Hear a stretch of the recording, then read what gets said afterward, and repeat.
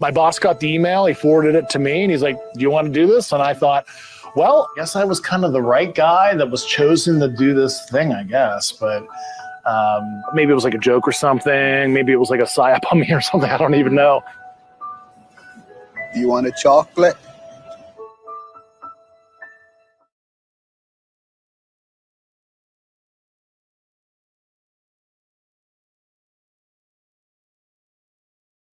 Multiple sources. Multiple sources. 3 sources. Credible sources. 3 sources. Credible sources. Multiple sources. Multiple sources. 3 sources. Credible sources. 3 sources. Credible sources. Fighter jets were deployed. Multiple sources. Fighter jets were deployed. Sources. I heard it now from 3 different people. Yeah, I've heard the same thing. I heard it now from 3 different people. Yeah, I've heard the same thing. The lack of information, the lack of information, the lack of information. This is an ongoing mystery. Multiple sources. This is an ongoing mystery. Multiple sources. Intelligence sources. This is an ongoing mystery. Multiple sources. This is an ongoing mystery. Multiple sources. Intelligence sources. The lack of information, the lack of information, the lack of information, the lack of information, the lack of information, the lack of information, the lack of information, the lack of information, the lack of information, the lack of information, the lack of information, the lack of information, the lack of information, the lack of information, the lack of information, the lack of information, Multiple sources. Multiple sources. 3 sources. Credible sources. 3 sources. Credible sources. Multiple sources. Multiple sources. 3 sources. Credible sources. 3 sources. Credible sources. This is an ongoing mystery. Multiple sources. This is an ongoing mystery. Multiple sources. Intelligence sources. This is an ongoing mystery. Multiple sources. This is an ongoing mystery. Multiple sources. Intelligence sources.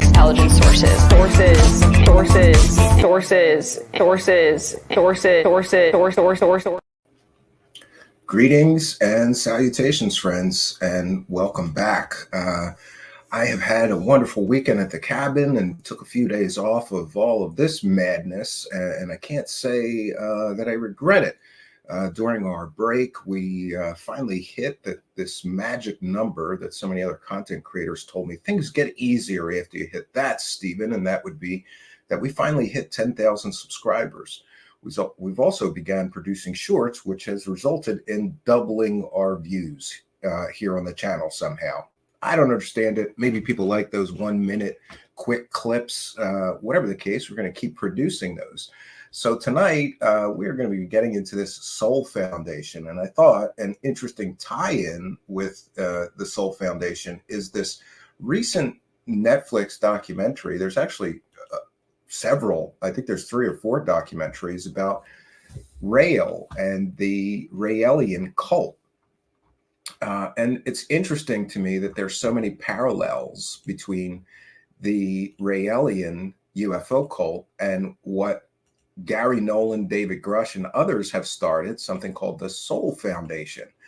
But it looks strangely similar to the Raelian UFO cult. And nobody can, really deny that Rael from the Raelianism UFO cult shares many similar beliefs to these people, which I find that fascinating. It's fascinating to me that these people share the same belief systems in many cases. For example, both of these organizations believe that the Earth is being visited by extraterrestrials or interdimensionals or non-human intelligences. Both of these organizations are trying to collect money from the public in order to do that which their faith-based belief system in aliens visiting Earth requires them to do. Rael famously has collected hundreds of millions of dollars so far, it has been reported, to create a landing pad for the aliens when they come to visit. I think it's in 2035 now, they've pushed that back to. but they've collected over $100 million. Rael did. This man, Rael, leads an extravagant millionaire's lifestyle, private planes, expensive homes and hotels, all the best for dear leader of the UFO cult. And isn't it interesting how many parallels there are between the Raelian UFO cult and Gary Nolan's and David Grush's Soul Foundation? It's uncanny the amount of things that both these groups believe in. And yet, somehow, I suppose, because Gary Nolan is a Stanford professor, the Soul Foundation wants to, be considered a legitimate, credible organization. And, I suppose they're going to be able to do that by pretending that they have credible scientists in their group. They don't. They have whackadoos. There, I said it. Gary Nolan is a wackadoo. He's not a reputable scientist. He is a scientist, but he's a wackadoo of a scientist. Recently claiming that Neil deGrasse Tyson should have his PhD stripped from him. And what was Neil deGrasse Tyson's sin? Not believing in Gary Nolan's UFO cult belief system. So isn't it interesting that this man, Gary Nolan, literally wants people stripped of their PhDs who don't agree with his wackadoo beliefs? I think that's interesting. It's just incredible to me that the, believer-brained UFO people don't see that there is virtually no difference between the Soul Foundation's belief systems and the Raelianism UFO cult. Now, of course, when you get into specifics, Rael made a lot of the same claims that Gary Nolan made. Gary Nolan claims that he was abducted by aliens or interacted with some kind of non-human intelligence. So does Rael. Rael goes a little bit further. He went on a spaceship to the home world of his aliens, which he calls the Elohim, which conveniently the Elohim are mentioned in the Bible. And Rael also later claimed to be like the brother of Jesus and Earth's greatest prophet. But I really don't think it's going to be too long before some of these Soul Foundation people are making equally wackadoo claims. And again, they like to give this appearance that they're credible because they have several academics and scientists with them. But I'm here to tell you, there are wackadoos in all walks of life. We have seen this. There are wackadoos that are high-ranking U.S. military intelligence officers, and they're wackadoos. There are wackadoos that are in the Air Force, in the Army, in the government, who work in the Pentagon. There are wackadoos right now working in the Pentagon. So it's no surprise to me that Gary Nolan was able to find some wackadoo scientists and wackadoo academics. Also, not coincidentally, several of those people that are all part of his organization are all UFO profiteering people. I was going to use the W word, ladies of the night, that word rhymes with more. That's what those people are. They all have something to sell you. Diana Pasulka, Avi Loeb, Gary Nolan, Dave Grush. And by the way, while we're on that subject, we've reached another stupendous part of our long-running countdown here about David Grush. And, the excuses for the lack of evidence by Mr. Grush, all you true believers, all the excuses are falling apart. Because no one can show me any other whistleblower in the history of everything that ever waited 253 days after making his claims before showing the evidence and proving his claims are true and factual and accurate. But isn't it funny that hundreds of thousands of dollars has been generated by Dave Grush and his buddies helping him tell his stories? Hundreds of thousands of dollars has been generated. All from evidence-free, trust me, bro stories. And it's very interesting to me. Who was it? The Average Chris on Twitter just pointed out today, we were talking in messages, if The Soul Foundation has this person, David Grush. He was their chief operating officer. Now they've scaled his role back to be some kind of senior advisor, because I think that the heat is getting too hot for Dave Grush, and he didn't want to. I don't know. Did he not want to be the chief operating officer? Lots of things changing at the Soul Foundation. Also, Dave Grush's lawyer erased from the website. And Dave Grush's role changed from chief operating officer to the role of a senior advisor and founder. So all of these people in the Soul Foundation all have wackadoo beliefs. And many of them are the same group of people that have been fooling Congress members and senators into enacting legislation that supports their alien belief systems. And here's another thing. Dave Grush's excuses are all falling apart. We're at 253 days. So no, you true believing dummies, don't tell me he gave the evidence of the aliens to the Inspector General of the intelligence community. It's been 253 days. And by the way, in a few short months, it's going to be 2 years since Dave Grush made his initial complaints of retaliation made against him to the intelligence community Inspector General. In a few short months, it's going to be a year of Dave Grush making these claims in public and in front of Congress. And in a few short months, it will be 2 years since he filed his original complaint with the Intelligence Community Inspector General. So, it's very simple. Where's the proof of his claims? Or are people like me and Stephen Greenstreet and several others who have pointed out that Dave Grush is involved with the same group of people who have been deceiving everybody since at least 2016. He's involved with Leslie Kean, Ralph Blumenthal. He's involved with Gary Nolan. And, Christopher Mellon is also part of the Soul Foundation. So these are all the people that have been deceiving us and selling us fake stories and lies for years and years and years. So part of me, if I'm skeptical of a guy who for 253 days has been crying aliens and not showing us anything, you would be stupid not to be skeptical of this man. How many more days are we going to wait? Even you true believers, how many more days are you going to wait until you have to admit he has no evidence? What he has is stories told to him by the same group of people that told us those last stories that all turned out to be evidence-free or fake, right?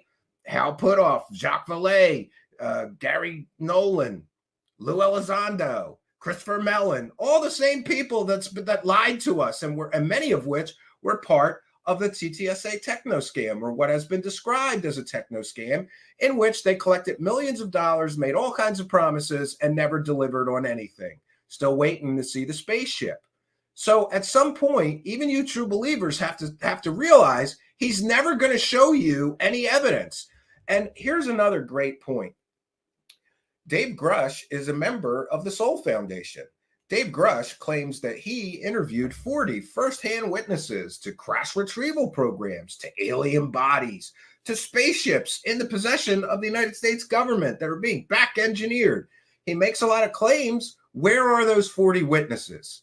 We've waited 253 days and not one of those witnesses of his has surfaced, except for we can confirm that one of his witnesses was wackadoo Eric Davis. You remember him, the guy with the fake Wilson notes, the guy who conducts crackpot research. That's according to the United States Air Force. They called his research crackpot research.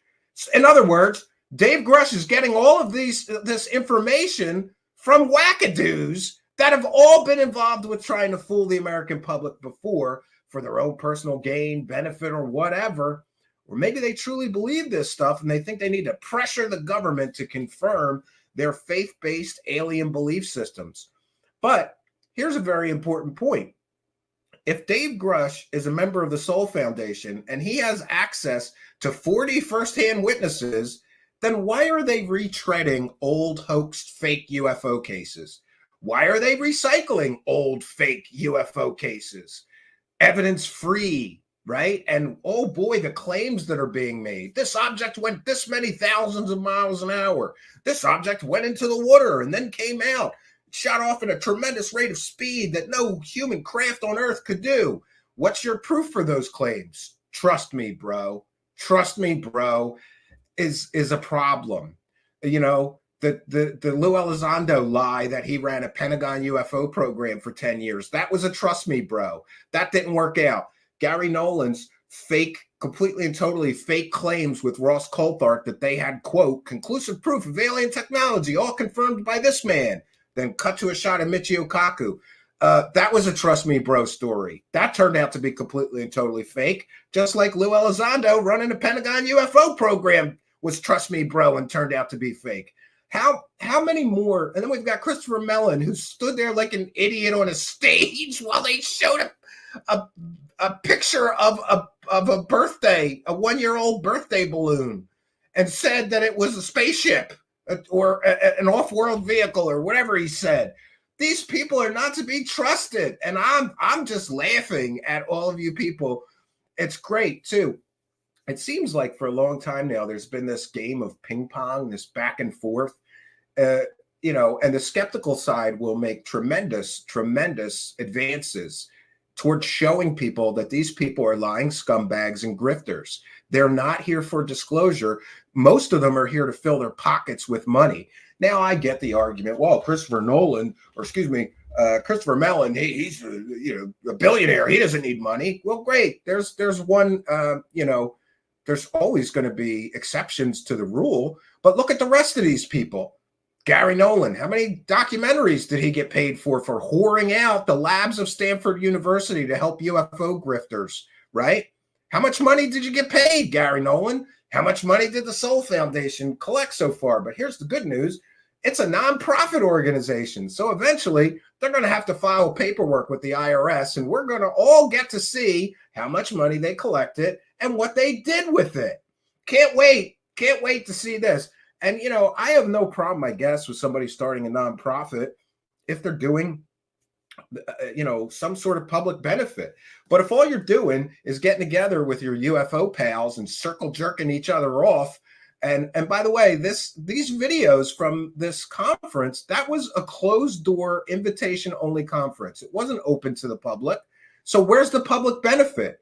You're only allowed to go if you're on the believer side of things. You're not allowed to be there and hear these speeches from these whackados if you're a critical voice or a skeptical voice.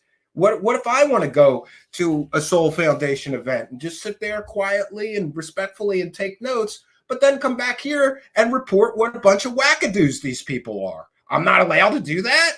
This shows you this is cult-like behavior. They have to control the narrative. They have to control the information. They have to limit skepticism and skeptical people from even being allowed anywhere near their events. There wasn't one skeptical person in that whole auditorium. It was all filled with these wackadoos friends that they knew would lap this shit up and accept the garbage that they're pushing. And we're going to get into all of it. But before we do, I do want to talk about one other thing that's important. I have it here on my notes, and that is the false talking points about David Grush fall away when you consider the Raelian cult. Since Dave Grush and me being very critical of him, many people have come to me and sent me messages or whatever and said, Stephen, he has to be telling the truth or he'd go to prison. First of all, no, he wouldn't. Go check when the last time somebody who clearly lied to Congress, and I mean clearly and definitively and provably lied to Congress, was actually prosecuted for it. It almost never happens. And secondly, all he has to do is say, I was told these things and I believe the people and I was repeating what I was told. Then he's not lying. Get out of jail free card. But the other thing that people keep saying to me is, Stephen, it can't be all fake, because if it was all fake, Congress could care less. They wouldn't entertain this. Congress wouldn't give them a congressional hearing if this was all fake. Well, let's go talk about the Raelian cult, who literally testified under oath before Congress that they had cloned a human baby. And guess what? They did so under oath. They made those outrageous, out of this world, completely, by the way, evidence-free claims. The Raelian cult and their chief scientist, who's heavily involved in that cult, stood in front of Congress under oath and claimed that they cloned a human baby. Now, once again, ask yourself, is there a precedent for Congress entertaining completely and totally fake claims made by whackadoos? Well, we can look to the example of the Raelian cult. Again, the Raelian cult claimed that they had cloned a human baby. They stood there, several members of that cult stood there under oath and made those out of this world claims. By the way, evidence-free claims. So when people tell me there has to be something to this, Stephen, or they wouldn't have let Dave Grush testify before Congress. Well, there's your answer. Congress let a bunch of UFO wackadoos claim that they were cloning humans with no evidence, no proof, no corroboration, and they let this UFO cult testify before them and make these outrageous claims.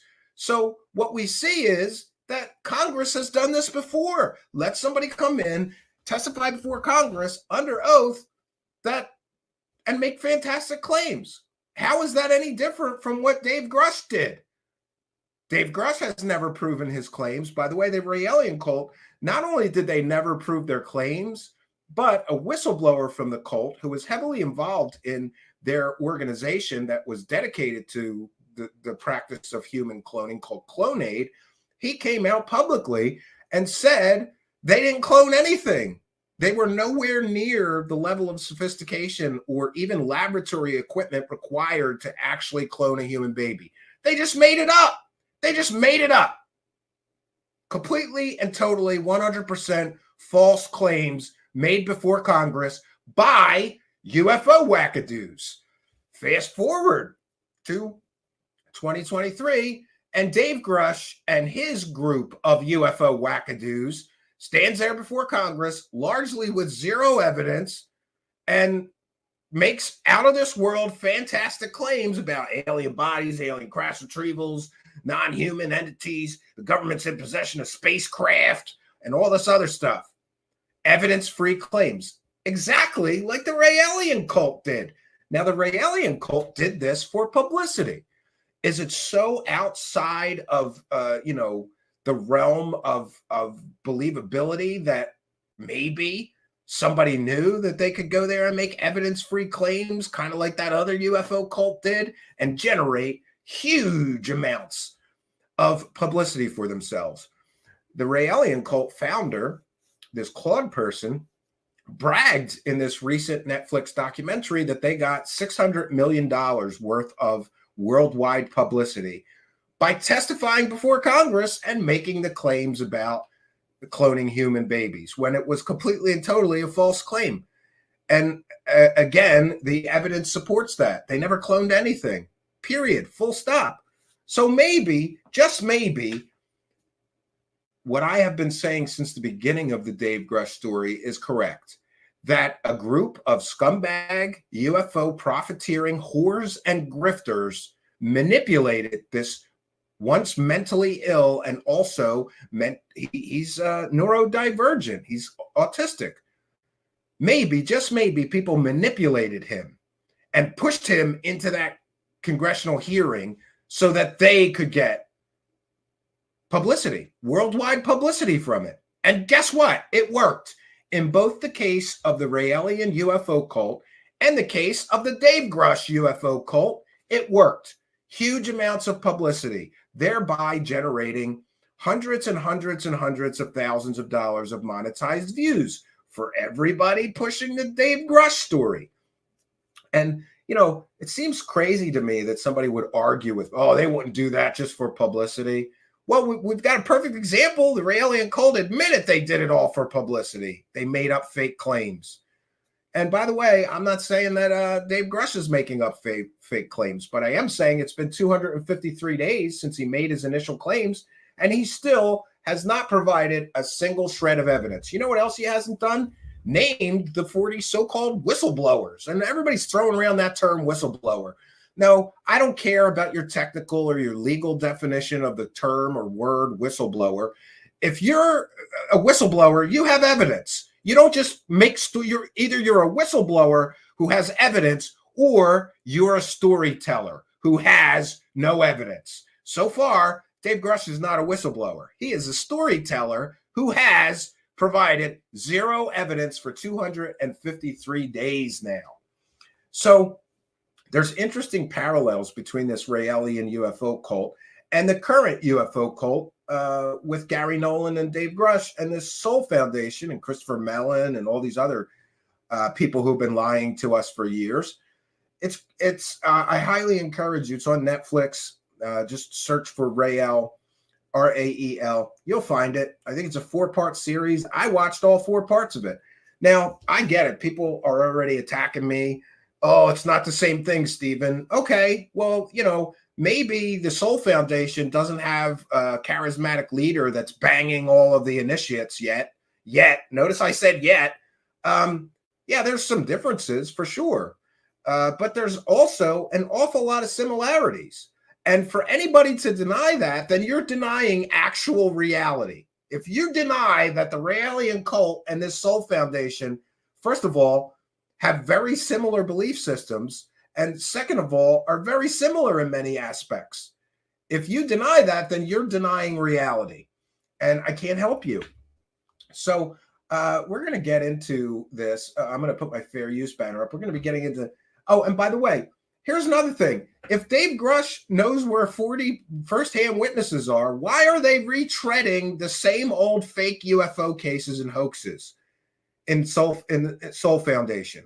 Evidence-free stories, trust me, bro stories, proven hoaxes. That's what people are pushing at this event. Why would you do that if your chief operating officer has access to 40 firsthand witnesses of alien technology on Earth? And why won't Dave Grush name any of those 40 people? Could it be because people like Stephen Greenstreet and myself are correct? All those 40 people are whackados we're all familiar with. Hal Puthoff, Jacques Vallée, Gary Nolan, Lou Elizondo, the same group of people who deceived the New York Times, the same group of people who have been pushing this false narrative and filling their pockets with every dollar they can since 2017. I think it's very clear that he can't name any of his so-called witnesses, because then everybody would be able to put 2 and 2 together and go, oh, he talked to all the other wackadoos that have been saying this shit. And by the way, never proving it for years, or in some cases, decades. It's remarkable to me that people will still defend Grush and still, claim that the evidence is coming, or they're still investigating. It's been almost 2 years since he filed his initial complaint with the Intelligence Community Inspector General. I mean, I know the government moves slow, but guess what? That's another issue. People keep telling me he gave all that evidence to the Inspector General of the intelligence community. Well, there's statements from the Inspector General saying he's not investigating aliens, alien bodies, or any of the claims being made. All they're investigating is the claims of retaliation against him and the claims of waste, fraud, and abuse, because that is what the intelligence community's job is. It's not his job to go vetting somebody's claims of alien bodies, and he's not doing that. There's on-the-record statements proving the Intelligence Community Inspector General isn't investigating shit that Dave Grush said about aliens. Full stop. And you can say whatever you want. That's the correct and true analysis of what's going on. So all of these excuses for why Dave Grush can't, it's classified. No, it's not. Because DOPSR, the Pentagon's Department of Pre-Publication, cleared him to talk about alien bodies, alien spaceships, alien biologics, alien crash retrievals. All of that is not classified. If it was classified, he wouldn't have been allowed to even mention those things if they were part of classified projects. He was cleared, meaning none of that stuff is classified. So what are the other excuses for Dave Grush not providing any evidence so far? Oh, he gave it to the Intelligence Community Inspector General. That one falls apart. Oh, it's classified. That excuse falls apart. Why can't he name these witnesses? Why can't we hear from the firsthand witnesses? Was that a big bluff? Oh, we've got 40 firsthand witnesses, whistleblowers, and they're all coming forward. Where are they at? It's been 253 days. Do they even exist? Or are these 40 people all the people that we already are aware of, right? People like Lou Elizondo and Christopher Mellon and Gary Nolan and Avi Loeb and all the same group of UFO circle-jerking, UFO profiteering whores that have been collecting every dollar they can out of this thing for years now, right? Pardon me if I'm a little bit cynical. We want to thank High Speed Chase for a kind and generous $2 super chat. Thank you for your kindness, generosity, and support, and also being a member. Says, these two wackadoos look like Wookiee spankers. I agree. They're definitely Wookiee spankers. Another kind and generous $2. Thank you, High Speed Chase. We appreciate your kindness, generosity, and support. It is much, much appreciated. And we thank everybody who is helping us. We are a public benefit, unlike the Soul Foundation. Who are they benefiting? Their fellow UFO wackadoos. But thank you, High Speed Chase, for helping us to praise the cash. Praise the cash, praise the cash, praise the cash, cash. Praise the cash, praise the cash, praise the cash, cash. Praise the cash, praise the cash, praise the cash, cash. Praise the cash, bitches. All right. So we're going to thank you, High Speed Chase. We're going to get into, I thought that we would begin. I'm going to put my fair use banner up here. This is transformative work. We're educating the public. By the way, we want to welcome all you new subscribers. We've got a huge couple hundred since we hit that 10,000 number. Then we got a couple hundred more. So thank you all for your kindness, generosity, and smashing that subscribe button. It really does help. Welcome to all our new subscribers. And I want to thank each and every one of you who hit that subscribe button to help us on our journey. It really means a lot to me. People believe in the show and want to see it continue. I'm thankful for all the help. So this is fair use. Somebody did an excellent sort of breakdown of the Raelian cult. I thought we would sample some of that. And isn't it interesting that both these UFO cults were able to fool Congress into letting them testify and getting huge amounts of publicity from the media blitz surrounding the claims that they made in front of Congress. That's when Rael started telling its followers that they had to protest, even if it meant dying for the cause in the process. Furthermore, they started accusing the church of harboring pedophiles, which was a defense, but it did not exonerate the Raelians. It became a difficult time for the Raelians, who started getting targeted. Many lost their jobs, apartments, etc. Of course, there were death threats. Rael then left France and came to Quebec. Here, there was none of the anti-cult environment. There was no negativity, at least as far as Raelians were concerned. Yes, so as soon as the heat's on, the Raelian cult moves from country to country. They had some heat on them, specifically related to stupid comments this idiot made about touching children that got him in some hot water in France. And the Canadians could not care less about what the Raelians were doing in their backyard. In fact, they even recognized Raelism as a new religion without endorsing the values of the religion, of course. In North America, Raelism became revitalized and organized. So did Rael. A UFO land was created, something like a theme park that served as a recruitment center for new Raelians. The park became more and more... UFO land, isn't that awesome? I think it's awesome. And, you know, this whole cult leader, you know, you can easily just take this guy's head off and put Grush's head on there, and it's very similar to what's happening on UFO Twitter. The hero worship, right?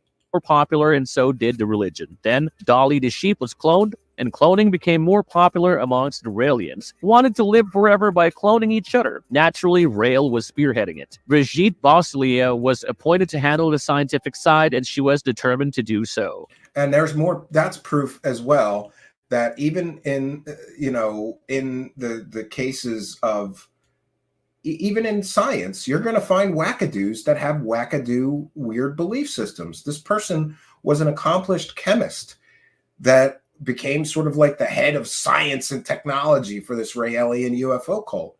And she was, before her time with the cult, a respected chemist and scientist. So, no, Soul Foundation, you don't get to claim credibility just because you have some science people in your organization. Because there's wackadoos everywhere, including in the land of science. Yes, indeed, there are wackadoos. I said it.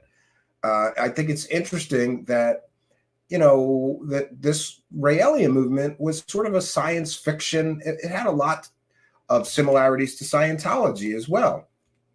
The American Dream. On May 31, 1997, a feature in New Scientist revealed that the international Raelian movement was getting into human cloning by launching a company dedicated to its research and development. This announcement stirred unease among bioethicists who called for legislative action to regulate human cloning. At this time, Yeah, I don't know if you remember this, but there was a huge battle in the United States over human cloning. And the Raelian movement, this UFO cult, was largely responsible for it because they basically said, we're going to clone humans. And so there was a race that we have to hurry up and pass some kind of laws against human cloning in the United States. countries like Britain had already prohibited human cloning, the United States was operating under a moratorium that only restricted the use of federal funds for such research. In response, U.S. President Bill Clinton urged private entities to voluntarily adopt a similar moratorium. However, Rael contested the notion that cloning technology posed inherent risks. By June 15, 1998, Brigitte Boisselier disclosed that CloneAid, the company initiated by the Raelian movement for cloning research, was based in Las Vegas but was struggling with insufficient funding for its ambitious goals. Yeah, and by the way, what does it cost to have the equipment and all of that to clone a human being? Well, even to clone, a sheep, it's like a lot of money. Later on, December 19, 1998, New Scientist reported that CloneAid had set the price for its cloning services at $200,000, a figure significantly lower than $2.3 million budgeted by Texas A&M University researchers for cloning a dog named Missy. So it cost $2.3 million to clone a dog. This UFO cult was telling people that they could clone your dead baby, or I think they even got into dead pets. They were going to clone people's dead pets for $200,000. And, that old saying, if it sounds too good to be true, it probably is, applies here. They did not have the sufficient technology. They did not have the sufficient personnel even. And one of the whistleblowers in the cult, blew the whistle after they made all these huge claims of cloning a baby. He said, no way. They didn't clone anything. It was just a made-up story to get publicity for the cult. The project's ultimate goal of human cloning, mainstream scientists remained skeptical about CloneAid's capability to achieve any cloning success in the foreseeable future. Boisselier indicated that pet cloning was intended as a means to support their broader cloning goals. On June 9, 1997, CloneAid announced its plan to enable homosexual and infertile couples to have children genetically identical to themselves. Now, this presented a path to achieve... Look at this. This is a press conference. And look at all the members... These are members of the press that showed up to get the story. So, making fantastic claims with no evidence, it's easy to see that the media can be manipulated very easily with fantastical claims with no evidence. And exactly what happened in the case of Dave Grush. He made all these fantastic claims with absolutely no evidence whatsoever of his claims. Same goes for the Raelian movement. They made all these claims, got all this media attention. They had no proof of anything. Achieve a form of immortality, and Rael would say stuff like, if you don't want to get yourself cloned, you're welcome to die. This announcement was made online. During the announcement, there was the Raelian leader alongside a consortium of investors established Valiant Venture Limited in the Bahamas to undertake this mission under the project named CloneAid, eyeing a market of 1 million potential clients. In a significant development on September 21, 2000, I don't know about you, but I don't think I would trust this guy. Look at him. Would you trust this guy with out-of-this-world claims that has no evidence? Rael held a press conference in a Montreal hotel where he disclosed that a wealthy American couple had offered to finance CloneAid. The couple sought to clone their 10-month-old daughter who had tragically passed away due to a medical error and offered $1.5 million for the procedure. However, the mother was not prepared to act as a surrogate for the clone, so they had to find new surrogates, and among these was the daughter of Brigitte. Yeah, that's interesting. So they just go to the cult and say, listen, we're going to need some of you to carry some of these clone babies. And isn't it interesting that they had more volunteers than they needed that were going to offer to be surrogate mothers? and carry these cloned babies to term for the wealthy clients. Experts including Jamie Grifo from the New York University School of Medicine and Nobel laureate Paul Berg from Stanford University criticized Rael's promise, arguing it offered false hope by suggesting the cloned child would be the same as the deceased one. Brigitte Bossier mentioned the involvement of 4 scientists, a biochemist, a geneticist, a cell fusion expert, and a French medical doctor. In the project, though, she kept their identities and that of the American couple confidential. Yeah, and isn't that interesting? We have all of these very prestigious scientists, and they're going to work on this project with us, but we can't tell you their names. We can't tell you who they are. Kind of like Dave Grush. Oh, I know all these firsthand witnesses that saw the alien bodies and the alien technology. Great. What are their names? Oh, I can't tell you. Again, an awful lot of parallels between this Raelian UFO cult and the Dave Grush UFO cult. In early 2001, the Food and Drug Administration's Office of Criminal Investigations conducted a thorough inspection of Clonade's laboratory situated in Nitro, West Virginia. This lab was housed in a rented space within an old high school. The review by FDA scientists concluded that the lab's research primarily focused on extracting ovum from cow ovaries obtained from a slaughterhouse was subpar, likening it to the work of a graduate student. However, they noted that the lab was equipped with cutting-edge technology funded by Mark Hunt, a former state legislator from West Virginia. Hunt had a personal stake in the cloning as he aimed to clone his son Andrew, who passed away in 1999 from a congenital heart condition. Yeah, so isn't that interesting? There's another wackadoo who happens to be a member of the state legislature.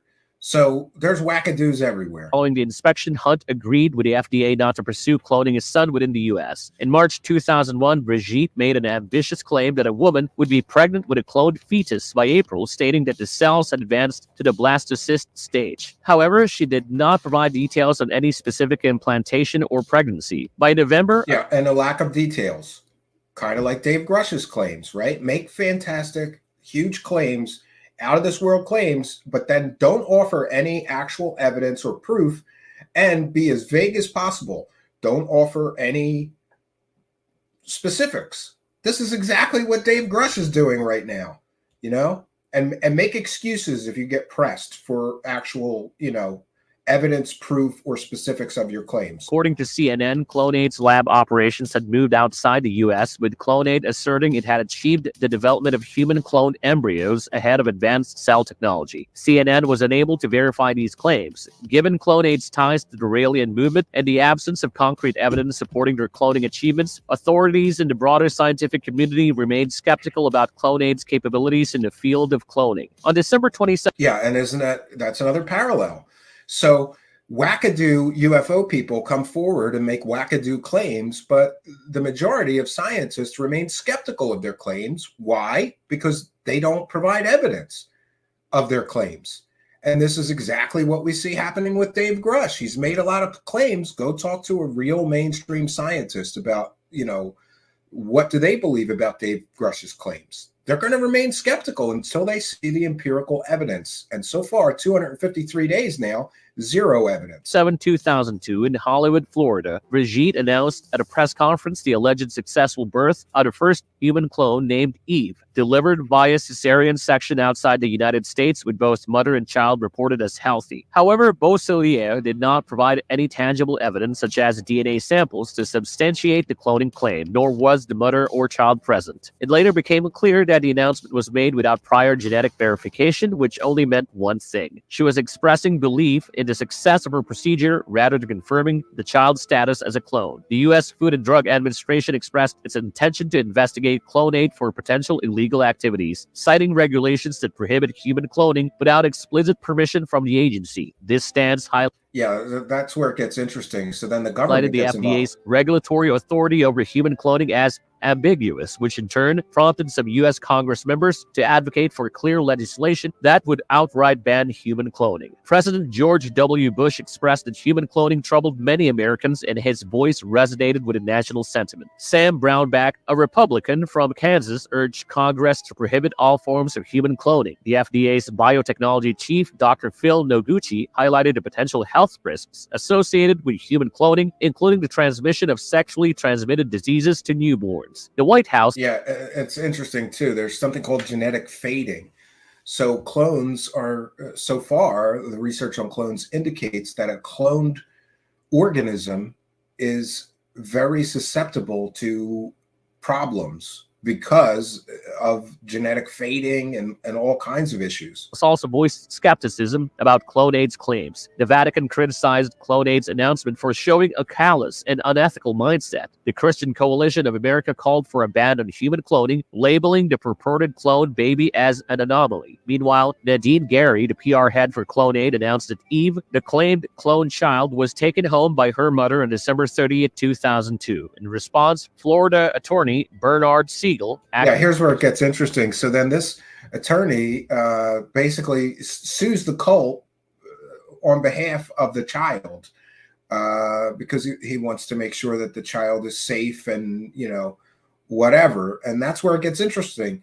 Then members of the Raelian cult, under oath, still claim that this baby exists, but refuse to show any proof that the cloned baby actually exists. Acted as a concerned citizen and petitioned the Broward County Circuit Court to appoint a temporary guardian for the alleged clone, suggesting a need for legal oversight. Clonade's defense was managed by local attorneys Barry Wax and Jonathan Schwartz. Throughout the legal proceedings over the following month, Brigitte Beausoleil testified and claimed under oath the existence of a cloned child living outside the U.S. When forced to reveal the location, she said that the child was in Israel, despite these assertions. Clonade failed to provide concrete evidence of the child's existence. However, she withheld details about the location of the surrogate birth, the lab where testing would occur, and the identity of the biological mother.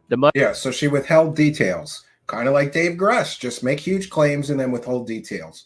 A lot of parallels here between this UFO cult and the Soul Foundation and Dave Grush UFO cult. Mother was described as a 31-year-old woman married to an infertile man. However, one of the scientists involved in the whole cloning thing revealed that it was all a hoax, a lie. Angels or sex slaves? In 2000, it was all a hoax and a lie.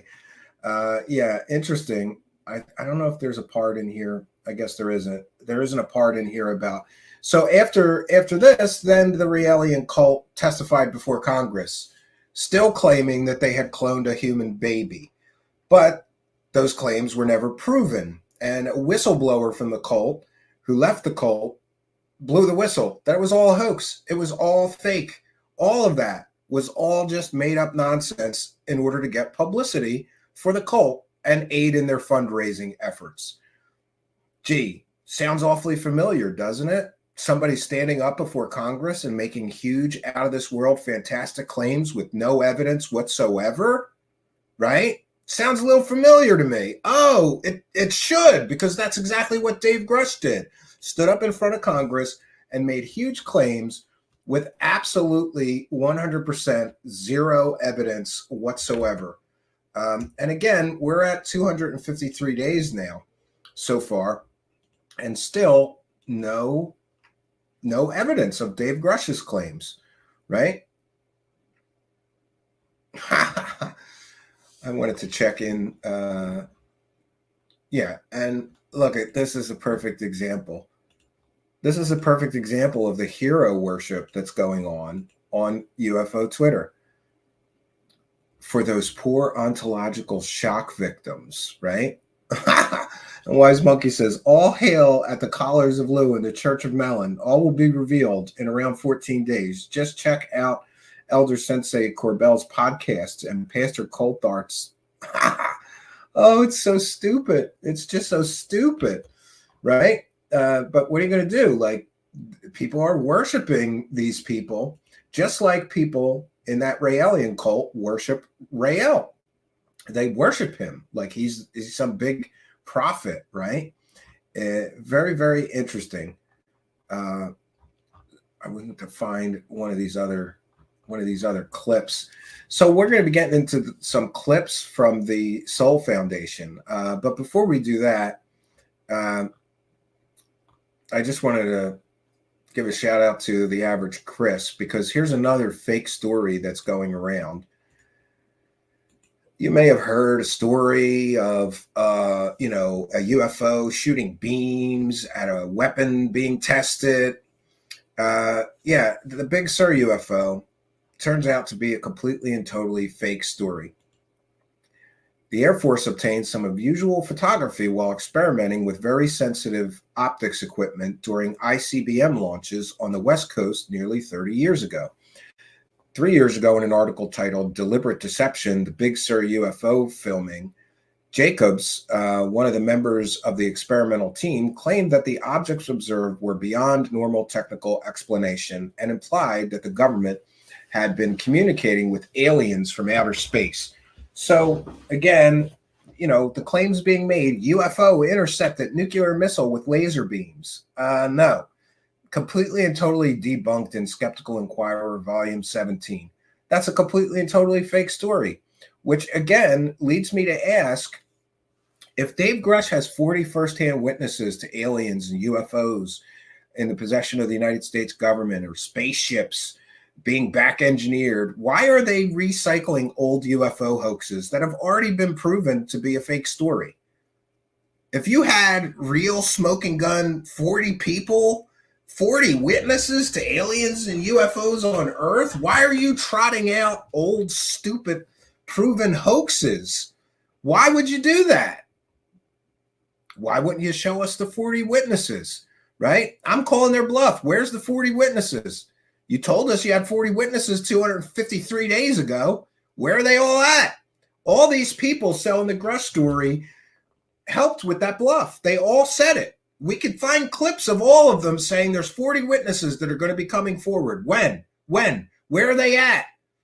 So instead of trotting out 40 firsthand witnesses, instead of doing that, you're going to recycle the Big Sur fake UFO case that's been completely and totally smashed to bits, debunked as fake. It's so stupid. And to me, it's so transparent. These people have no evidence. If they really had 40 firsthand witnesses, wouldn't they be trotting them out like, all right, we'll do them one a week for 40 weeks. We'll bring about this catastrophic disclosure that we've been talking about. No, instead, we're going to retread old fake UFO stories that have been largely debunked as fake stories for years now. It tells you, it should inform you that these people have no real evidence. If they did, they wouldn't need to trot out fake old UFO stories. It's ridiculous. All right, so we're gonna get into the Soul Foundation, but before we do that, I'm already getting hate mail about my use of the term cult in relation to the Soul Foundation, and I just want to, look. It's my opinion that the Soul Foundation is a UFO cult. I'm entitled to my opinion, but it's an informed opinion based on the view of history of other UFO cults who share very similar belief systems to these people. By the way, you know what other UFO cult shares very similar belief systems to the Soul Foundation people? Heaven's Gate, right? So a cult is defined as a system of religious veneration or devotion directed towards a particular figure or object. A relatively small group of people having religious beliefs or practices regarded by others as strange or sinister. A misplaced or excessive admiration for a particular person or thing. Is that kind of like what's going on with Dave Grush? You're not even allowed to criticize him, right? If you do, you get attacked, right? No. It fits the technical definition of a cult, the Soul Foundation does. So you stop sending me hate mail, you wackadoo, and take your goddamn meds. Some of you people, listen, I've said it before. If you need help, like if you're running out of meds halfway through the month, right, you bunch of psycho wackadoos, I'll help you. Message me. Maybe we could get you some medication so that you can calm down, right? I think so. And I think this Soul Foundation is certainly interesting, especially when we consider the group of lying scumbags that are in their organization. I love it. Lying scumbags, a whole bunch. And I love this too. You people getting your disclosure boners. And like I said at the beginning of the broadcast, isn't it interesting? So here's what's happening right now, in my opinion. The Soul Foundation released these videos because they don't have shit. They've been telling everybody that they have 40 firsthand witnesses to alien technology on Earth for a year almost now. And Dr. Kirkpatrick comes out and blows the whistle on them, saying it's a bunch of people telling stories, second and third hand retellings of old stories. Nobody has any evidence. Suddenly they know they're busted. They can't keep saying we have 40 whistleblowers because essentially Kirkpatrick showed they don't have shit. So now they're retreading old UFO stories that were fake when they came out the first time. They're still fake. It's great. But isn't it interesting that their bluff gets busted? That's what happened. Their bluff got busted. So now they're going to retread the same old UFO stories that have been debunked before. They were fake when they came out the first time. How many times have we? And by the way, there's a conflation of events too, because now you got people like who is the nut job with the lady. Anyway, you have people saying, I saw the film of the flying saucer shooting laser beams at the ICBM missile. Well, there was a recreation made. That's what people are seeing. They're seeing a recreation, a fake video made to support a documentary telling this fake story. And the story has been completely debunked. But hey, keep pushing this fake nonsense because you don't have real evidence. So we're going to just take a moment to recognize that the people on this Soul Foundation cult website are a bunch of whackadoos, and all of them are profiteering whores. Well, I'll say most of them. We've got Gary Nolan. We know all about him. He's the guy who lied with Ross Coulthart and said that they had conclusive proof of alien technology, all confirmed by Michio Kaku, when they didn't have shit. Where's the analysis? Where's the analysis, Gary Nolan? Oh, that's right. You bluffed. These people bluff all the time. The 40 whistleblowers that are going to be coming forward, that's a bluff. We have conclusive proof of alien technology, all confirmed by Michio Kaku. That's a bluff. Or how about Ross Coulthart? I know the location of a giant alien spaceship on Earth, and it's so big that they couldn't move it, so they had to build a building around it. That's a bluff too.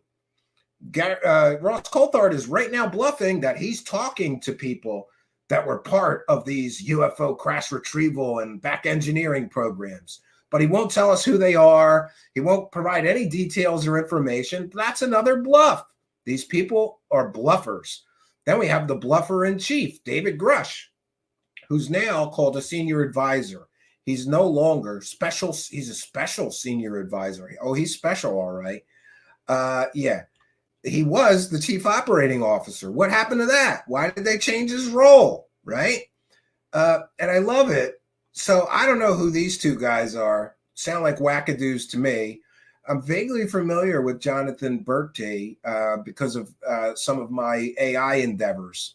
And I can tell you that he does have an AI company, but that's all I'm going to say. I don't want to say anything disparaging about his AI company or his piss poor garbage research.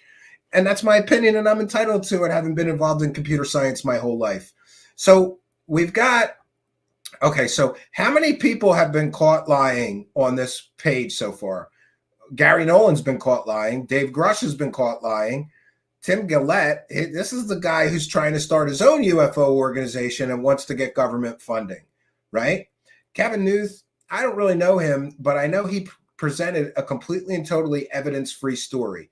And the fact that he's a professor of physics and he just made physics claims about like the speed at which objects were going in the story he was telling and provided zero data or evidence is very, very troubling. I don't know who this Jeffrey Cripple is.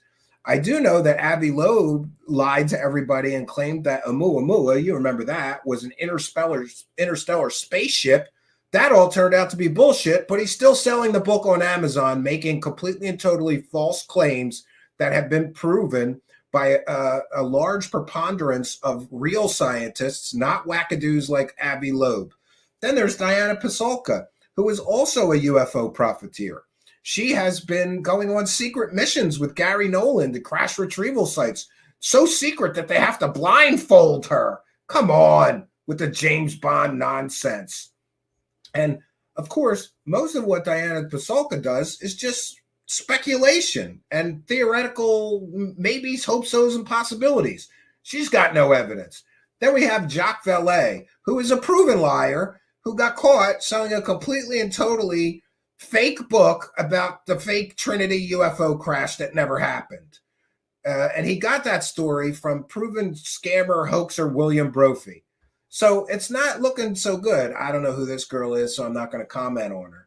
But we've got 1, 2, I don't know. I'm not going to call Diana Pasulka a liar because I haven't caught her lying. But we definitely have Jacques Vallée, proven UFO profiteering, lying scumbag. When you find out that you've been selling a book for a few years and then the whole story of the book comes crashing down as a complete and total fake fraud hoax, and you just keep selling the book and double down that it wasn't a hoax when it was, then you're a lying scumbag.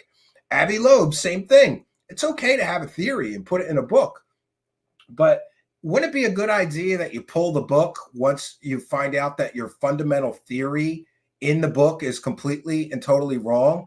Avi Loeb also, doesn't he also have some kind of organization he's trying to get funding for? And Jacques Vallée has been a UFO profiteer for how long now? Then we have Tim Gallaudet, right? He's trying to get government funding for his UFO organization. How many UFO organizations do these guys think we need? And they all need funding, right? So we've got proven UFO profiteering scumbag liar Jacques Vallée, proven liar and profiteer Avi Loeb, right? He sees aliens everywhere, and he's still collecting the money from his completely and totally fake theory book. Same for Jacques Vallée. Then we have Tim Gallaudet, who's trying to get money for funding for his own organization. We have Dave Grush, who made huge claims for 253 days now, never proved anything, but we can prove that he lied about not having mental problems. And we can prove essentially that he lied on the resume that he submitted to Congress. Proven liar. Gary Nolan, proven liar. And this isn't looking good for an organization that's supposed to be about transparency and disclosure to have all these proven liars in their organization. Now, the other people, in fairness, I'm not going to say anything derogatory or negative about them. I don't know them. But given that they're part of this organization, I'm going to go out on a limb here and take a wild guess that they're whackados who share this wackadoo belief system of Gary Nolan and Dave Grush and all these other people. Interesting. So we're going to get into it. We're going to leave my fair use banner up. This is a transformative work. We're educating the public. I love it. The Soul Foundation. And here's another thing. Gary Nolan, PhD, on the material science of UAP. I'm just gonna say it for you stupid people. Gary Nolan is the last person who should be doing any analysis on any material. He's not a material scientist or an engineer or a chemist. He is an immunologist. It would be like, I don't know. It's like going to, this makes no sense. Having him do materials analysis. Why don't they get a materials scientist to do the materials analysis? Why do they got to use this wackadoo? It doesn't make any sense. It's like trying to get your car worked on at the Burger King. Go to the Burger King manager to get your car worked on. Well, that Burger King manager might know something about cars, but he's not qualified to work on your car.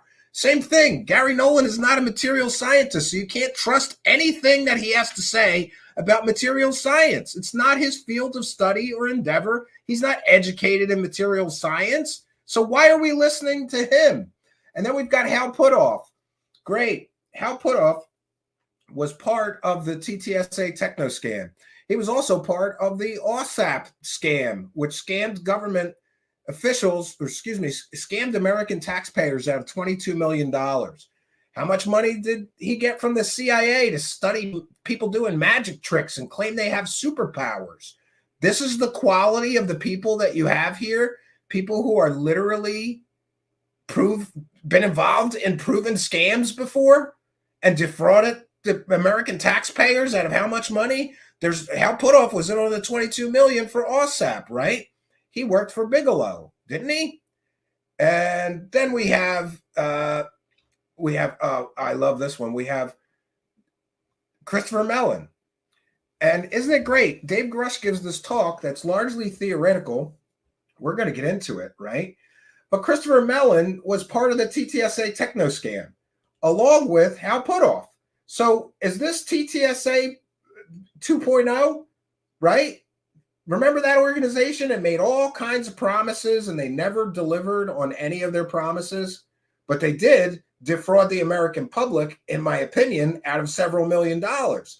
Now we've got the same people that were just involved in a scam defrauding the public out of millions of dollars are speaking at this UFO cult conference, which, by the way, closed doors, invitation only, believers only, because nothing says transparency like essentially locking the doors and saying no one with a skeptical mindset is allowed to hear this shit until we say it's okay. And we monetize it on our YouTube videos, right? Oh, I don't even know if they're monetized. But let's take a listen. Oh, 1 second. They're monetized. If you're a nonprofit, why are you monetizing your YouTube videos? Just asking, right? We're gonna skip some of this. I love Christopher Mellon. He's one of my favorite whackados. Right? Rich son of a bitch. God bless him. But he is dumb as shit. This guy is dumb as fucking rocks. Christopher Mellon is. There, I said it.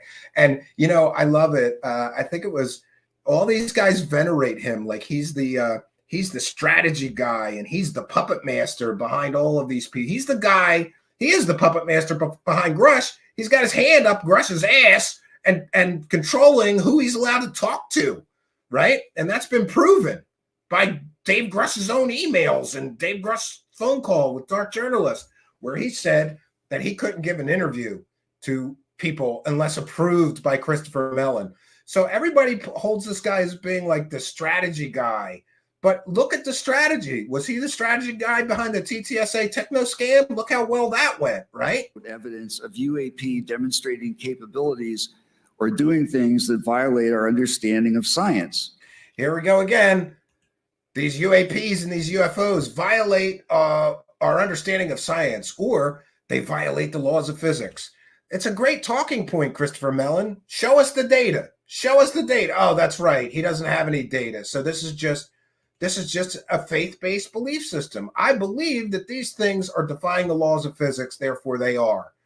It's telling. But this is a cult, and cults have faith-based belief systems. You don't need proof or evidence. You just need to have faith and believe. To my mind, the Nimitz aviators and radar operators and technicians are eminently credible. This guy's still talking about those Tik-Tac videos. 3 garbage videos he stole from the Pentagon, allegedly, with Lou Elizondo. Never meant for public, for public presentation, but they did it anyway, and they collected millions of dollars based on those videos. What do they prove? They don't prove anything. And I think that they've been largely debunked and are nothing burgers. He's still talking about that. Intelligence community certainly prefers rigorous scientific information whenever possible, but it would be untenable, if not suicidal, for the intelligence or law enforcement communities to limit themselves to robust and repeatable sensor data. We rarely have the luxury of censor information on the intentions of foreign leaders or the precise capabilities of adversary forces, so we do the best we can with what we have. He's still pushing the UFO threat narrative that he's been pushing since 2017. That's an attempt to get funding. We should consider the accounts of the Nimitz aviators and radar operators as highly credible evidence of intelligently controlled graft, doing things we cannot emulate and don't understand. And this is all based on witness testimony, not censor data. For example, as noted in an earlier presentation, the Tic-Tac went supersonic without a sonic boom. It overcame G-forces that would destroy anything built by man. There was no evidence of the plasma that we would normally expect to see at such extreme velocities. Yeah, this is the same guy who was wrong about the Go Fast video. Remember? They all said that it was doing, what was it? Supersonic speeds. It was going 40 miles an hour. So part of me, if I don't believe this guy when he says that when he makes these claims, because that's all they are. All they are is claims. So Christopher Mellon goes on to rant on about the fantastic Tik-Tac UFO case and shit that he stole out of the Pentagon basement. Great. And it proves, those videos prove nothing. I don't care. Send me your hate mail. Those videos prove nothing, period. And if you are skeptically minded and you actually look at the Mick West debunks of those 3 videos, I think he nailed that they're nothing spectacular and could very well be ordinary earthly objects and have a prosaic explanation. But these people just go straight to aliens and straight to these things that defy the laws of physics, and they don't want to hear, you know, any evidence to the contrary, which is problematic. If you're really trying to get to the truth behind something, wouldn't you want all the information, right? I would think that you would, but, you know, that's just me. But these people, they literally lock the skeptics out of their events. Why do they have to do that? Why would you have to lock skeptics out of your event and make it invitation only for believers, right? Why would you have to do that? If you have evidence and it's so good, why can't skeptical people see it? But if you sample all of these videos, they all have something in common. All these soul videos have one thing in common. It's people making huge, fantastic claims and not offering evidence for the huge, fantastic claims that they are offering. And I think that the best example of this is this Kevin Newth. This is a hell of a bunch of claims here. We're going to get into that. And again, fair use. We're citing fair use. This is a transformative work. We're educating the public and critiquing the video. So this is a physicist, a scientist, and he is making absolutely fantastical, out of this world claims, and he doesn't offer any evidence for it. More remarkably, I talked to veteran David Barnett from New Zealand. He was a sonar operator on the HMNS MZS New Zealand, Southland in New Zealand in November of 1986. This is when JAL Airlines happened, right? So what he has is a story that somebody told him. I just realized this. In February, so they were performing exercises where they would leave out of Auckland, head out of the Hauraki Gulf into the Pacific Ocean, and then turn around and come back in, and they were to turn on their sonars to see if they were being followed by unidentified submerged objects. And they were followed. They would do this several times a day for weeks. And many times they were followed back in, usually by 1 or 2 small USOs that did not have propeller wash, so they couldn't identify what they were. There's a huge claim. An unidentified submerged object with no propeller wash, so they couldn't identify what the object was. Well, that's a pretty big claim right there. And this is a physicist making these claims. And as they got back into the Gulf, where is the sensor data that confirmed there was no propeller wash of this object being discussed? the USOs would usually take off. In one occasion in February, they were followed by a large USO which beamed about 150 feet wide. And when they finally made a sharp turn where they had to bank at about 45 degrees at 20 some knots, they were able to get a view from it from the side, and it was 800 feet long. It's about 30% longer than a Typhoon class submarine. This is a big craft, and it was following them. And it did not break away once they got to the 800 feet wide craft. Hauraki Gulf. So they maintained top speed. They made some more turns to try to shake it. And when they did this, the 800-foot USO closed the distance of 20 kilometers. It was 20 kilometers behind them. It closed that distance in about 30 seconds, went under their ship, and... Wow, great story. What is the evidence? Trust me, bro.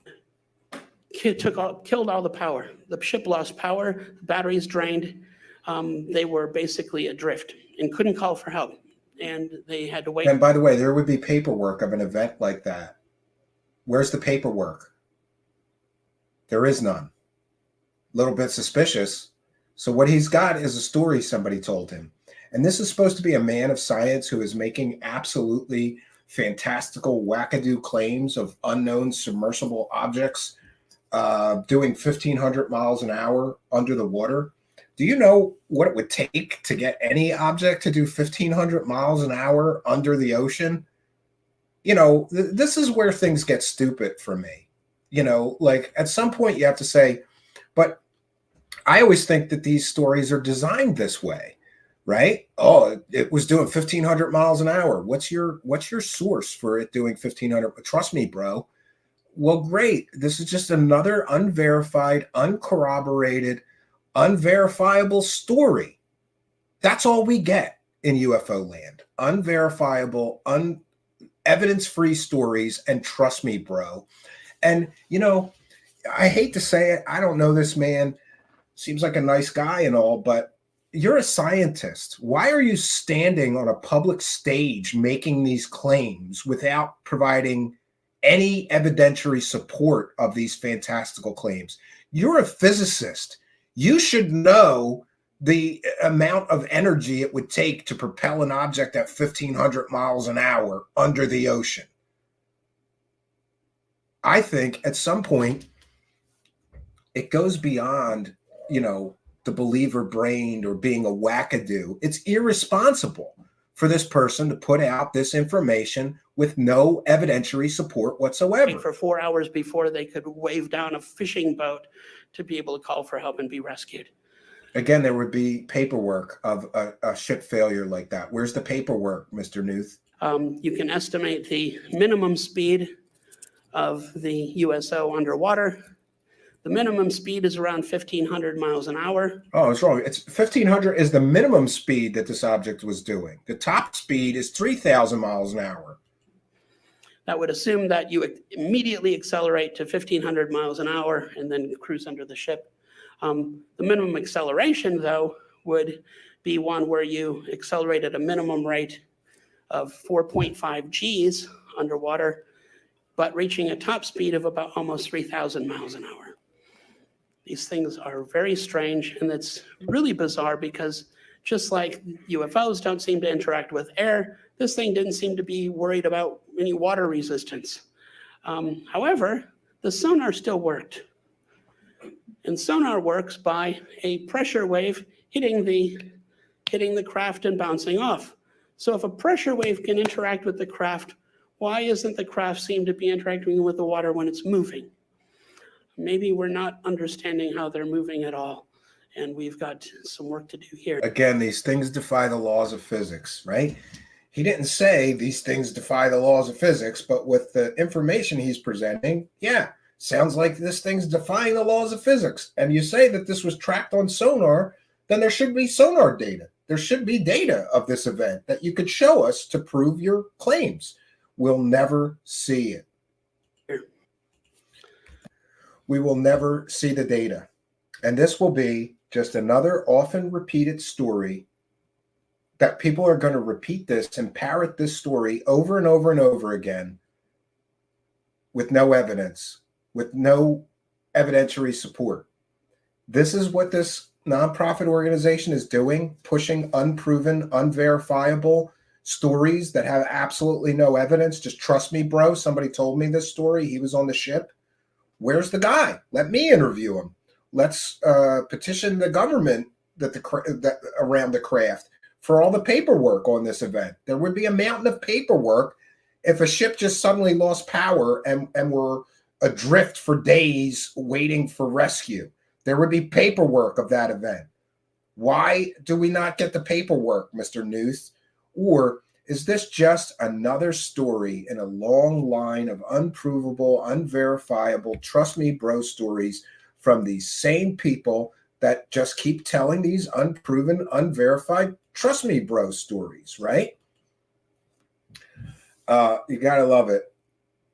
And so for the Soul Foundation, I think it's great too. They drop all of these they drop these videos right after the Grush story gets blown out of the water as being fake, almost like a defense. Like, let's just feed the true believers some new fake stories. Remember we talked about the Cosmic Con Shuffle? You get caught selling a completely and totally fake story, you just shuffle away, and then you shuffle back in and tell everybody new fake stories and hope everybody forgot that you just got caught. This whole group of people just got caught deceiving the world at large. They just got caught. They've been bluffing that they have all this evidence for 253 days now. And instead of providing the evidence for the claims they made 253 days ago, instead, we get what I just showed you. More unproven, unverifiable fake stories that can't be verified. You know, if the story can't pass the test of falsifiability, meaning I can't prove it's not true, but he can't prove it is true, then the story has no value. No value as far as evidence goes. It's not evidence. It's not proof. It's a story, an anecdote. That's all we get in the UFO world. Anecdotes. Great. And then here's another thing. Dave Grush, for 253 days now, they've been claiming he has all this evidence and he knows 40 firsthand witnesses. And why doesn't he present some evidence at this event? No, instead, he just waxes poetically, about the philosophical ramifications of alien visitation on Earth and all this nonsense, which is what they do. They never provide the evidence. Oh, instead, let's speculate about interdimensional beings and how they may be shifting between dimensions to get there, right? And by the way, why is Stanford University sponsoring this shit? How much did it cost? Did they pay for the facilities for the day? These are just some questions I'm going to call Stanford and ask. Or does Gary Nolan just get to use university resources to make money with his nonprofit organization, which is against the Stanford Code of Ethics? So again, I'm going to have some ethics questions for Stanford University. Why are they hosting? Why would Stanford University host a bunch of people who literally have been accused of running a techno scam? Why would they host that at their prestigious university? Do they know, Gary Nolan, that some of your speakers, and you, by the way, were involved with what has been described as a techno scam around UFOs and aliens? Why would they let you use university halls to host people that have been involved in techno scams? It makes no sense to me.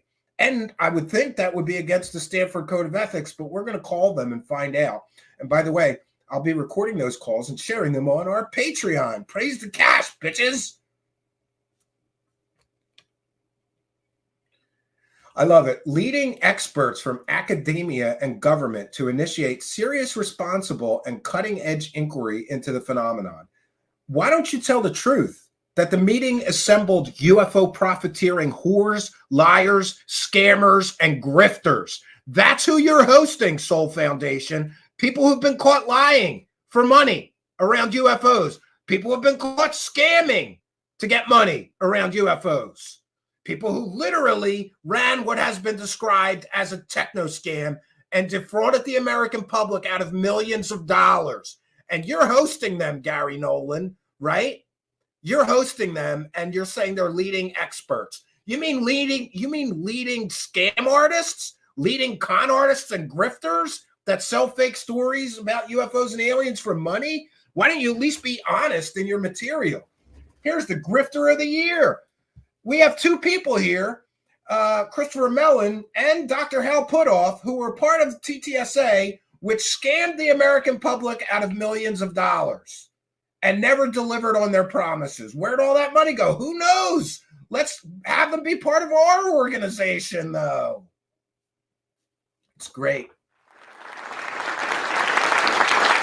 And they host this at a school of engineering, sponsored by the Nolan Laboratory, the Department of... Why is the Department of Pathology at Stanford University hosting a bunch of UFO scamming grifters and people who ran techno scams? Oh, I'm going to have a lot of questions, Gary Nolan, for Stanford University. I assume that's a yes. Okay. This dude needs to get some sun. So I'm going to have a few minutes of remarks, and then there'll be certainly time for question and answer after my couple minutes. I know I'm between you and I assume a wonderful dinner, so I understand I'm the last guy between you and that. So I will try to keep it brief and then open it up for questions.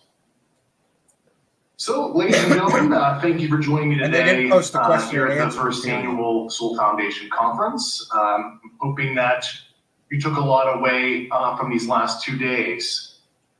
And we're here to discuss a matter of great significance, government transparency regarding unidentified anomalous phenomena.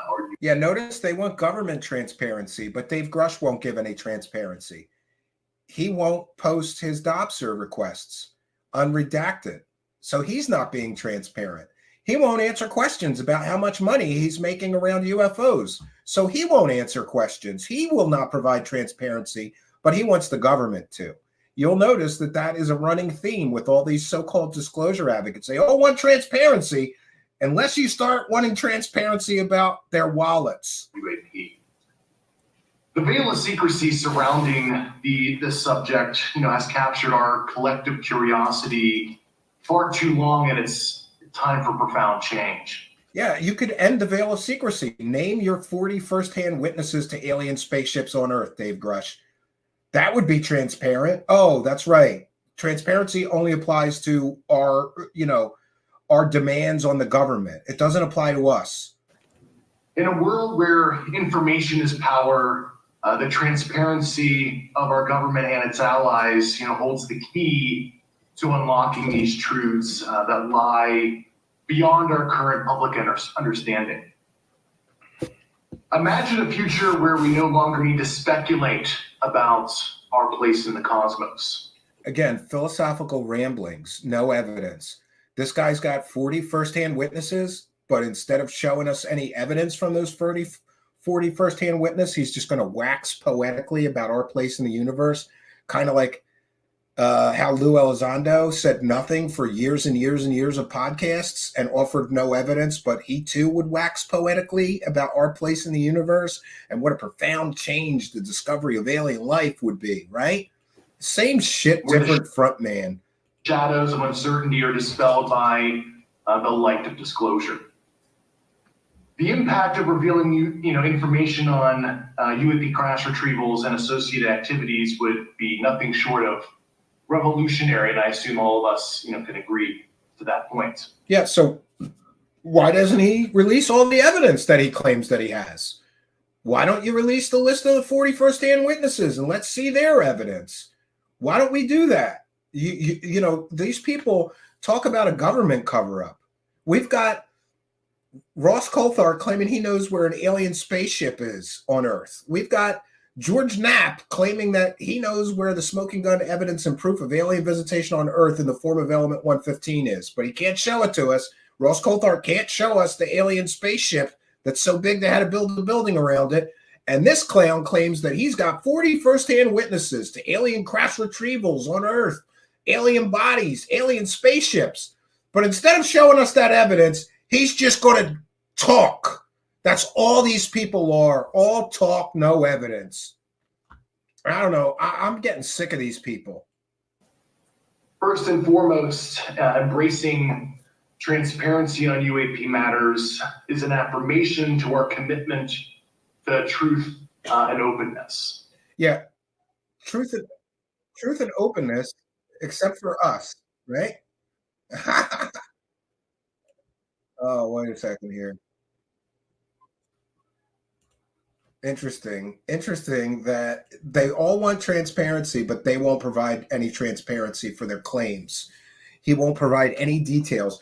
253 days now, Dave Grush, you've been telling stories fed to you by the same old group of grifting scumbags that have been profiting from this genre for, years, in some cases, decades. And that's what you've got. Stories from your friends, people like Travis Taylor, Eric Davis, Hal Putoff, Jacques Vallée, all the same people telling you all the same bullshit. That's why he can't show you the evidence, because then we're all going to go, oh, all your witnesses are whackadoos that never prove shit.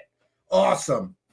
It's a declaration that we, as a society, are ready to confront the unknown and unravel the mysteries that have perplexed us for decades. He This willingness could unravel the mystery. Show us your evidence. to confront the enigma not only builds trust. And, you know, I really think that all of us should start calling the bluff on these people. They all claim they have all this evidence, but yet they can't show it to us. Isn't that a little convenient while they're running around filling their pockets with every UFO dollar they can? Oh, how many of these people have organizations now? We've got Ryan Graves' organization. We have this William, the guy speaking at this conference, the former Rear Navy Admiral. He's got an organization. We've got the Soul Foundation. Abby Loeb's got an organization, right? Everybody wants money for UFOs, but nobody will show us their evidence. And yet they want transparency and disclosure. Between the government and its citizens, but also sets a precedent for a new era of accountability. Where's the accountability of a man who would make out of this world claims for 253 days now and yet provide no evidence? Isn't that irresponsible to make outrageous claims and not provide any evidentiary support of your outrageous claims? I think so. The release of information on non-human intelligences has the potential to unite humanity. Here we go again. Same old speech. Oh, it would unite humanity. We'll get free energy. We'll live in a utopian society when our space brothers' technology helps us create a perfect utopia on Earth. All the same shit that these guys have been saying for decades. Shared quest for understanding, regardless of the ontological shock. Where's the shock? You know, if you really want to ontologically shock people, show them proof of your claims. I agree. If he had smoking gun evidence or proof of his claims, people would be shocked. But so far, I'm not feeling very shocked by people telling the same stories, recycled and repeated, rinse and repeat for decades now. No longer bound by the limitations of national borders, we would embark on a collective journey of discovery, transcending political distances or differences, and fostering a sense of global unity. Same old talking points. Yeah. Just like Ronald Reagan said, if there was a threat from outside our universe, how quickly our differences would disappear. How many people have ripped off that idea from Ronald Reagan? They all say this shit. Oh, yeah, when disclosure comes, we're going to have to get together as the people of Earth and all the wars will stop. And it's always this grandiose, utopian, idealistic view of what would happen, right? The realization that we are not alone in this vast universe could serve as a powerful catalyst for international cooperation, reminding us of our shared destiny as inhabitants and stewards of the Earth. Exactly Ronald Reagan's talking points. Moreover, imagine the technological advancements that could stem from broad study. And what did I talk about? Oh, we'll get free energy, we'll get propulsion technology, we'll get medical technology. Yeah, same old talking points. The integration of this kind of technology into our scientific knowledge could propel us to the future with unprecedented innovation, shaping industries, improving our quality of life. It's not just about knowing, it's about the potential to revolutionize our understanding of physics, biology, and chemistry. Exactly my point.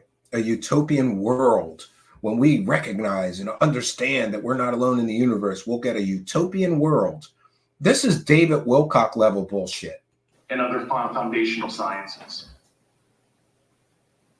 Releasing this information in a controlled, planned manner, such as Carl Nell has discussed during the conference, as with the Schumer amendment, has profound implications on our philosophical and spiritual perspectives. Again, this is all just philosophical ramblings.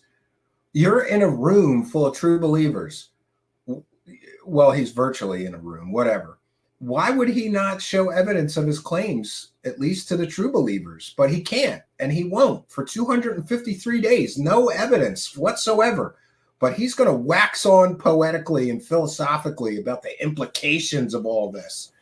Same thing that Elizondo did for years. Acknowledgement of speak, but don't say anything. Otherworldly intelligences challenges our very concept of existence encouraging us to reconsider our place in the grand tapestry of the universe. Where have we heard that before? We're going to have to reconsider our place in the universe once we recognize there's other intelligent species out there in the universe. It's an important and profound introspection and a catalyst for a new era of spiritual awakening. Oh, spiritual awakening. This is literally David Wilcock, ascension bullshit. There's no difference between David Wilcock and David Grush. Both of them tell alien stories and never provide any proof or evidence. This is Corey Good, David Wilcock level of bullshittery. In conclusion, this movement ignited in December 2017 with Leslie and Ralph's famous article in the New York Times. Now he's quoting the fake New York Times article that falsely said that Lou Elizondo ran a $22 million funded UFO program for 10 years. That article was completely and totally factually wrong. No, Lou Elizondo never ran a funded UFO program. Full stop. He's quoting an article full of lies to support his delusional belief system here. If you've got to quote an article that has been proven to be completely and totally factually inaccurate and manipulated and wrong to support your belief system, that should tell you that your belief system is extremely and totally flawed, because your belief system is built on a house of cards made of lies. I've said it before, I'm going to say it again. How many people keep quoting that article as oh, this really spearheaded the conversation? So you started the conversation with a bunch of lies, and that's a good thing somehow? That's not a good thing. I've never seen a conversation started with a big bunch of lies that end it well, but okay. Is not merely a matter of government transparency. It's a paradigm shift that holds the power to reshape our world. By embracing the unknown, we open ourselves to a future where truth, unity, and technological advancements and a deeper understanding of our existence converge. So we're going to get the truth out of a bunch of people who provably lied to everybody. Ralph Blumenthal and Leslie Kean lied to everyone in that New York Times article. Lou Elizondo lied to everyone in that New York Times article. So this guy is saying that we're going to get to the truth. And in order to get to the truth, we have to base our truth on a bunch of proven lies. You see the problem with this? Let us advocate for transparency, not for ourselves, but for the generations to come. Not for ourselves. Yeah, we don't want to be transparent. As we embark on a journey toward a more enlightened and interconnected world. Thank you. Oh, I guess there is a Q&A period. I apologize.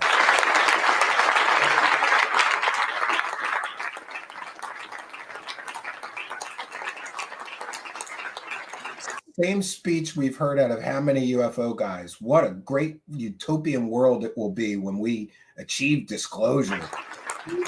Nonsense.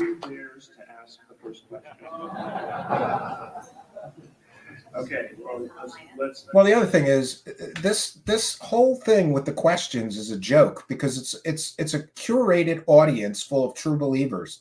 Nobody's going to challenge Dave Grush with real or hard questions. Line up.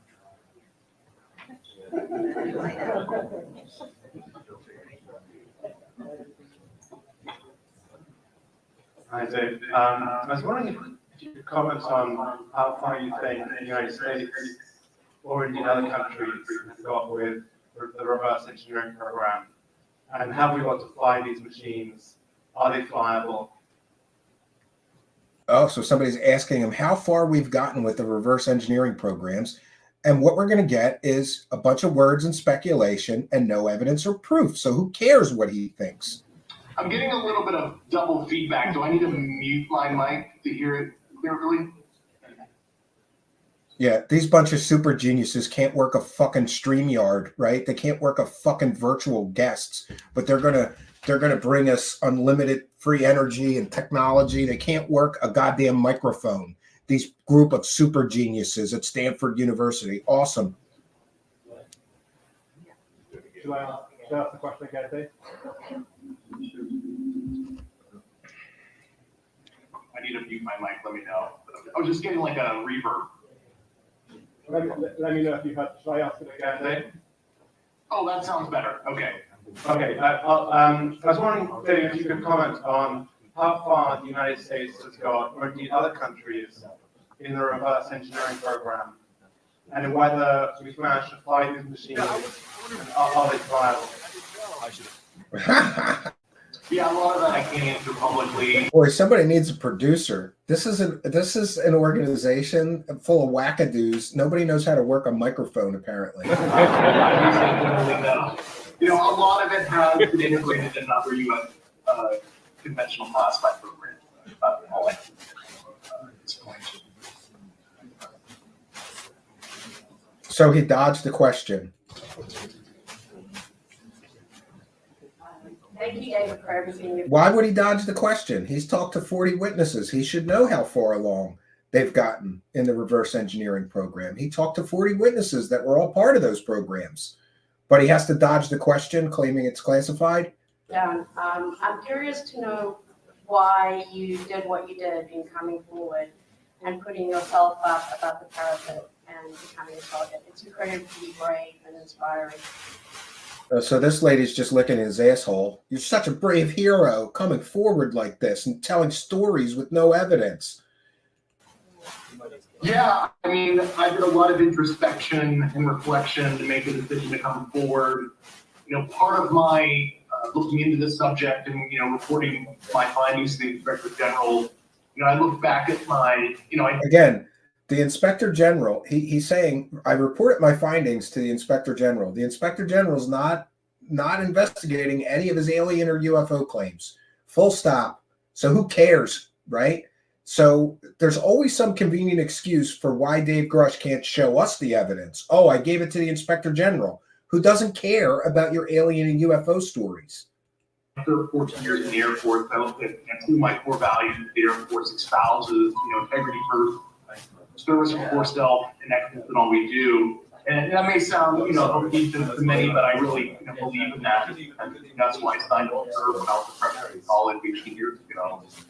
I didn't want to, besides living those core values, I did not want to look back 30 years from now when I'm an older man. Oh, I can't even listen to any more of this. All right, I think we've heard enough, friends. So what we have here is a bunch of philosophical ramblings from a bunch of wackadoos, and they don't have evidence. So, you know, I'm left going, what is the deal here? We want to thank High Speed Chase for a kind and generous $5 super chat, who says, why do all these wackadoos look like Star Wars characters? Good point. Thank you for being a member, and thank you for your kindness, generosity, and support. We have VTR.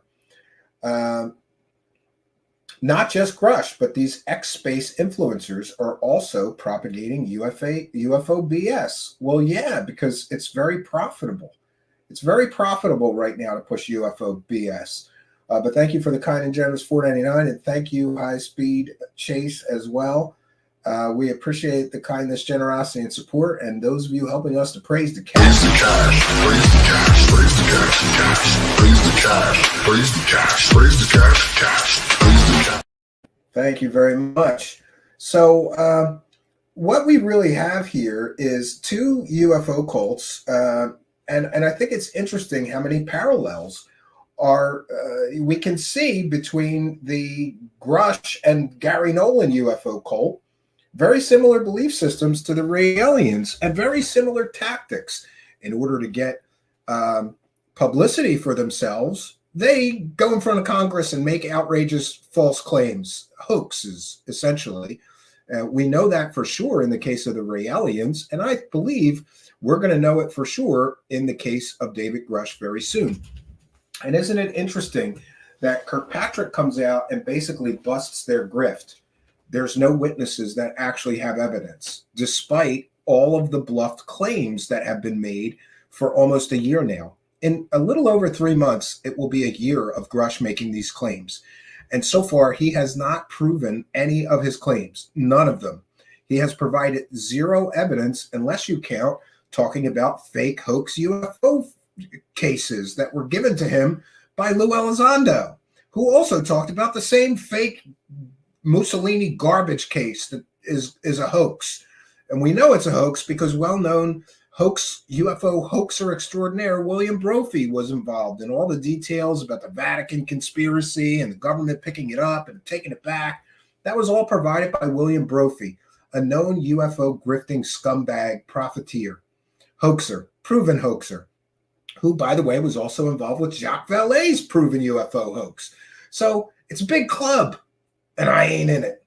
So, I just wanted to do this tonight. I highly encourage you to watch that Raelian UFO cult documentary and not see all the similarities and parallels between the Raelian UFO cult and this Dave Grush, Gary Nolan cult. There's very little difference between them. They both believe in aliens from outer space visiting us here. They both make fantastical claims, including making fantastical claims on the record in front of Congress, sworn testimony. They're both made fantastical claims. Both of them, both organizations have made fantastical claims in front of Congress with no evidence whatsoever. Yeah. High Speed Chase is here. Thank you for being a member, and the kind and generous $5 says, Stephen, all these damn Wookiee spankers. Too much crap in the world. Yeah, Dave Grush and Gary Nolan are definitely Wookiee spankers. I'm not even sure if we've defined that term, but I think it fits, right? If the shoe fits, those guys look like Wookiee spankers to me. Praise the cash, praise the cash, praise the cash, cash. Praise the cash, praise the cash, praise the cash, cash. Praise the cash, praise the cash, praise the cash, cash. Praise the cash, praise the cash, praise the cash, cash. Praise the cash, bitches. All right. We thank you for your kindness, generosity, and support. So I highly encourage you to watch this Raelian UFO documentary. And by the way, you stupid people who keep messaging me saying, well, Congress wouldn't let him testify if this wasn't true.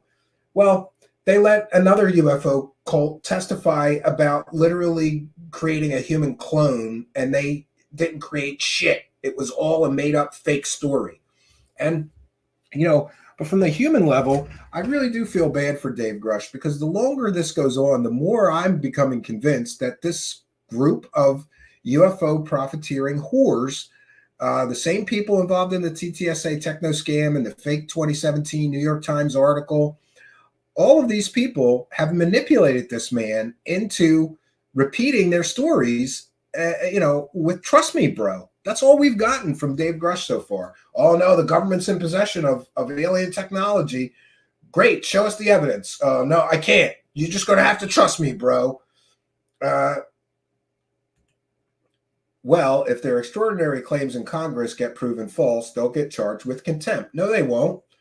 Were the Raelians charged with contempt, crypto alchemists? No, they weren't. Do you know how rare it is for anybody to be charged with contempt of Congress or with lying under oath, perjury to Congress?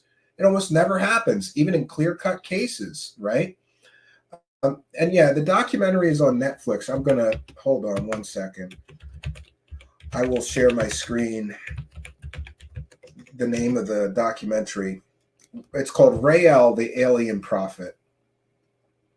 And it is on Netflix right now. I thought it was a pretty fascinating look at how a group of UFO enthusiasts can basically make millions of dollars. This is another thing. People tell me, oh, there's no money in UFOs.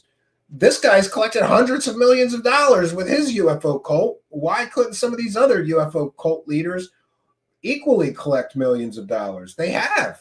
In the case of Stephen Greer, David Wilcock, we could show you clear-cut evidence that they've collected millions of dollars from their followers. So it's called Rael, the Alien Prophet. It's available on Netflix right now. It'll probably be on the other streaming services after Netflix has the exclusive for a while. At least that's what I have been seeing. So interesting that I just loved when I was watching this documentary when they showed Rael and his science head making fantastical claims of, in front of Congress with no evidence whatsoever. That is exactly what Dave Grush did. He made fantastic, out of this world claims with absolutely no evidence whatsoever. Spooky correctly pointing out psychology is a UFO cult, and they have $100 billion. Yeah, they really do have a lot of money. So for anybody to suggest that there's not a lot of money in the alien and UFO believer world, you're just completely and totally wrong. Jonathan Pham is here and says, I bet Tom DeLonge wishes he never released that book of his. If he wasn't famous, they would have dealt with him in a different way. I agree. Patty Wilhelm says alien prophet with an F. Yeah. Jonathan Pham says there's no such thing as aliens from far space. Name one video game that has an infinite amount of space to traverse. Name one video game. What is that? Falling Skies? Not Falling Skies. No Man's Sky. Isn't that? That's got an infinite amount of space to traverse. Yeah, I lost a friend over that game. He was so into that game, and I was like, this game is stupid, and it sucks. And he got so mad at me, he like unfriended me on Facebook or something. He hasn't talked to me in years because I said that game sucked. I think it's No Man's Sky. No Man's Sky is an artificial universe where you can visit like a seemingly endless amount of alien worlds, but it's boring as shit. All you're doing is running around collecting rocks and shit, right? Go Kicks Rocks is here and says, you did it again. One of your best shows, man. Well, thank you. I appreciate it. And yeah, we've been doing really well here. And I want to thank all the new subscribers. Listen, if you're tired of people just telling you fake stories and never providing the evidence, then you've come to the right place, because here we want to see the evidence. And, and by the way, just to be clear, I've never said that I don't believe in life on other planets. I do. I just look at the vastness of the universe, and I look at the amount of exoplanets that have already been discovered. And I just always have thought that it would be such a tremendous waste of space. Number of exoplanets.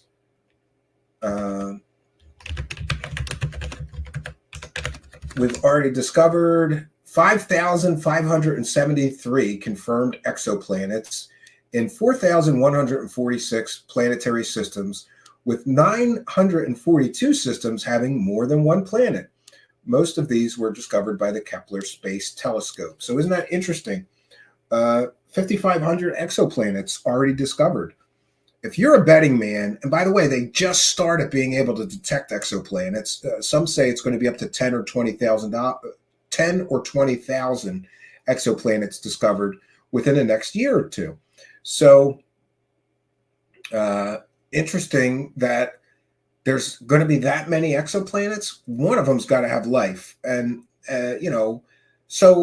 people get pissed at me and, what are you saying? UFOs aren't real? That's another one I get all the time. No, UFOs are definitely real. Unidentified flying objects. There's always going to be something flying in our skies that we're unable to identify. So yes, I do believe in UFOs. They are real. The problem that I have is all these people pushing aliens and making false claims of these things defy the laws of physics, but they never prove those claims. And it's like Eric Weinstein said, show me a physicist that says these things defied the laws of physics. And I don't mean this wackadoo Newth, because he just showed that he has no evidence. He's just going by a story somebody told him. That's not evidence. Anecdotes are stories, What if they're lying and there aren't planets? When Bigfoot comes in spirit form, he comes in a ball of light. The Native Americans say some of their relatives become the stars when they die. Need a panel celebration for all of the new subscribers. Yes, we are going to be doing that. And Spooky kindly made a thumbnail for it. I'll share it in a moment. Stumbled upon your channel a couple of days ago. Really enjoy your content. Thanks for all you do. Well, thank you. The only Oz Angel. Is that like Ozzy Osbourne? You a big Ozzy Osbourne fan? I sure am. I've been playing Ozzy albums so much lately. That and Peter Gabriel. I don't know why. Peter Gabriel, by the way, happy birthday to singer-songwriter Peter Gabriel, founding member of Genesis. One of my favorite songwriters. It's his birthday today, February 13th. And he's got a new album out called I.O., which I can't recommend strongly enough. It's just a great album from beginning to end. It's got some of the old school 80s and 90s feel to it, but still got some modern stuff going on in it. Haven't enjoyed, every once in a while, I catch up to an artist that I like, right? I will go, find a new album that somebody has done. And I got to tell you, I was so sort of like, I don't know what my expectations were. First of all, this Peter Gabriel album is brilliant because he basically recorded and released one song every full moon for a year. And that's just cool. Like, I'm going to release a song on the full moon, the evening of the full moon. That's just awesome. And then he put it all together into a collection, and there's several different mixes of this album, bright side, dark side. I hear there's going to be a couple other sides. I don't know. The mixes are very, very similar, though. It's not like Nine Inch Nails remixes. But anyway, I highly recommend that. And the Only Oz Angel, thank you for your kindness, generosity, and support. And Lucy Day gifted 5 Truth Seekers memberships. This right here, my friends, is why you should subscribe to our channel if you haven't already, because people have been gifting memberships all the time lately. And what happens is YouTube will randomly give away those gifted memberships to people who are subscribers to our channel here, but not yet channel members.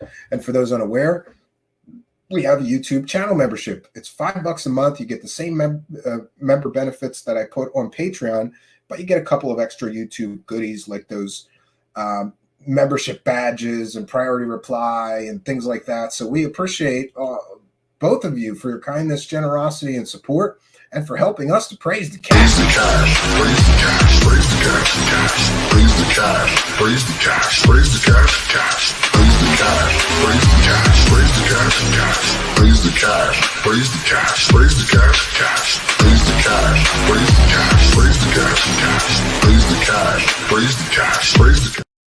We're praising it tonight. Thank you, Lucy Day. Lucy is the MVP of gifted memberships. And by the way, I just want to take a moment to thank you, Lucy Day, because so many people have kind of lost track of how many memberships Lucy Day has gifted, but so many people got a free membership and they come to me and they thank me. And I always say, don't thank me, thank the person who gifted you the membership. And that would probably be Lucy Day lately. So thank you for your kindness, generosity, and support. VTR says, if there is life, it's not advanced, perhaps microbial. We don't see any intelligent artifacts with the most powerful telescopes. Yeah, but I believe that we may someday. For all we know, I remember I talked to one astrophysicist once, and he believed that there is life elsewhere in the universe, but because of the laws of chance and all the right ingredients in the Goldilocks zone, it's extremely rare. And it's even rarer that there is intelligent life. I think that they're going to discover at least microbial or primitive life forms somewhere in the universe within the next 10 years. The telescope advancements are ridiculous lately. And we thank you, Jonathan Pham, for a kind and generous $1 super chat. Thank you for your kindness, generosity, and support.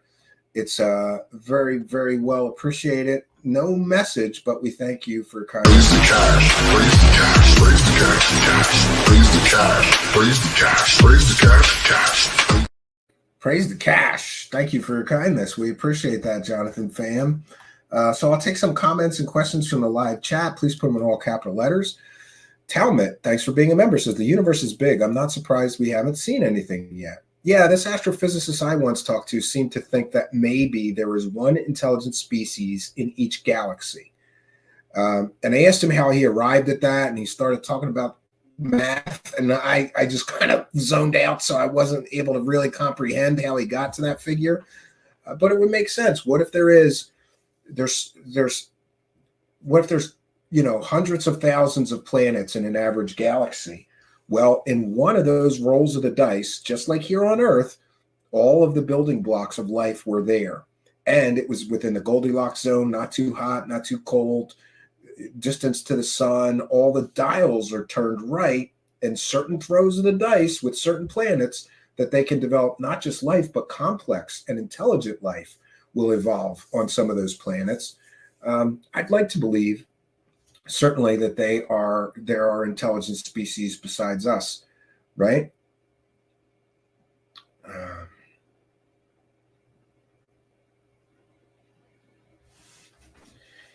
Yeah, we tend to stay away from that.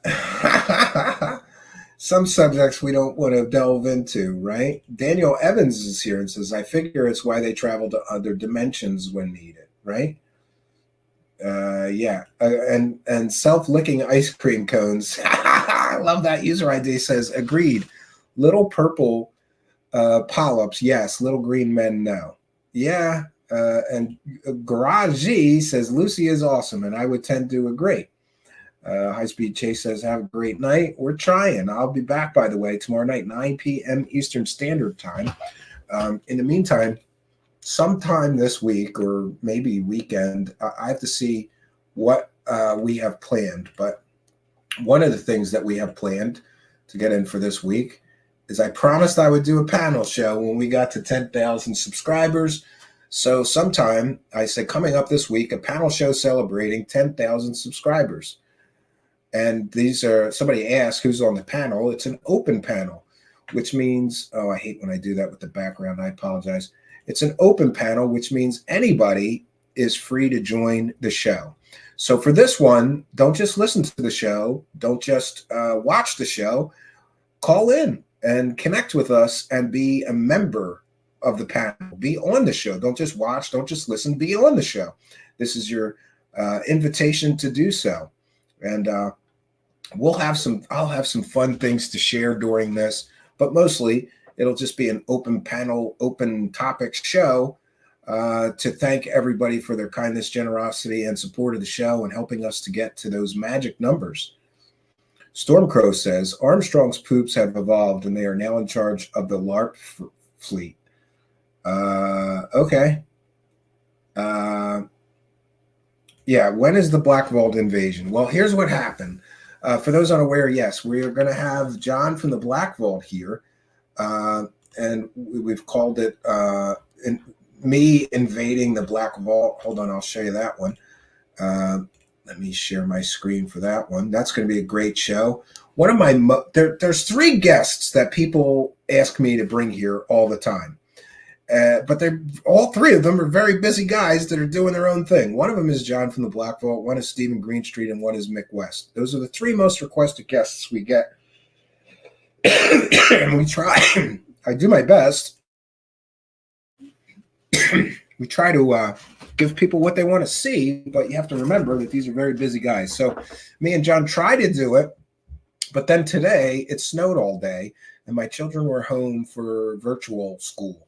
And for those unaware, I have a nonverbal autistic child, and you can't just leave him on a laptop. He won't do it. So I was busy with my kids all day today. We have to reschedule it. He can't really do our normal showtime at 9 p.m. He's got kids and family, and I don't blame him. So we're probably going to record that one at 9 a.m.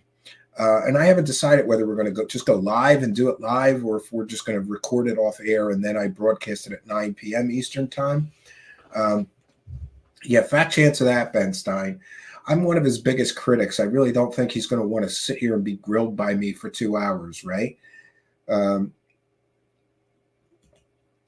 Cooper, Jonathan Famas, what do you feel about Bill Cooper talking about UFO crashes where human body parts were found? Well, Bill Cooper made a lot of claims, but he never proved almost anything that he said. And he even later said that he believed that all the alien and UFO stuff that he talked about for many, many years was fake, and that he was a victim of disinformation.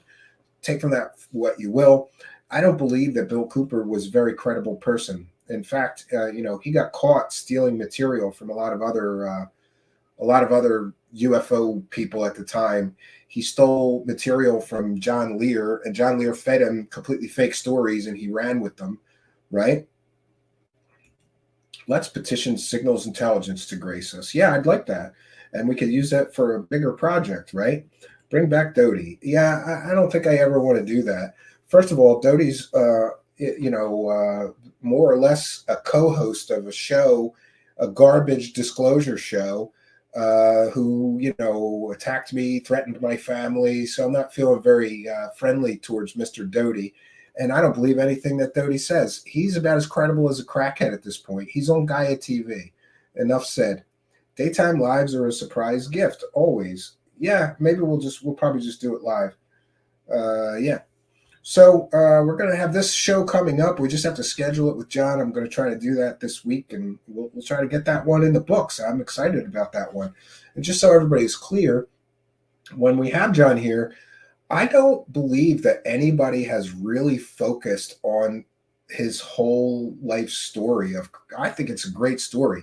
The Black Vault, for those unaware, is the largest depository on the internet of once secret government documents. He's got all the JFK files and all the FBI files and CIA files. It is just a treasure trove of once secret things. And I think that alone is a very interesting story.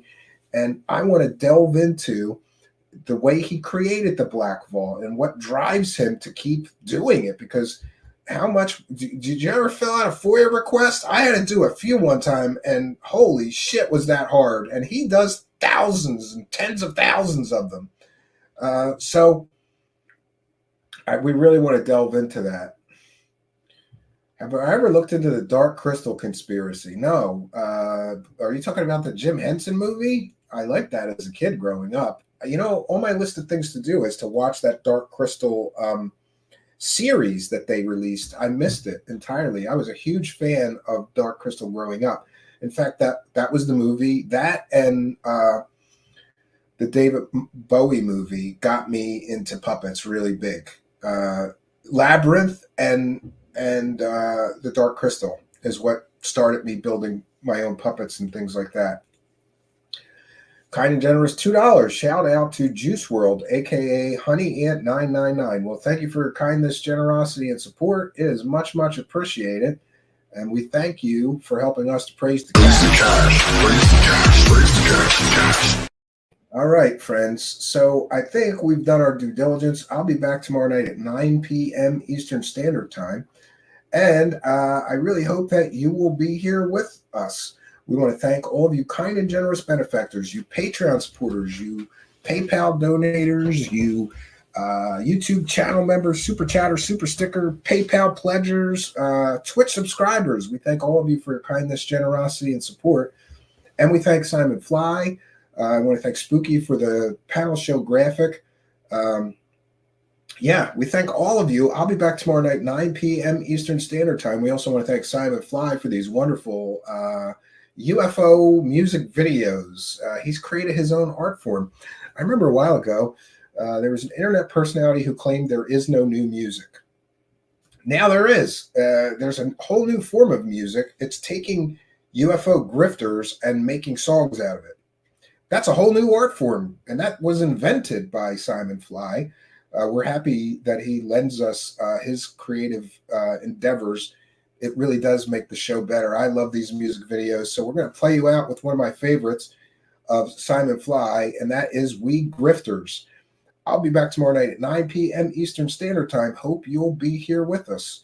So that's all I got for you, friends. Until next time, my name is Stephen Canby, and good night, and God bless all of you. We grifters, we grifters, we grifters, we grifters, we grifters, we grifters, we grifters, we grifters, we grifters, we grifters, we grifters, we grifters, we grifters, we grifters, we grifters, we grifters. Shape the emerging UAP narrative.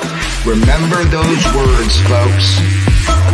Shape the emerging UAP narrative. Remember those words, folks. I'm an intel guy. I'm an intel guy. I'm an intel guy. I'm an intel guy. I'm an intel guy. I'm an intel guy. I'm an intel guy. I'm an intel guy.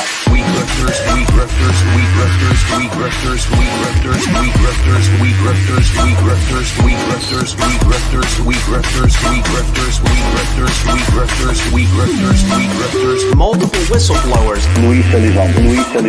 Multiple whistleblowers. Luis Elizondo.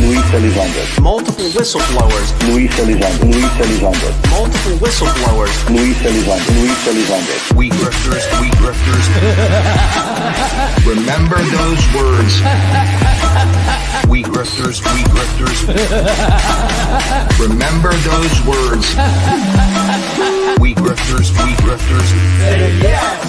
We grifters, we grifters. Yes. We grifters, we grifters. Yes. We grifters, we grifters. Yes. Yes. Luis Elizondo. Yes. Luis Elizondo. Yes. Luis Elizondo. Yes. Luis Elizondo. Yes. Luis Elizondo. Yes. Luis Elizondo. Yes. Luis Elizondo. Yes. Luis Elizondo.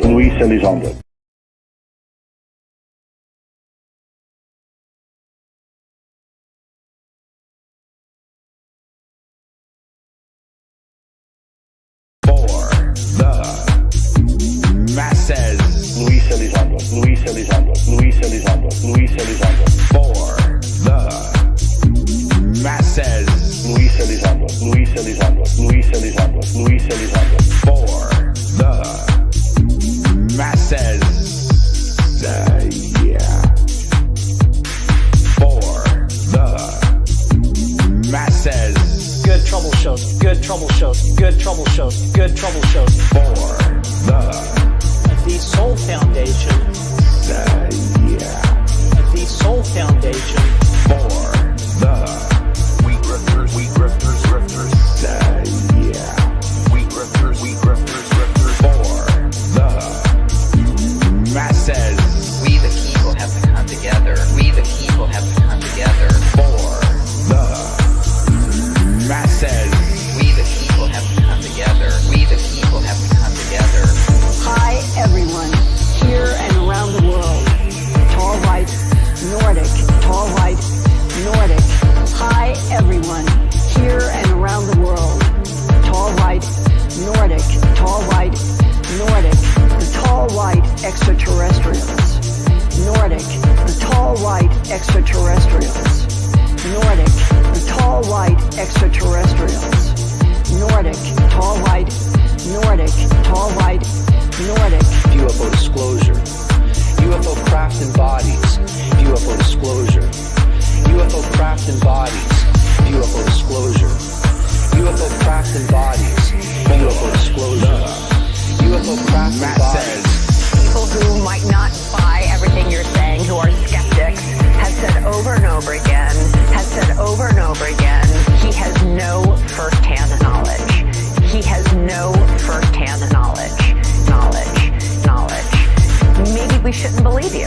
When you say you have first-hand knowledge, maybe we shouldn't believe you. Legally, the fact that we're not alone.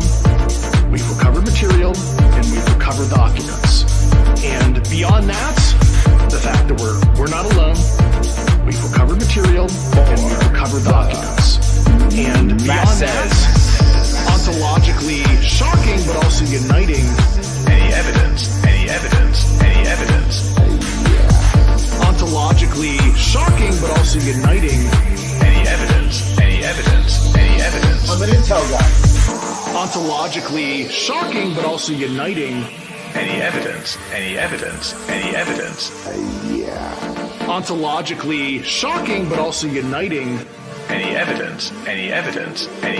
I'm an intel guy.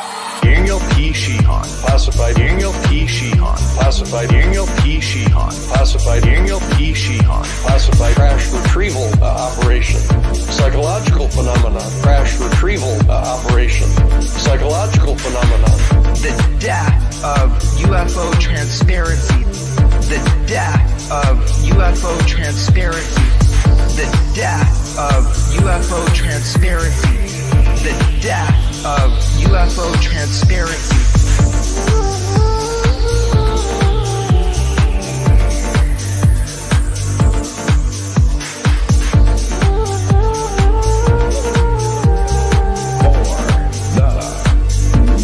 Masses.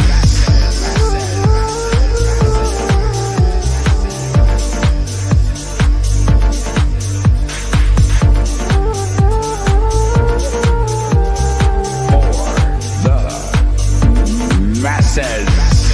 Ontologically shocking, but also uniting. Ontologically shocking, but also uniting. Ontologically shocking, but also uniting. Ontologically shocking, but also uniting. The death of UFO transparency. The death of UFO transparency. The death of UFO transparency. The death of UFO transparency.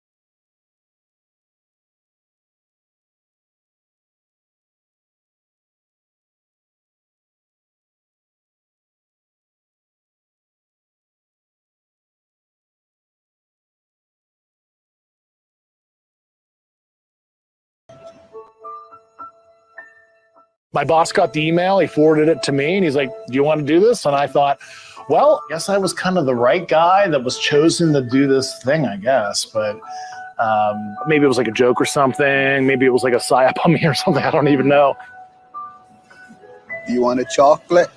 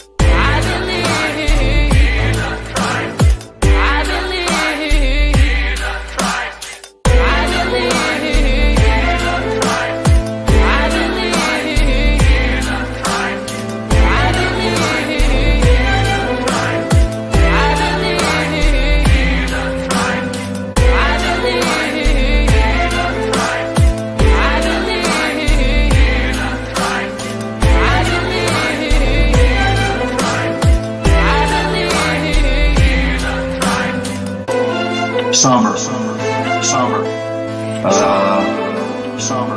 I think there would be this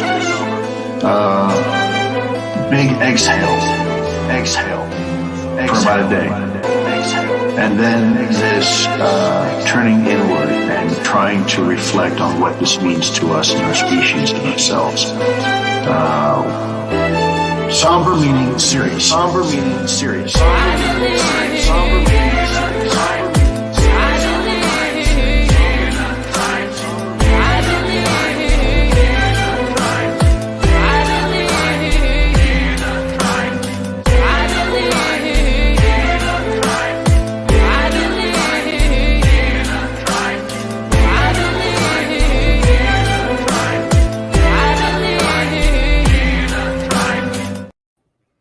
Greetings and salutations, friends, and welcome back. Tonight, we're going to be exploring something that I've called mad disclosure. If you haven't noticed, if you know any disclosure dorks, you better check in with them. People are getting so angry. And by the way, I forgot to mention some things on our previous show. Yes, people have asked me about this sort of beef or battle between Keemstar and Lou Reviews. I offered to let them come here and sort of work out their differences. I thought that that would be a better option than both of those guys wasting time attacking each other for days on end, but I was unable to get them to agree. I think that I was very fair because Keem wanted to do the debate or whatever argument like right away within the next 72 hours, which I thought was a reasonable request, but apparently Lou was busy with family and job commitments, and he wanted 7 days, which would have put it at not this Saturday, I think, or which would have put it at this Saturday, I guess. And so they were unable to agree. I tried to get them to split the difference and do it tomorrow night on Thursday, because that would be 5 days. So Keem wanted 3 days. Lou Reviews wanted 7 days to before doing this thing, which would have been here. I said I thought a fair compromise would be 5 days, but neither of them would agree to that. So for those who have asked me, I don't think it's going to happen here. But what I will say is, I'm trying to remain neutral on it. I really don't want to take a side. I see, both sides as maybe overhyping and over sensationalizing the other's prior bad acts. But it's interesting. The disclosure wars are heating up. I almost called tonight the coming battle for disclosure dollars. For those unaware, it's a multi-million-dollar industry. The problem is that these disclosure dork UFO celebrities like Lou Elizondo and Dave Grush have bluffed so badly in the past year. Remember, we were told that Dave Grush has 40 firsthand witnesses, and they all have evidence, and they're all coming out. Where are they at? We have detailed this before, but Dave Grush's original claims were made in that debrief article, June 5th, 2023. We are now at 268 days since Grush made his original claims, and he still has not provided any evidence, none, causing many people, including myself, to say this man is no whistleblower. When is the last time that some whistleblower came out and had no evidence of his claims whatsoever? Just trust me, bro. The government's got alien bodies. And interestingly, some of the mainstream reporting in the media has started to turn on this false disclosure narrative that was, I think originally really started in 2016 with the fake New York Times article, Lou Elizondo, the fake program director of a UFO program that never existed, officially was never funded.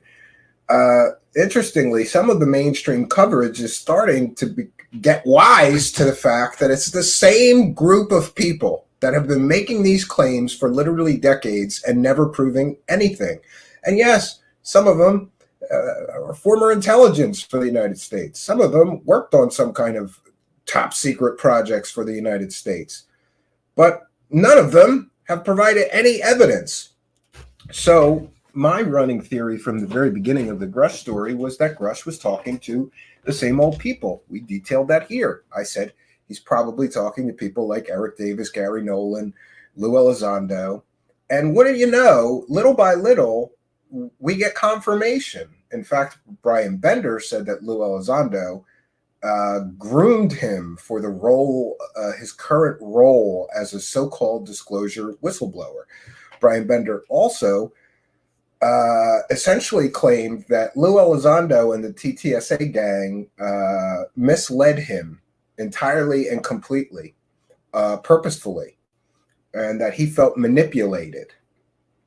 That's great. So these guys are running around using media assets to garner publicity and attention for themselves while they are literally misleading and manipulating reporters. And so now what we've got is this Dave Grush situation. And I said it a while ago, and I'm going to say it again. This is the biggest bluff in UFO history or alien history, the history of this thing, whatever you want to call it, UFO land, they literally trotted out a guy who said, the government's got alien spaceships and the government's got alien bodies. Trust me, bro. And for 268 days now has provided absolutely no evidence. Now, some other things are in the works right now that are making this whole thing very, very interesting.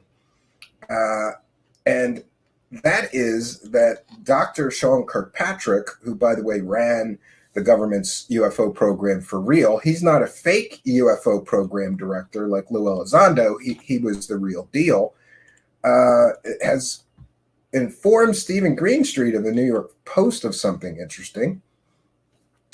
He said, this is from Stephen Greenstreet's Twitter. You can follow him on Twitter at Middle of Mayhem. Kirkpatrick, new UFO report by March 7th.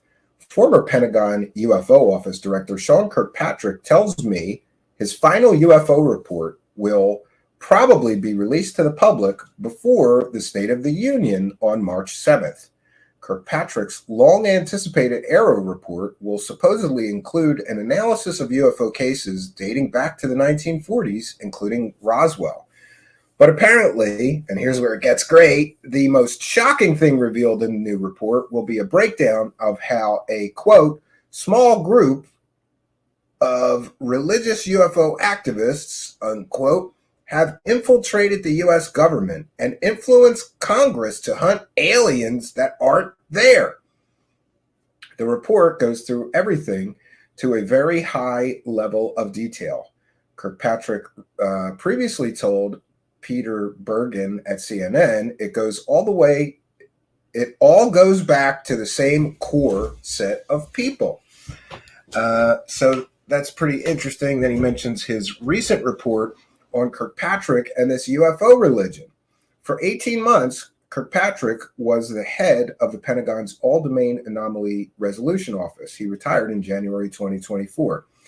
After his retirement, Kirkpatrick released a scathing op-ed in Scientific American in which he revealed that a small group of UFO conspiracists have been duping Congress with baseless stories about aliens.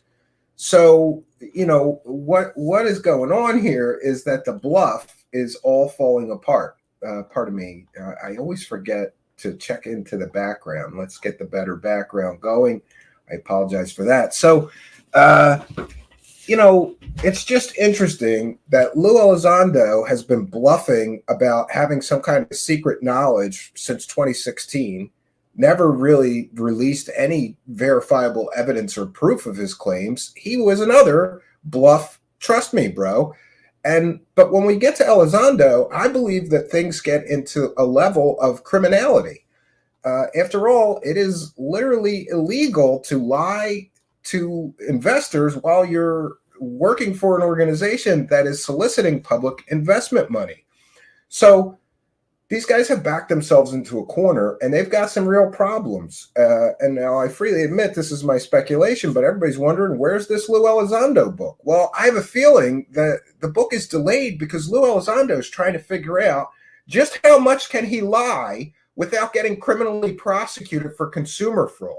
You can't claim in a nonfiction book that you ran a Pentagon UFO program that never existed and then collect money for that. I would think that would be considered some form of consumer fraud. But again, I'm no expert. I'm no law enforcement officer or prosecutor. These are important questions, though, that really do need to be answered.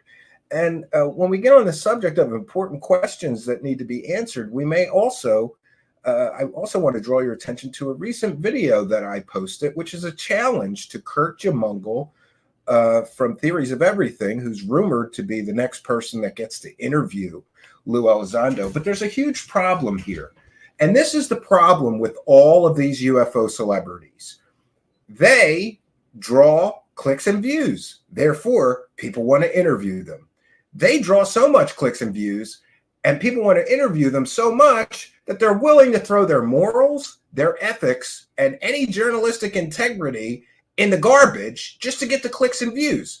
So a lot of people don't know this. I can tell you the truth because it's a big club and I ain't in it. It's a big club, friends. The big UFO circle jerk club, and I ain't in it. So I can tell you the truth. The reason that these UFO celebrities are able to run around lying to everybody for years on end is because all of the assholes that get the interviews don't do their jobs. So I made a video challenging Kurt or anybody else from, UFO circle jerk land that gets the Lou Elizondo next interview. Hey, you have to get them to answer some questions. Like, did you lie to investors about running a $22 million Pentagon funded program while you were soliciting investor money? What happened to those millions of dollars? How much was your cut? Did any investors get their money back? Or did you guys just blow through millions of dollars and no investor made a dime back on their initial investment? And by the way, we've been searching, and so far, all I have found as far as investors go is people that said, I gave them the money, I never got a dime back. So was this an investment or just a bunch of people that took money from the UFO community and the public at large and made huge promises like building a spaceship? By the way, that's another question. Why doesn't anybody ask Lou, where's the spaceship you promised everybody, Lou Elizondo? And there's more, like the claims of having remote viewing superpowers. The problem with this whole UFO celebrity thing is that everybody getting the interviews doesn't want to, rock the boat. So nobody will ask the hard questions. And I'm at the point right now where why doing it? Why bother? Why are you even bothering doing an interview? Oh, I get it. So you can put money in your pocket. But if you're not going to ask the hard, critical questions that demand answers, then don't do the interview. Don't just take the money and run. And by the way, I'm putting everyone on notice. Anybody that interviews Lou Elizondo and doesn't ask him about lying to the New York Times, we're calling you out. Anybody who interviews Elizondo and doesn't ask him, did you lie to investors about building a spaceship? I'm going to call them out. Anybody that interviews Elizondo and doesn't ask him, how much money did you get from the what has been described as a techno scam in the form of TTSA? How much money did you collect from all those investors that never got a dime of their money back, to the best of my knowledge? We'll call you out. So Lou Elizondo is going to have a lot harder time going forward doing the circle jerk, right? He did it for years. Speak for hours and not say anything. And every UFO circle jerker that interviewed this clown refused to ask him these questions. If you were involved in what has been described a techno scam that built millions of dollars out of investors, and you're being interviewed, somebody should ask you, where's that money, Lou Elizondo? What happened to those millions of dollars? You would think it's a no-brainer. Somebody's got to ask, what happened to all that money? Somebody's got to ask, You were the principal source behind the New York Times article. Did you lie, or did Leslie Keane and Ralph Blumenthal just make up fake facts based on what you told them? Who lied to the New York Times, right?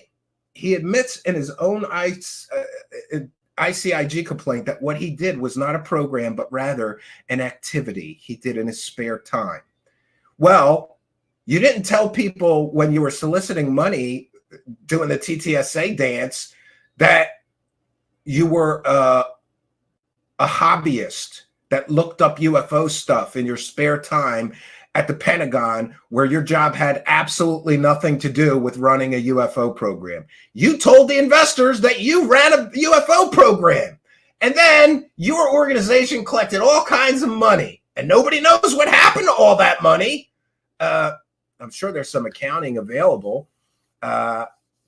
It's great. So the situation really is mad disclosure. All the disclosure dorks are getting pissed off.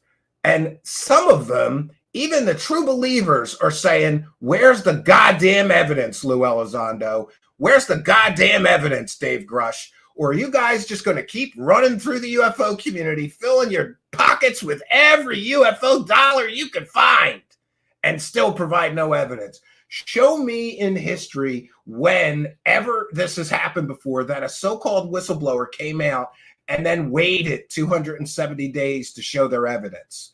If he hasn't shown any evidence so far, he doesn't have any. And where's the 40 whistleblowers? Oh, that's right. He can't tell us who those 40 people were, because I believe that people like Stephen Greenstreet and myself and others are correct. The 40 people he's talking about are all the usual whackadoos: Eric Davis, Hal Puthoff, Jacques Vallée, Gary Nolan, who he's now working for, and other known whackadoos, you know, Jay Stratton and all these other people that have been saying these things for years, Kit Green, Kellehammer, whatever. All these people that have been perpetrating this myth, Bigelow, all of these people that wasted government money before to the tune of $22 million. They're the people that Grush was talking to that convinced him that the aliens are real and the government has alien bodies. The guy destroyed his career because a bunch of UFO true believer Kool-Aid drinking cult members convinced him, manipulated him, and I would go out on a limb and say used and abused him, because they needed a front person to help push this false narrative. It gets more interesting. Brian Bender is dropping some bombs on the mad disclosure side, and is also confirming some of the reporting from people like myself. But you know, really, Greenstreet is the one who blew the thing wide open, basically connecting some of the dots and proving that Grush is talking to a group of UFO wackadoos that have convinced him of this stuff with absolutely no evidence. But hey, don't let things like we have no evidence get in the way of a good fake story that you can make money from. We have to remember that all the people that are involved with the Grush story have all made a whole lot of money in the past 268 days, but they've provided zero evidence. And at some point, you have to say, hey, why don't you stop collecting money talking about Grush until you can provide evidence of Grush's claims? But that's not what we get. All we get is stories, so here we are. Brian Bender previously said that he was manipulated by some people about the whole ATIP Lou Elizondo story, and he felt manipulated and used. And by the way, I'm paraphrasing, so don't quote me for not quoting him correct. We've reported on that previously. But now he's going further and also confirming the sort of story that is being put forth by Kirkpatrick. It's all the same group of people, friends. And that's why I've titled tonight Mad Disclosure, because how mad is everybody going to be when they learn that these people have no evidence of their claims, when they learn that these people are basically playing a game of telephone, right? and nobody has any actual evidence. And when people learn it's the same group of people that lied through their teeth in the New York Times article, it's the same group of people that lied and collected and wasted $22 million studying poltergeists and dino beavers at Skinwalker Ranch. It's the same group of people that lied and told everybody they're going to build a spaceship with a revolutionary power source that would change the world. It's all the same group of people that have been deceiving the UFO community and, more importantly, the public at large for years, in some cases, decades. But Brian Bender goes a little further to confirm his thoughts that the reporting of Green Street and the story being put forth by Kirkpatrick is likely correct. When I say I don't think there's evidence of these claims, we don't know what these secret programs were. We don't know where they were run. We don't know how they were hidden. Now, granted, they could all be secret, deeply classified, and so that's why we don't know. No, that can't be the case, because Dopser cleared Grush to talk about alien bodies, alien crash retrievals, and more. If there was a real classified project involving those things, they wouldn't have let him talk about it. But I also think we have to consider that one of the most common things humans do, you and I do it probably all the time, in our daily lives, is play the game of telephone, which is I talk to somebody who knows my brother-in-law, who works in the secret agency, who saw the alien bodies at Area 51. I have found in my reporting and getting to know some of the leading people, particularly former government officials, who really believe this, who again will say, I never saw it myself. Yeah. So we get an awful lot of, well, I didn't see it myself, but I've heard from my insider sources. So again, yeah, people telling Grush things, people telling Elizondo things, and those guys go and repeat the stories that have no evidence.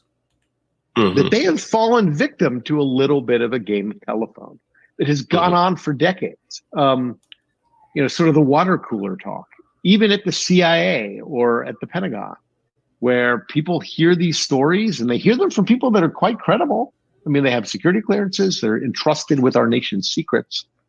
But that's the scary part of some of this, that there are people inside the United States government that truly believe this stuff to the point where they're willing to basically destroy their government job and their career in order to go on some kind of crazy disclosure mission, right?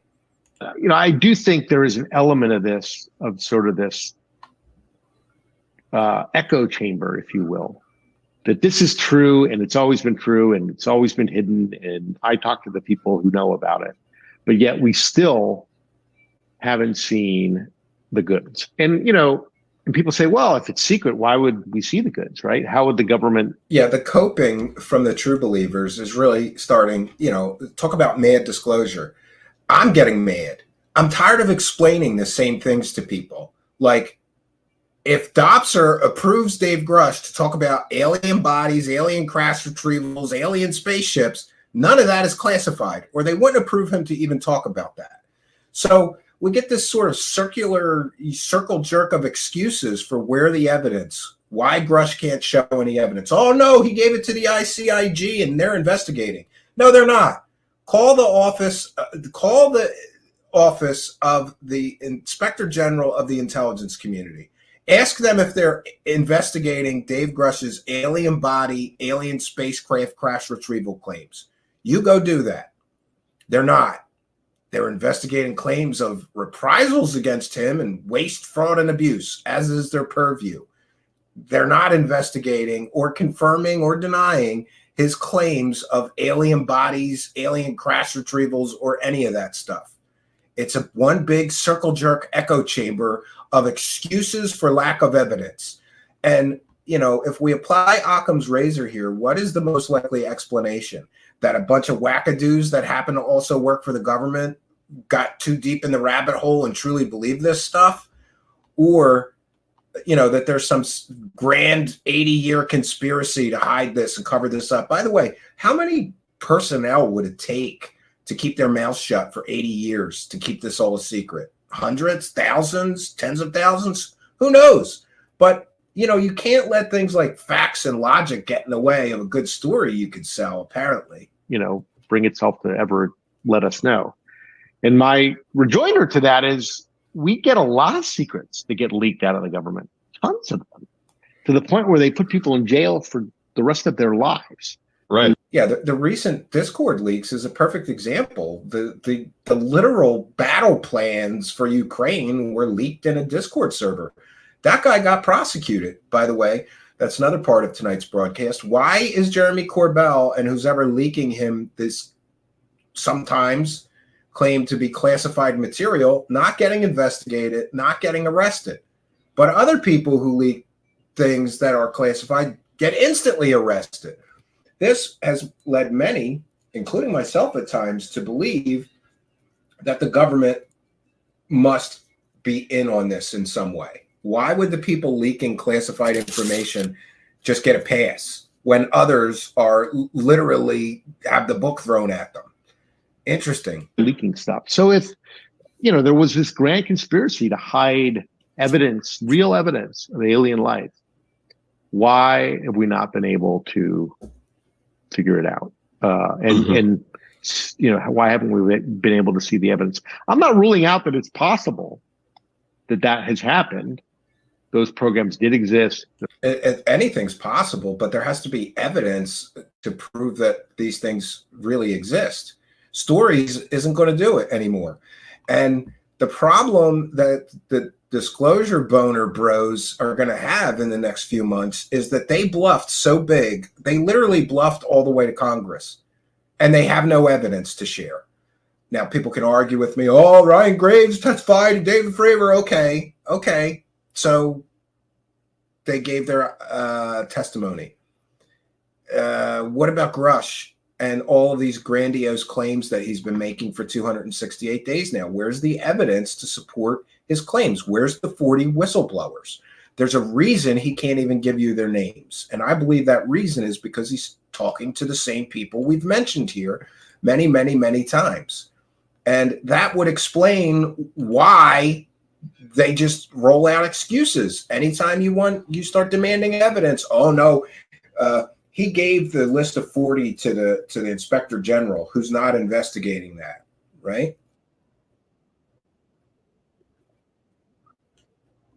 Oh, that's strange. 1 second. Okay, let's continue with this, and I have a little more to share with you. There was a UFO crash. I'm just saying I'm just not convinced yet that that's the case, even though there's this whole sort of cultural phenomenon surrounding this that almost takes it as gospel. You know, we watch a lot of Hollywood movies that you know underscore that, and I think. Yeah, and I think X-Files was definitely an influence on a lot of these people. You know, it's a cultural issue as much as it is a sort of, you know, national security issue, right? We believe what we believe, and it doesn't matter really what the facts are or the truth is. And I think we can't rule out that some government people have fallen victim to that too. So when I say I don't. Some government people have fallen victim to that too. And that's pretty interesting.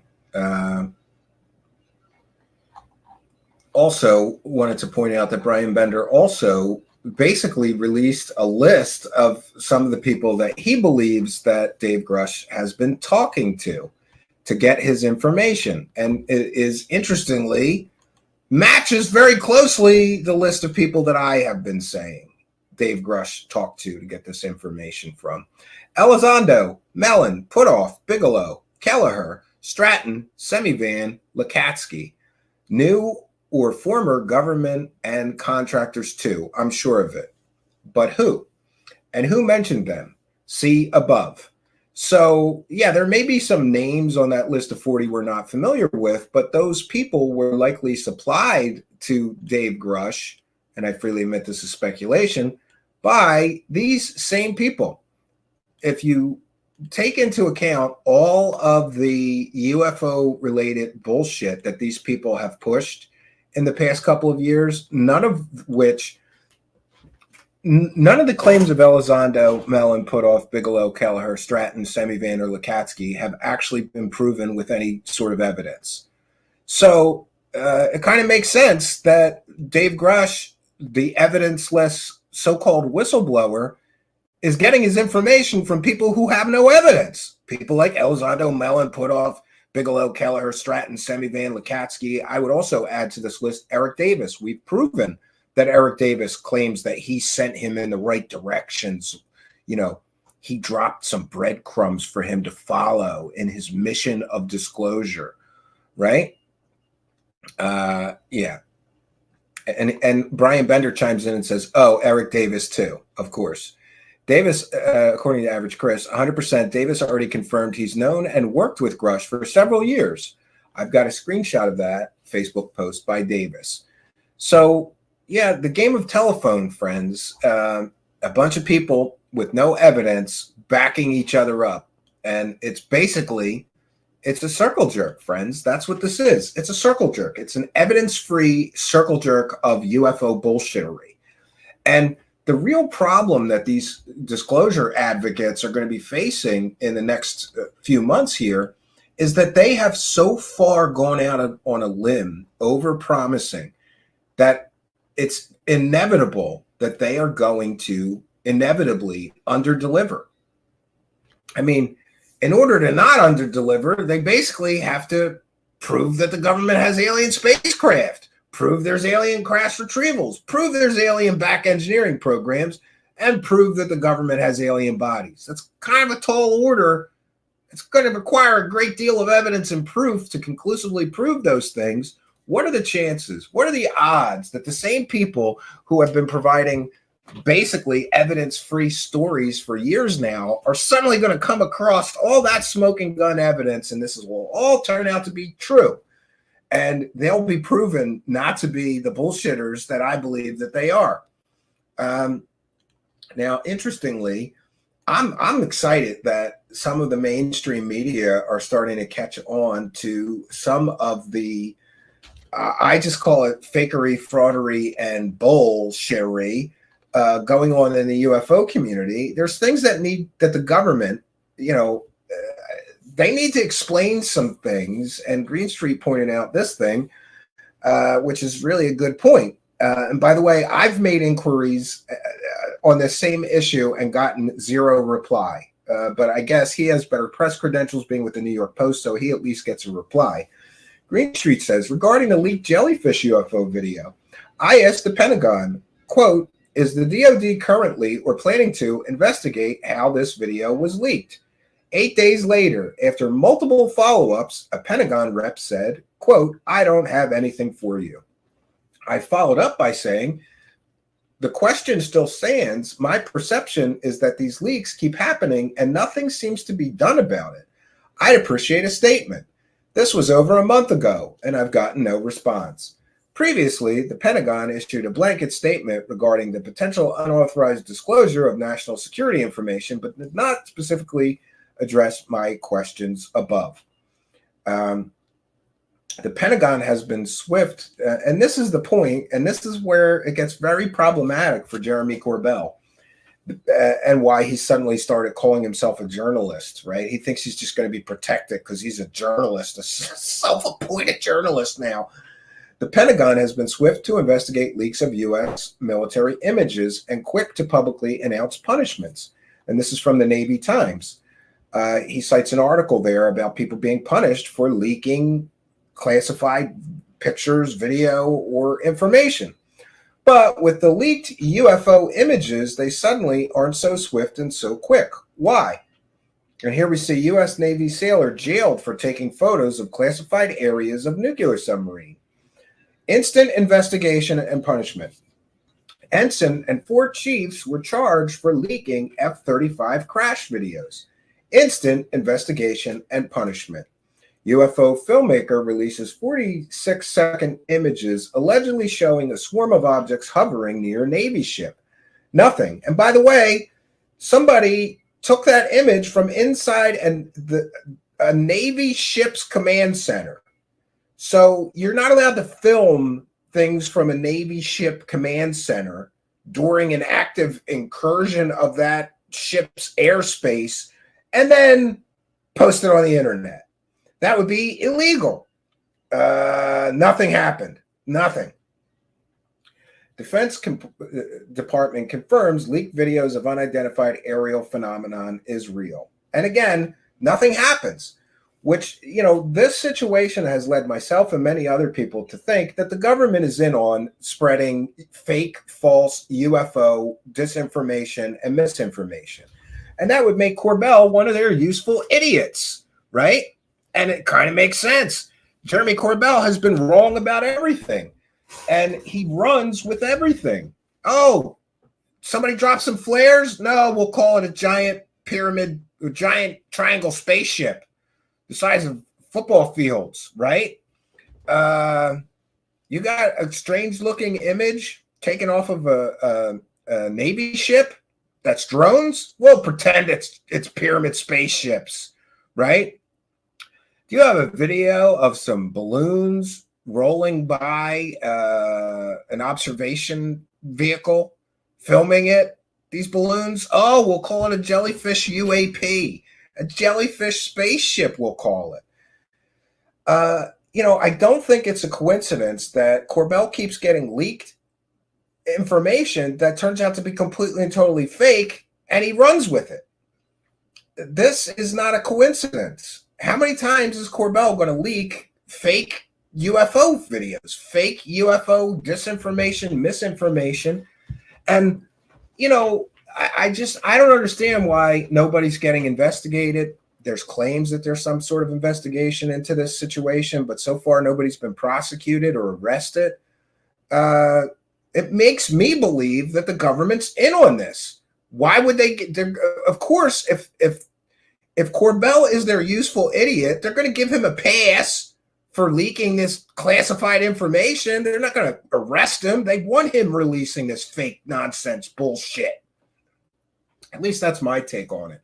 Something is odd. And why won't any member of the government or the Pentagon address why there's been no investigation and no punishment for anybody leaking this fake nonsense to Corbell?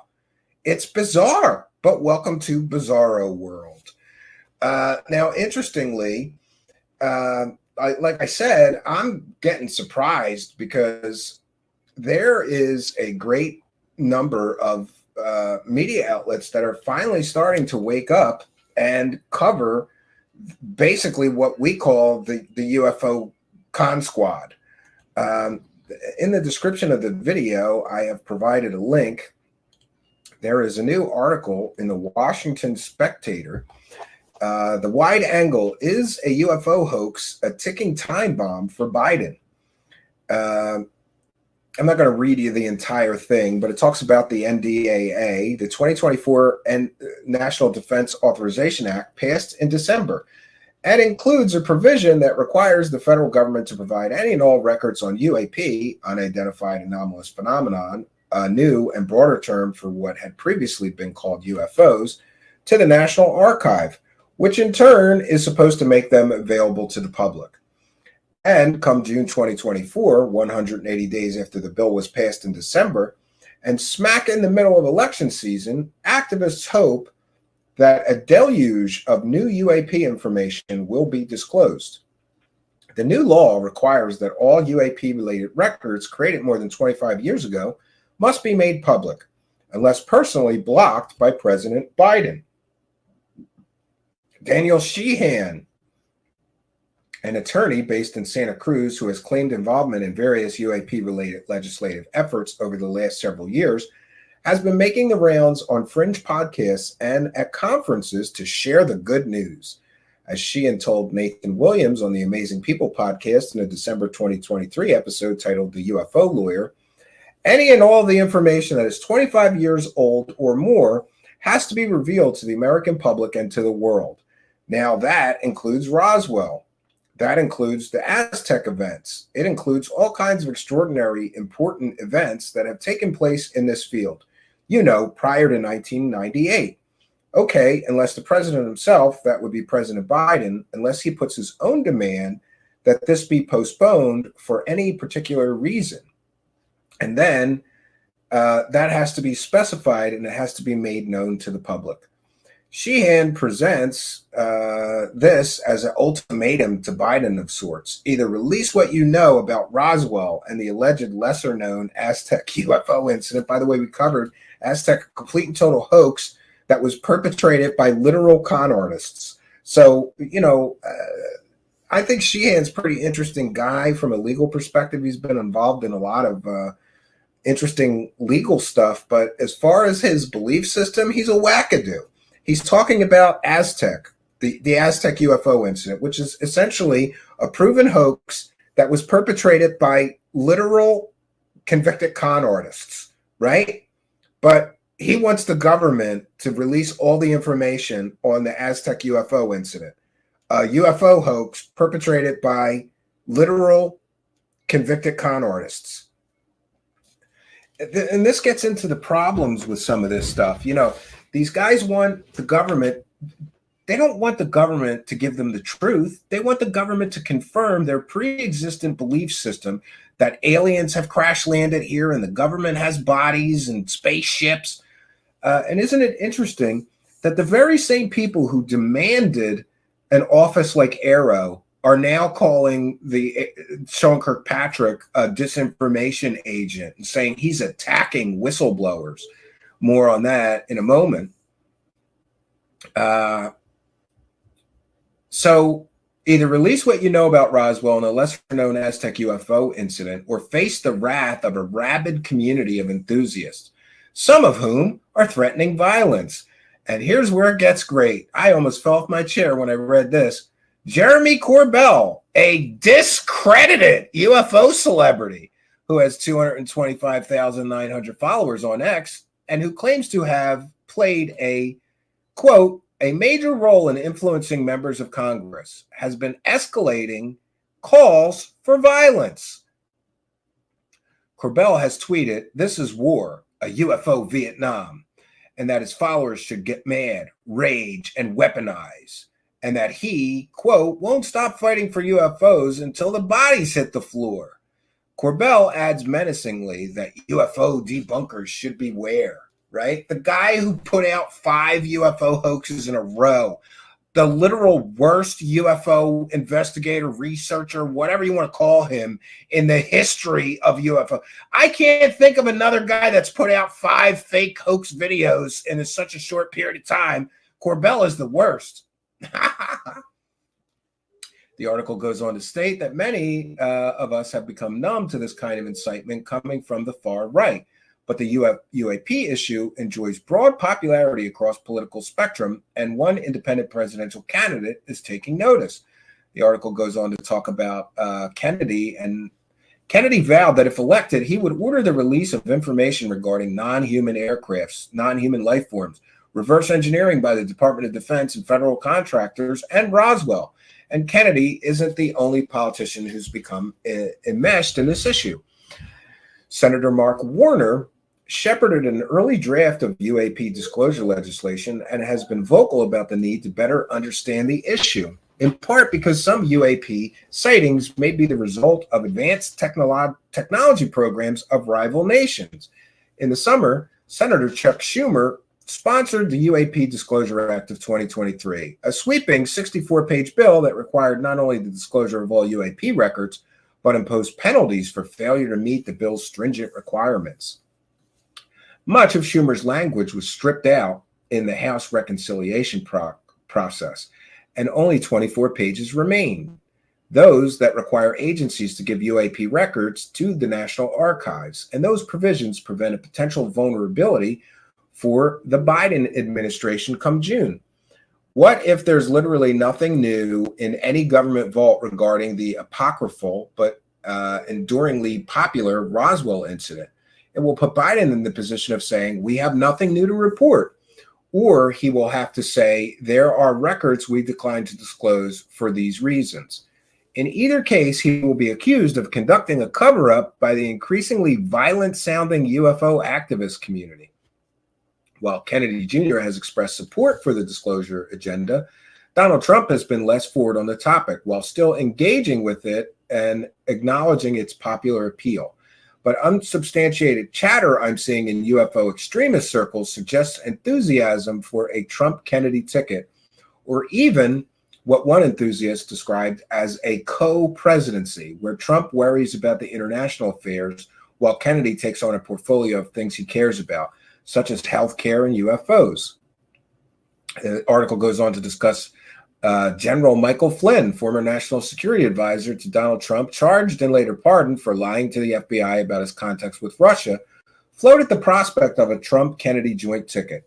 The New York Post first reported that Trump's campaign was in contact with the Kennedy camp. The joint ticket idea was enthusiastically endorsed by Jim Hoft, editor of the Gateway Pundit, the far-right news website. So it's interesting. This article is essentially laying out the case for why there's going to be some major problems. There could be some problems in the upcoming presidential race, and it could actually be influenced by the UFO issues, which is pretty interesting. Then this next part I like. Dr. Sean Kirkpatrick, who recently resigned as the head of the Department of Defense's All-Domain Anomaly Resolution Office, or AARO, the latest such effort to aggregate and investigate UAP reports, penned a scathing Scientific American op-ed January 2024 calling out the network of UFO activists. AARO also compiled a report submitted to Congress and to be published sometime this year. By the way, less than 7 days, we should have that report. According to Kirkpatrick, AARO found no evidence of the existence of any alien life or government cover-up. In a follow-on interview with Scientific American, Kirkpatrick agreed with editor Daniel Vergano's characterization of Washington's latest obsession as a tremendous game of telegraph that's been going on for a long time, or telephone, as described by Brian Bender. And it's spun up now from the world of ufology to entertainment to the Congress and genuine Congress people, pounding the table and demanding answers. The late Senator Daniel Patrick Moynihan warned about the dangers of overclassification and excessive government secrecy. Opportunists, foreign and domestic, are happy to amplify and take advantage of popular distrust in government. The United States should normalize its security protocols to ensure the information is not unnecessarily classified. The fact that a fringe group of activists mirroring messaging from hostile foreign powers has injected frivolous legislation rooted in myth into our most important defense bill is alarming. Legislators need to practice better discernment and not be swayed by popular mythology, even as they themselves may have become susceptible to tempting questions planted by decades-long information warfare campaigns. Yes, and isn't it interesting that so many of these former intelligence people, did you know that Dave Grush worked in information warfare? Did you know that Anjali worked in information warfare? And of course, we've got Lou Elizondo, who worked in counterintelligence, which essentially is a problem. Interesting that all these people that worked in information warfare are, influencing literal legislation be passed and things like that. Yeah, so interesting article. We're not going to go through the entire thing. The rest of it is in the description of the video, should you care to check into that. I have a few more things to share with you. At least I thought that I did. One moment there. Oh, yes. This is also from Stephen Greenstreet. And this is where it gets interesting. The disclosure bros love to claim that there's gatekeepers and they're stopping disclosure. Well, we found a couple of the gatekeepers and they're UFO people that are stopping disclosure. Well, I didn't find them. Stephen Greenstreet did, but I just think this is great. So Greenstreet, again, Skinwalker Ranch ghost hunters were worried the U.S. government would use eminent domain powers to confiscate their paranormal discoveries if Senator Schumer's proposed UFO legislation became law. In an email of which I was CC'd, Skinwalker Ranch ghost hunter and former Pentagon scientist Travis Taylor states, The opposition to the Schumer Act was purely Alabama and Utah pushing back on eminent domain. If we dig something out of Skinwalker Ranch, you think the Fed should own it? Well, Mr. Brandon Fugel didn't, and I didn't. So we stood up against it. So isn't it great? All of these disclosure dorks are blaming certain members of Congress as being gatekeepers or enemies of disclosure. No, the people who stop that from being enacted are literal UFO wackadoos in the form of Skinwalker Ranch ghost hunter Travis Taylor and Skinwalker Ranch owner Brandon Fugel. They stopped it, according to an email that they sent out. Mr. Greenstreet goes on to state, Brandon Fugel is the current owner of Skinwalker Ranch and produces a reality TV show about his ranch on the History Channel. Taylor is the star of that show. Senator Schumer's far-reaching 64-page proposed UFO legislation included provisions that would give the U.S. government eminent domain power to acquire any technology from, quote, non-human intelligence, unquote, including crashed UFOs and alien bodies. Schumer's amendment was mostly gutted and thrown out by other congressional leaders last year. And then he goes on to talk about his newest New York Post report highlights the Schumer amendment and how multiple dubious UFO activists reportedly helped write it, including, strangely, Travis Taylor himself. So Travis Taylor helped write the legislation, and then him and Brandon Fugel get involved to stop the legislation from passing because they didn't want their spooky stuff confiscated by the government somehow. This is just pretty wild where we're at with this stuff. But isn't it interesting that, I got to share this. Somebody just shared this with me on Twitter. Apparently, Dave Grush has finally provided some proof, and here it is, friends. Grush brings proof. Thank you, Nick Jammer, at NickJammer1 on Twitter. You gotta love it. So, basically, I love that all these people are claiming that there's these enemies of disclosure out there. And meanwhile, who's the enemy of disclosure? Apparently, Skinwalker Ranch is an enemy of disclosure. They stopped that law from being enacted because they didn't want their spooky goodies to be confiscated by the United States government. It's wild. It's wild. And why? I don't understand. If Travis Taylor was one of the people helping write the legislation, why would he then oppose the legislation that he himself wrote? I guess that's a question for Travis Taylor to answer. But it's just incredibly interesting to me that people are making all of these false claims about government officials blocking this and that. Mick West is chiming in. Mick West, about this situation that's Greenstreet posted, is also firing on this very issue. And Mick West says, was at Brandon Fugel involved in the gutting of Senator Schumer's UAP disclosure legislation? Travis Taylor seems to think so, citing concerns about the Fed confiscating any non-human artifacts they might dig up at Skinwalker Ranch. This seems odd. Yeah, it does seem odd. So the enemies of disclosure for you disclosure boner bros are your own people. Apparently, Travis Taylor is the one that stopped the legislation, him and Brandon Fugel. According to him, I think Fugel should probably chime in on this and make a statement, right? I would think that he should make a statement. But, what do I know? So we want to take a moment here to recognize the live chat. I did it again. I apologize.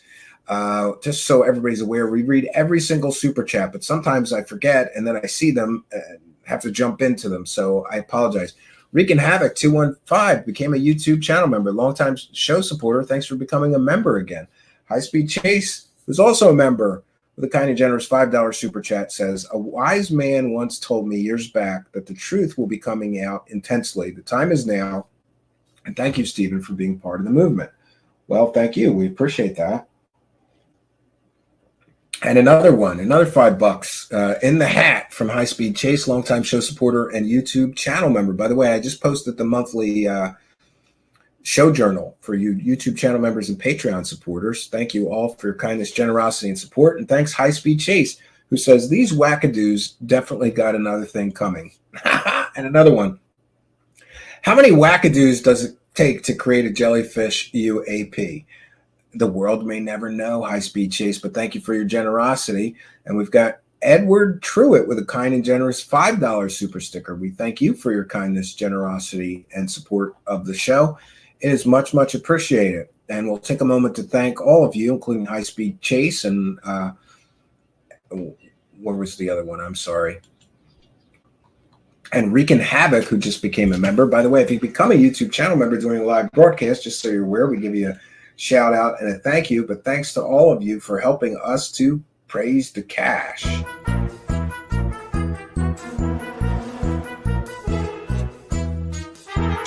You're watching Truth Seekers. Praise the cash, praise the cash.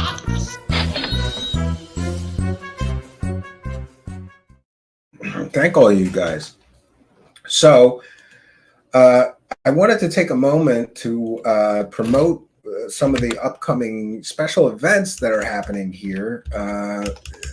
For those unaware, we were running replays for a little while, and people seem to like that. I stopped doing it for a while. Now I'm going back to it, but with a specific reason, and that would be I'm very good at starting things. I started this new series called Murder in UFO Land, and it was about people who essentially got so deep down the rabbit hole that they lost their minds and killed people. I thought it would be a good idea, sort of mixing true crime and the world of aliens and UFOs. We produced 2 episodes of that, and I had plans to produce 3 more, but life gets in the way. So I have episode 3 almost prepared and ready. That will be broadcasting live here sometime next week. I'll announce details on my Twitter. Please follow me on Twitter at Stephen Cambion. So anyway, I decided a good idea would be to sort of remind people. People tell me all the time how great those 2 episodes were. The first 2 Murder in UFO Land series episodes. But then, as inevitably happens, I get excited about a new project. I start on it. And originally I thought I'll produce 10 episodes then. I found 10 cases that would qualify. Got sidetracked. So I'm sort of reminding people this Friday at 9 p.m. Eastern, Murder in UFO Land, the first one. Let me get that up here. So this Friday night at 9 p.m. Eastern time, and again, yes, these are pre-recorded. One second. So this Friday night at 9 p.m., we have part 1, Murder in UFO Land, the Christopher Gray story. And these things really took forever to prepare and produce. And it's a shame that at the point that we started these, I guess, maybe we didn't have quite the audience that we had, that we have now. They didn't really get much attention here. One second here. I'm going to share my screen with the second one. This one is Murder in UFO Land Part 2, and that will be Saturday night at 9 p.m. Eastern Time. Murder in UFO Land Part 2, David Icke, Matthew Coleman, and the Murder of 2 Children. I really think that this series is important because it highlights just how dangerous some things in the UFO community can become, and how deep and dark the rabbit hole really goes. When you get to the point where people are killing themselves or killing their children because they got too involved and convinced of conspiracies that aren't real, I think that says a lot about the dangers of the UFO community. And isn't it interesting? In that first case, the gentleman was involved with the Bledsoe cult, and he talked a lot about the lady right before he stabbed his father to death and live streamed him killing his own father on Twitter, and then sent that video to a big group of like 100 UFO celebrities emails, and nobody wanted to talk to me or comment on that. They got sent a literal video of one of their followers killing his own father. Oh, we can't talk about that. People were threatened, by the way, not to talk about that situation. it's bad for business if people know that somebody got too tied up in this cult shit and killed somebody over it. It's bad. It's just bad for business. Also, we've got a couple of previously produced documentaries that will be on Saturday and Sunday night.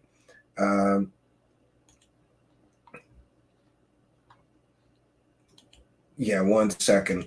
Yeah, and those, some people have asked, John from the Black Vault and I are going to do a show, but he's having a hard time just schedule-wise, and honestly, so am I. So no worries if John from the Black Vault is listening. We've been trying to get it done. These last couple of weeks have been tough. We had snow, children home, sick days. He's a working dad like me, so very, very difficult. Also, so Saturday and Sunday are at 9 p.m. All this is at 9 p.m. So we've got a full boat for you Friday, Saturday, Sunday, and Monday, I should say, of these premieres. 2 episodes of Murder in UFO Land, which will follow up next week with a brand new episode of Murder in UFO Land.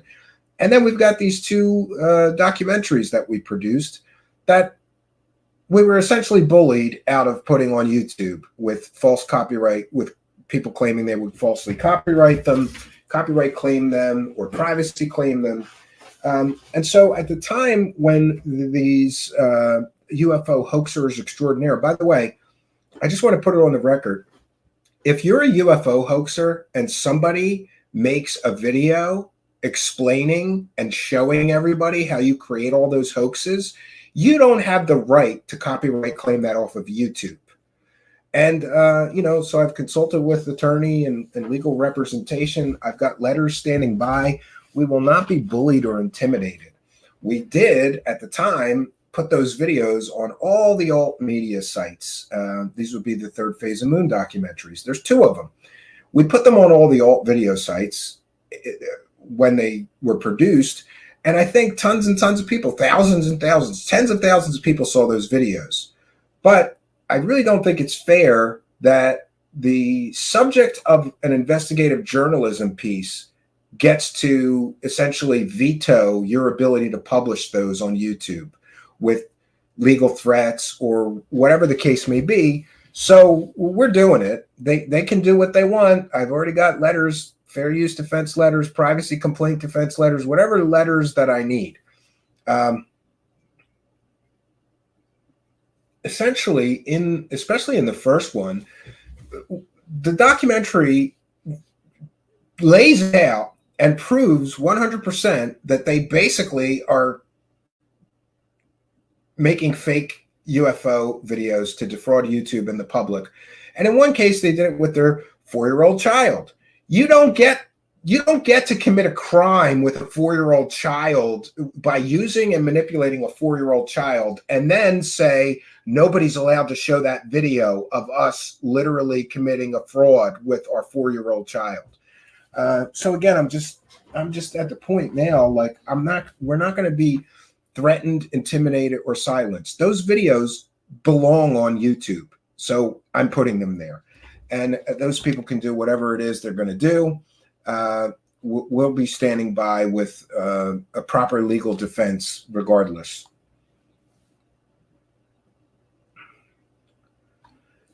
All right.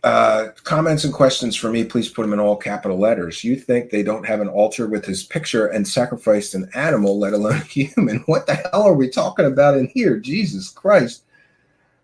Jewel Chicky Arlene is here and says, I giggle every time I hear Steven say, I have letters standing by, forwarding the weenies before they even start. Well, we've won we have great, Jewel Chicky Arlene, I have great legal letters here. I think we're up to like 30 times somebody has falsely copyright claimed, community guideline strike, whatever. We send off our legal letters. We won every single one of them. So, they can claim whatever they're going to claim. We won't be intimidated. I have good letters, right? Randy says, Corey Good, the other prince of UFO grifting. Great.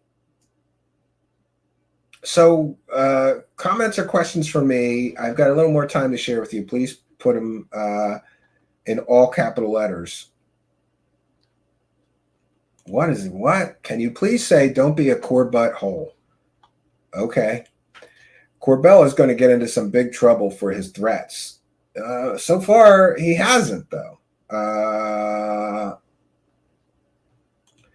Yeah, somebody sent me that before. Chuck Bam says, True Seekers, did you know that H.G. Wells invented the gray in an early novel? Yeah, little man with a big head. I have seen that. I've seen an illustration and description of that. Somebody sent this to me somewhere along the way.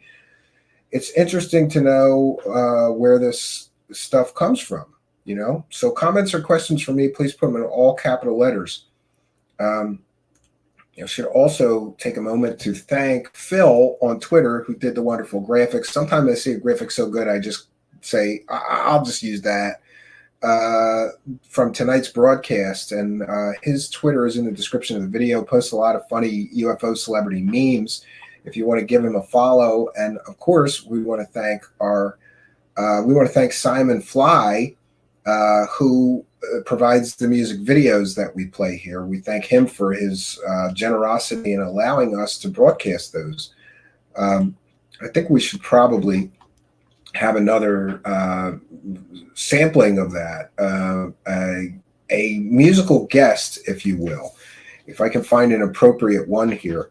And for those that have asked, I think that we'll do a show tomorrow, but I haven't decided. I have several that are queued up and almost ready, but we may do a call-in show, not a panel show. Those panel shows get too chaotic, but a show where people can call in and it will be open topics, but we'll take one caller at a time. It's been a while since we have done that, so I kind of think like that would be a good idea. Let me know what you think in the comments. Should we be doing more shows, including call-in shows? Let me know what you think in the comments or in the live chat. Questions for me, please put them in all capital letters. 1 second here. Oh, I'm way behind here.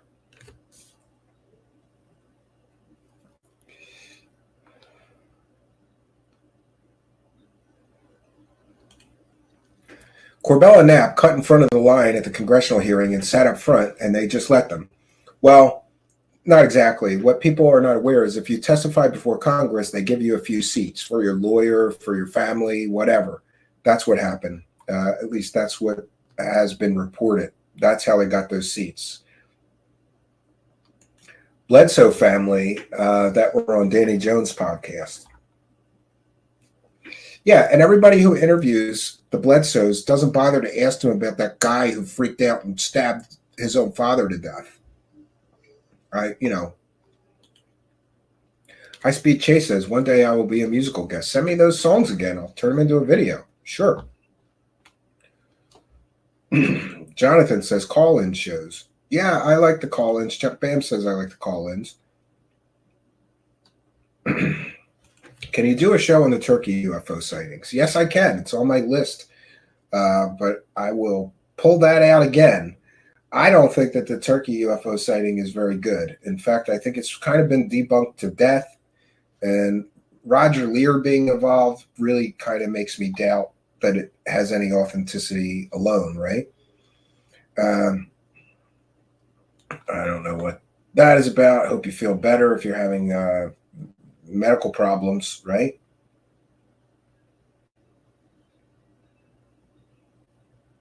Solar Marshall says, how about when he failed the lie detector test?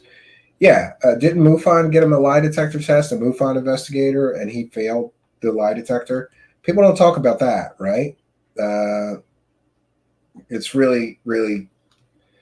But that's the circle jerk. You know, these people, they just...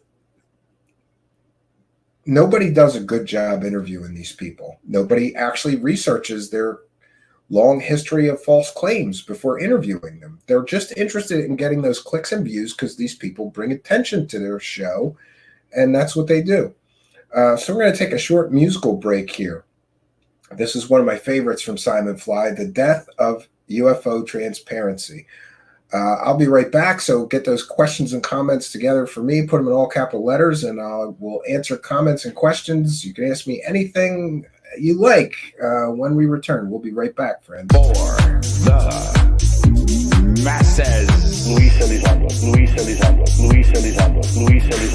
For the masses. Luis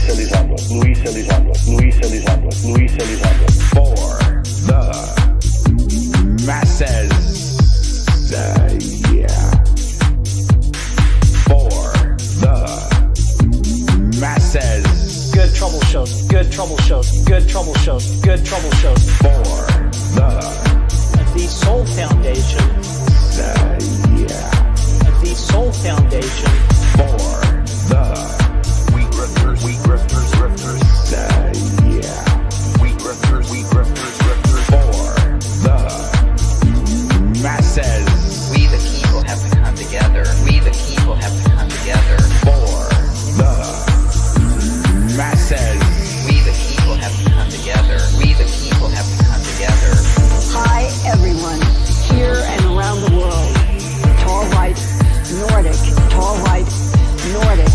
Hi, everyone, here and around the world. Tall right, Nordic, tall right, Nordic. The tall white extraterrestrials. Nordic, the tall white extraterrestrials. Nordic, the tall white extraterrestrials. Nordic, tall white, Nordic, tall white, Nordic.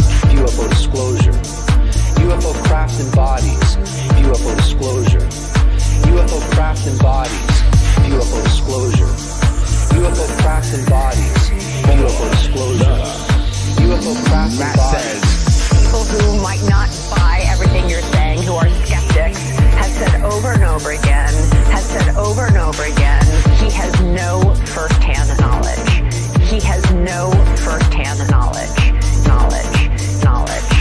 Maybe we shouldn't believe you. When you say you have first-hand knowledge, maybe we shouldn't believe you. Legally, the fact that we're not alone. We've recovered material and we've recovered documents. And beyond that, the fact that we're not alone. We've recovered material and we've recovered documents. And beyond that, ontologically shocking but also uniting. Any evidence. Ontologically shocking but also uniting. Any evidence. I'm an intel guy.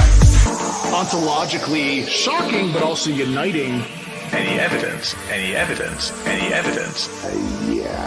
Ontologically shocking but also uniting. Any evidence. I'm an intel guy.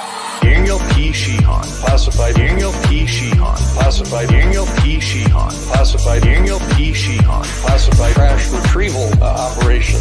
Psychological phenomena. Crash retrieval operation. Psychological phenomena.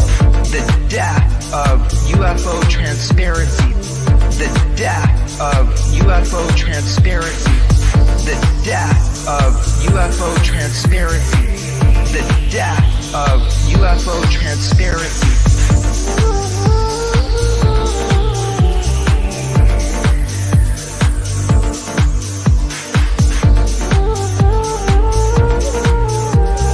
For the masses.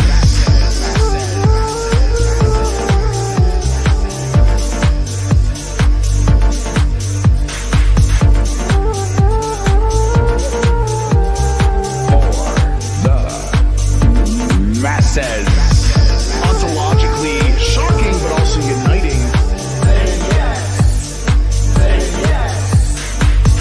Ontologically shocking but also uniting. Ontologically shocking but also uniting. Ontologically shocking but also uniting.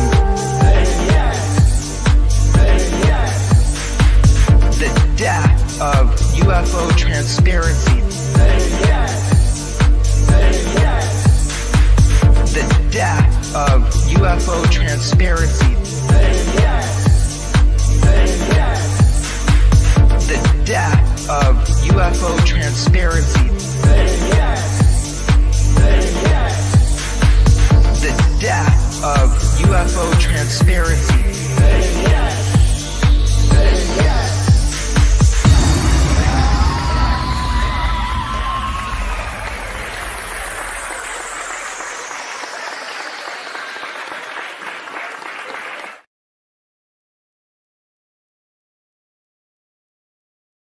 I blocked somebody named Simon Fly. I can't see anything Simon Fly says. I blocked somebody named Simon Fly. I can't see anything Simon Fly says. Because we always fight, he always starts shit. Because we always fight, he always starts shit. Because we always fight, he always starts shit. Because we always fight, he always starts shit. But I just blocked him. But I just blocked him. But I just blocked him. But I just blocked him. But I just blocked him. But I just blocked him. But I just blocked him. But I just blocked him. What it is. What it is. What it is. What it is. What it is. What it is. What it is. What it is. I blocked somebody named Simon Fly. I can't see anything Simon Fly says. I blocked somebody named Simon Fly. I can't see anything Simon Fly says. Because we always fight, he always starts shit. Because we always fight, he always starts shit. Because we always fight, he always starts shit. Because we always fight, Simon Fly. Simon Fly.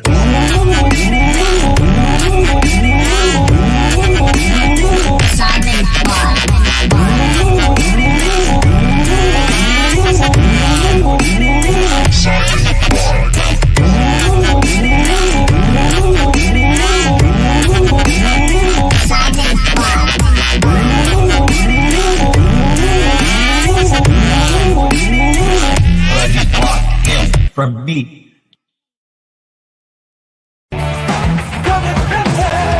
Truth seekers, seeking truth. A truth so bold it's hard to hold. Truth seekers,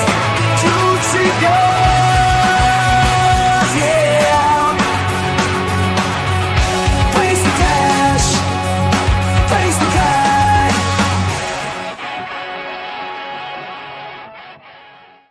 Okay, greetings and salutations. So I see a few more questions in the live chat. The Hydrogen Lion says, Stephen, have you covered those lunatics who claim they speak light language? I saw some YouTube ad where you can pay for them to teach you. Yes, and in fact, Simon Fly has also made some music videos out of those people that claim to be speaking in tongues or speaking light language or channeling aliens, right? Yeah.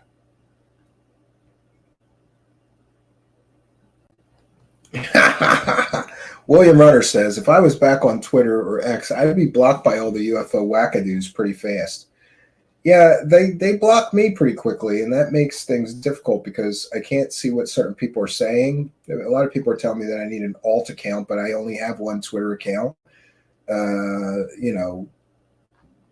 Therefore, it really does get in the way. But as soon as you start, an Ardent Paranormalist kindly sharing Simon Fly's YouTube channel, please go and make sure that you subscribe to him, right?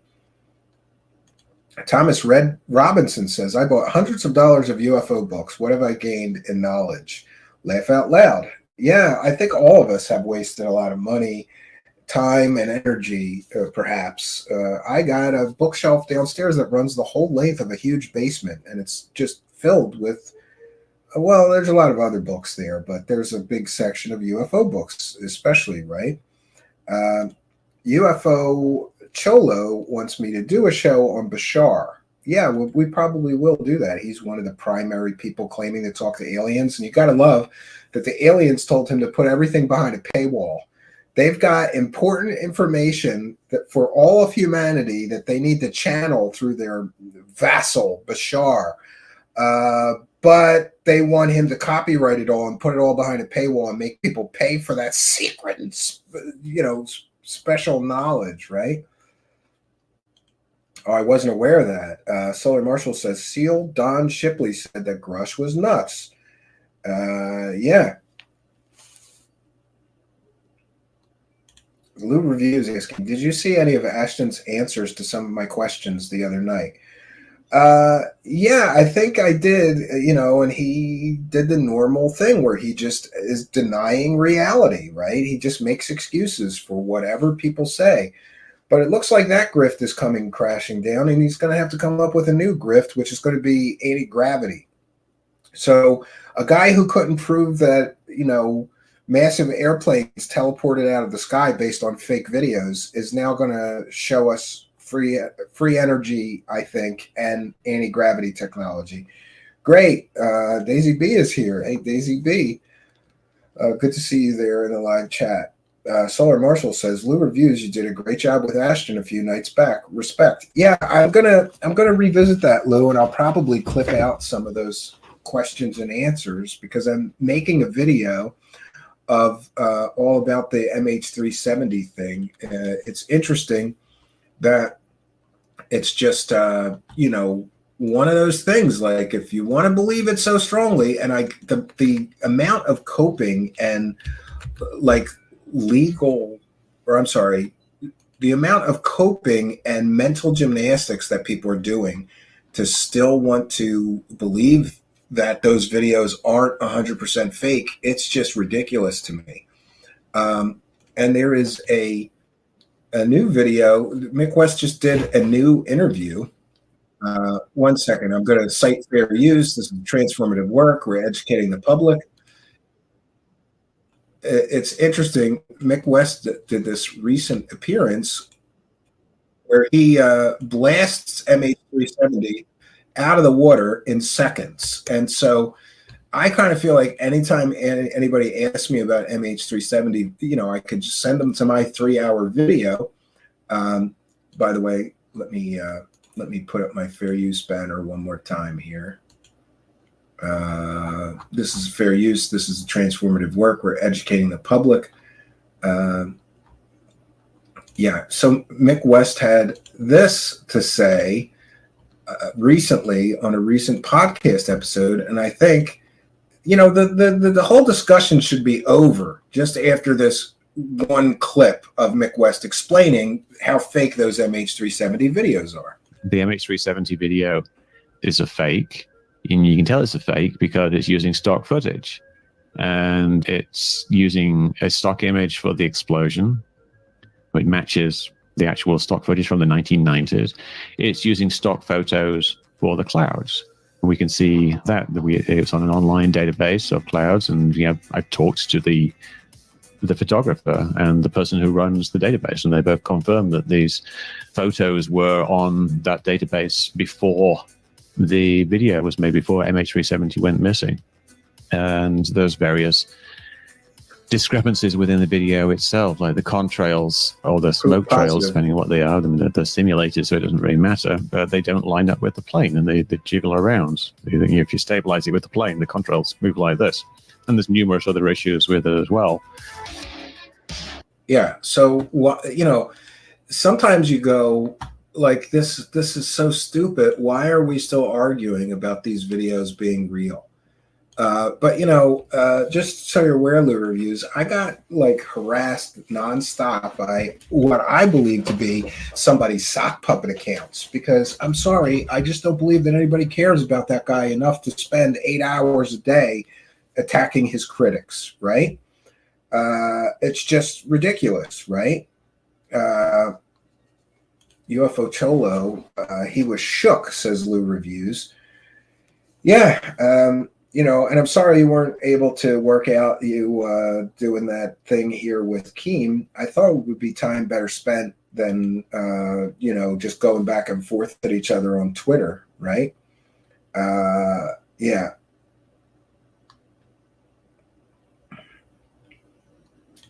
And by the way, Smith says Mick should make a game about faking UFO videos. Yeah, maybe if he turned to the dark side, he could make a ton of money doing that. And just so everybody's aware, I'm gonna talk about this other issue, which is somebody literally calling me the P word, saying that I'm a child predator because I said that those MH370 videos are fake, and here's why. And just so everybody is aware, when any UFO cult group gets backed against the wall and they have no argument for a debunk or whatever, that's what they do. They accuse you of being a child predator, a sex predator of children. And I have to say that this is perhaps the third or maybe fourth time that we have done a show exposing something to be completely and totally fake, and then people start coming at me, calling me the P word.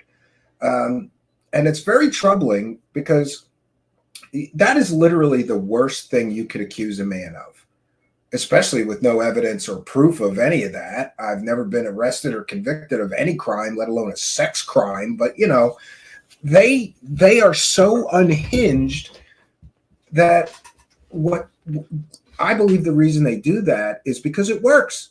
If you critically cover one of these delusional UFO fantasy boys and show that he's pushing complete and totally fake nonsense, they lose their minds, especially if it is so definitive that they really can't argue with your evidence. So then they begin to character assassinate. Let's just tell everybody this guy's a pedophile.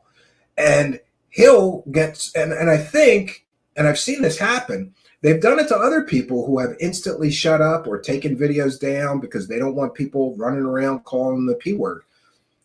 This isn't my first rodeo. The Billy Meyer sex cult did this to me. The TTSA fanboys did this to me. The Lou Elizondo fanboys did this to me, and others. So this is just another example of somebody throwing the P word at a good researcher or investigative journalist who is exposing their scams and their grifts. It's to me, it is an act of complete and total desperation if somebody has to go to those lengths to try to and that's, let's be clear, they're trying to silence or intimidate me into shutting up about those videos being fake. But hey, Ashton, I'm here to tell you, you can throw a P word at me or have your lunatic fringe followers do it. By the way, do you support or condone somebody doing that to somebody? Because, hey, there but for the grace of God go I. If Ashton does not immediately condemn people doing that to his critics, then people can do it to him, I guess. And that's okay, right? What's good for the goose is good for the gander. And by the way, just to be clear, I would never support or encourage or condone anybody to make claims like that about somebody, regardless of, you know, their position of being a skeptic, a believer, whatever. I would never support, encourage, or condone that. I condemn that kind of thing. It's absolutely evil that somebody would start throwing the P word at a married man that has children with no evidence, no proof, no court documents, no arrest records, nothing. Just declaration. You're a P word now. Why? Because you said videos are fake that we think shows an airplane with 239 people aboard it teleporting into another dimension by aliens or secret government technology or whatever other nonsense they want to push. It's not going to work. It didn't work when the Billy Meyer cult did it to me. By the way, I'm sure that was Mikey Horn. Talk about unhinged. It didn't work when the TTSA fanboy crew did it to me.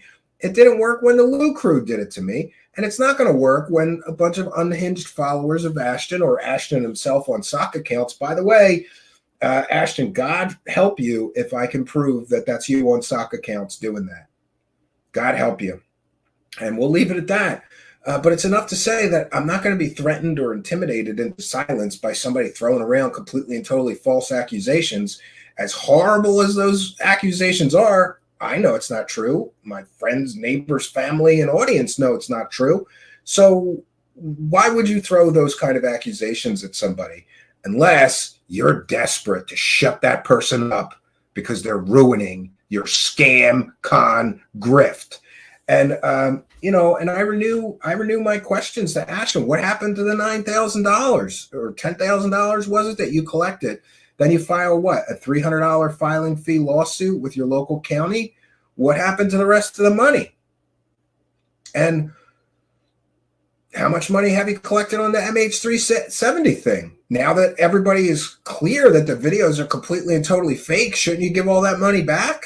You should just keep money that you made pushing completely and totally fake conspiracy theories based on fake videos. but it is what it is. And some things never change, but we've seen this. I have seen this multiple times. And quite honestly, when I saw the Ashton idiots doing this, I knew that we had already won. They have nothing. When they start throwing that shit around, they've got nothing left but that. Jewel Chicky Arlene is here and says, I wish making that false claim was a criminal offense. It should be because it destroys people's lives. Yeah. And Patty says, terrible to say those things. Yeah. I have the screenshots to prove it. And isn't it interesting that the person that made those accusations against me does nothing but attack Ashton's critics all day long on Twitter? Is that a coincidence? Right? Smith said, why would anyone care what he thinks about UFOs anyway, when he's only talked about one case 6 years late? Yeah, I mean, I can't agree with you, you know? I can't agree. I agree that nobody should care. Alien Girl will be only a Skyfire member I like. Maybe she will destroy it. Oh, God, she's working for them too now? No offense, but that girl's dumb as rocks, Bobby Broadway. Nice girl, not very bright, right? I didn't hear that she was working for them. And by the way, I'm trying to remain neutral on Skyfire and on the whole Keem thing. You know, I thought it would be a good thing. You know, at the very least, I could pull clips from them, so I kind of like them being there. But I do see that they're posting stuff that is just completely, totally fake. Like, who cares? Like, oh, Richard Doty. Here's what Richard Doty said about all these alien races on Earth. Great. So now we're posting stuff from a known government disinformation agent, paid, admitted government disinformation agent. Okay. You know, but I'm trying to remain neutral. I try to see the good in people, but you know, I understand the criticism as well, but I will renew my desire to stay neutral and try to not take sides. We'll see how they do going forward. Truthers versus Grifters MMA brawl at the Coliseum. Get your tickets now. Yeah. How did he get Alex Jones to have him on? That was nuts. Well, you know, conspiracy is popular, right? So if you've got one and somebody like Alex Jones can make a segment out of it, they're going to. My question for you, do you think that people are going to hate even more with the truth coming out? Yeah, I think these next couple of months are going to be pivotal because essentially what we're going to have is mad disclosure. We're going to have a lot of, that's why I titled tonight's show Mad Disclosure. We're going to have a lot of mad disclosure people. Because when they realize that these UFO celebrity clowns have been bluffing and lying about having evidence they never had for how long now, almost a year, they're going to be upset. And it's the same kind of thing that happened once it became incredibly clear that TTSA was a scam. Everybody jumped from the ship, pissed off at TTSA because they got fooled. Nobody likes getting fooled, right? That's why a lot of scams are not even reported. People don't want to admit that they got scammed. Smith says Doty attempted a Hitler mustache in the 2000s. You got to respect the man. Oh God. They'll be mad because the money will dry up. Yes. So we're going to have mad disclosure, and there's going to be a battle for what little UFO disclosure money will be left. You see, these guys bluff so big that when this all comes crashing down in this Arrow report and other things, it's going to be a problem, right? Yeah, this shirt says, "Don't sue me, bro." For those asking, it's available in our merchandise store. That's another common tactic. People threaten either people call me the P word, or they threaten to sue me for defamation. But we all know that the very best defense against a defamation case is to tell that you were telling the truth, and you did it without malice. We do our due diligence here, and generally we have an 8-year track record of accurate reporting here. So though many people have made threats, nobody's actually filed an actual suit. I've gotten a lot of what you would call angry lawyer letters, these cease and desist, you better stop talking about my client or we're going to sue you. I wipe my ass with them and I keep rolling on doing what we're doing here because we know that we're accurately reporting. And the last thing, people aren't aware of this, but if you sue somebody, even in civil court, you're giving them subpoena rights. of everything in your life. So if somebody were to do that to me, then I get subpoena rights. That means I could subpoena things. So, for example, if somebody sued me, I could subpoena all their emails. I could subpoena all their text messages, phone call records, whatever. They don't want to give me subpoena rights. That would be very, very stupid idea for them, right?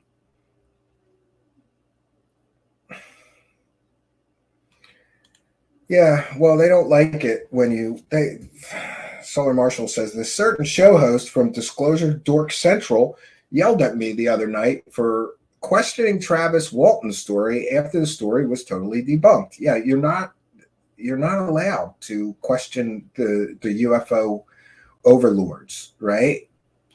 Those are their heroes, and there's so much hero worship that you're not even allowed to be critical, which is really the hallmark of a cult. If you think about it, that's kind of what a cult does, right? Yeah. All right. Well, yeah, and I'm sure somebody's going to ask. So Solar Marshall and I had a disagreement, and we're just over it. So like he overreacted, maybe I did too, or whatever. He's been at our shows since the very beginning. He's always welcome here. He apologized if I think I did too. So we're good, and we just move along here. Is Walton still around? Yeah, he's still working UFO conventions, right? He's still working UFO conventions. So, yes, he's still around. The grift is still alive. JD, go ahead and ask your question. Put it in all capital letters, but we're going to be getting out of here, right?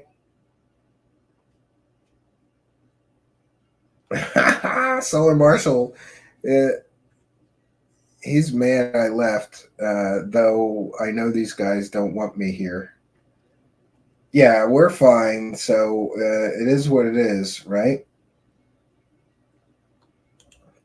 Steven, you said 2 episodes that some new AI software that would come out and change the game. What's it called? It's from OpenAI. What is it? Soar? It was nonstop on my. I think it's called SOAR, SOR, new AI video technology. And it's SORA, maybe? Yeah, it's really.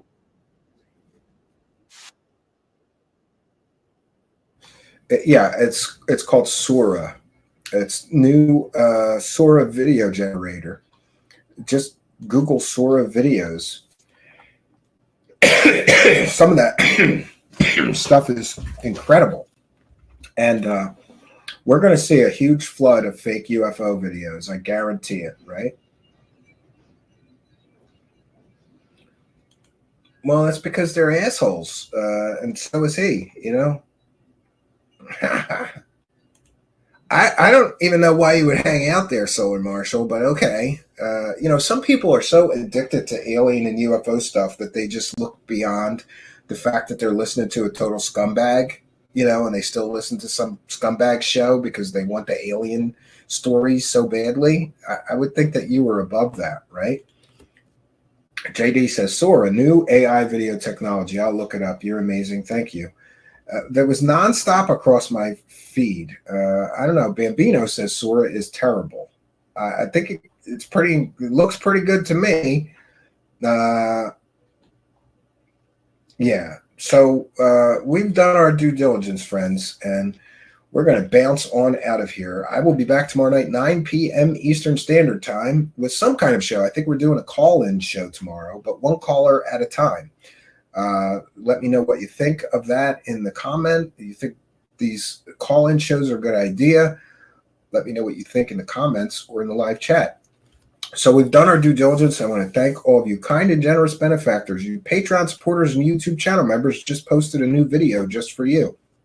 We want to thank all of you super chatters, super sticker people, and PayPal pledgers. We'll take a moment to check in with the PayPal. For those unaware, we read every single PayPal pledge. We read every single super chat. So be sure to get those in. We want to thank Maria for a kind and generous $50 PayPal pledge. Says the shows lately have been very good. Keep them coming. We'll do that. Thank you, Maria, for your kindness, generosity, and support. We'll take a moment to thank you for helping us to praise the cash. Praise the cash, praise the cash, praise the cash. And I will check back in. There's one more that we forgot about. High Speed Chase with another kind and generous $5 super chat says, for the Dragon Capsule. Well, thank you for your kindness, generosity, and support, and thanks for being a member. Thanks for helping us to praise the cash, praise the cash, praise the cash. All right. I have a bunch of stuff to do this evening, and for those that asked, I did forget to post the last show's audio podcast version, but I posted it today, so we're all up to date except for this very episode, which will be posted tomorrow. Follow me on Twitter at Stephen Cambion to keep up with the latest. You can follow me on Facebook as well, or on the Truth Seekers Facebook page. Also follow us on Instagram at Truth Seeker Show. And let me know what you think of these new shorts. Everybody asked me for the shorts. It seems like some of them, it's hit or miss. Some of them get great views, and then some of them nobody watches. I'm not sure why that is. We're still trying to figure it out, but let us know what you think of the new shorts section. It's available from our main YouTube page. And by the way, if you are listening in the audio podcast, we love and appreciate you, but you're missing all the fun. We tape these podcast episodes live on YouTube with video feeds. So go on over to youtube.com, click the little magnifying glass, the search bar, put Truth Seekers, one word in that search. And the first thing that pops up should be me, the strange guy with sunglasses. Go there, smash the subscribe button, hit that notification bell, and you too will know when we're doing a live taping for the podcast. Come and be a part of the show. You are most welcome. So that's all we got for you, friends. I'll be back tomorrow night, 9 p.m. Eastern Standard Time. Hope you'll be here with me. Until next time, friends, my name is Stephen Cambion. Good night, and God bless all of you.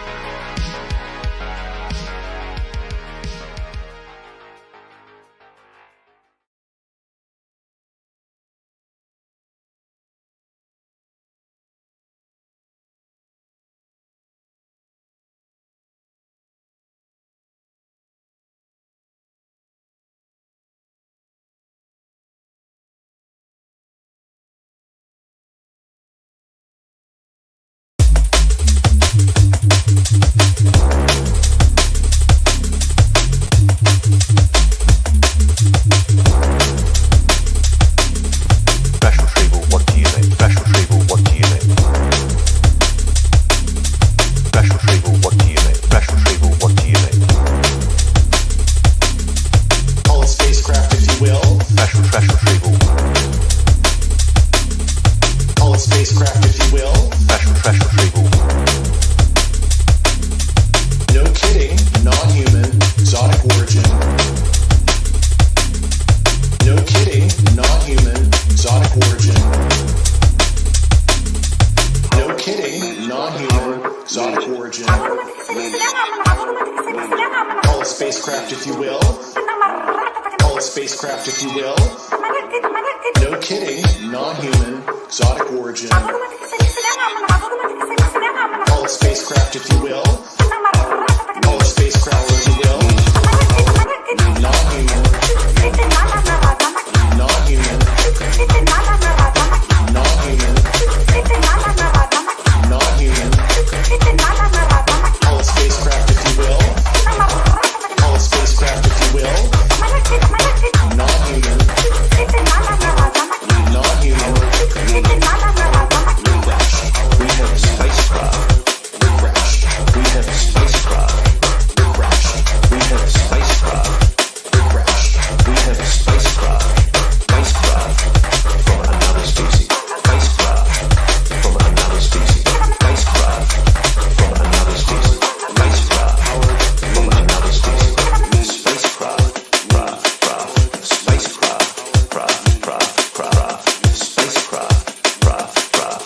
Spacecraft.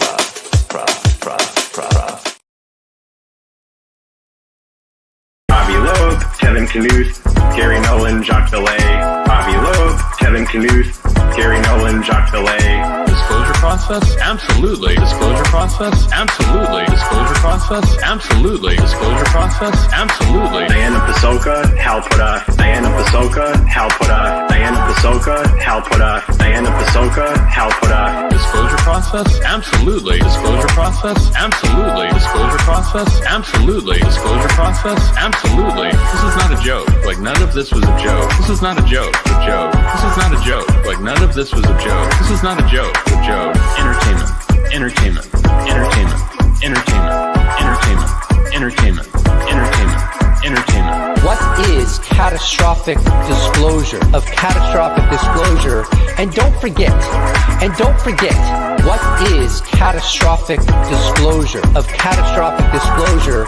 And don't forget, Controlled disclosure of catastrophic, controlled disclosure of catastrophic, controlled disclosure of catastrophic, controlled disclosure of catastrophic, controlled disclosure of catastrophic, controlled disclosure of catastrophic, controlled disclosure of catastrophic, controlled disclosure of catastrophic, societal disruption, catastrophic disclosure catastrophic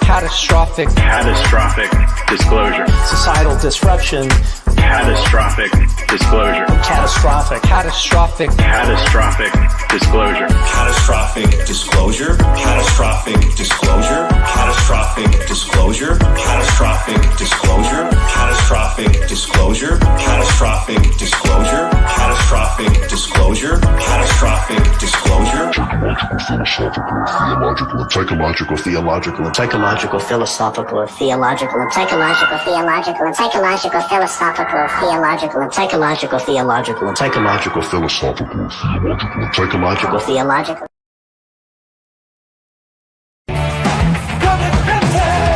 Truth seekers, seeking the truth.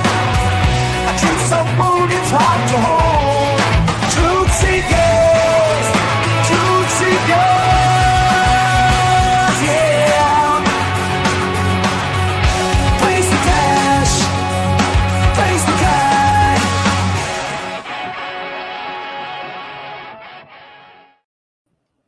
Greetings and salutations, friends, and welcome back. And what a day to not be a member of a UFO cult.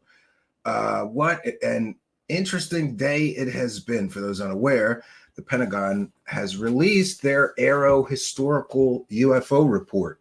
And the news is not good for the UFO Grift Con Squad. And what we're seeing is quite possibly catastrophic disclosure, but not the catastrophic disclosure that some people were expecting.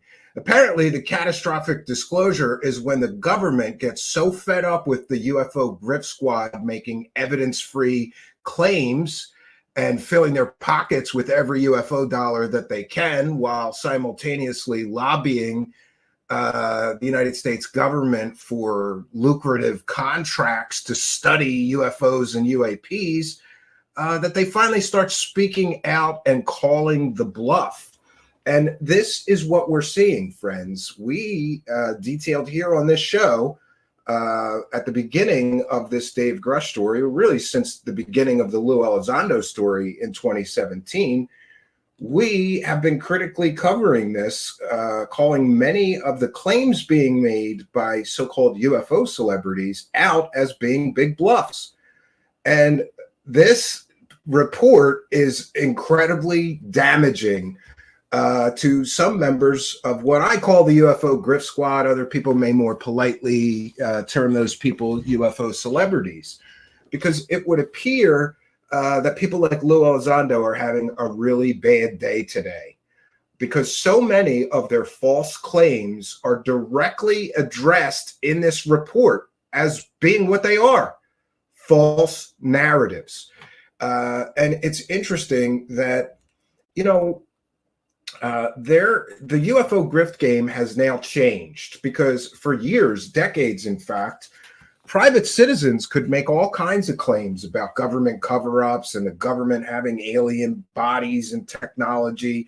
And by and large, the government did not comment on those claims being made by private citizens. But what has happened with the UFO grift squad, people like Lou Elizondo and David Grush and Gary Nolan and all of these other people, Christopher Mellon, pushing this all the way to Congress. They wanted Congress to investigate their belief system that is largely evidence-free and faith-based, that the United States government is, in fact, in possession of alien technology, alien spacecraft, even alien bodies. They bluffed too far. Maybe they should have left the government and Congress out of it. After all, does anybody remember the Bob Lazar story when it first broke? Yes, I have been following these strange and esoteric topics since at least then, 1989.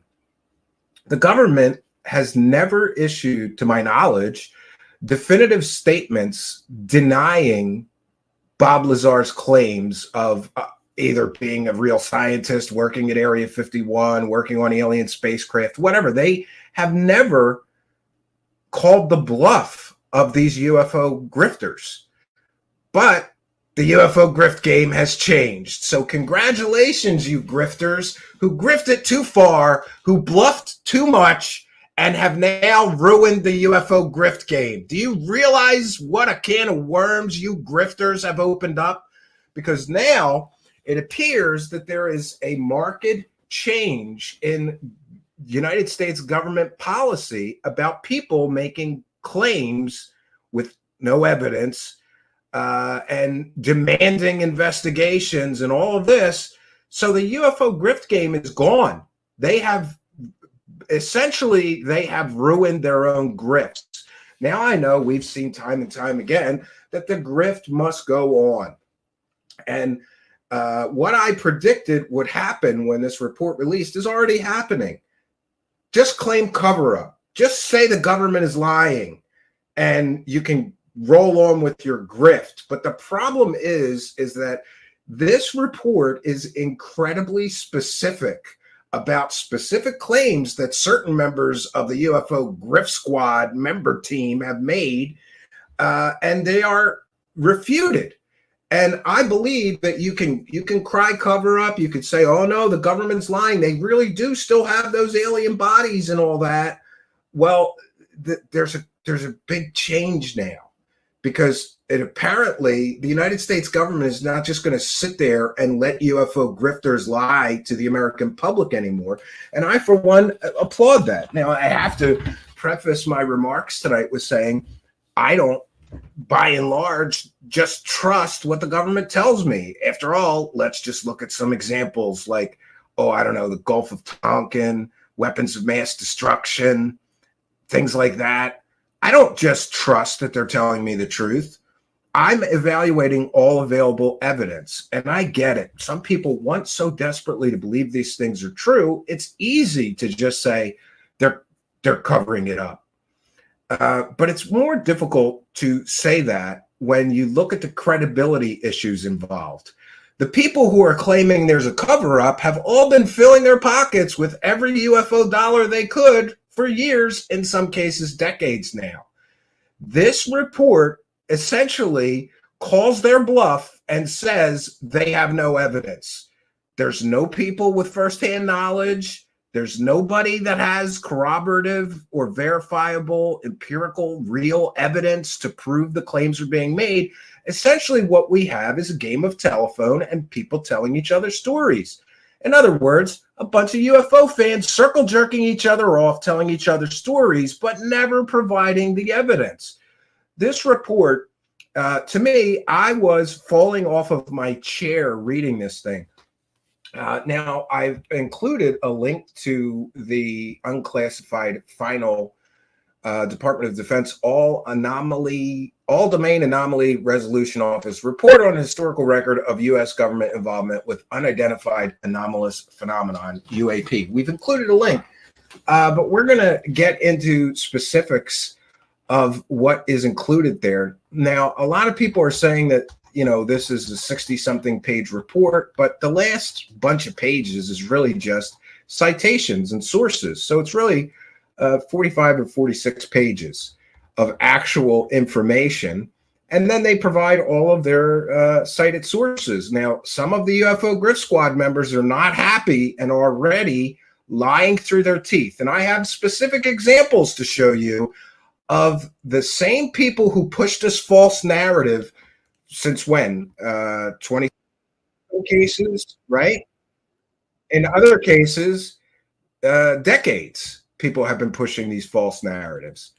But interestingly, the government has finally had enough, it would seem, and started to push back against this.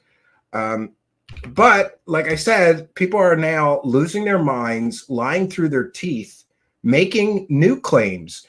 And here's one of the hallmarks of the UFO con squad grift scumbags like Ross Coulthart. Yeah, that's right. I call Ross Coulthart a scumbag.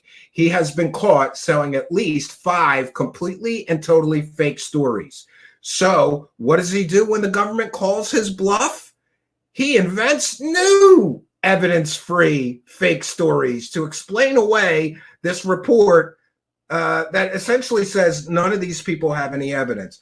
And it's also interesting to point out that the reporting of Stephen Greenstreet from the New York Post seems to be 100% accurate.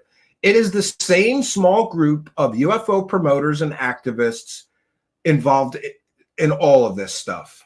And some of the people that David Grush was getting his information from were interviewed by Arrow and found that they had no evidence. So interesting. We're going to get into all of this, but we're going to begin tonight. I'm going to share my fair use banner. We're going to begin tonight with the muddying the waters bullshit defenses of scumbag disgraced journalist Ross Coulthart. And by the way, I know scumbag is a very strong word, but Ross Coulthart essentially accused members of British Parliament of being child predators with no evidence. That's something that a scumbag disgraced journalist would do. So right off the bat, Coulthart comes out with new conspiracy. Here's how you can spot when somebody's full of shit. When they pushed one conspiracy theory that gets completely debunked as a false conspiracy theory, and then they immediately and instantly create new conspiracy theories to explain away the debunking of their first set of conspiracy theories. We've seen it happen. Happens all the time in UFO land. You get caught, just claim cover up and Men in Black, right? But I'm going to put my fair use banner up, and we're going to listen to ridiculous, nonsensical, disgraced journalist Ross Coulthart. Oh, and by the way, I just want to say Ross Coulthart has been caught selling at least 5 completely and totally fake stories in recent years. Or is it 4 or 5? Who cares? It's 4 or 5. So, you know, the fact that he's pushing the Grush story and he's been caught selling so many other completely and totally evidence-free fake stories should be a red flag that the Grush story may not be true.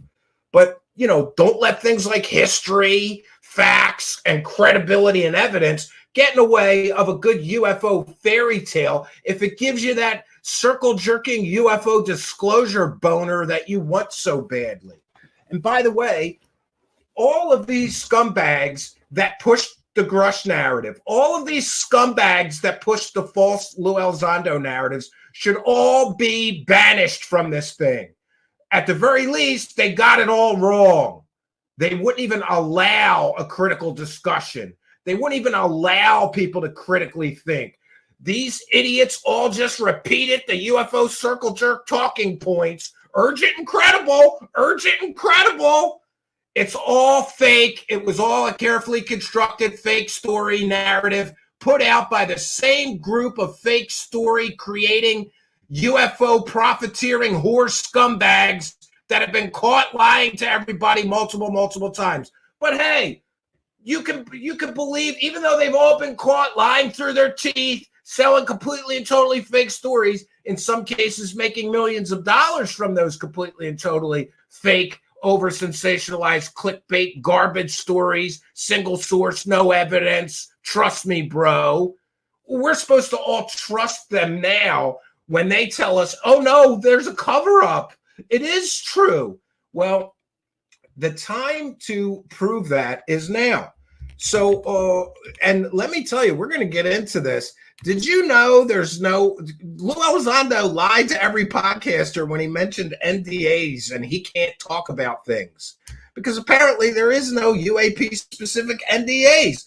So the whole time, he's just using fake NDAs as an excuse for why he can't provide evidence or details, claiming things are classified when he had no. Apparently there is no specific UAP NDA.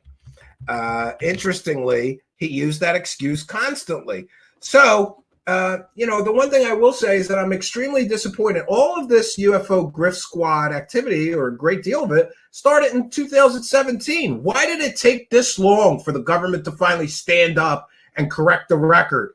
And oh boy, did they in this report, correcting the record. Lou Elizondo never ran any official UFO program. It was a hobby, an activity that he did in his spare time. Awesome.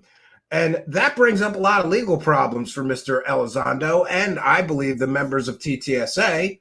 But, we'll see. There's supposed to be an SEC investigation into that. We'll see where that goes. We'll report on that if I find out more information. So we're going to begin with Ross Coulthart crying and making new conspiracy theories to cover why it's being revealed that Dave Grush has no evidence. And this will be, what will this be? The sixth fake story, evidence-free, single source fake story, trust me, bro story from Ross Coulthart in recent years. I get it if you're a fan of this stuff and you really want to believe it.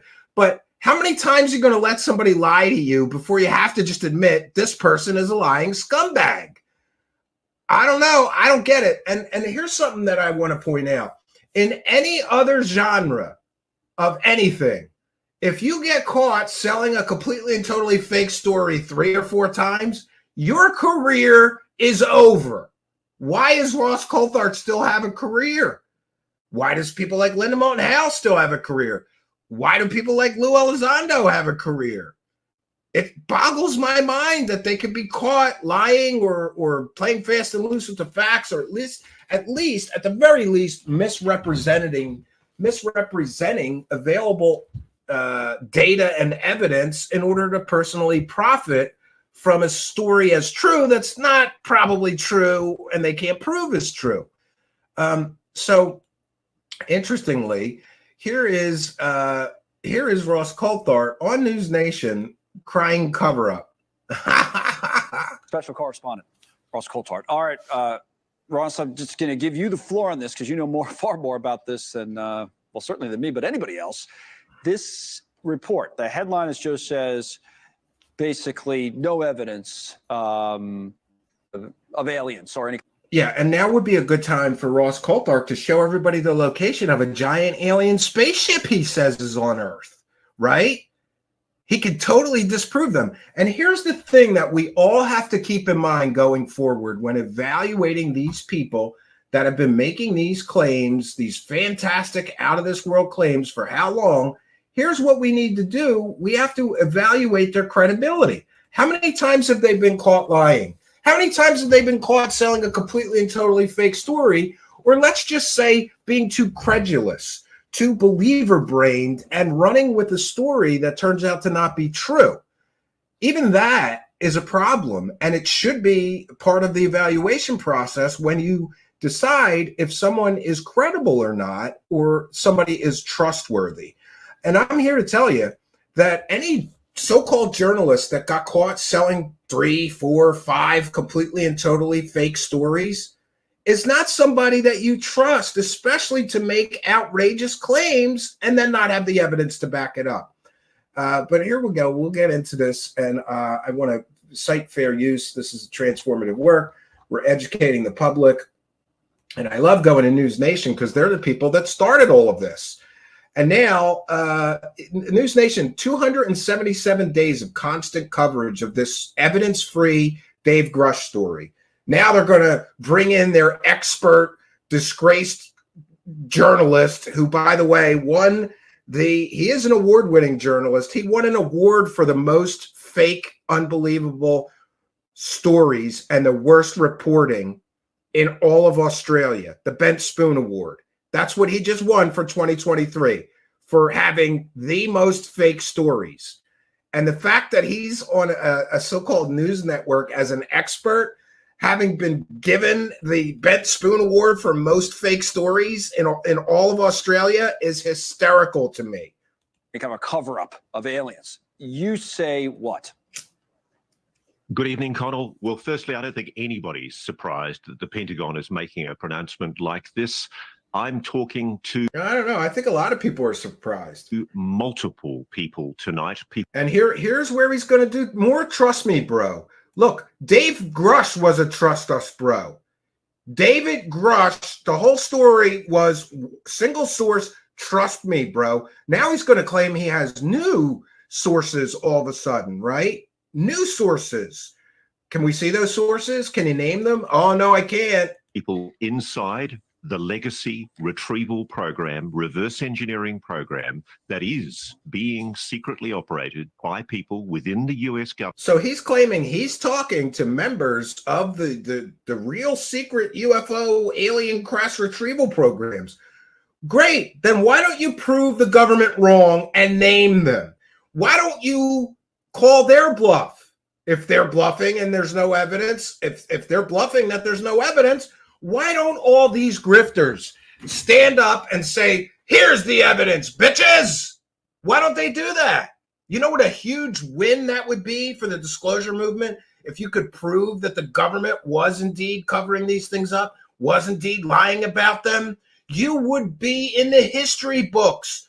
You would have more movie and book deals and TV show deals than any UFO person ever in the history of this entire movement. But you can't do that, right? This is another bluff. Remember, this man once bluffed that he had conclusive proof of alien technology, all confirmed by this man.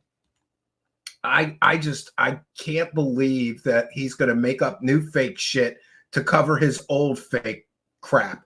And here we've got everybody doubling down now. Lou Elizondo is going to double down. No, I really was the director of a fake Pentagon program. No, I really was. I really was in the land of make-believe. Government and private aerospace who hoot with laughter at this feeble attempt by the Pentagon to try and stop the issue being discussed any further. We know for... And you've got to love that while they're interviewing Ross Coulthart, they're playing a debunked video of balloons, right? And Ross Coulthart is going to cry and complain that there's a cover-up while he's on television next to a fake UFO video. You got to love it. A fact that the Inspector General of the intelligence community, that is the oversight body. Here's where he lies. He's about to tell some big porkies here. For the intelligence community, separately from the Pentagon, has made a determination that David Grush's complaints are credible. And his complaints of reprisal, not his alien claims. And Ross Coulthart, you understand language. You understand that when you can't do this. He's conflating two different things. The urgent and credible lie is being used to claim that the Inspector General of the intelligence community found David Grush's alien and UFO claims urgent and credible. That is a complete and total lie. So, hey, Mr. Bluff, get me an on-the-record statement from the intelligence community Inspector General co-signing Dave Grush's alien and UFO claims as urgent and credible, or saying that his claims are true, because he's going to say that here now, too. He's completely and totally lying through his teeth to cover up yet another 100% evidence-free fake story that he got caught pushing for this whole year. It's wonderful.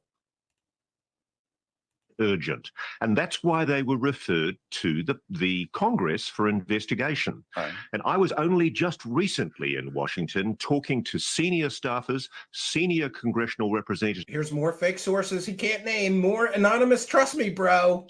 And senior senators. And by golly, they are not letting go of this just because the Pentagon makes a pronouncement that it's not true. And by the way, he could certainly name the senators he was meeting with who said this.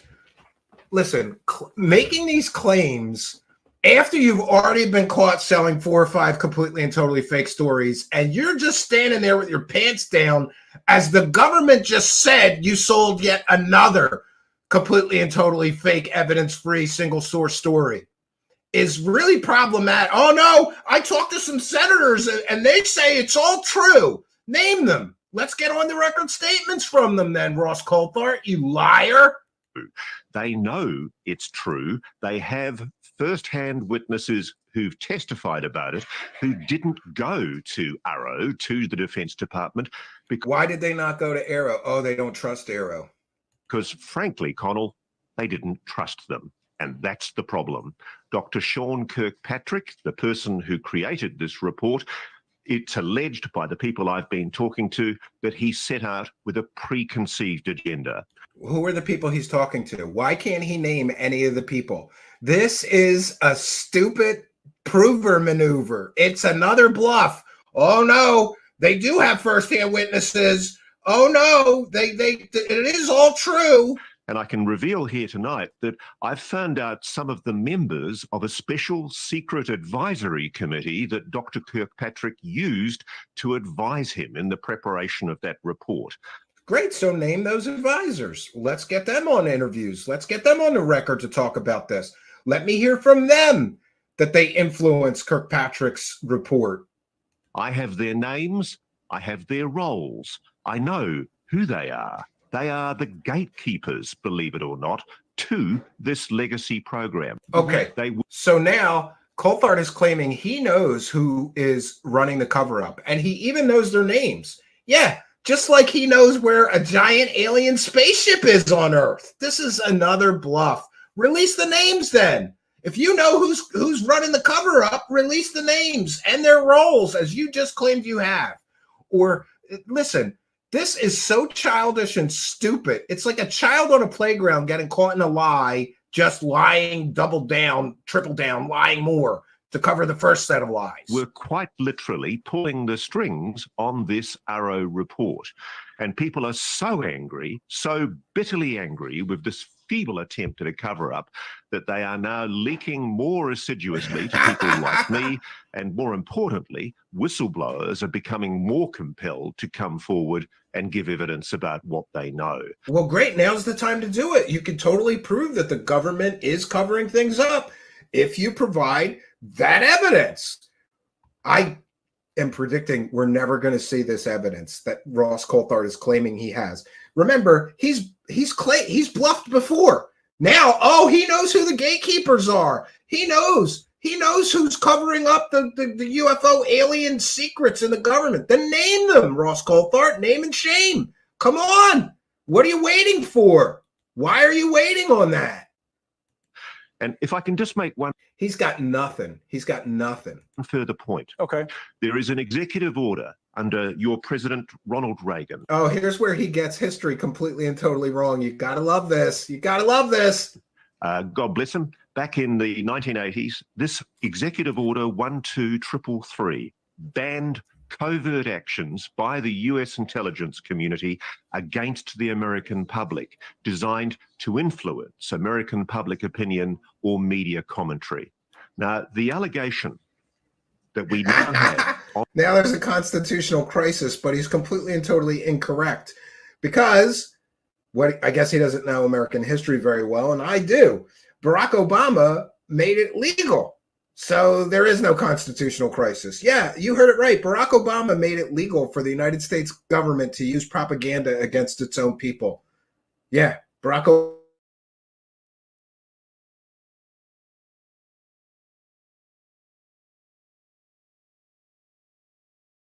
Constitutional crisis, separate arms of government. Oh, now listen very carefully. He's going to say that the Intelligence Community Inspector General is saying that Grush's claims are true. You have the ICIG, the Intelligence Community Inspector General, saying it's true. Yeah. And you've got no comment right now from the Director of National Intelligence. And you've got the Pentagon claiming it's not true. So there we have it. Ross Coulthard is now claiming that the Intelligence Community Inspector General is saying that David Grush's alien and UFO claims are true. Can we see an on the record quote? Can we see where you got that information from? This clown we just caught him. He just completely and totally lied through his teeth. Nowhere did the Intelligence Community Inspector General say that David Grush's alien or UFO claims are true. He also didn't say that his alien or UFO claims are either urgent or credible. That was in reference to his claims of retaliation, waste, fraud, and abuse. So, there's a game being played here, and someone is deceiving you. And yes, I'm here to tell you there is a cover-up. There is definitely a cover-up. And here's what's being covered up. These UFO profiteering scumbag grifters have been bluffing, having evidence they did not have. How many times has Ross Coulthard been caught bluffing evidence? Remember, he claimed and bluffed, 100% bluffed, that he had, quote, conclusive proof of alien technology, all confirmed by this man. Then you cut to a shot of Michio Kaku. Michio Kaku didn't confirm shit. That was a bluff, right?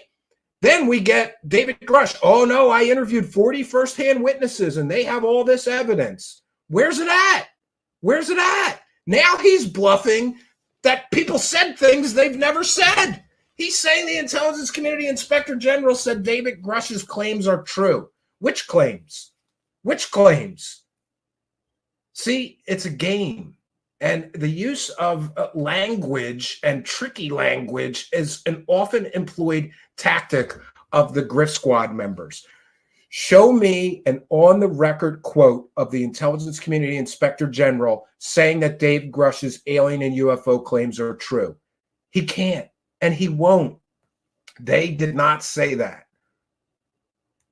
So who's lying? What about the evidence of the program, the reverse engineering program I'm talking about? Because the way they phrased it in their description from the Pentagon was that there was no verifiable evidence for claims the U.S. government and private companies have access to or have been reverse engineering extraterrestrial technology. So they say there's no verifiable evidence. Is there? The word is verifiable. Right. And the issue is, did Arrow have the will and the powers to actually kick the doors in and go? Yes, they mentioned in the report that they had full access to everything they needed. So that's another lie from the Grift Squad that goes out the window after today. Oh, they don't have Title VII authority. Yeah, they did.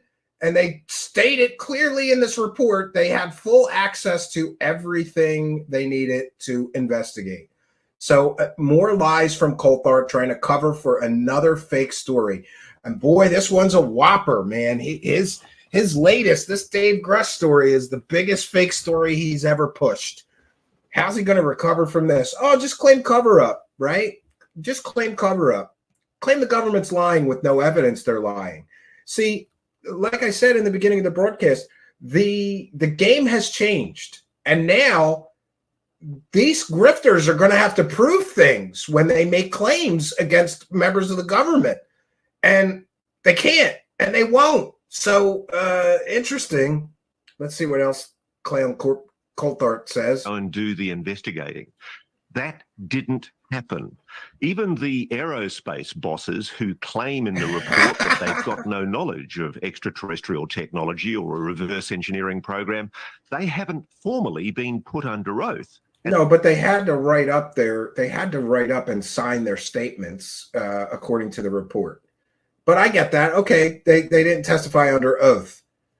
Testifying under oath doesn't really mean anything. How many times have we seen people testify to Congress under oath and be proven 100% to be lying? The Raelian UFO cult lied straight to Congress's face. And yes, legislation was passed based on their testimony, even though it was completely and totally false testimony, right? And what about the mass surveillance, right? Members of the government sat there with a straight face and lied to members of Congress. Were they prosecuted? No. And asked to testify under the oath that would make them commit perjury if they were lying. There's been no attempt proactively by ARROW, because they don't have the power to do this, to go into these facilities, the addresses of which, the locations of which were given to them by David Grush and other witnesses. They haven't made those inquiries. So frankly, Connell... Well, that'll be interesting then, because also, you know, at some point, you then call the government's bluff. If the government is calling your bluff saying this is all fake, then why don't you call the government's bluff and say, here's the evidence, bitches? It's always this cat and mouse game. There's always some reason or excuse for why they can't show the evidence. Oh, no, Dave Grush gave them the names and the locations, and they didn't look into it. The report's pretty thorough, and ARROW interviewed many of the same people that Grush claimed to have interviewed. Well, right. I'm sorry to be rude to the Pentagon, but they're a complete joke on this. So what now? And I think they Yeah, a guy who keeps getting caught selling completely and totally fake stories, calling distinguished scientists who've never been caught selling fake stories a joke, is a joke. The ridicule. A lot of this is going to fall to the Congress. There are moves afoot in the Congress for more public hearings. I mean, yeah, let's have more wackadoos like Burchett and Anna Paulina Luna and others waste more time and resources on UFO grifters story time. In as recently as this week, we've had a situation where allegations made by Representative Matt Gaetz from Florida have been borne out by an FOI request. And believe it or not, the military is continuing to try to suppress a video of an unidentified anomalous object. Yep, show a Corbell fake video again. That was seen hovering over the Florida coast by a US Air Force pilot.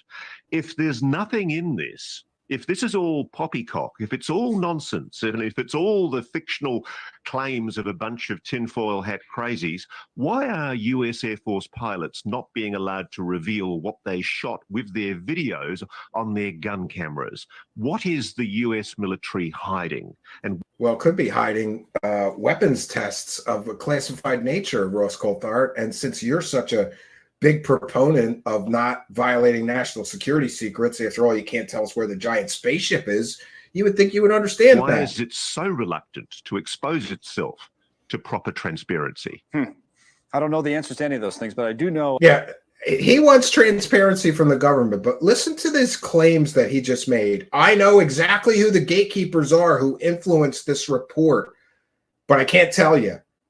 I know where a giant spaceship is on Earth, but I can't tell you. I know where the names and locations of these UFO crash retrieval programs are, but I can't tell you. He wants transparency from the government, but he has no transparency and is just able to make up whatever ridiculous claims he wants to make up, right? Oh, I hear he's starting a new podcast. And what's the guy's name? What's his partner? Bruce, Zabel? Oh, no more need to know? Yeah, I guess Bryce Abel had enough of people questioning, selling fake stories and pushing false narratives. Is he quitting on you? And you're starting your own podcast by yourself? Oh, poor Coulthard. You don't have, did you lose your Grift Squad partner? Oh, I enjoy any segment that includes the term poppycock. So thank you, Ross. It's good to see you. We'll stay on this, obviously. Good to talk to you, too. All right. So there's that, friends. I'm going to take a moment to recognize and welcome in the live chat. If you're chatting on our Rumble chat, Twitch chat, our Facebook live feeds, our Twitter live feed, our Instagram feed, or our YouTube feed, welcome one and all. 1 second here.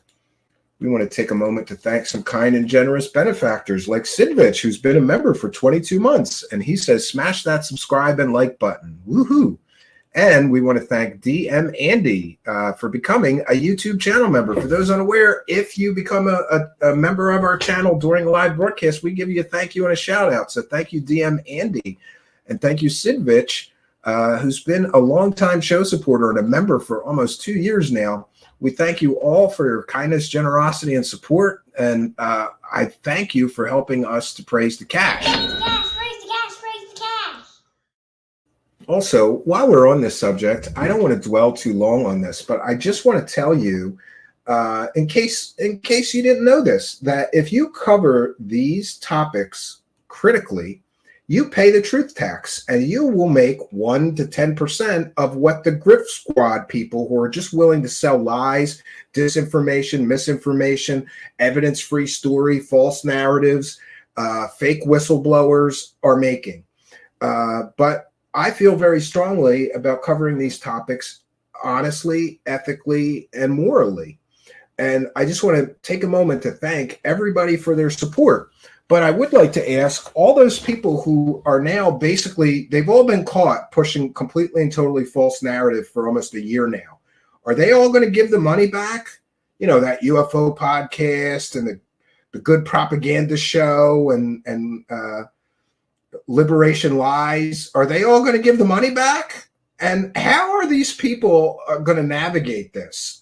I predict a lot of claims of cover-up. Just that's the only play they have. No, just say it's all still true and there's a cover-up, even though they can't prove it, right? It's great.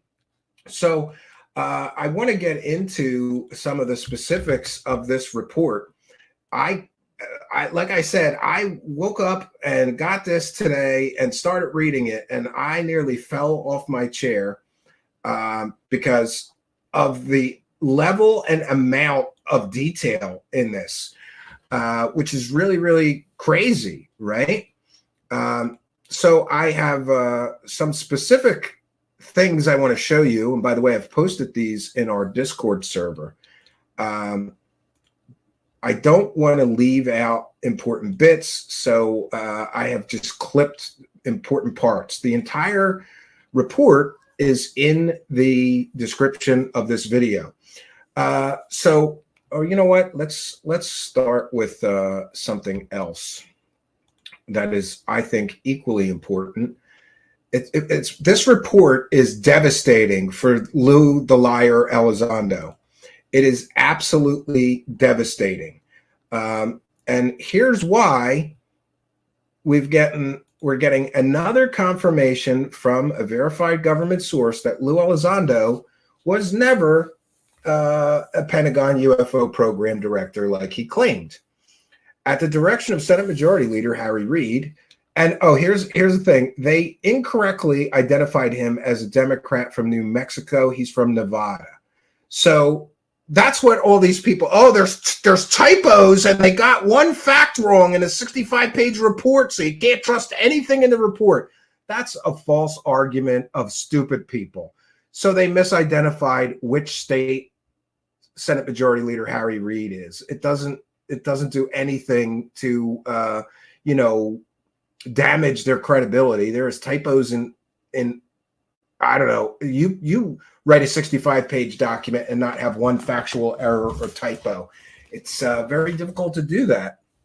I remember when I was in corporate America, I had to have, for important big money clients, I had to have any emails or anything proofread twice because the company that I worked for was very sensitive that there not be typos or, I don't know if they didn't get somebody to proofread this, but anyway, the Defense Appropriation Act of fiscal years 2000 and 2010 appropriated $22 million for the DIA to assess long-term and over-the-horizon foreign advanced aerospace threats to the United States. In coordination with the Office of Undersecretary of Defense for Intelligence, DIA established OSAP in 2009, which was also known as ATIP. The contract for this DIA-managed program was awarded to a private sector organization. Note on program names, the name OSAP and ATIP have been used interchangeably for the name of this program, including an official documentation. Unlike OSAP, ATIP was never an official DoD program.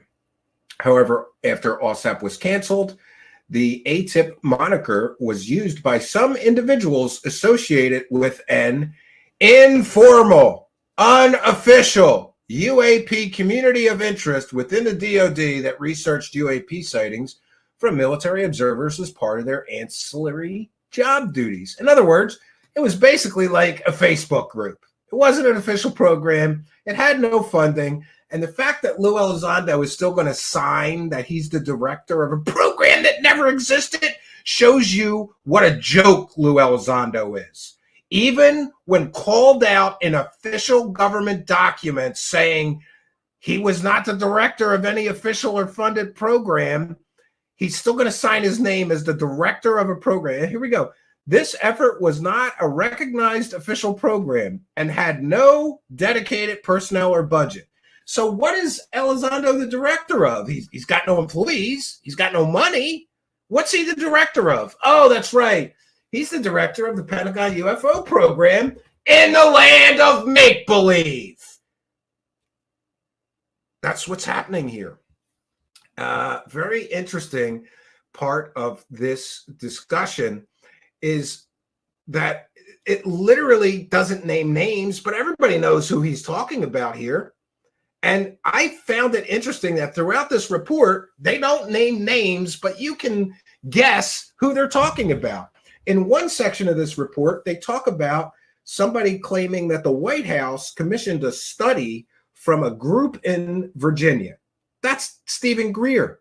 And given that Stephen Greer has claimed to brief presidents, Vladimir Putin, he briefed Trump, he briefed every sitting U.S. president since Ronald Reagan.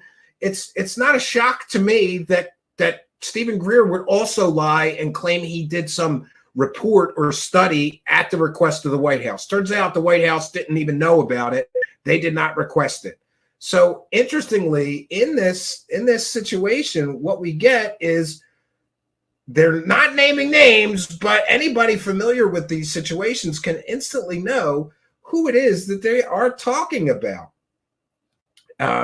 More bad news for Mr. Grush and for Lou Elizondo.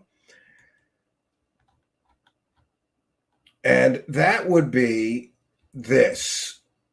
Remember TTSA telling people that they had spaceship parts, or they might be spaceship parts? Arts Parts is now and will forever be a hoax. And that hoax is specifically addressed in this Arrow report. Sample of alleged alien spacecraft is an ordinary terrestrial metal alloy. Arrow learned through an interviewee that a private sector organization claimed to have in its possession material from an extraterrestrial craft recovered from a crash at an unknown location from the 1940s or 1950s.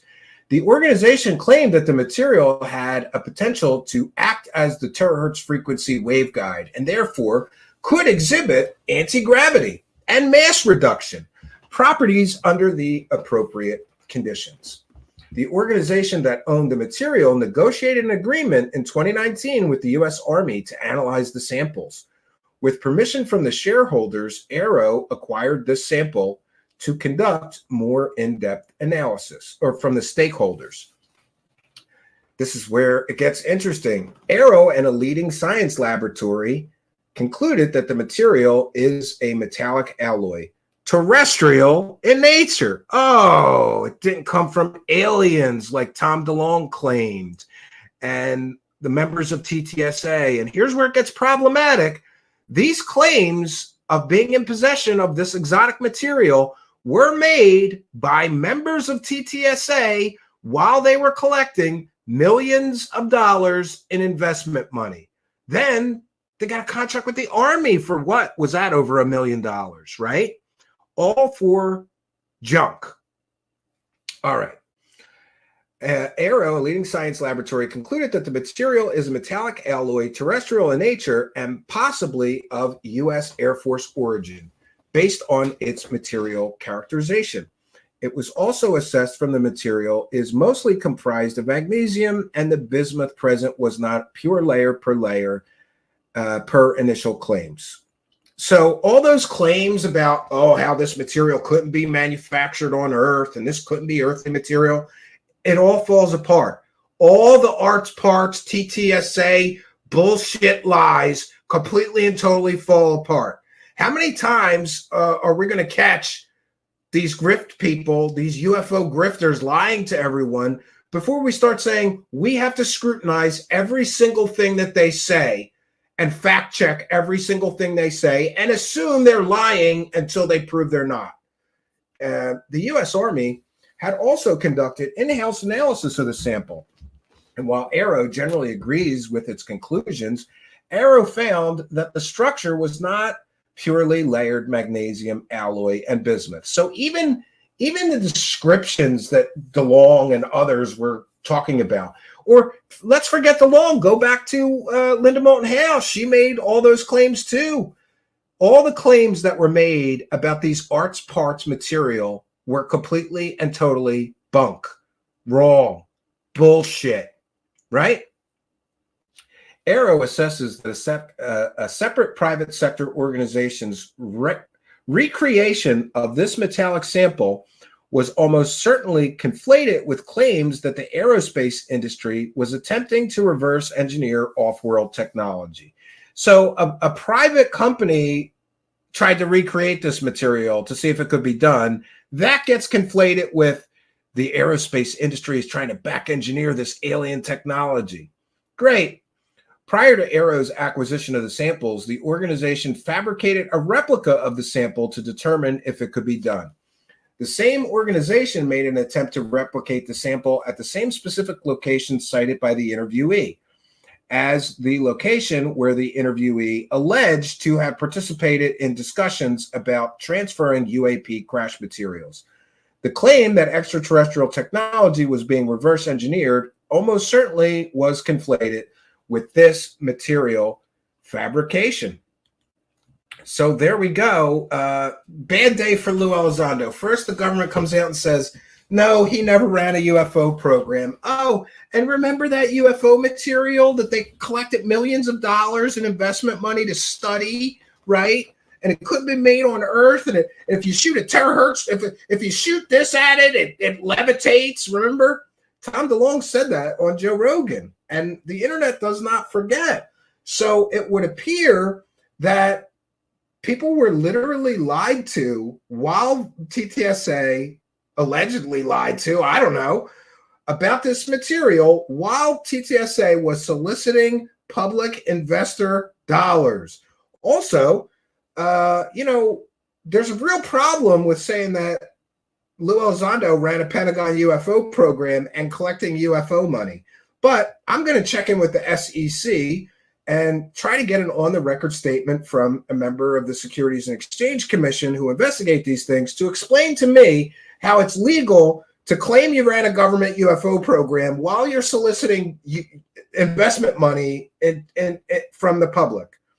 I posted, people posted on my Twitter, somebody posted something about, now's the time to sue and get your money back, because this is proof positive that TTSA basically misled and misrepresented Mr. Elizondo's role in the Pentagon while they were soliciting investor money. And here, I'm going to share some of the comments. People are not happy. Maybe this is one of the investors. Who knows? When you have no evidence, blame Aero and Wikipedia. This person says, So it was just Lou at his desk LARPing as a UFO program boss. Yes, it was just Lou at his desk, live action role playing as a UFO program boss. If you invested in TTSA, this is the time you sue him. This is the proof you need to recover your funds for the investor fraud. It's a very clear case now. Lou is done. And that's somebody's opinion. We're just sharing it here. I'm not making claims or accusations, but I did share this, often referred to as the Truth in Securities Law. The Securities Act of 1933 has two basic objectives: require that investors receive financial and other significant information concerning securities being offered for public sale, and prohibit deceit, misrepresentations, and other fraud in the sale of securities. So, big can of worms is being opened here. I don't know how anybody can say that TTSA did not misrepresent Lou Elizondo's resume in order to sell people stock. I don't know how anybody could say that they did not deceive people claiming that they were going to build a spaceship while soliciting investor money.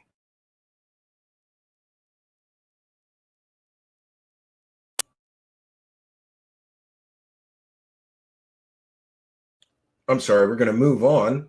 We've got plenty of other things to cover here. So I'm just going to share this from The Average Chris because I was too lazy to make these screenshots myself. Thank you, The Average Chris, for sharing them for me. This is a real problem. The Average Chris says, life sucks when you get exposed for the fraud you are, especially when it's your former employer. And this I can't agree strongly enough with. Also, if you're going through Matt Ford to make a statement, that shows how irrelevant you truly are.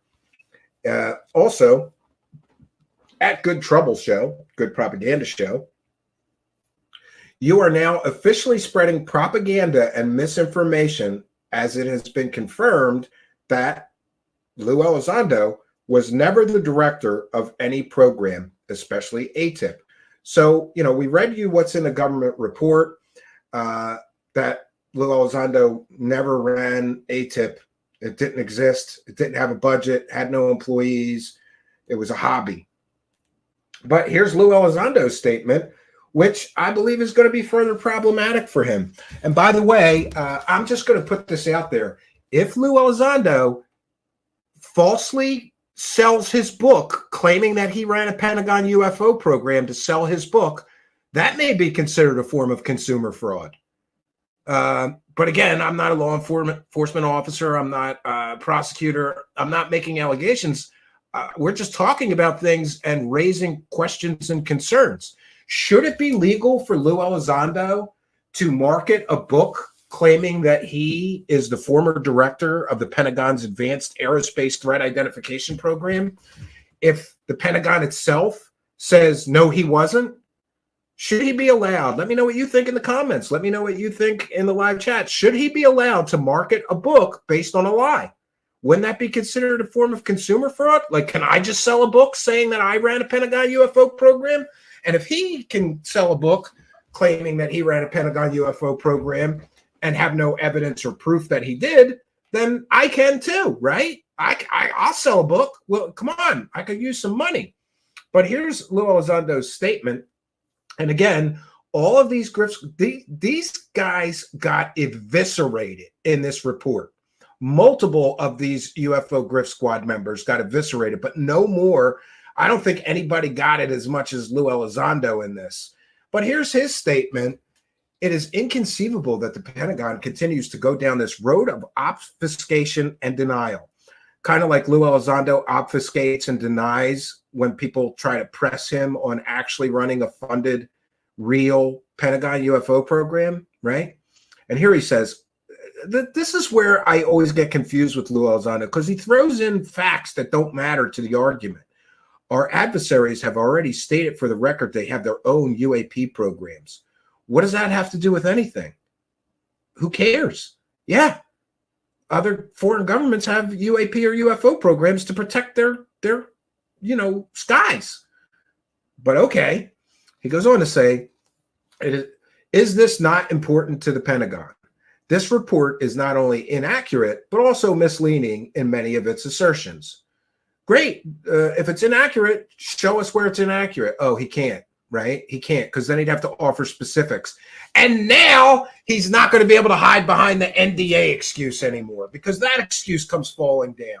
Same for Grush. You can't say NDAs. You can't say, oh, I can't tell you.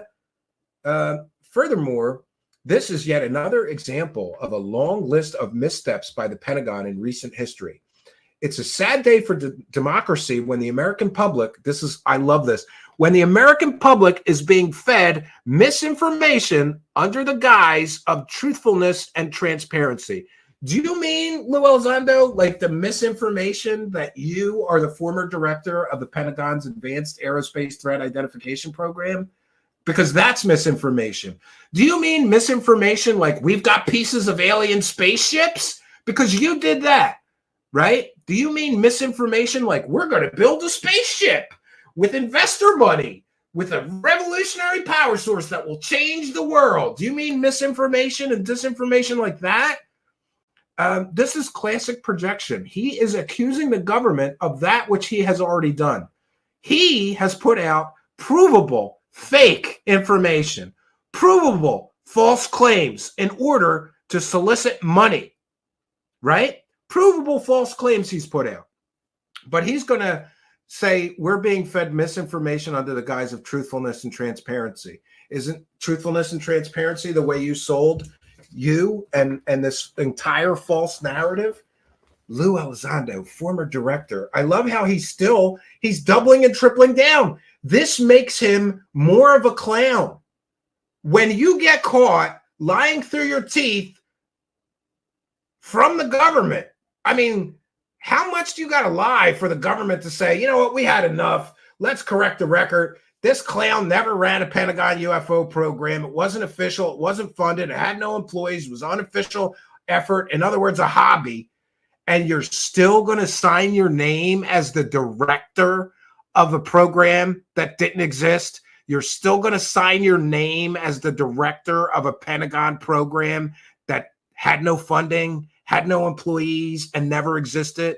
You are a director of disinformation, Lou Elizondo. You're a director, all right. A director of fake information, false information, misinformation, and disinformation. He's the director of the Pentagon program in the land of make-believe. And the fact that this childish man, you know, he reminds me of a child too, because what is he, like 4 foot tall? But I really shouldn't get into his appearance. There's plenty of other things, including his immoral and unethical way that he handles himself. The fact that this clown is still going to double. No, I'm not lying. I did run a program that didn't exist.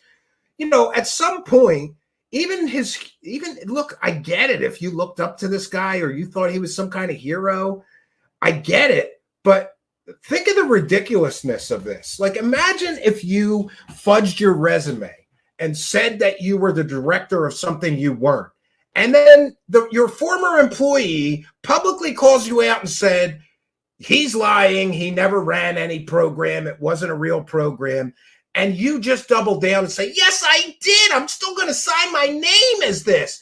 And I will immorally, unethically, and possibly illegally still market a book claiming this false claim. Then you're a clown, Lou Elizondo. Welcome to Clownville, run by Lou Elizondo. Maybe him and Grush and Coulthard and Jeremy Corbell and George Knapp can all get in a clown car and ride to the land of make-believe together where Lou Elizondo ran a Pentagon UFO program. Maybe they could do that. All right. More to get through. I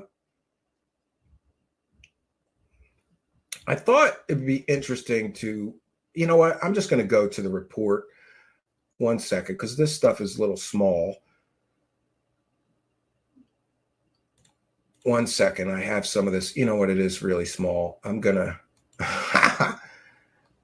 go to my notes and we're going to get into other areas of this report that are interesting. You know, we're going to start at the very beginning because I think they made some interesting comments at the beginning of this report. And I was amazed at the level of detail of this. So, one second, let me share my screen. And this whole report is in the description of this video or podcast. If you're listening in audio podcast land, you can go to the description of the podcast and find this material that I am sharing. You can read the whole report. I'm going to make it really big because I'm literally half blind. Let me check here. Okay, so we're going to go. I have notes for what I thought were the most important parts of this. We're not going to go through all 45 pages. I have here notes of pages that I found of specific interest, so we could just go through those. Oh, but you know what? Before we do that, I had some other things to share concerning Mr. Elizondo and false claims that he apparently has made in the past bunch of years. Not a good day to be Mr. Lou Elizondo.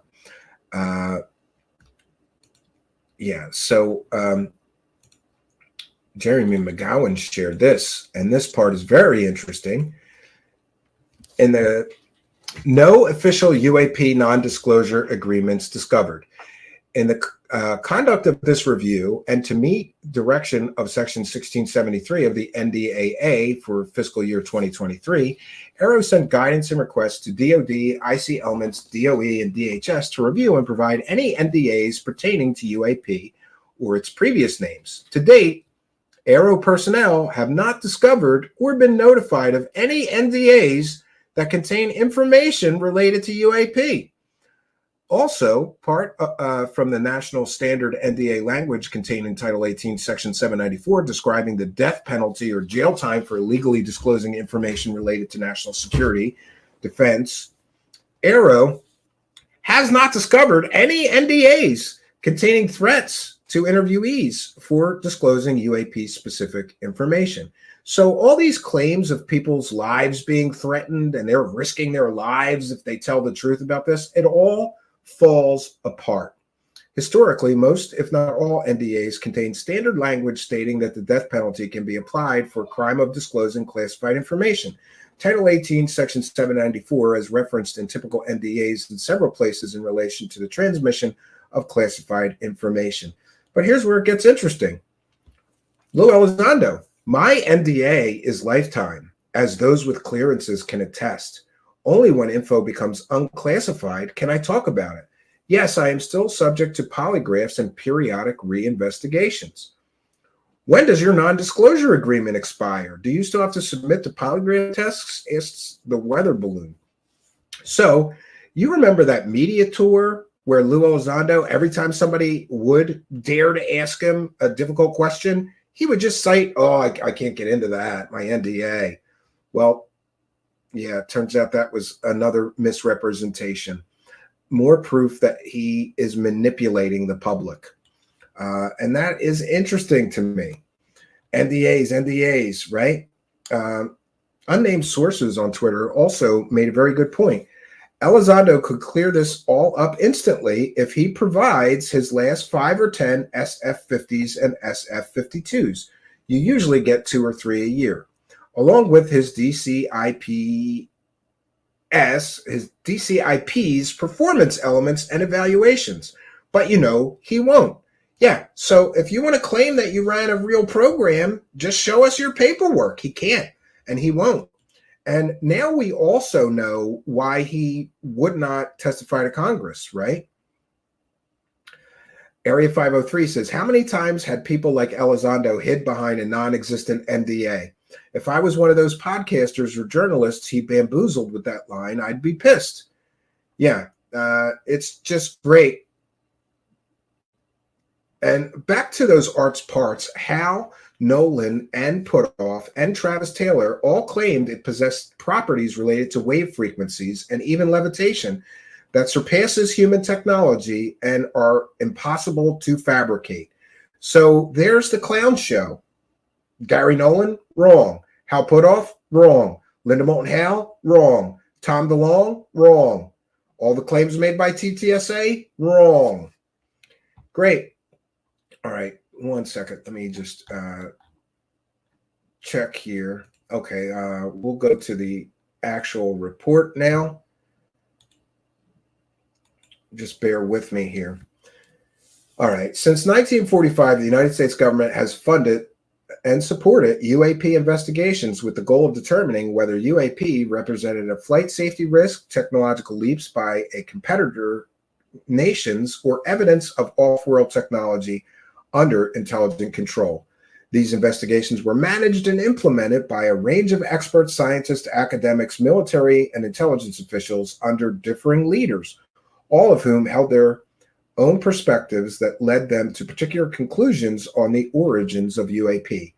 However, they all had in common the belief that UAP represented an unknown and therefore theoretically posed a potential threat of an indeterminate nature. AARO's mission is similar to that of those earlier organizations. AARO methodology applies both in scientific method and intelligence analysis tradecraft to identify and help mitigate risks UAP may pose to domain safety and to discover, characterize, and attribute potential competitor technological systems. A consistent theme in popular culture involves a particularly persistent narrative that the United States government, or a secretive organization within it, recovered several off-world spacecraft and extraterrestrial biological remains, that it operates a program or programs to reverse engineer the recovered technology, and that it has conspired since the 1940s to keep this effort hidden from the United States Congress and the American public. AARO recognizes that many people sincerely hold versions of these beliefs, which are based on their perception of past experiences, the experiences of others whom they trust, or media and online outlets they believe to be sources of credible and verifiable information. The proliferation of television programs, books, movies, and the vast amount of internet and social media content centered on UAP-related topics most likely has influenced the public conversation on this topic and reinforced these beliefs within some sections of the population. The goal of this report is not to prove or disprove any particular belief set, but rather to use a rigorous analytic and scientific approach to investigate past United States government-sponsored UAP investigation efforts and the claims made by interviewees that the United States government and various contractors have recovered and are hiding off-world technology and biological material. AARO has approached this project with the widest possible aperture, thoroughly investigating these assertions and claims without any particular preconceived conclusion or hypothesis. AARO is committed to reaching conclusions based on empirical evidence. Lastly, AARO thanks all the participants in this review who made this report possible, to include the interviewees who came forward with information. Now, this executive summary, right off the bat, we're only on page 3, right? AARO, or I'm sorry, we're up to page 7 already, but the first bunch of pages are just, table of contents and all. Anyway, AARO found no evidence that any United States government institution, academic sponsored research, or official review panel has confirmed that any sighting of a UAP represented extraterrestrial technology. All investigative efforts at all levels of classification concluded that most sightings were ordinary objects and phenomenon and the result of misidentification. Although not the focus of this report, it is worthwhile to note that all official foreign UAP investigatory efforts to date have reached the same general conclusions as the United States government investigations. Although many UAP reports remain unsolved or unidentified, AARO assesses that if more and better quality data were available, most of these cases could be identified and resolved as ordinary objects or phenomenon. Sensors and visual observations are imperfect. The vast majority of cases lack actionable data, or the data available is limited or of poor quality. Resources and staffing for these programs largely have been irregular and sporadic, challenging investigatory efforts and hindering effective knowledge transfer. The vast majority of reports almost certainly are the result of misidentification and a direct consequence of the lack of domain awareness. There is a direct correlation between the amount and quality of available information on a case with the ability to conclusively resolve it. Arrow found no empirical evidence for claims that the United States government and private companies have been reverse engineering extraterrestrial technology. Arrow determined, based on all information provided to date, that claims involving specific people, known locations, technological tests, and documents allegedly involved in or related to the reverse engineering of extraterrestrial technology are inaccurate. Additional claims will be addressed in Volume 2. Arrow successfully located the United States government and industry programs, officials, companies, executives, and documents identified by interviewees. In many cases, the interviewees named authentic United States government classified programs, well known and understood to those appropriately assessed to them in the executive branch and legislative branch. However, the interviewees mistakenly associated these authentic United States government programs with alien and extraterrestrial activity. Arrow has reached the following high confidence conclusions related to UAP non-disclosure agreements. So here we get the section, has found no evidence of any authentic UAP or related NDA or other evidence threatening death or violence for disclosure. So all those claims, oh, this person, they can't come forward or they'll be killed. That's all bunk. It's all fake. I will say this though. I think it was Weird Reads by Emily said, like, they just asked the CIA if they have the aliens and the CIA said no. So, but I think really the way that I'm viewing this report is like the Grift Squad versus what the government says. I'm sucking in all available evidence, but based on the abysmal track record of just what scumbags a lot of these UFO grifting scumbag people are, sorry, I lean more towards believing this until it's proven to be wrong. And by the way, I haven't made up my mind completely. Prove me wrong. Prove the government wrong. Alleged UAP intelligence community document. And this is great. An alleged 1961 special national intelligence estimate that was leaked to online sources and suggests the extraterrestrial nature of UFOs is inauthentic. In other words, it's a fake document. And what have we said here repeatedly, time and time again? These people have stories. They have fake documents to back up their claims, fake whistleblowers. Aliens present during a DoD technology test. Arrow reviewed information related to account of an interviewee overhearing a conversation about a technology test at a military base where aliens allegedly were observing. And Arrow judges that the interviewee misunderstood the conversation. So remember the game of telephone that everybody has been talking about, including our show here? People are hearing things, drawing conclusions, and they misidentify what is actually taking place. Claim that a military officer touched an off-world craft. An interviewee claimed that a named former military officer explained in detail how he physically touched an extraterrestrial spacecraft is inaccurate. The claim was denied on the record by the named former officer who recounted a story of when he touched an F-117 Nighthawk stealth fighter that could have been misconstrued by the interviewee. Though the named former officer does not recall having this conversation with the interviewee. So again, the game of telephone. Well, this guy told me that he touched an alien spacecraft. Okay, give us his name. They give the name. Arrow investigates. Oh, he never said that. This is the problem with the UFO Grift Squad. They play fast and loose with facts. They are not good researchers. They are not good investigators, because if they were, they wouldn't get such simple facts and evidence completely and totally 100% wrong. Here's another one. And it looks like this office went through an awful lot of UFO wackadoo claims. God bless him. Test of off-world technology. An interviewee claimed that he witnessed what he believed to be testing of extraterrestrial technology at a United States government, pardon me, United States government facility. Almost certainly was an observation of an authentic non-UAP related technology test that strongly correlated in time, location, and description provided in the interviewee's account.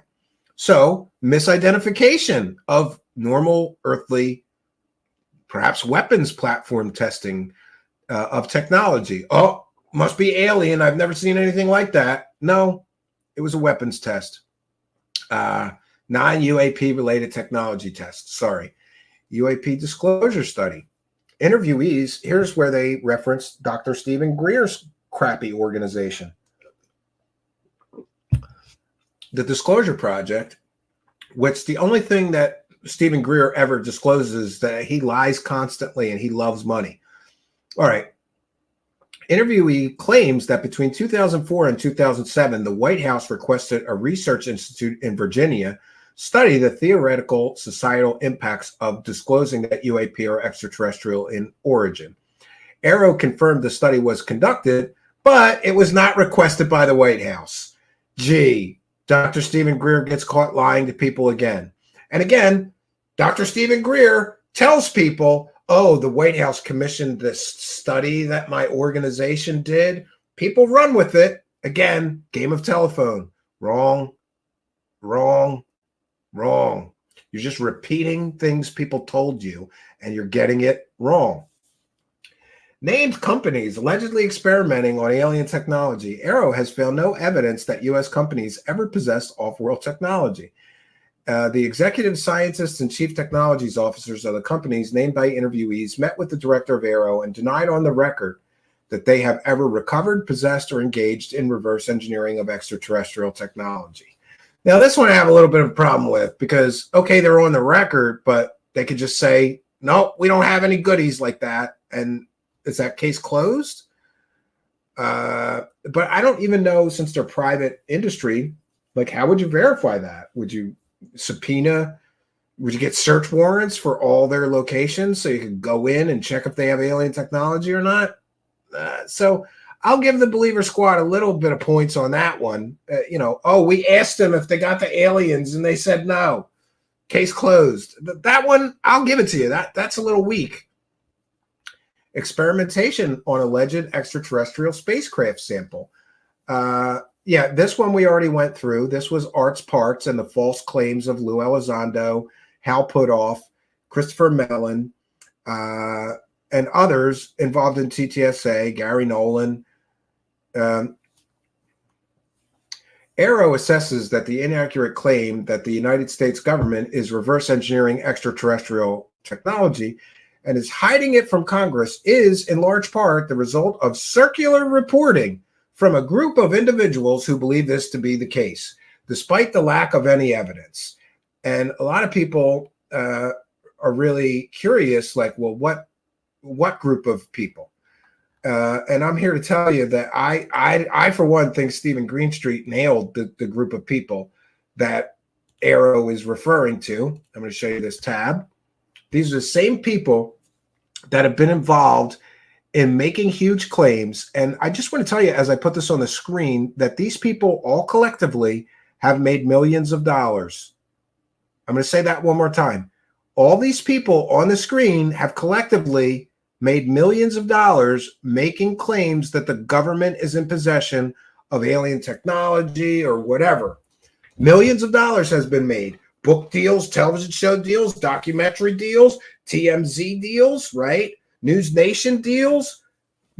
Friends, we have to recognize and understand that if it's really this same group of people, and I'm sure there's a few more we can add to the list, right? I was just about to say, is Jay Stratton on this list? He is. So this is the list of people. And by the way, I've been involved in UFOs and aliens for decades, long enough to know that many of these people have been making the very same exact claims that Grush has made for decades, but they never have evidence. They never prove anything, which is why I was very suspicious of Grush from the very beginning, because I knew that he was closely associated with others, people on this list, all of which have made out of this world claims of aliens and alien technology and other things and never proven anything. So when Grush first came out, as soon as I realized that he was closely associated with people on this list, I said, Grush is likely full of shit, and this is likely all bullshit, and he's never going to show or provide any evidence. Just like all these people, never provided or showed any evidence of their claims. So that's the group of people that are influencing, and Arrow, I believe Arrow is referencing, when they say the result of circular reporting from a group of individuals who believe this to be the case, despite the lack of any evidence. Arrow notes that although claims that the United States government has recovered and hidden spacecraft date back to the 1940s and 50s, more modern instances of these claims largely stem from a consistent group of individuals who have been involved in various UAP-related endeavors since at least 2009. And who is that group of people? Somebody described it as the usual suspects, right? This is the same people that lied in the New York Times. Eric Davis, the guy who the Air Force called a crackpot researcher, Hal Puthoff, who's been involved in all kinds of paranormal research efforts, right? We've got Travis Taylor, the Skinwalker Ranch star, who can't tell the difference between a fly flying by a camera and an alien spacecraft doing, what was it, 30,000 miles an hour?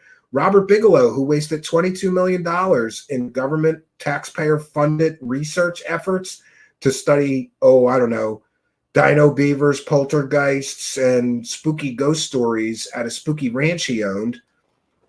We've got Eric Davis, who the Air Force called crackpot researcher. Christopher Mellon, who was a member of what has been alleged to be a techno scam in the form of TTSA, promised people a spaceship, right? Leslie Keene, Gary Nolan, who along with Ross Coulthart promised everybody that they had conclusive proof of alien technology, all confirmed by this man. So yeah, it's the same group of people involved in all this stuff since at least 2009. Okay, so many of these individuals were involved in or supportive of a canceled DIA program and a subsequent but failed attempt to reestablish this program under the Department of Homeland Security called Kona Blue. Now, this is where it gets interesting. Arrow assesses that UAP sightings and reports of these sightings to United States government organizations and claims that some UAP constitute extraterrestrial craft and that the United States government has secured and is experimenting on extraterrestrial technology have been influenced by a range of cultural, political, and technological factors. Arrow bases this conclusion on the following factors.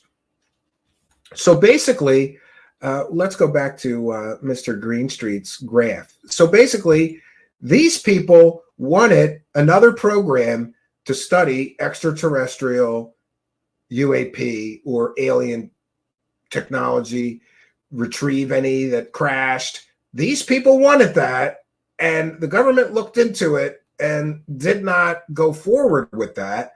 But that's what Arrow believes many of these people are referencing as a defunct, never green-lighted program that was supposed to do some kind of UAP crash retrievals and didn't go forward.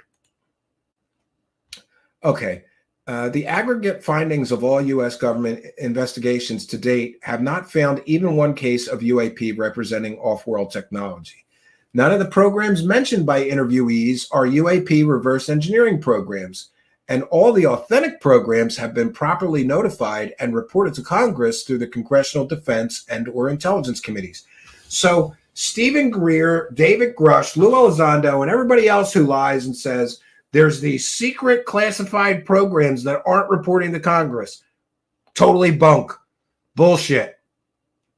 Arrow has no evidence for United States government reverse engineering narrative provided by interviewees and has been able to disprove the majority of the interviewees' claims. Some claims are still under evaluation. Arrow determined that a piece of metal alleged to be recovered from off-world spacecraft is ordinary, of terrestrial origin, and possesses no exceptional qualities. So more BS that the same group of people, Hal Puthoff, Eric Davis, Lou Elizondo, Christopher Mellon, Gary Nolan, more evidence that the narrative they pushed was completely and totally false.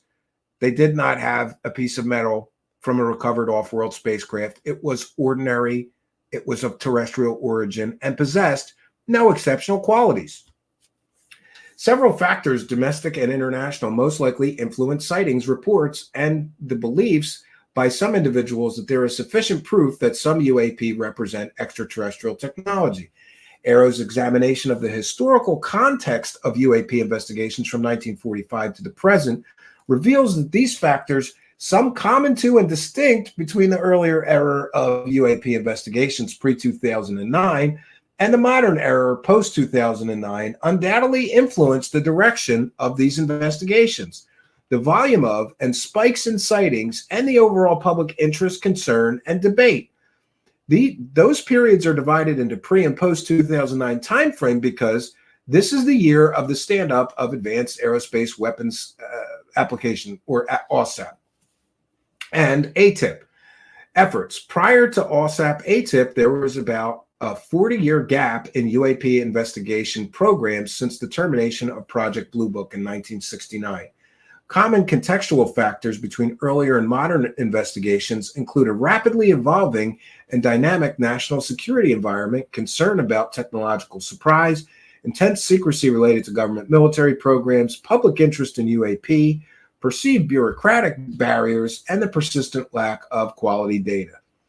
And here is where I think it gets interesting too. AARO assesses that some portion of the sightings since the 1940s have represented misidentification of never before seen experimental and operational space, rocket, and air system, including stealth technologies and the proliferation of drone platforms.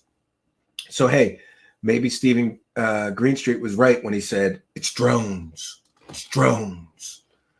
We have talked about here that I believe many of these claims of off-world alien spacecraft are, in fact, this misidentification of advanced technological platforms being tested.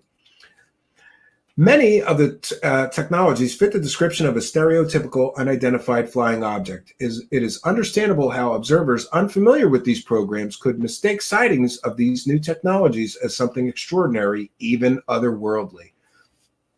Along with these conventional technology research areas, the United States government started the Manhattan Project in 1942. This program operated in secrecy and led to the establishment of several secret cities across the United States to support the development of the nuclear bomb. Any misunderstandings stemming from the intense secrecy surrounding this and similar programs could have been misconstrued for other efforts. So it's pretty interesting.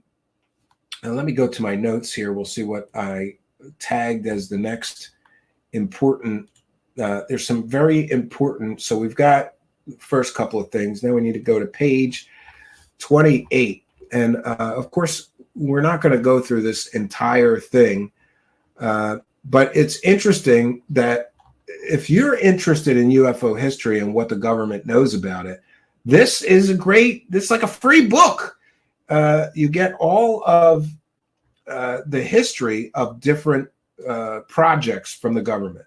Project Saucer, Grudge, Project Sign, Project Blue Book, AARO and AAWSAP, Twinkle. They're all here. But we're going to go. Apparently, there's some goodies on page 28 that we're going to go to next.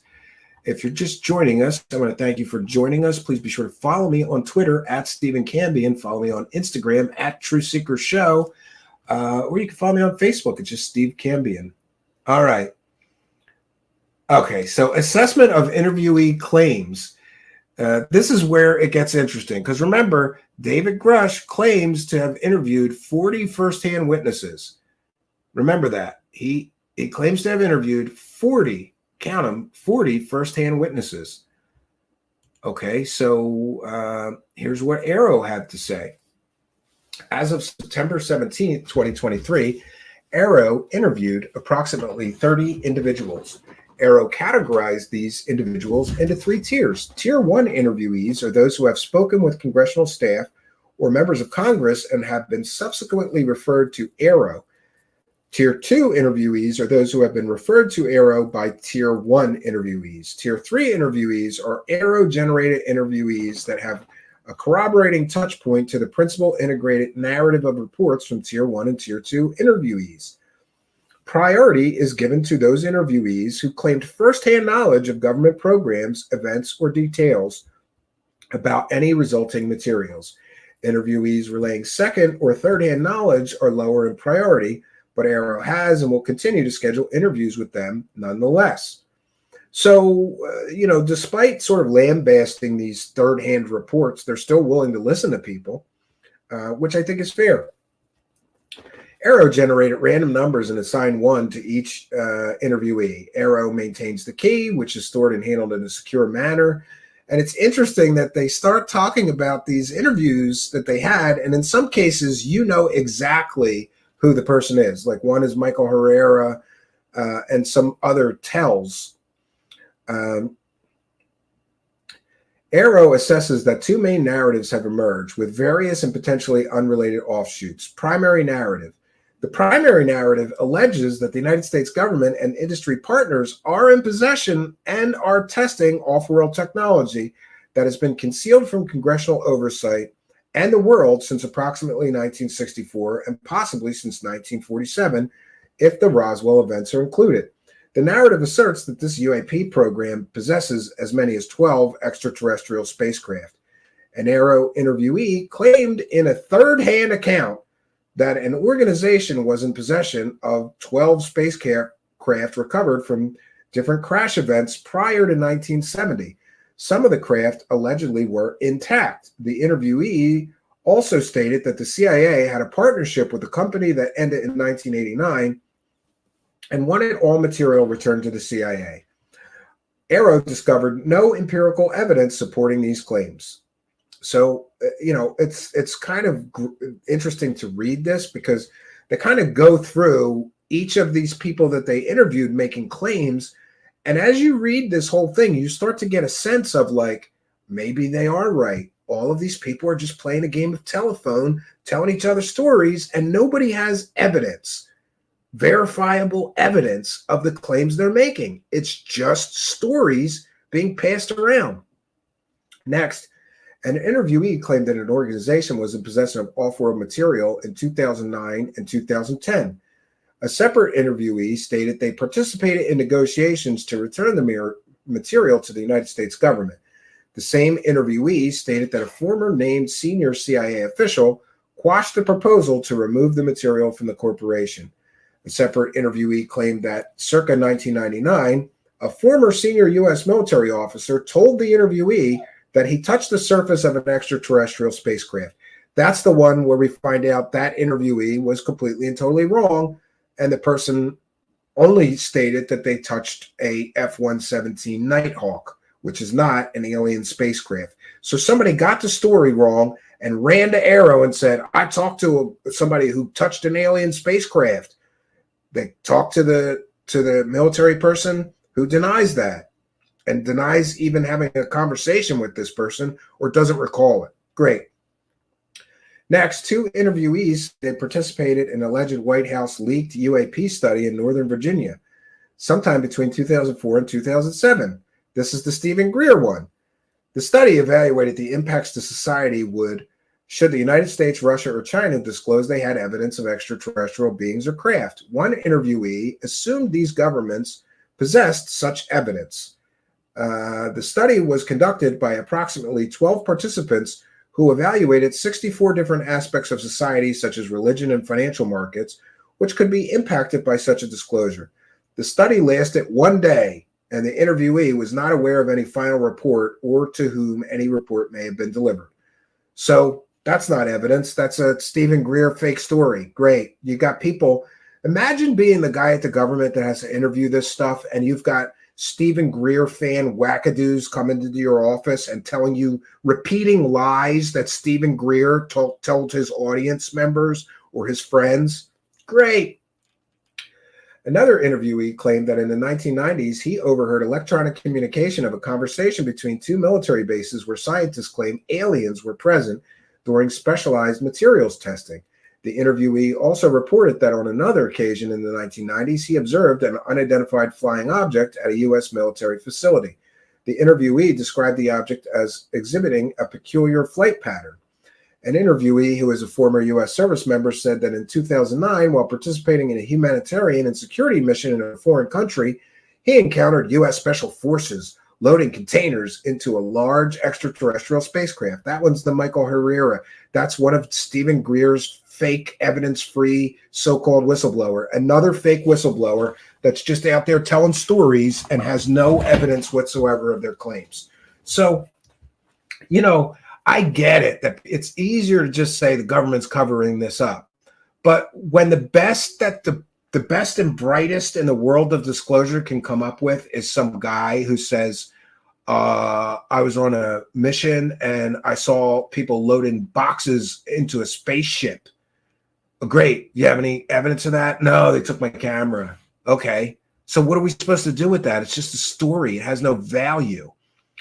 Next, a separate interviewee said that a family member was part in an effort to reverse engineer an object assumed to be off-world technology in the 1980s. The engineers failed to reverse engineer the object, and it was sent to a different facility for further evaluation.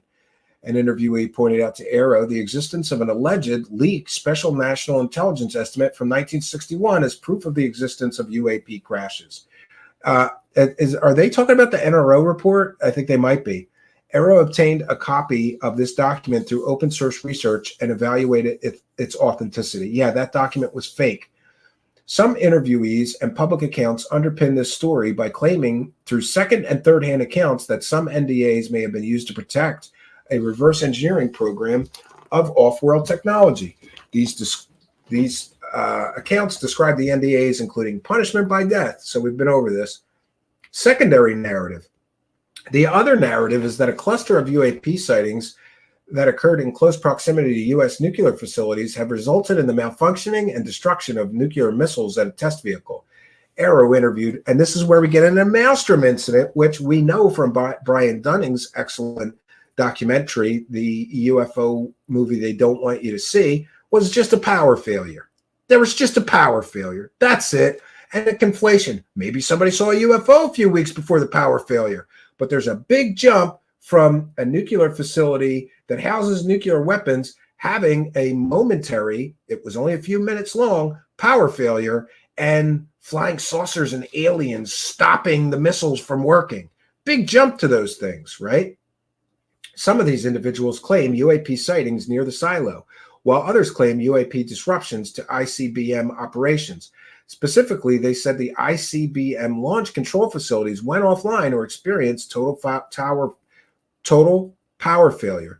Additionally, one interviewee told the United States Air Force videographer claimed to have observed and recorded UAP destroying an ICBM loaded with a dummy warhead mid-flight.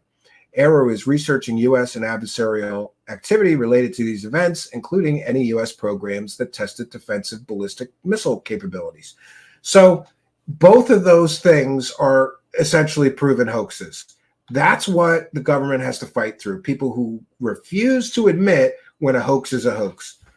Findings. Arrow investigated and reached conclusions of the majority of the claims made in these narratives. In most cases, Arrow was able to locate the companies, people, and programs that were conveyed to Arrow through interviews. Arrow will report on the results of unresolved allegations in Volume 2. Arrow's findings to date are as possible. No official UAP non-disclosure agreement. So we went over that. Historically, if we went over that, there's no UAP specific. Nobody's being threatened to be murdered if they release information about UAP. That's all bunk. Former CIA official involvement in movement of alleged material recovered. Arrow interviewed and obtained a signed statement from former CIA official who was specifically named by Arrow interviewees. The former official stated he had no knowledge of any aspect of this allegation.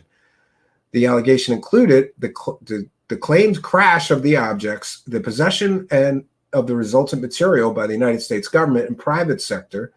Great. So the interviewee alleged to have stopped the transfer denied these allegations. The former CIA official stated that he had no knowledge of any extraterrestrial material in the possession of the United States government or any other organization. The official signed a memorandum for the record attesting to the truthfulness of his statement. So that one falls apart. Yes, an interviewee brought to Arrow's attention the existence of alleged Special National Intelligence Estimate, SNIE, dated November 5th, 1961, titled Crucial Aspects of Unidentified Flying Objects and the Nuclear Threat to Defense of the United States and its Allies. Through open source research, Arrow obtained a copy of the document after discussions with the CIA Center for the Study of Intelligence, CSI, and NSA, Scientific Studies Board, one of the alleged authors, and research comparing this document to a number of known SNIEs and national intelligence estimates. Arrow concluded that the document is not authentic. This is probably one of the many Stephen Greer fake documents or other people. The inconsistencies including the document's short length, incorrect formatting, inconsistent branding, lack of dissemination, block, and coordination language. So somebody's coming to Arrow saying, here's this document. It's a secret document, and it proves alien crashes and alien recovery of alien technology. And so Arrow does the research on the actual document. Oh, that document is fake. So, these people, if this is the best evidence that you got, fake documents. And by the way, I just think maybe you should do the research yourself. If you're saying, I have a document which proves the existence of alien crash retrievals and alien technology reverse engineering, maybe you should research that document and verify its authenticity before you waste everybody's time with a completely fake hoax document, right? Arrow determined this aliens observing material test a likely misunderstanding of authentic non-UAP program activity. So here's another one. No, that didn't happen. They were testing technology and somebody misconstrued that as alien. They even tracked down the technology being tested. Allegation that a former military service member touched an extraterrestrial spacecraft. Somebody went to Arrow and claimed that a former military member stated he had touched off-world aircraft. And this is where we get into my mother's brother's cousin told me, these third-hand accounts. Why are you wasting the government's time? Like, oh, this military man told me he touched a spacecraft, right? Arrow contacted and interviewed the former military member who denied any knowledge of off-world technology in possession of the United States government, a private contractor, or any other foreign or domestic entity. The former military member attested that he could not remember if this encounter with the original interviewee had ever even occurred, but opined that if it happened, the only situation that he might have conveyed was the time when he touched an F-117 Nighthawk stealth fighter at a facility. The former military member signed an MFR attesting to the truthfulness of his account. So these third-hand accounts, oh no, I know somebody that touched a spaceship. I know somebody did. He said he touched a spaceship. Then he tracked down the guy. No, I didn't say I touched a spaceship. I touched an F-117. This is the best that you UFO believing clowns can do? Great. A UAP with peculiar characteristics refers to an authentic, non-UAP related special access program. Arrow was able to correlate this account with an authentic United States government program because the interviewee was able to provide a relatively precise time and location of the sighting, which they observed exhibiting strange characteristics. At the time, the interviewee said that he observed the event. The DoD was conducting tests of a platform protected by a special access program. The seemingly strange characteristics reported by the interviewee matched closely with the platform's characteristics, which was being tested at a military facility in the time frame the interviewee was there. This program was not related in any way to the exploitation of off-world technology. So normal military weapons platform probably, or experimental platform, whatever. Extraterrestrial disclosure study confirmed, not White House sponsored. An organization in Northern Virginia did conduct a study between 2004 and 2007 on the societal effects of the United States or other world governments disclosed that they have evidence of extraterrestrial life. Interviewees believed the White House sponsored it. Arrow confirmed through two former White House senior officials that the White House did not request it, nor were they aware of any such study. So here we have Stephen Greer lying to his friends and followers. I did this study. The president requested it. The same Stephen Greer who claims that he briefed every sitting sitting U.S. president since Ronald Reagan. No, he didn't. So, again, a game of telephone. I know a guy who he did a study on extraterrestrials for the White House. No, he told you he did. We checked with the White House. No, he didn't. They didn't request that. Just like nobody requests a briefing from, no president has ever requested a briefing about aliens or UFOs from Stephen Greer. He just lies and says he briefed everybody. And when I started checking all of the presidential libraries and calling him a liar, he suddenly changed it from I briefed them to I sent them a briefing, which means he sent the White House a letter. Congratulations, I'll send the White House a letter and claim I briefed the president too. Aerospace companies denied involvement in recovering extraterrestrial craft. Aero met with high-ranking officials, including executives and chief technology officers of the named companies. All denied the existence of these programs and attested to the truthfulness of their statements on the record. Yeah, and here's where Art's Parts falls apart. So that's another one. They totally fake. Art's Parts falls apart. And TTSA lied to investors, or perhaps allegedly lied to investors, or misrepresented special characteristics that material that they claimed to be in their possession had. Okay, summary. Aero investigated numerous named and described but unnamed programs, pardon me, alleged to involve UAP exploitation conveyed to Aero through official interviewees. Although at least one interviewee claimed to have seen a captured UAP, none of the interviewees had direct access to or firsthand knowledge of the programs alleged to be UAP related. So where are all these firsthand witnesses, right? Grush claimed that he interviewed 40 firsthand witnesses. Well, they interviewed 30 people, and one claimed to have seen a UAP, but couldn't verify that with any actual, evidence. One interviewee had access into one authentic program, but his position was such that he only had limited access to its complete details.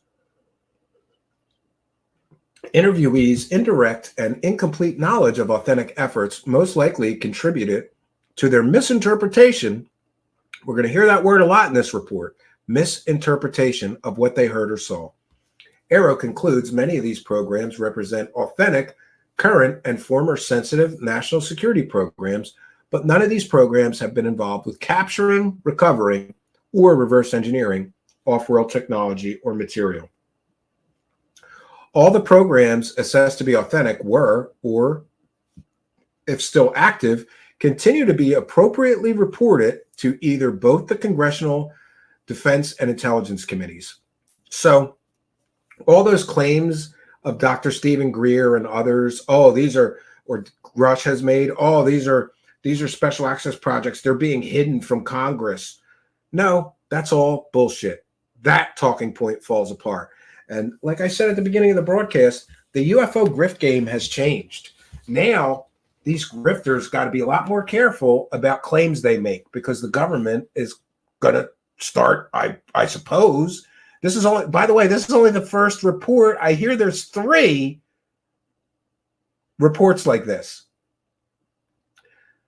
Aero instituted a secure process for handling information to allow interviewees to come forward to provide their statements to Aero within secure facilities. Aero established a partnership with the Special Access Program control offices for the DoD, IC, DHS to review programs identified in interviews by name or description to determine if the programs correlated in time and location to historic Special Access Program or controlled access programs.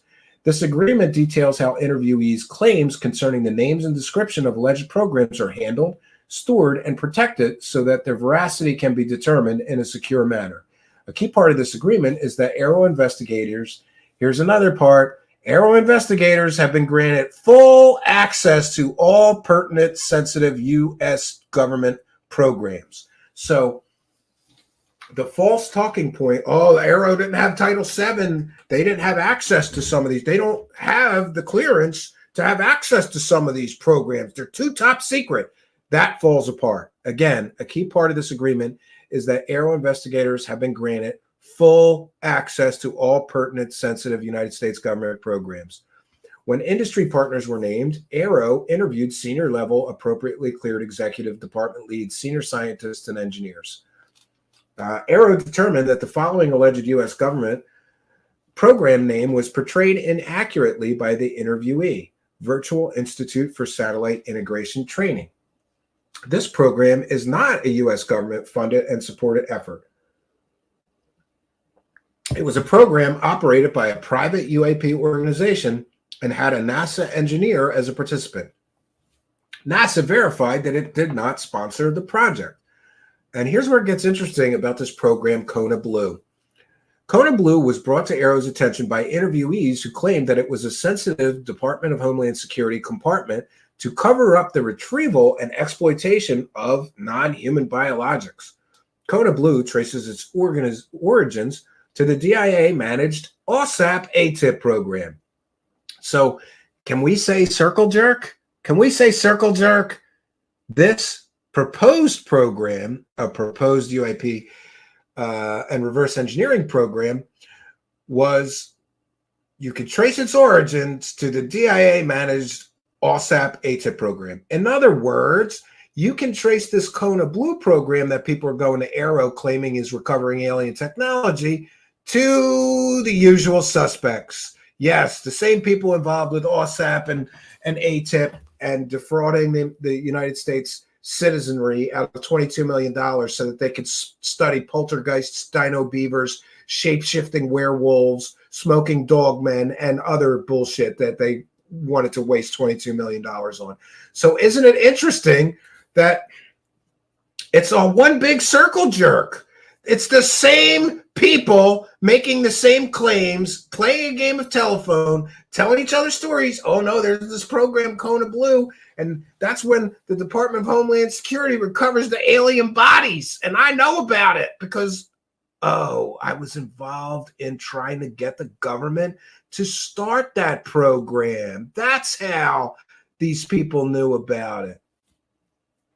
Kona Blue traces its origins to the DIA-managed OSAP ATIP program, which was funded through a special appropriation and executed by its primary contractor, a private sector organization. Yeah, Bob Bigelow. The DIA canceled the program in 2012 due to a lack of merit and the utility of the deliverables. As discussed in Section 4 of this report, while the official purpose of OSAP ATIP was to conduct research into 12 areas of cutting-edge science, the contractor team and at least one supportive government program manager also conducted UAP and paranormal research at a property owned by the private sector organization. Yes, when DIA canceled this program, its supporters proposed to the Department of Homeland Security that they create and fund a new version of OSAP and ATIP under a special access program. This proposal, codenamed Kona Blue, would restart UAP investigations, paranormal research, included alleged human consciousness anomalies, and reverse engineer any recovered off-world spacecraft that they hope to require. This proposal gained some initial traction at DHS to the point where a prospective special access program was officially requested to stand up this program, but it was eventually rejected by DHS leadership for lacking merit. Or maybe, just maybe, the people that are the decision makers figured out that this same group of people that defrauded, some of which, I should say, some of these same people involved in the OSAP ATIP, who some allege have defrauded the United States taxpayers out of $22 million to study smoking dogmen, shape-shifting aliens, portals, poltergeists, and other stuff at spooky Skinwalker Ranch, wanted the government to waste more money This time on a program where they could recover spacecraft from aliens if they found any. And maybe, just maybe, members of the government went, wait a minute, these are the same people that want this program that wasted $22 million studying smoking dog men. Maybe we shouldn't do this, right? The proposed Honolulu Blue lines of effort closely mirrored those conducted by the private sector organization for OSAP ATIP. Kona Blue's advocates were convinced that the United States government was hiding UAP technologies. They believed that creating this program under DHS would allow all the technology and knowledge of these alleged programs to be moved under the Kona Blue program. The program would provide a security and governing structure where it would be monitored properly by congressional oversight committees. This belief was foundational for the Kona Blue proposal, based on the proposal documents and several interviewees who have provided the same information at AARO and Congress. The Oral History Initiative section of the Kona Blue proposal was to collect data from an already identified and calibrated list of retired, previously highly placed government, armed services, contractor, and intelligence community individuals. The Oral History Project will include gathering all information pertaining to the location of advanced aerospace technology and biological samples, including records, files, reports, photographs, as well as physical samples. It is critical to note that no extraterrestrial craft or bodies were ever collected. This material was only assumed to exist by Kona Blue advocates and its anticipated contract performers. This was the same assumption made by the same individuals involved in the OSAP ATIP program. So again, same group of people. We keep coming time and time back to this same group of whackadoos, right?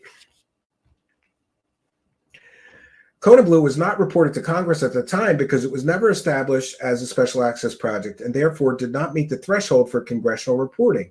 However, the Deputy Secretary of Defense provided a congressional notification concerning the program when it was identified in the spirit of transparency. AARO confirmed the existence of one intelligence community CAP program that was unnecessarily expanded in 2021 to include a UAP reverse engineering mission. The program was expanded despite the lack of any evidence or mission need to justify the expansion. The appropriate congressional communities were notified. This program never recovered or reverse engineered any technology, let alone off-world spacecraft. This CAP was disestablished due to its inactivity, absence of mission need, and lack of merit. Great. Nexus of proponents.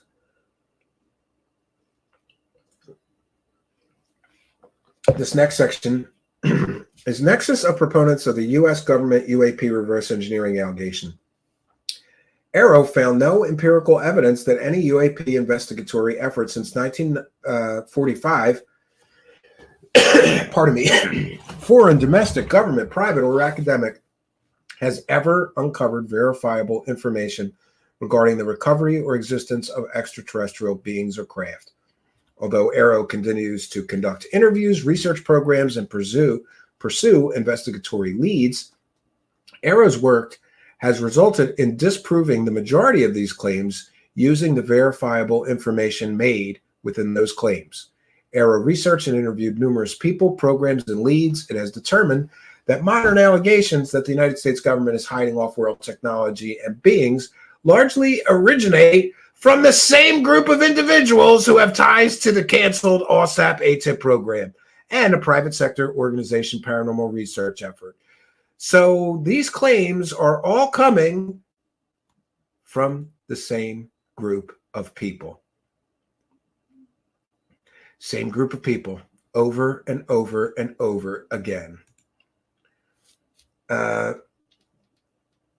Persons 1 to 5 and interviewees 1, 3, 9, 12, and 13, and 14 repeatedly voiced these claims in various public and private venues, and they have petitioned Congress in various capacities on UAP issues. They have not provided any empirical evidence of their claims to AARO. Persons 1 and 3 and interviewees 1, 3, and 12 were involved within the paranormal research conducted under OSAP ATIP. So persons 1 and 3 and 12, we can guess who would that be? They were involved in OSAP ATIP. Who would that be? Hal Puthoff, Eric Davis, right? Colm Kelleher, Jay Stratton.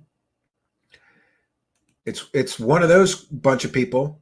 So isn't it interesting? Same group of people involved, right? In OSAP ATIP. Person 5 and interviewees 3, 9, and 14 were involved with the alleged crashed UAP materials that were provided to the U.S. Army and subsequently to Aero for examination. So 5, 3, 9, and 14 had to come from TTSA. Who here was in TTSA? Hal Puthoff was, Christopher Mellon was, Lou Elizondo was, right? Could have been somebody else, including Gary Nolan. But those people making the claims about extraterrestrial crash material had to come from TTSA. So even though they don't name names in this, people familiar with the history know who they're talking about here. Okay. Persons 4, 7, and 8 and interviewees 1, 3, and 13 investigated UAP on their own and were responsible for successfully expanding the remit of an existing intelligence community program to include UAP exploitation language. In other words, a UFO promoter. Aero notes that persons 1 and 4 never formally sat down with Aero to provide official signed statements. These individuals have been mentioned by other interviewees frequently as sources of their claims. Person 8 held an informal interview, and interviewee 14 sat for an official interview but has not signed the memo for the record documenting this interview. So, great. These individuals have been mentioned by other interviewees frequently as sources of their claims. In other words, it's one big circle jerk, and all these circle jerkers are getting their disclosure boner hard, telling each other alien stories. But nobody's got any evidence, and nobody's got any, proof. Just trust me, bro. But it's going to be a lot harder to pull the Trust Me, Bro Act after this. It's really, really a problem. Aero assesses that the incidence of UAP sightings reported to U.S. government organizations, the claims that some constitute extraterrestrial craft, and the claims that the U.S. government has secured and is experimenting on alien technology most likely are the result of a range of cultural, political, and technological factors. Aero bases this conclusion on the aggregate findings of all U.S. government investigations to date.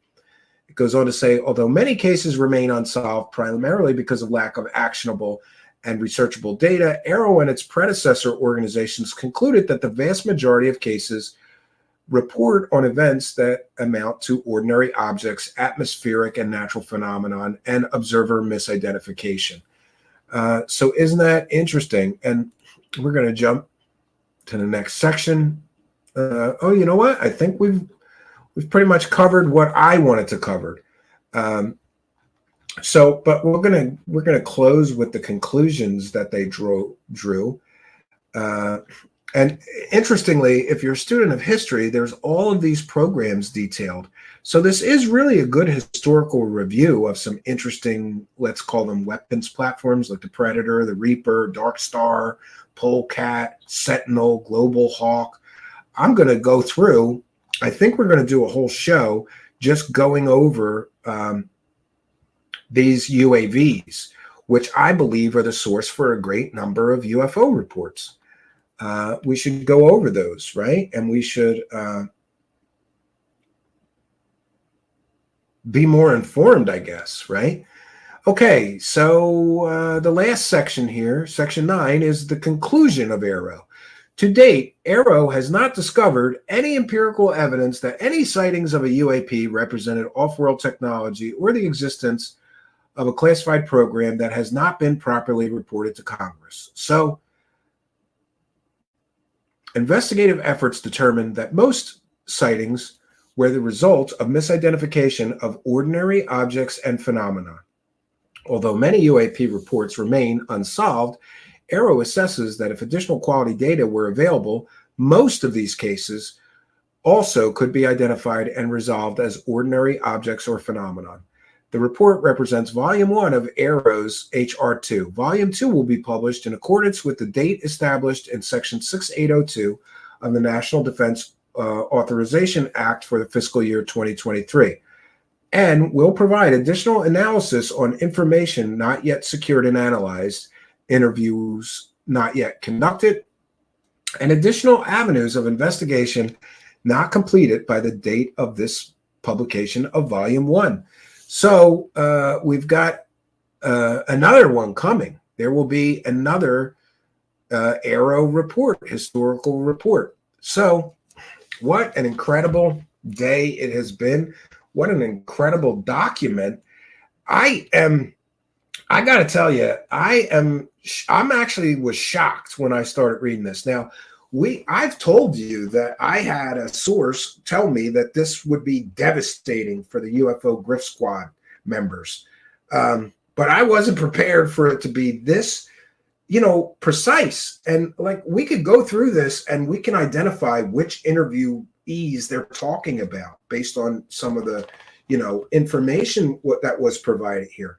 But largely, we got to talk about this, is that it is the same group of people over and over and over and over again, the same group of people making evidence-free claims of all kinds of things, alien technology, crash retrieval programs.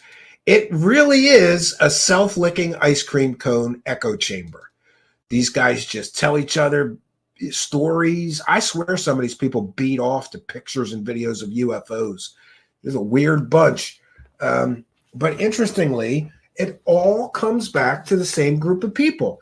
And I get it. It's easier to say, oh, no, the government's covering it up. I still believe that the government has aliens. Well, then these guys have to put up or shut up now. They're not going to be able to bluff anymore. They just ruined their entire grift because they pushed too far. Maybe you shouldn't involve Congress in your grift squad members. Maybe you should have just made the claims and not pushed Congress to investigate. And by the way, this is what everybody wanted.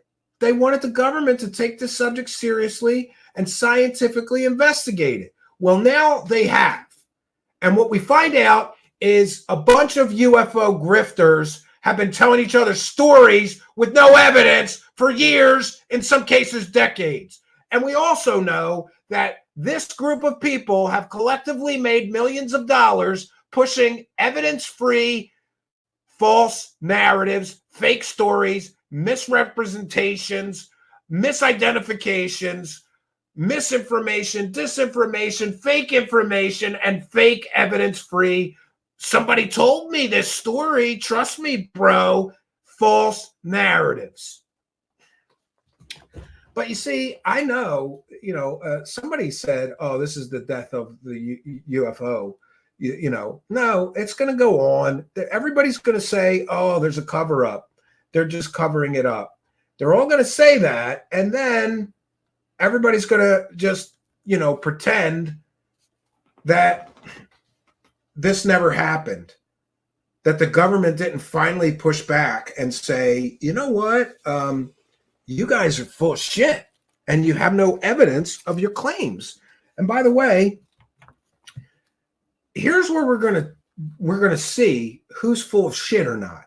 You know how we tell who's full of shit? If all these people don't immediately provide evidence refuting the conclusions drawn in the AARO report, then they were full of shit the whole time. If all of these people don't immediately prove that the government is lying about all of this, and the government is lying, look, it's very simple. If the government is lying about there being no evidence, then show your evidence. See, this is the problem. You ever play poker with somebody who bluffs too much? After a while, you figure out he's always bluffing. Just call his bluff every time. So the government has called the bluff of all these UFO profiteering whores all of which collectively, this group of people have made millions of dollars selling fake stories and books and documentaries and TV shows. All of them profited from false narratives, evidence-free stories. And this time, they bluffed too far. As I said earlier in the broadcast, does anybody remember the United States government coming out and saying Bob Lazar's a liar and here's why? They never did that. You know why? Because I don't know. I don't know why. I've heard that the government had this long-standing policy to not comment on claims made by private citizens. But this is a marked change. And I, for one, am glad. I'm tired of this whole subject getting ruined by profiteering grifters that have no evidence. If you're a profiteering grifter and storyteller that has no evidence, then go write science fiction books. What are you doing here? We need evidence and we need proof and hope so's, maybes, possibilities. My cousin's brother told me. I talked to a guy that once touched a UFO. All of that is worthless. So now we're at a point where these people either have to put up or shut up. If they cannot just say the government is lying. That's not going to be enough when the government just proved that all of you people have been lying to everybody. Where's these 40 firsthand witnesses? Now would be a great time to drop them out, right? Here you go, Arrow. Here's 40 firsthand witnesses. You said there's no firsthand witnesses. Here they are. Where are they at? Where's all this evidence? And we've got people like Ross Coulthart, scumbag that he is, lying and saying the Intelligence Community Inspector General said Grush's claims are true. No, they're not. He never said that. Are you just making or do you live in such a delusional fantasy land that you could just invent fake facts? The Intelligence Community Inspector General is not investigating Grush's alien or UFO claims. He is not investigating any of that. He never called Grush's alien and UFO claims urgent and credible. Show me a quote of him saying Grush's claims are true, Ross Coulthart. Or did you just lie through your teeth on a national television program, you clown? You made up fake facts. You gotta love it. So the game, my friends, the game has changed. And here we are on the dawn of a new day. And these grifters have done grift too much. And these grifters have ruined what used to be an easy grift. Just say the government's covering it up. The problem is that they somehow, were they so convinced themselves of this? Were they such in their believer brain that they went, yeah, it all must be true, right? And they jerk each other off, telling each other alien stories all the time, and they get all worked up, and they got so convinced that this is all real that they said, you know what? Let's force the government to investigate and confirm our claims because it's all true. But they all have no evidence. It's like a bunch of clowns riding around in a clown car. This is just ridiculous. And, it's unfortunate because I can remember when, I hate to say it, but this subject is just not fun for me anymore. It used to be fun when I thought some of it could still be true. And people ask me all the time, oh, who do you think is credible? Nobody.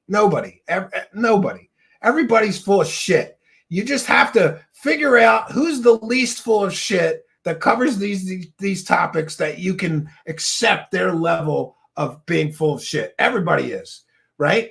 I don't trust anybody. Everything has to be investigated. Everything has to be scrutinized. Everything. And I'm aware that Stephen Greenstreet is doing a Spaces, and I almost moved my show tonight because I'd really like to be there and listen to that. Maybe if I could find it here. I don't know if I could share. I think I can. I think I could share it. So there's a Spaces going on with Stephen Greenstreet. I'm going to be listening to that as well later this evening. If you have comments or questions for me, please put them in all capital letters. I'm going to check through my 1 second. I'm going to check through my Twitter feed and make sure there was nothing else I was supposed to share. Or no, you know what? Let me... 1 second. Now, of course, my phone decides to work whenever it wants.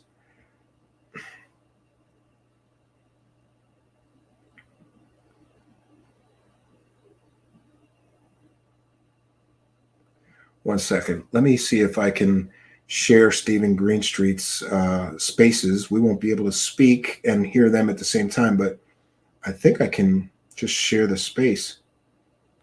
Yeah. I hope he doesn't mind me doing that, but it's fair use.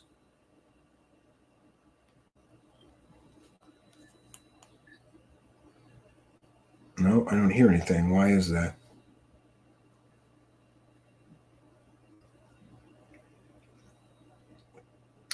He labeled his space Stephen Greenstreet Pig Space. Great. Why don't I hear this?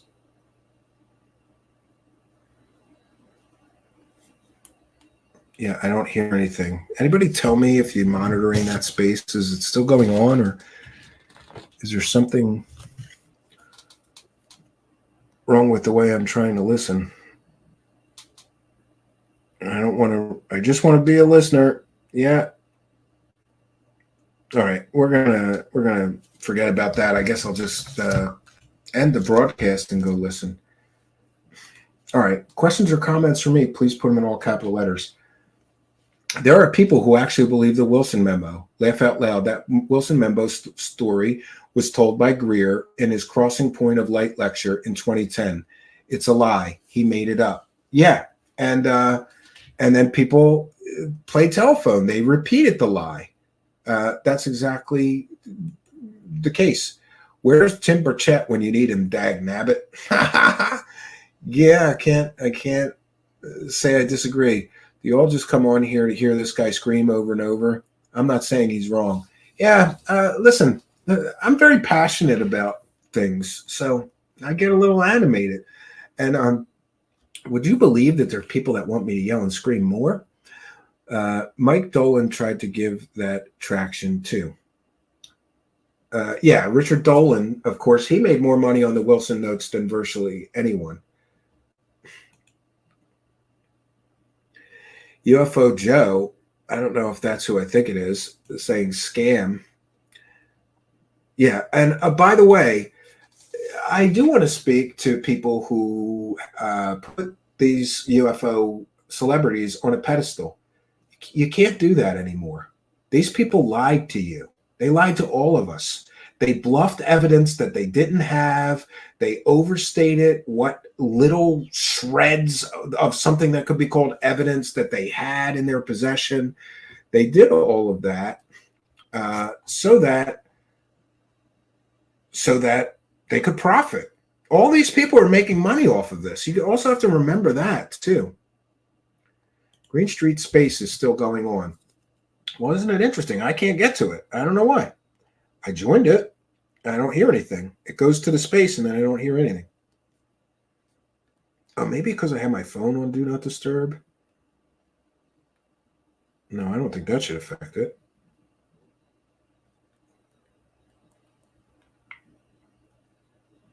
Yeah, I don't hear anything.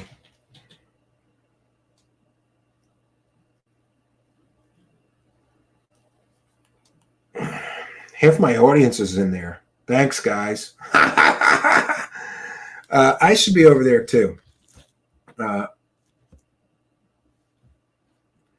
Welcome to the show. Does this latest report debunk the abduction phenomenon? They didn't even touch on the abduction phenomenon, right? I can't wait to hear Tim Burchett say the secret control group is kicking and screaming now, and we got them where we want them. Yeah, they still don't reveal what they know. Yeah. I'm happy to tell my kids if they ask me if UFOs are real. I'm saying don't look into ufology if you want answers. Yeah, I mean, you can't do that. Thanks for letting me know, Garaji, but I don't know why. I can't I can't access the space. I go in it. I'm in it. I don't hear anything. I can show you. I have the space here. Well, I can't really see the screen. It's all white. Anyway, I don't know why. I'm going to go to settings or something. I don't know why. That's bizarro.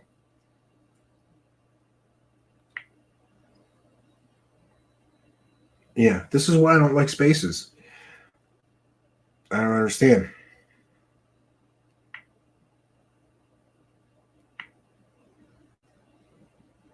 Yeah, I don't know. I'm just gonna go listen on desktop. I mean, I could try to listen to it on desktop. Let me see. Let me see if we could get it to play on desktop.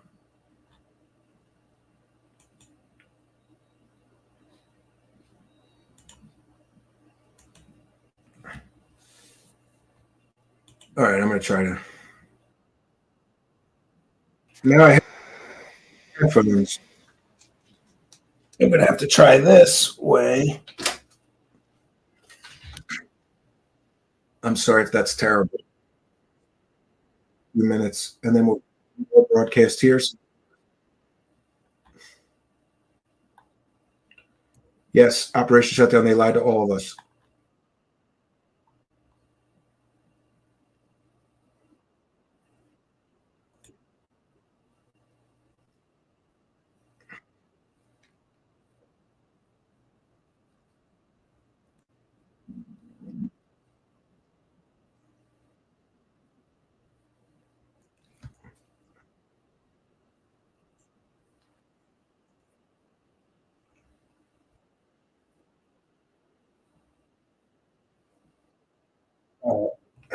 I don't even want to listen to this. He's got whackados in there asking him about heaven. Like, come on. It's one of the reasons I don't really like spaces, because sometimes it's just like random people that are way off topic. And like, if you go to a space to hear about certain things and topics, and then, there's just some guy going to ask about heaven. What's your view of heaven, Stephen Greenstreet? Like, that's not what that space is for, buddy. But God bless him. Child of God, I guess. I'll say it again. A great day for the Truth Seekers show. Thank you. I appreciate it. And just so everybody knows, we have been accurately reporting on Dave Grush for 277 days now.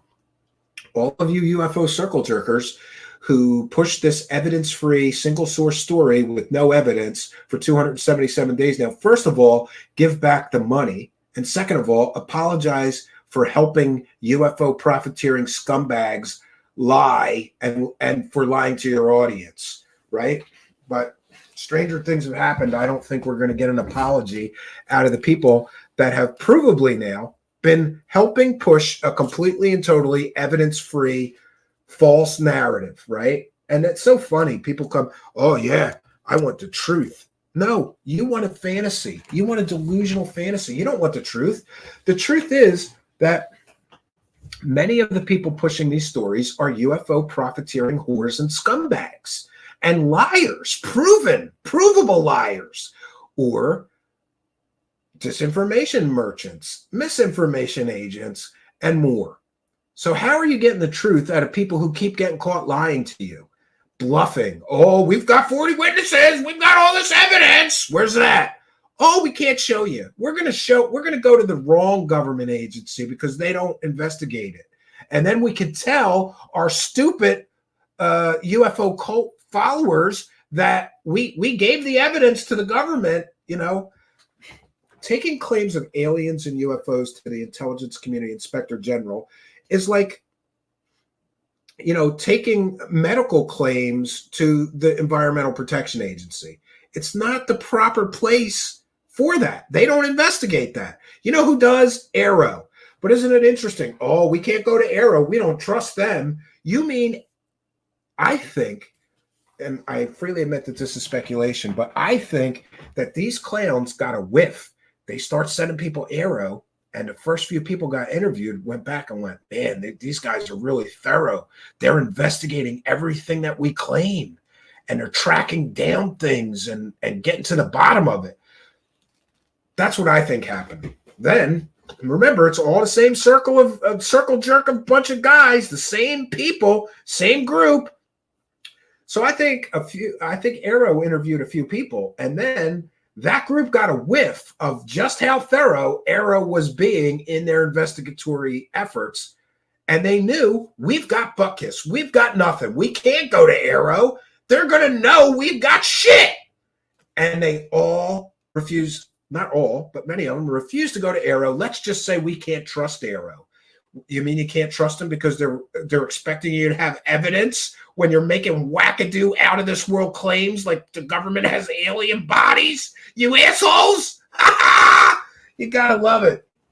You know, somebody earlier today asked me if I feel vindicated, and not really, because I'm still the one that's going to get called a disinformation agent, because I won't go along with a false, delusional, faith-based narrative that is based on zero evidence whatsoever, right? But I'm a disinformation agent. Why? Because I actually expect people to have evidence when they make claims like this. Why? Because I don't just accept as gospel these UFO celebrity scumbags who keep getting caught lying to the American public, lying to their followers. You know, by the way, not for nothing, but I've been at this for a few years.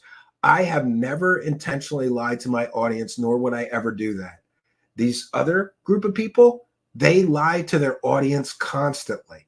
Look at Ross Coulthard. He just lied through his teeth, and he said the intelligence community inspector general said that Grush's alien claims are true. No, he didn't, right? Or what about Jeremy Corbell? How many times has he been caught lying, right? It's just a one big circle jerk of nonsense, right?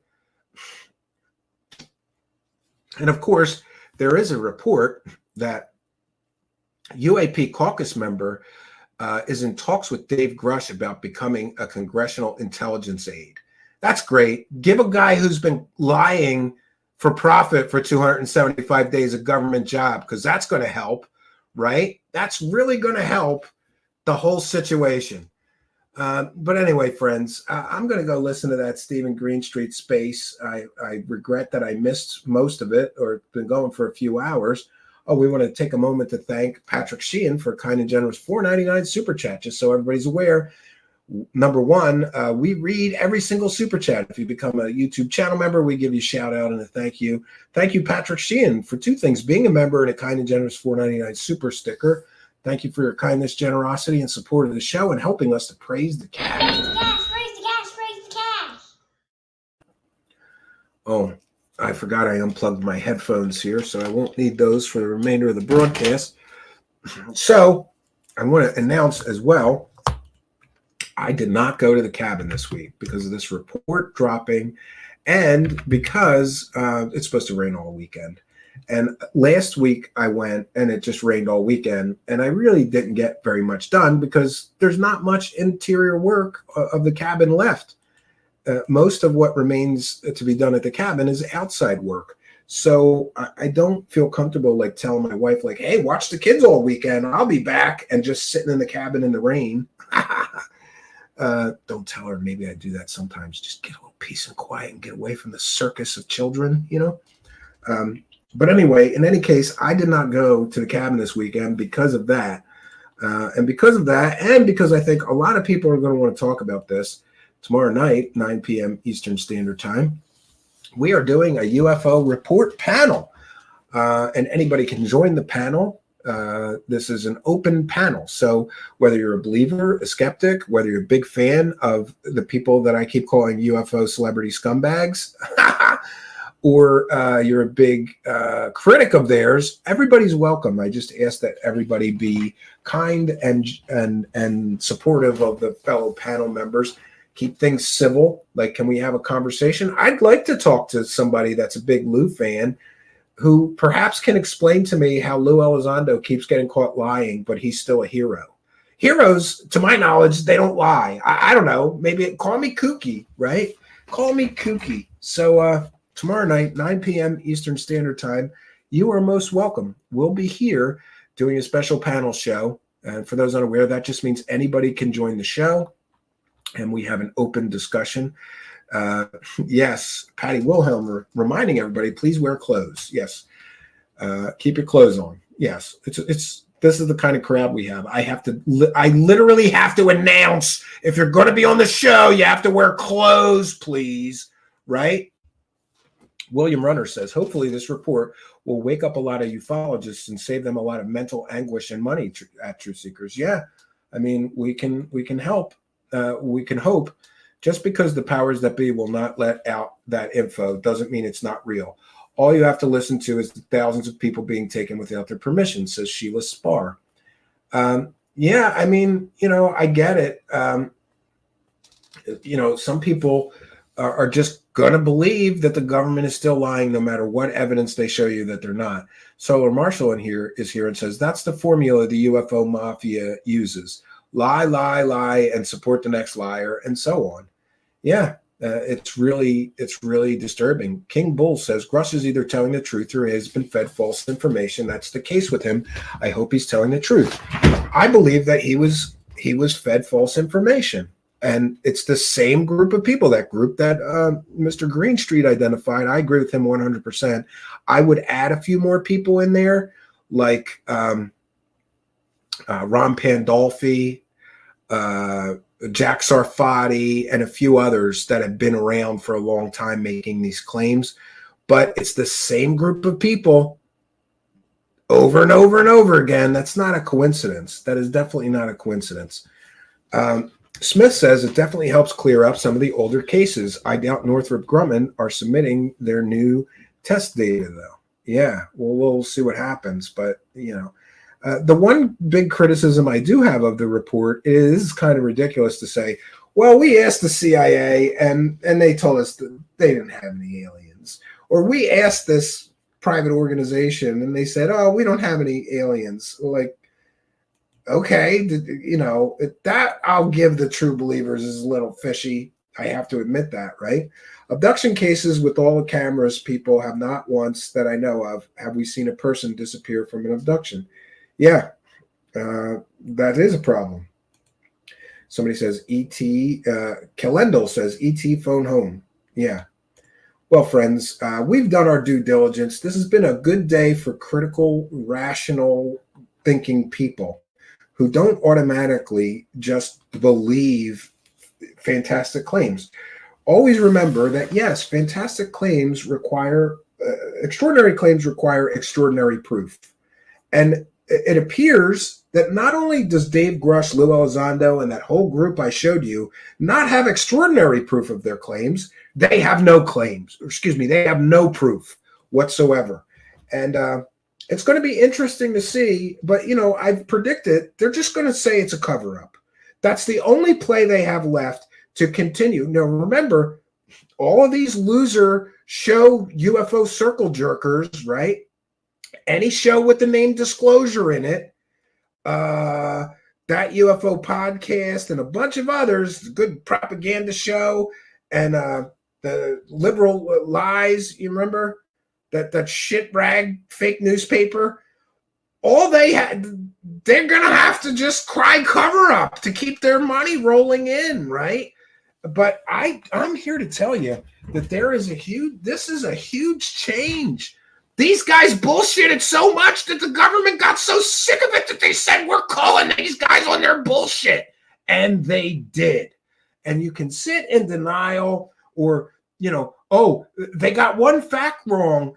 Senator Harry Reid wasn't from New Mexico. He was from Nevada. So we can't trust this report. Dude, cope harder, right? I mean, even if you're a fan of the people that push these stories and these narratives, you have to admit that now is the time then that they should prove the government wrong. Show us all the evidence you claim to have. Show us all these firsthand witnesses you claim to have. Where are they at? Where is this evidence that for 277 days we've been told that Grush was in possession of? Where is the evidence? It doesn't exist. It's a bunch of stories from a bunch of the same whackados that have been saying the same wackadoo shit for decades and never proving it. Same group of wackadoos, same story, over and over and over and over again. Rinse, repeat, rinse, repeat. So somebody asked me if I felt vindicated. Not really, because all this is going to do is these guys are going to all retreat to their echo chamber and pretend that their stories aren't fake. They're not going to be able to cope with admitting, and by the way, do you know how much respect I would have for these people if they read this report, heard these explanations, and went, yeah, we saw this government program and we thought that it had to do with alien reverse engineering. Turns out we were wrong. I got it wrong. I really tried my best to investigate these things, and I got something wrong.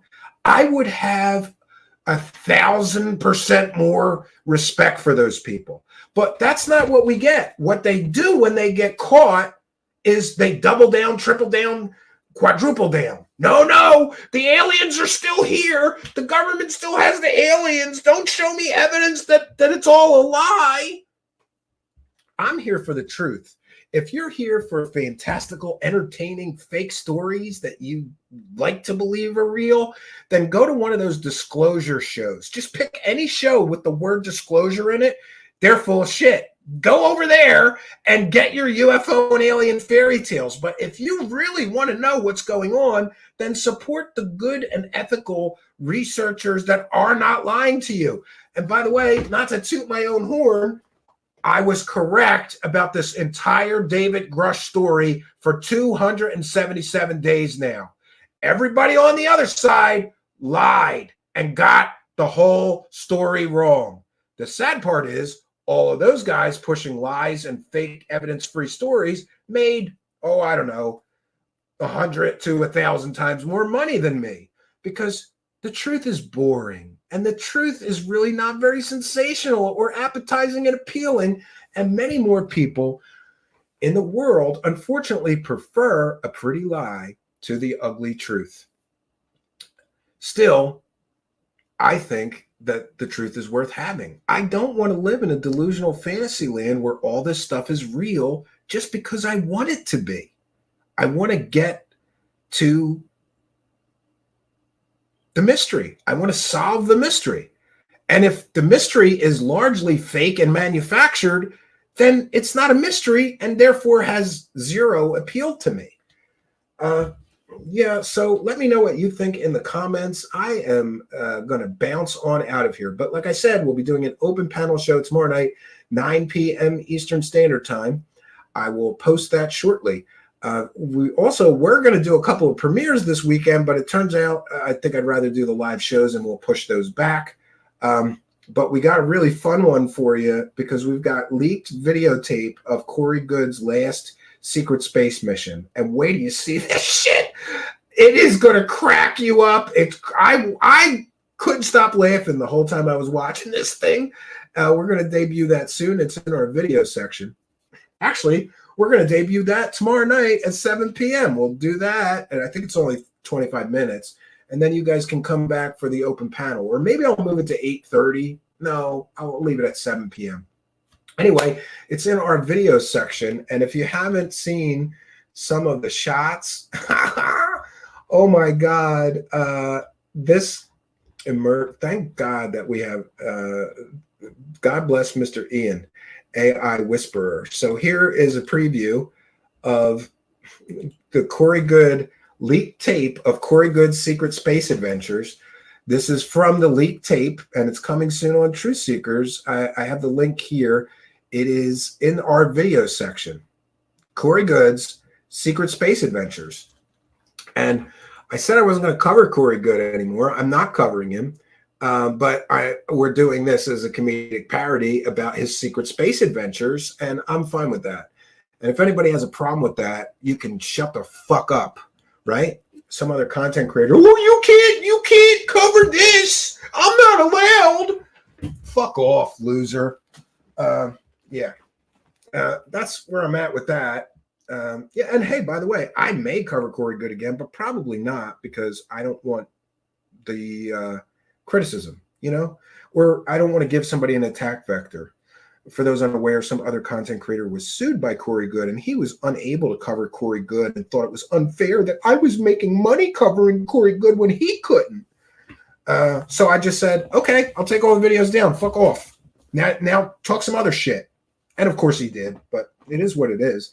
So tomorrow night, 7 p.m., we'll debut Corey Good's, the first episode. We've got multiple episodes of Corey Good's Secret Space Adventures. Wait till you see this shit. It is, it is amazing.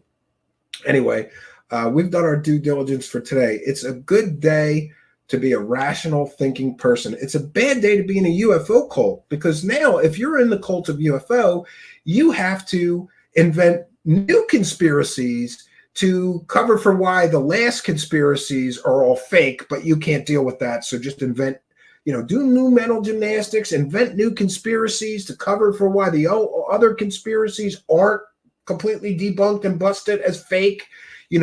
Cope, get the mental gymnastics, still tell yourself Lou Elizondo is a GQ hero, even though dude, how bad of a liar do you have to be for the government to fucking go, you know what, we're going to tell everybody that guy's full of shit. He never ran a government UFO program. He's a liar. That's pretty bad. And the fact that he's still going to sign his name with that fake title he gave himself. By the way, I'm the director of, I don't know, I'm going to come up with a program name, and I'm just going to call myself the director of a UFO program in the Pentagon. I'm just going to invent it. Lou Elizondo is a pathetic, LARPing liar. That's what we know from this report. And we also know that people misrepresented things in order to sell stock in TTSA. That's going to be a real problem for them. People misrepresented Lou Elizondo's resume. They lied about building a spaceship to investors. They lied about this material they were in possession of. That's going to be a real problem if the SEC truly is pursuing that investigation. By the way, we'll be following up with them to find out more about that in the coming weeks. And whatever I find out, we'll bring to you. So that's all we got for you, friends. I'm going to bounce on out of here, but we'll be back tomorrow night at 7 p.m. for a premiere and then 9 p.m. for a live show. So it's going to be a busy weekend, but since I'm home, we'll try to get some Truth Seekers time in. No place I would rather be. Okay, friends. So that's all I got for you. Until next time, my name is Stephen Cambion. Good night, and God bless all of you.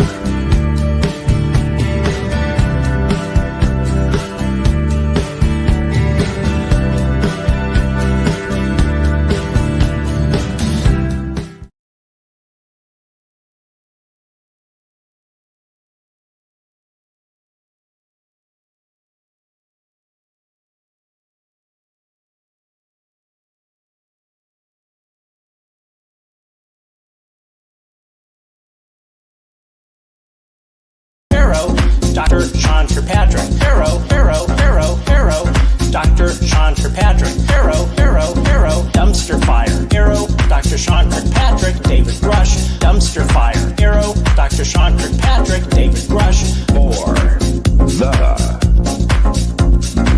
masses. Yeah. Gary Nolan, Harrow, Gary Nolan,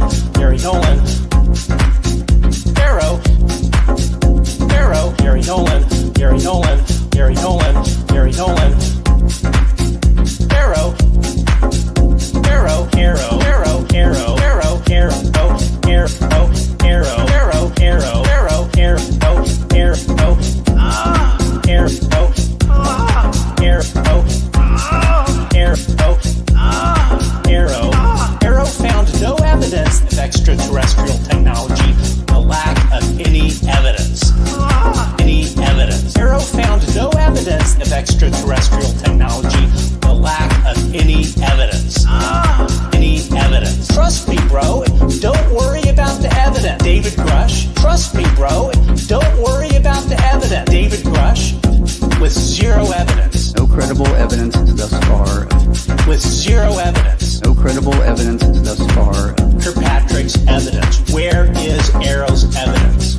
Kirkpatrick's evidence. Where is Arrow's evidence? If I call your mother a hooker. If I call your mother a hooker. If I call your mother a hooker. Mother a hooker. If I call your mother a hooker. If I call your mother a hooker. If I call your mother a hooker. Mother a hooker. Aliens and extraterrestrials. Trust me, bro. Trust me, bro. If I call your mother a hooker. Mother a hooker. Aliens and extraterrestrials. Trust me, bro. Trust me, bro. Aliens and extraterrestrials. Trust me, bro. Trust me, bro. If I call your mother a hooker. Mother a hooker. Aliens and extraterrestrials. Trust me, bro. Trust me, bro. Aliens and extraterrestrials. Trust me, bro. Trust me, bro. Arrow. If I call your mother a hooker. Mother a hooker. Arrow. Hooker. Hooker. Hooker. Hooker. Arrow. Hooker. Hooker. Hooker. Hooker. Arrow. Hooker. Hooker. Hooker. Hooker. Arrow. Hooker. Hooker. Hooker. Arrow. Greetings and salutations, friends, and welcome back. We have reached another exciting milestone in the David Grush saga. For those unaware, we have been counting down the days since David Grush made his original claims. Now, actually, it was pointed out to me by a user on Twitter that he made his original claims to the Inspector General of the intelligence community several years ago. But I was keeping track of his public claims with Ross Coulthard and News Nation and the Debrief Clown Show. And so just in case you're keeping track, we have now reached an incredible milestone here. We are at 290 days of David Grush and the UFO profiteering whores all around him, soaking up every UFO dollar they could possibly find with his stories, all profiting to the tune of hundreds of thousands of dollars. But we are at 290 days of David Grush making incredible claims. Just to review, in case anybody is unaware, Mr. Grush claimed that the United States is in possession of alien crash retrieved spacecraft and alien biologics or non-human biologics, alien bodies. And, you know, it's basically the Bob Lazar story from a slightly different perspective. And just like the Bob Lazar story, all Bob Lazar had was a story. All David Grush has largely is stories. But they're not even his stories. They're stories that apparently were told to him by all of the known wackadoo UFO people, many of which that also happen to be involved in government or intelligence circles or military circles that have all been telling similar stories, but never proving them for years now. So it's interesting. All we get is stories. This has been my mantra here for quite some time now, and will continue to be. So 290 days making huge claims with zero evidence. Now, proponents and or supporters of David Grush offer a multitude of excuses for why he can't show us any evidence. They say it's classified, yet no, it's not. And we know that alien bodies, alien crash retrievals, and alien spaceships are not either classified or sensitive, according to the United States government, because the Pentagon Office of Pre-Publication cleared him to speak freely about those things.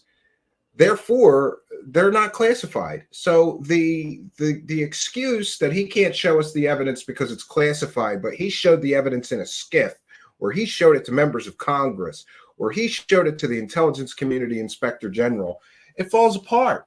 This is one big shell game.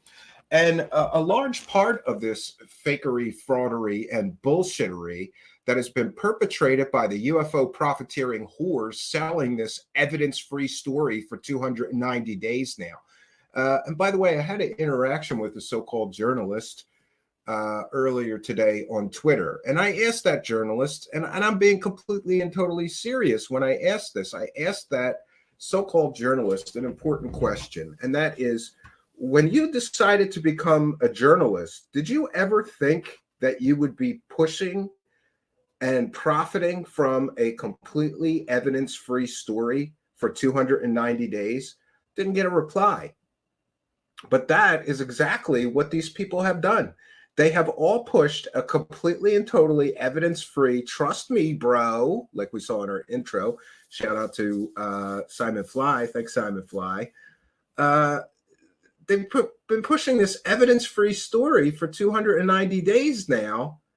And if you press them and ask them for evidence, whether it's a regular true believer or one of the, UFO scumbags pushing this fake story, what you get is excuses. Now, we've been through the it's classified excuse. That doesn't hold water. No, he was cleared to talk about those things, meaning he could provide specifics. He could provide evidence of his claims, but he won't. We get excuses, right? We know there is no UAP specific NDA also now, thanks to the recent Arrow report. Now, the other big problem or excuse is, and I've heard this for 290 days now, and I'm going to issue a challenge, especially to the fake journalists like the Liberation Garbage Pedal guy, right? What is his name? Sharp. He's not the sharpest tool in the tool shed, by the way, that guy. All he does is parrot and repeat UFO grifter talking points. Congratulations. I'm a journalist. No, you're not. You're a shit peddler, Christopher Sharp.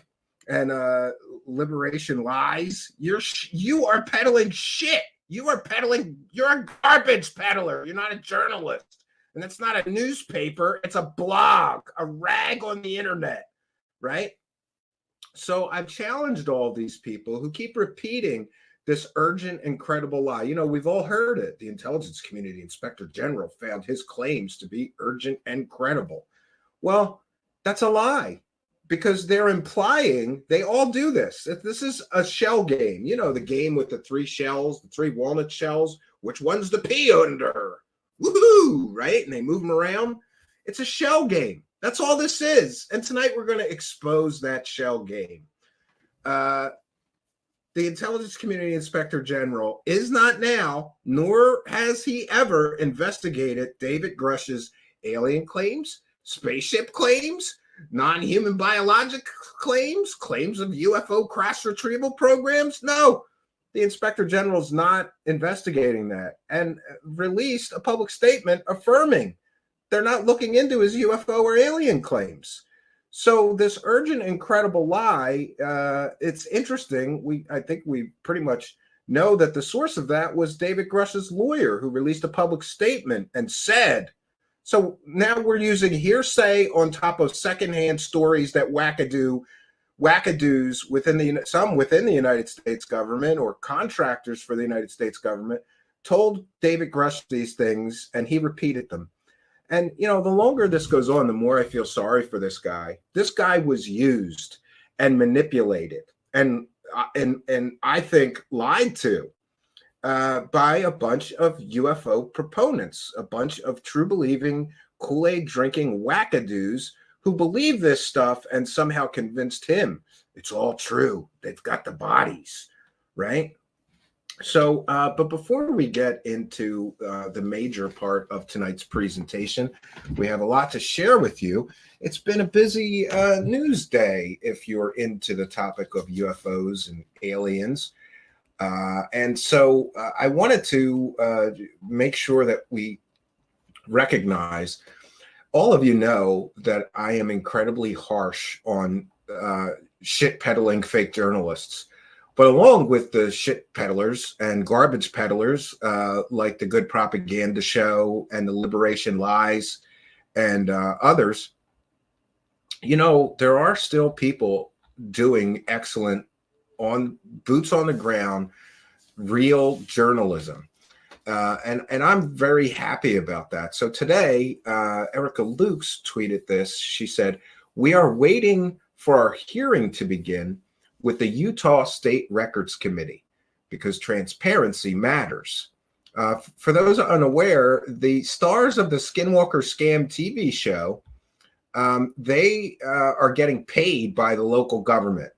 And so Jack Brewer and Erica Lukes did some amazing work so far trying to expose that and find out how much is the government paying these stars of the Skinwalker Scam television show and for what?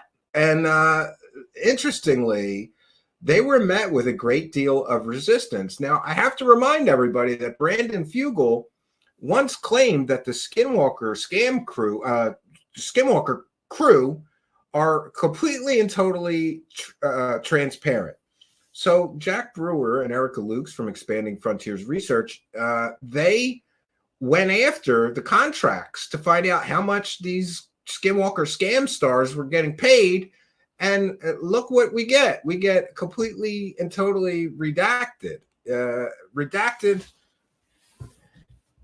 contracts where you can't make anything out from these. It's ridiculous. And remember, the purpose of a right to know request, look at this redaction. That's great. They blacked out an entire page, right? Some transparency, Brandon Fugel. And isn't it interesting that these people who want transparency and disclosure about aliens and UFOs from the government, they don't want to be transparent themselves and let you know how much the government is paying them to promote their nonsensical evidence-free claims, right? They don't want to be transparent, but the government needs to be so we could get disclosure. Hey, Brandon Fugel, how about you disclose how much money in total or separately? Give us a spreadsheet, something. How about you disclose and become transparent about what the business relationship is between the stars of Skinwalker Scam TV show and the local government there, who is paying them thousands and thousands of dollars, perhaps tens of thousands, perhaps hundreds of thousands. We don't know, because Jack Brewer and Erica Lukes, to their credit, filed these right-to-know requests to get the records. And this is what the local government did. They redacted things to the point of blacking out an entire page of the contract. And I just have to say that I learned some important lessons from Mr. Jack Brewer and Erica Lukes about tenacity, because to their credit, Jack Brewer was not willing to accept this situation, because the right to know requests and that system, it's kind of like FOIA, is designed so that people will know what government business is up to. What are they doing? So here is from Jack's, their Expanding Frontiers research blog, a 3-page Uinta County Phenomicon contract entered into with UFO and Skinwalker Ranch personality Travis Taylor, indicating at least $3,500 in compensation was to be issued, and highly similar in appearance to the 90-plus pages of their agreements released in heavily redacted form to Expanding Frontiers Research. Expanding Frontiers Research again appealed the Graham response, this time to the State Records Committee, arguing that Uintah County lacked the authority to undertake a confidentiality agreement with service providers that effectively obstructs the GRAMA, or right to know request process. It's kind of like FOIA, but it's for the state. They're all state specific. Some states call it right to know. Apparently in this state, it's called GRAMA. The very purpose of State Records Act, EFR contends, Expanding Frontiers Research contends, is to ensure transparency and allow the public to know how the government conducts its business. Mediation is scheduled for early February, and a hearing will be conducted in March with the Records Committee if a solution is not reached. Expanding Frontiers Research will publish and thoroughly report on the 2023 Phenomenon records obtained after its GRAMA cases are followed through to completion. So, yeah, I just wanted to put a shout out, just mention that along with the garbage peddling shit peddlers like Ross Coulthart and so many others, there are people doing real investigative journalism into these things. And, so I just want to recognize that. Jack Brewer and Erica Lukes were not content. They did not sit back when the government redacted all this and just say, okay, I guess we can't have the records. No, they took them to court, or a hearing at least. I don't know if it's a court or a hearing, but they had to go before a bunch of government officials and argue the case that they don't have the legal rights to not allow these records to be released to the public.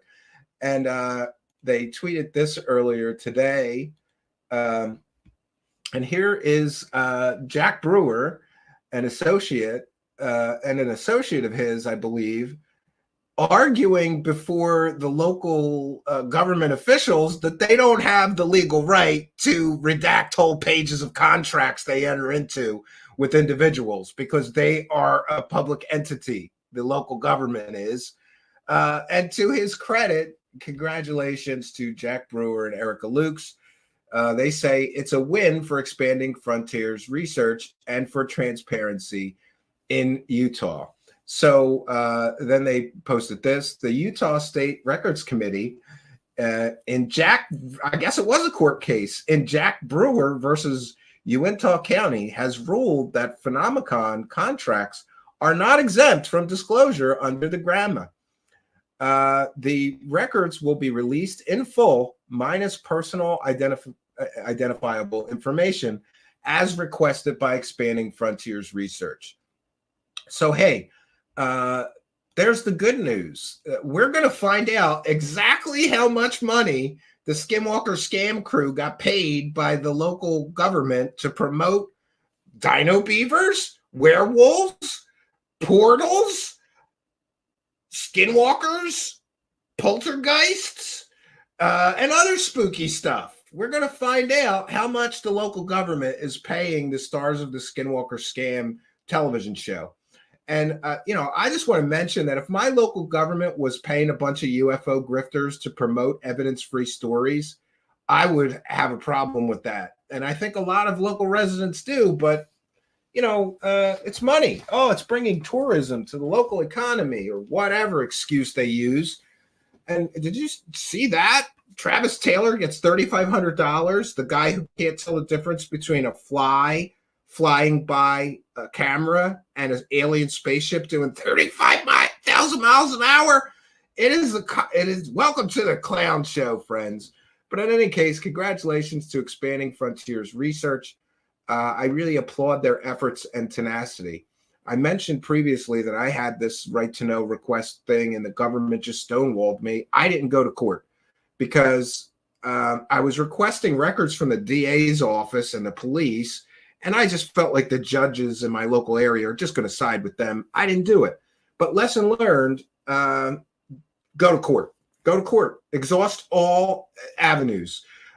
So Jack and Erica doing a great job over there, being tenacious and aggressive and demanding answers. And that's what I love to see. You know, good journalism to me is often very adversarial. That local government didn't want to give up the goodies, but they had to be, these two had to be tenacious and adversarial and say, you don't have the right to withhold these. So I was just really happy to see that they won. And also because I want the records myself, and I'm sure he's going to be sharing them all publicly. And that's a beautiful thing. What do you know? Disclosure and transparency about the Skinwalker scam, and we're going to get all the goodies. I want to see how much they're paying these clowns. I can't wait. All right, so along with that story, and I'm sorry to take these detours, but I feel like there's some things going on that we really, really should talk about. So one of the other things that happened today, of course, was that there was a rally in New York City to thank Senator Chuck Schumer for all of his valiant disclosure efforts, or, you know, I don't know. I'm sorry, I'm not a disclosure dork, so I don't really understand this. But, you know, sometimes I remind myself that the UFO subculture is smaller than like Dungeons and Dragons. More people play Dungeons and Dragons than there are people into UFOs and aliens. So they did this rally, and isn't it interesting? I don't know. I would think that if you're doing a big political rally to, you know, force the government to disclose the existence of extraterrestrials on Earth, that you'd get there'd be a lot of people there. But sadly that's not the case. And I'm going to share a few things just to show you what this actual rally was like.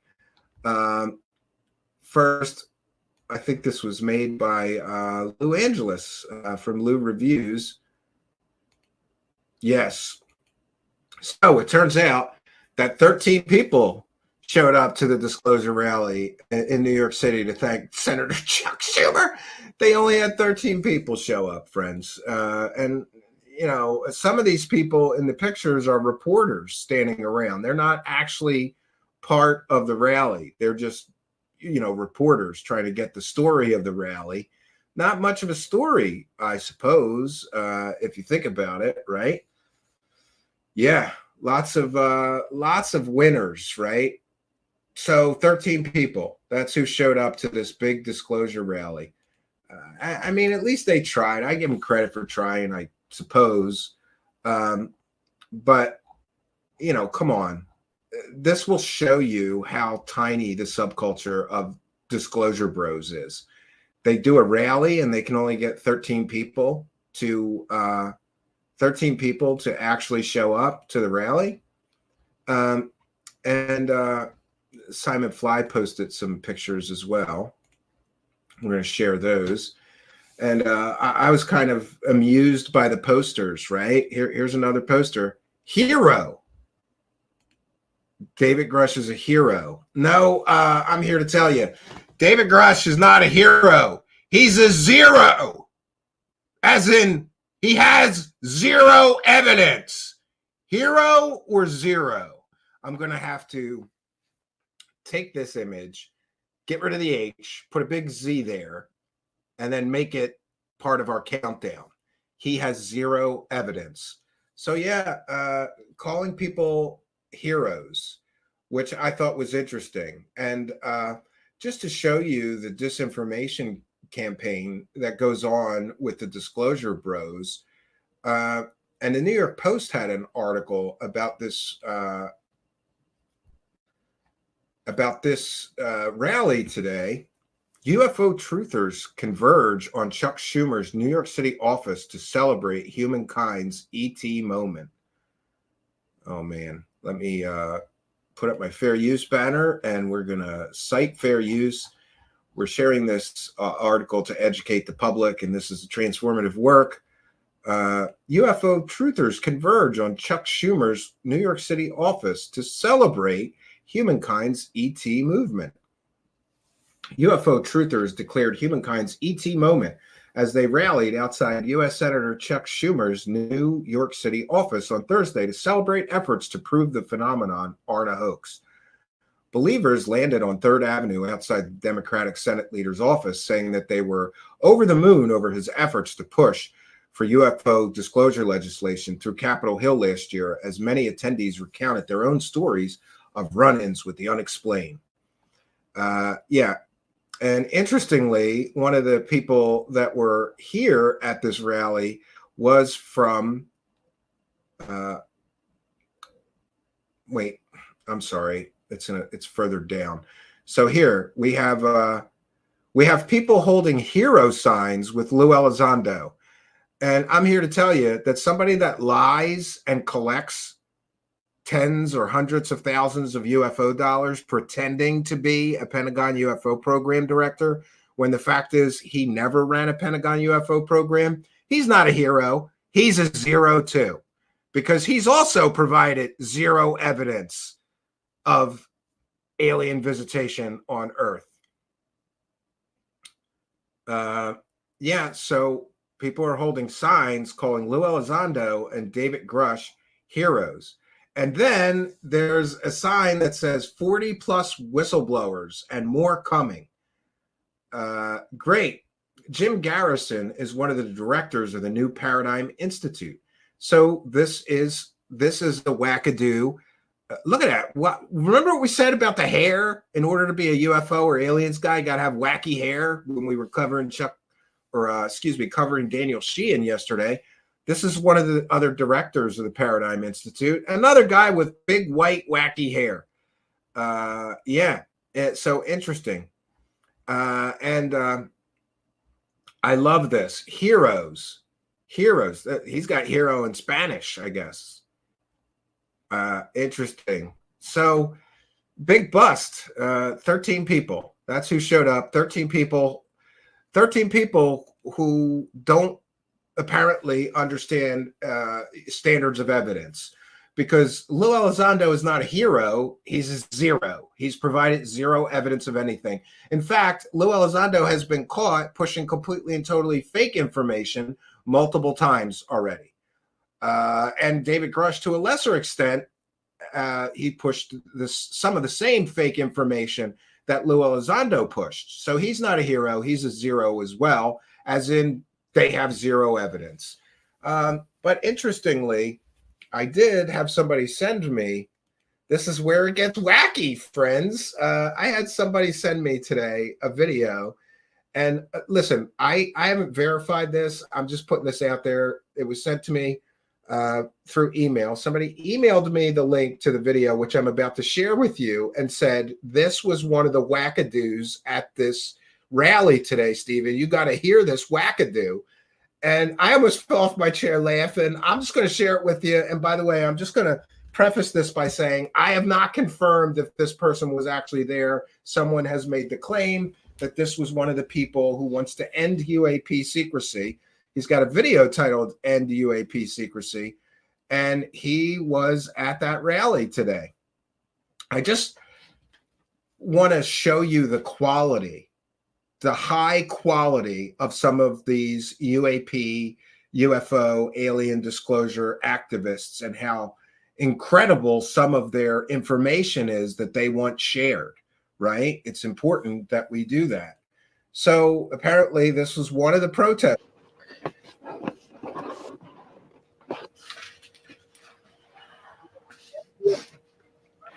Transformative work. All right, this is End UAP Secrecy. And okay, here we go. So I'm directly telling you what it is. The Quislings are loyal to the vast Luciferian conspiracy. Alexander and Sue Gao are Quislings. They're never going to tell you this. You will never pass any...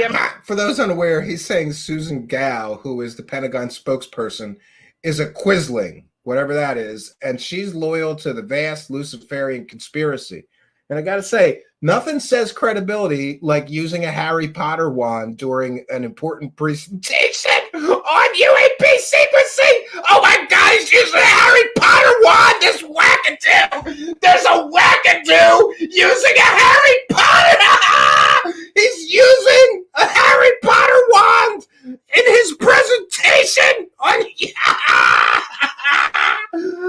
can't make this shit up. You can't make this shit up. All right. Amendment. I'm sorry. It will always I'm sorry. be a This is bullshit serious. from them. This is a serious presentation. I apologize for my emotional outburst. Okay, let's get serious. This guy's serious. We should be serious too. Let's hear the Harry Potter wand and UAP secrecy guy out. Hiding is devil is God of this world. How obvious is this? It's obvious. The biblical perspective is the correct one. They rub your nose in it in Hollywood. And then at the Pentagon, this is the worst case scenario. The devil is God of this world. He tells Lawrence Rockefeller what to do. Then he calls the toadies and the quizlings. That would be all the senators and the congressmen, the celebrities, the oligarchs. And they're all loyal to Lucifer. The battle is for the soul of man. Oh my God. So this is crazy. And I don't, I'm sorry. All right, come on. I got to get serious. We got to get through this. We're not going to do the whole video because it gets wackier and wackier the longer this video goes. What can we do about it? And I've said this as well. Toronto Arrow investigation. So Swan Mitchell, the ESP experiment, they made contact in 1972, a technology transfer of zero-point energy. That went to SRI, helped put off Jacques Vallée. Hal put up and Jacques Vallée got to alien technology, according to Harry Potter wand guy, in 1972. Okay. I'm sorry, this is serious. 40 years later, I abducted Colleen and sent her to that same planet that they got the textbook from. Colleen had her own flying car that runs on free energy. When she came back, she had telepathy. Robin Doolittle at the Globe and Mail came to Ryerson, got a confession out of her. He abducted somebody and sent her to a planet where she got a flying car that runs on free energy. And then when she came back, she had telekinetic superpowers. Boy, I bet you David Wilcock is jealous of that bitch. David Romsey later quashed it down. It was also bundled and tied to future seeing predictions. The Bataclan Theater set of information. 3 events in France, the 3 events in Toronto, and Pulse nightclub. Then when I was called into the review at MacArthur, they audio taped a new set of predictions, the coronavirus set of predictions. The virus, Kobe Bryant, Ukraine jet, Gabriel Wortman. Nothing in the Epstein report about this. They censored it. So I went to the mayor of Toronto, John Tory. He said he would go to Ryerson and ask Julia Shindoy about this. Shindoy did cross the professors. Then Tory resigned, and that got quashed. So there's 3 Colleen confessions. One was the Ryerson one, Julia Shindoy, the board secretary. The other one is the Globe and Mail. Robin Doolittle got one, gave it to... I'm getting a little lost here. This is how we end UAP secrecy? Walmsley. By the way, the owner of the Globe is Dave Thompson of Thomson Reuters. He lives in Toronto. It's 200 Roxborough Drove in... Oh, I'm not gonna play this as he's doxing a government official. This person is literally doxing a government official in a public YouTube video. And it just goes to show you how unhinged some of these people are. Now, I'm sure there's a lot more stable people into this topic, but Jesus Christ, this guy is, somebody said in the live chat, this guy is packing it in. We have a new candidate. I'm gonna bookmark his channel. I think we found next week's wackadoo of the week. Spoiler alert, this guy's a wackadoodle dude. Look, listen to him, right? He abducts women and sends them to planets to get free flying cars, right? Great. You're abducting women and sending them off planet. My God. All right. So I just wanted to share that with you. And by the way, in full disclosure, pardon the pun, somebody sent me that, claims that he was there. I looked through the pictures. It looked like he could be one of the people there. Yes. And Simon Fly, always anxious for material for his music videos. I will certainly send you a link to the channel. Yes. Seems balanced. Yes. So the so-called disclosure rally, a complete and total bust, full of wackadoos holding up hero signs for proven liars. I'm just going to say that. These people are proven liars. They're calling them heroes. And by the way, I wanted to make a very important point because I was talking to a journalist friend. By the way, I'm trying to up my so-called journalism skills. So I'm reading some books. I'm talking to people that are adequately experienced to try to help me or mentor me. And one of those journalist friends who's trying to help me become better at what I do as far as my reporting commented something to me that I thought was so insightful and so important that I wanted to share it with all of you. And that is this concept that the truth does not require your participation, but a lie does. So the truth is the truth. You don't have to participate in the truth. It's just the truth. Facts, evidence, the truth. But lies require your participation. Kind of like if you want to live in a delusional fantasy world where Lou Elizondo ran a real Pentagon UFO program, you have to actively participate in Lou Elizondo's lies. You have to actively participate in a lie. If you want to believe that Dave Grush has 40 firsthand whistleblowers and waited 290 days and we still haven't heard from any of them, then you're participating, quite possibly participating in a lie. The truth doesn't require your participation, but a lie requires you to participate in that. And, most of me thinks it's very sad that there's so many people who are willing to participate in a lie. So far, we're at 290 days, zero evidence so far with the Dave Grush story. And by the way, now we have Christopher Mellon all but admitting that the whole New York Times article was something that wasn't journalism. He orchestrated it in order to sell UFOs to Congress. And Stephen Greenstreet is hammering him. It's great. So we're going to get into next this urgent and credible lie, because I'm tired of hearing clowns keep repeating this ridiculous story. Hold on, I have to save that hero poster before I'm going to save both of them. Hero. We're going to change it to zero because, yes, I'm that petty. Zero, as in zero evidence. So the urgent and credible lie. I want to make sure that we understand that the reason that this Dave Grush lie or story based on a lot of lies has worked for this long is because these things are very carefully crafted. Oh yeah, here's one more that was shared by Simon Fly, which is my favorite. I think it was Simon Fly's favorite too. 40 plus whistleblowers and counting. And notice how all the people on his poster are all just people in shadow. That's because we don't know who these so-called 40 whistleblowers are yet. At 200, they've waited a year almost to drop the evidence, I guess. They've waited a year to name names, right? And remember, even before the Grush story began publicly, people were hyping it up. This new guy's coming in. He's a whistleblower. He's going to name names. He's going to name project names, locations of the alien spacecraft and everything. And what do we get so far? Nothing. Big zero. That's what we got. 290 days of bullshit, right? And by the way, I asked a fake, well, I'm not going to call him a fake journalist. I asked a journalist who's reporting I find offensive to the entire, this person's so-called journalism I find as offensive to the whole field of journalism. And I asked that person, like, how long are you going to keep pushing this evidence-free story? We're up to almost a year now. It's almost 300 days now.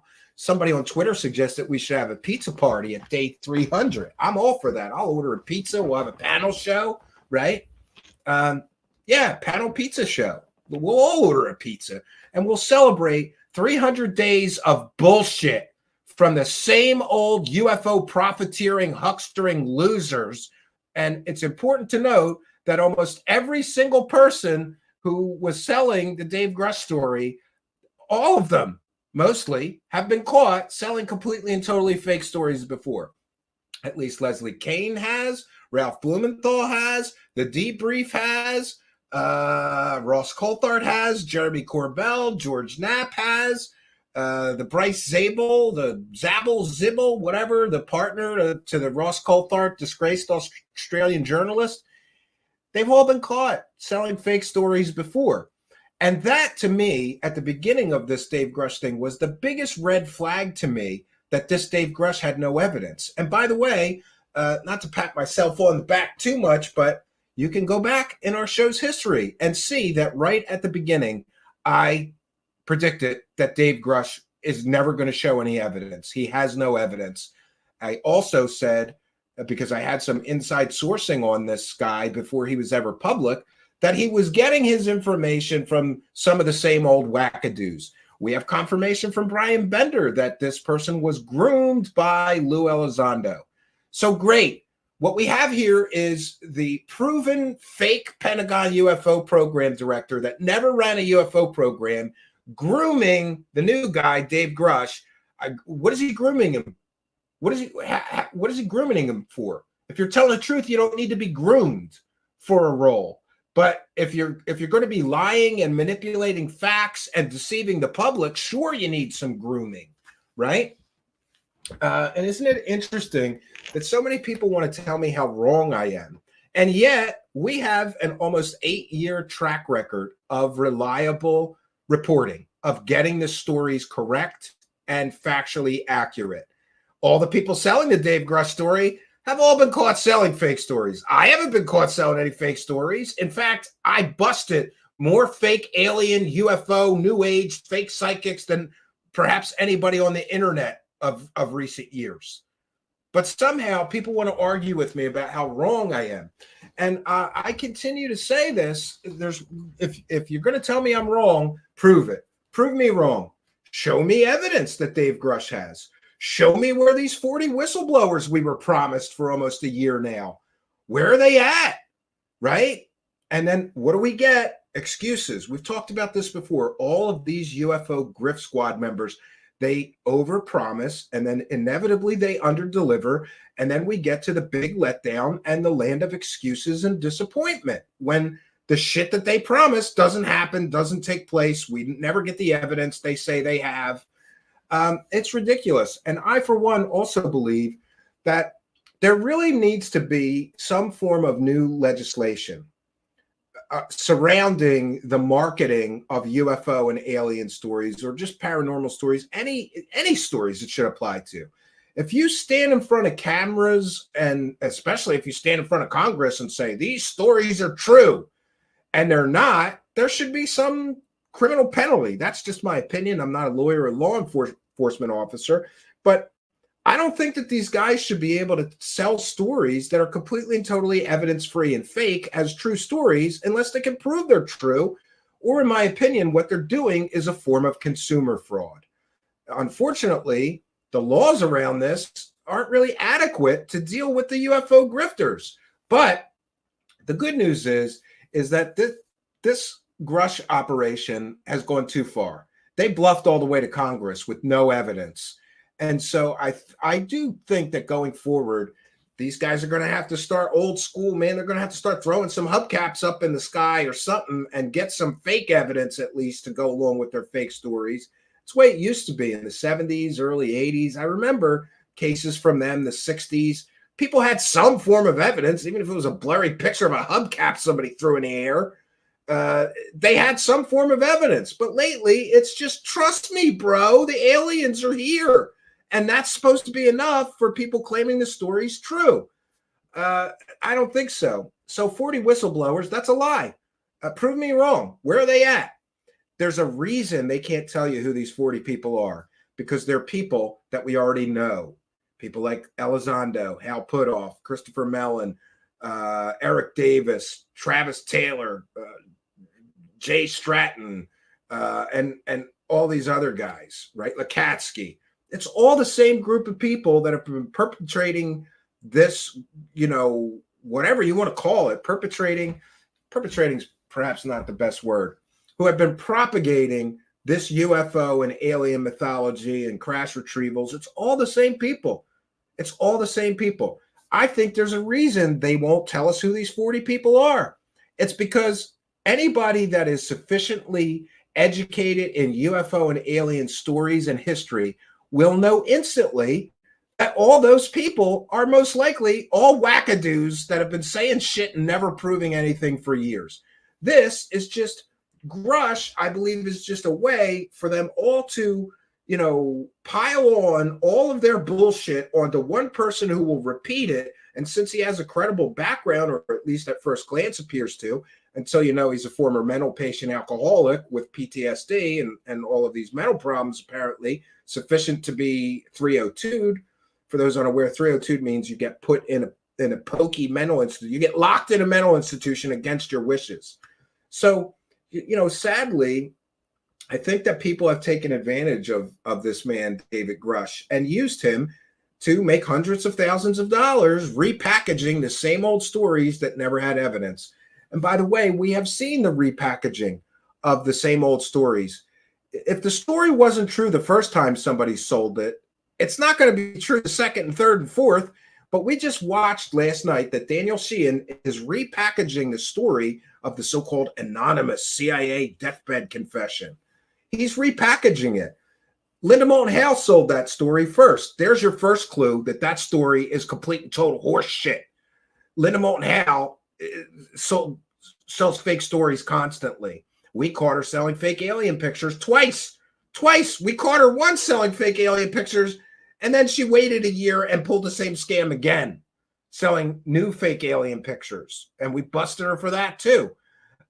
So if the whole root of the story begins with Linda Moulton Howe, I'm sorry, that's a fake story. Then, of course, Ronald Gardner also milked that individual for his stories. And each time that this guy told a UFO profiteering whore his story, it changed. He told Linda Moulton Howe one version of the story. He told Ronald Gardner another version of the story, and he wrote a book about it. Then Jeremy Corbell and George Knapp get a hold of the same guy and do an interview with him. More changes to the story. Now we've got Danny Sheehan telling another version of that guy's story, this time tacking on Bob Lazar bullshit. He never mentioned S4 to my knowledge, or visiting S4. Danny Sheehan tacked that on. Why? Because this must confirm what Bob Lazar was saying. No, it doesn't. I can't find record of that individual claiming he visited S4. So did Danny Sheehan get some details wrong? And like we keep saying, this game of telephone, right? The story is one version of, there's one version of the story that Linda Moulton Howe tells. Then there's a second version of the story. And by the way, when Richard Dolan and Jeremy Corbell interviewed this guy, according to Linda Moulton Howe, he was already dead. Somebody needs to explain that shit to me. And then Ronald Gardner, of course, tells the story. The story changes. Richard Dolan and Corbell tell the story changes. Now we get to Sheehan. So that's Linda Moulton Howe. That's one. Ronald Gardner. That's two. Jeremy Corbell and Richard Dolan. That's version 3 of the story. Now we've got Cahill, right? We've got his version of the story. So, or I'm sorry, we have Danny Sheehan's version of the story. That means that story's been recycled by UFO grifters 4 times. And in each version of the story, nobody proved anything. Nobody vetted the guy. Nobody published his military records confirming he is who he says he was. Richard Dolan just stood on a camera and said, this man is who he said he is. And then he later admits, due to a great gotcha question by me, sent into Theories of Everything, he didn't do any background checking. He just took the guy's word for it and stood there like an asshole, Richard Dolan did, claiming this man is who he says he is. How do you know? You didn't even vet him, Richard Dolan. Richard Dolan is trash. And right now, Richard Dolan and his wife are selling people remote viewing superpowers. Nothing says credible like claiming your wife has goddamn superpowers and can sell superpowers to other people. So when I say that these stories are all recycled, that's one of the perfect examples of it. Anonymous CIA deathbed 4 times this story has been recycled, changed, added on to, changed some details, add new details. It's still not a true story. It's still never been proven that that man is who he says he was. And by the way, that individual that all these people are talking about worked in a goddamn supermarket for his entire life. That's your disclosure boner hero, a guy who worked in a supermarket his entire life. And by the way, that's the truth about that person. Some bored old guy that worked in a supermarket his entire life. Prove me wrong, all you people selling and profiting from that story. I'll wait. Now, on to the urgent and credible lie, because I'm so sick of this urgent and credible lie. One of the reasons that the story, but before we get to that, this was shared by at PUWULITIES. Sorry, I'm not sure how to pronounce that. So there are also people making excuses for Grush, saying, oh no, Schumer's passing that amendment because he didn't trust Arrow, and he doubts that Arrow is doing things the right way. And so since Arrow are lying in part of the cover-up, Senator Schumer decided to pass this legislation. No, he didn't even get briefed. Schumer sponsored the amendment before he even read a report or got briefed. He wants transparency because he thinks people deserve the truth, and he's a bit of a UFO guy, and said he liked speaking about it with Harry Reid. Looking doesn't equal proof of aliens. So to all the people who are claiming, like, oh no, David Grush definitely has evidence because Schumer wouldn't pass an amendment unless he saw evidence. He didn't even see a report before he decided to do this. He didn't even get briefed on anything before he decided to do this. So therefore, those fake talking points fall apart. All you assholes that like to connect dots that don't exist and say, oh no, Schumer wouldn't be passing that amendment if there wasn't truth to Dave Grush's claims. He didn't even read the goddamn report. He didn't even get briefed on anything, classified or unclassified, before deciding to do this. Senator, before I let you go, I have to ask you go right ahead. About UFOs. You have introduced a bill. You seem like you might know some stuff. I'm not going to ask you to reveal classified information. As recent events told us, that can get you into a little bit of hot water these days. Yeah. But just if you know anything, wink twice. But what led you to introduce that bill? And if you want to just tell us the truth right now, please do. Yeah, I'll tell you. The truth is, I have not read the report. I have not gotten a briefing. But sunlight's the greatest disinfectant. I have not read the report. This guy is passing legislation around UFOs and aliens. And remember the language in that? Flying saucers, alien bodies. And he didn't even read the report. He didn't even get briefed on anything before passing this legislation. So here we have proof positive that you assholes that are out there pushing completely fake information are wrong. He didn't decide to pass this legislation because he got a briefing on David Grush's excellent information and knew there was something to it. No, he didn't even read the report. He didn't get any briefing. He just put this shit show legislation on the table. That is amazing, right? I think so anyway. I think this is amazing. And it proves 100% that all the people saying these false narratives are completely and totally wrong. Didn't read the report, didn't get briefed, meaning he didn't see any evidence from Grush. He just likes Senator Reid and he likes talking about UFOs. Isn't this cool? So he puts the legislation on the table. Lots of people say they're disclosing it because they know something that we don't know. Well, let them disclose it and we'll all know the truth and we'll be better off for the truth. And then I think of my dear friend Harry Reid. You know, we would sit together and discuss this, and he had a more view of UFOs and foreign, outer space intelligence being more likely than I did. But I love talking to him about it. So that is why the Schumer amendment exists. Not because he saw evidence of David Grush's alien and UFO claims. So stop with the with the fake talking points. David Grush has no evidence. There, I said it. And remember what I said, the truth does not require your participation. You don't have to participate in the fact that Dave Grush has no evidence.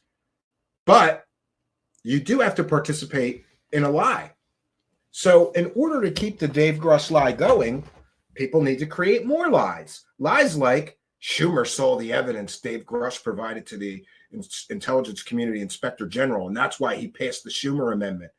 That's you participating in a lie. In fact, that's you creating a new lie to help the first lie. It's a cavalcade of lies, friends. It's a cavalcade of lies, deceptions, half-truths, misinterpreted data, and more. Incredible. Absolutely incredible. But back to the urgent, incredible lie. So many people, and remember, we've detailed that Ross Coulthart is literally saying that the Intelligence Community Inspector General said that Dave Grush's UFO and alien claims are true. Show me an on-the-record statement, disgraced journalist Ross Coulthart, where the Intelligence Community Inspector General says Dave Grush's alien and UFO claims are true or are urgent and credible. You can't, because that information doesn't exist. And again, this is people that are participating in a lie. Let's keep hammering this point. The truth does not require your participation, but a lie does. So now we've got people inventing new lies that Senator Schumer, he passed this legislation because he saw Dave Grush's evidence. That's a lie. We've just completely blown that to shit. Then we've got people like Ross Coulthart claiming the Intelligence Community Inspector General saw Dave Grush's evidence and says it's true. No, he didn't. Show me an on-the-record statement. They can't and they won't. That's them participating in a lie, creating a new lie to bolster the original lie, which is falling apart due to 290 days now of a complete and total lack of evidence. Now, and then the other thing that people are doing to participate in the lie is, and we've all heard this, how many times have we heard people say that the Intelligence Community Inspector General found David Grush's claims to be urgent and credible? But the problem is that Dave Grush made a lot of claims to the Intelligence Community Inspector General. Which claims are they talking about when they say the Intelligence Community Inspector General found his claims urgent and credible? I believe that this is purposeful. They are purposefully conflating two separate things so that people think, oh, the Intelligence Community Inspector General think that David Grush's alien and UFO claims are urgent and credible, and his claims of crash retrievals are urgent and credible. No, the urgent and credible thing was a complete and total lie. And Mick West, shout out to Mick West, he got it right from the very start. Look at this. Let's be clear, says Mick West. Before today, claims were made that the Intelligence Community Inspector General had deemed Grush's claims of a secret ET crash retrieval program to be, quote, urgent and credible. Today we learn that all that was urgent and credible was that Grush thinks something was concealed from Congress, and this is from his lawyer. The whistleblower disclosure did not speak to the specifics of the alleged classified information that Mr. Grush has now publicly characterized. So the whistleblower disclosure didn't include anything classified, apparently. Great. And then this is where the lie came from. The ICIG found Mr. Grush's assertion that information was inappropriately concealed from Congress to be urgent and credible. Well, that's within the purview of the Intelligence Community Inspector General. Waste, fraud, and abuse. That's what they deal with.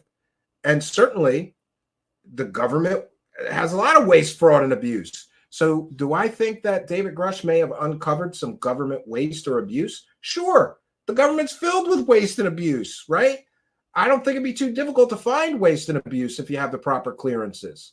And that is what the intelligence community the Intelligence Community Inspector General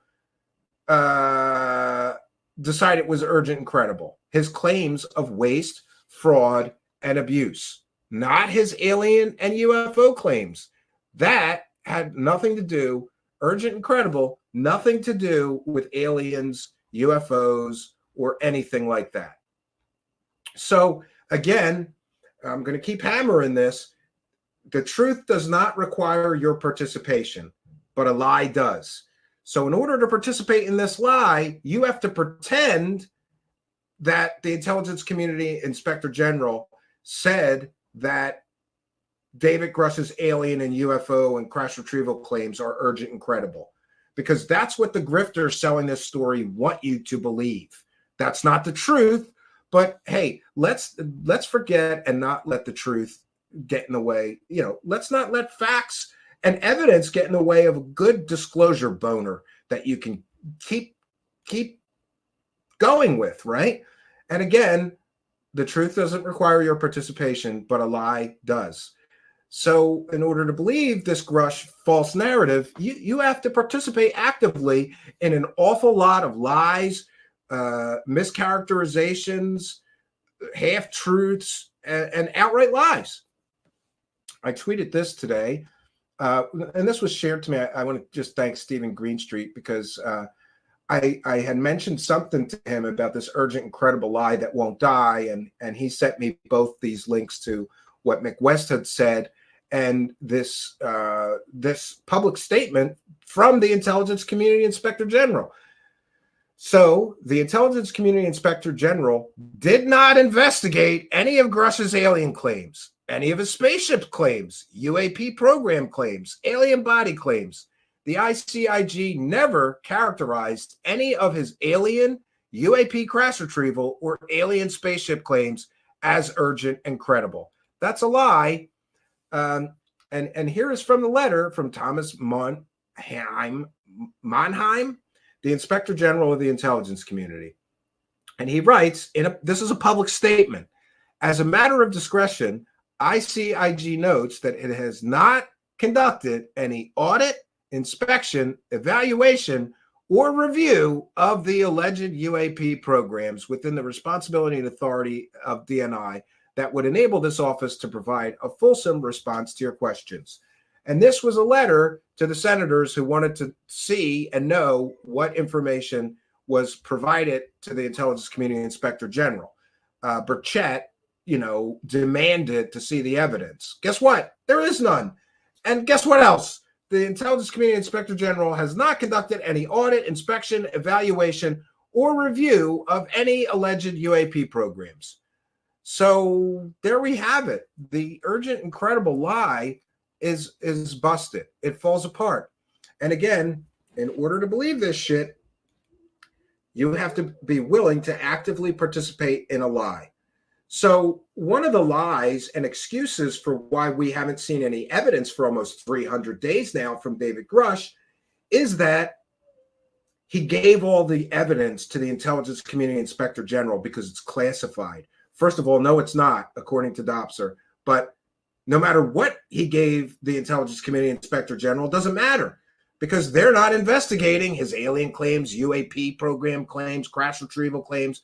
They're only investigating claims of waste, fraud, abuse, or reprisals against Mr. Grush. That's it. So that excuse now completely and totally falls apart. What other excuses? How long are you people going to keep making excuses for a complete and total lack of evidence? Or maybe, just maybe, you might have to admit that maybe some of the more skeptically minded reporters on this story got it right. And David Grush has no evidence. He has stories told to him by the same old whackadoos.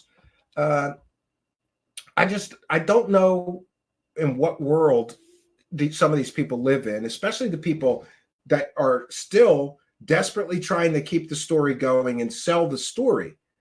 After the Arrow report and after some other critical reporting, I think the story should be dead. And, by the way, we saw in the beginning of our broadcast, Matt Ford's upset because Arrow didn't share enough evidence that there are no alien bodies. They didn't show enough evidence that there is no alien crash retrieval programs, that there is no evidence of extraterrestrial visitation on Earth. The burden of proof is on the person making the claims, right? And we've talked about Brandolini's law.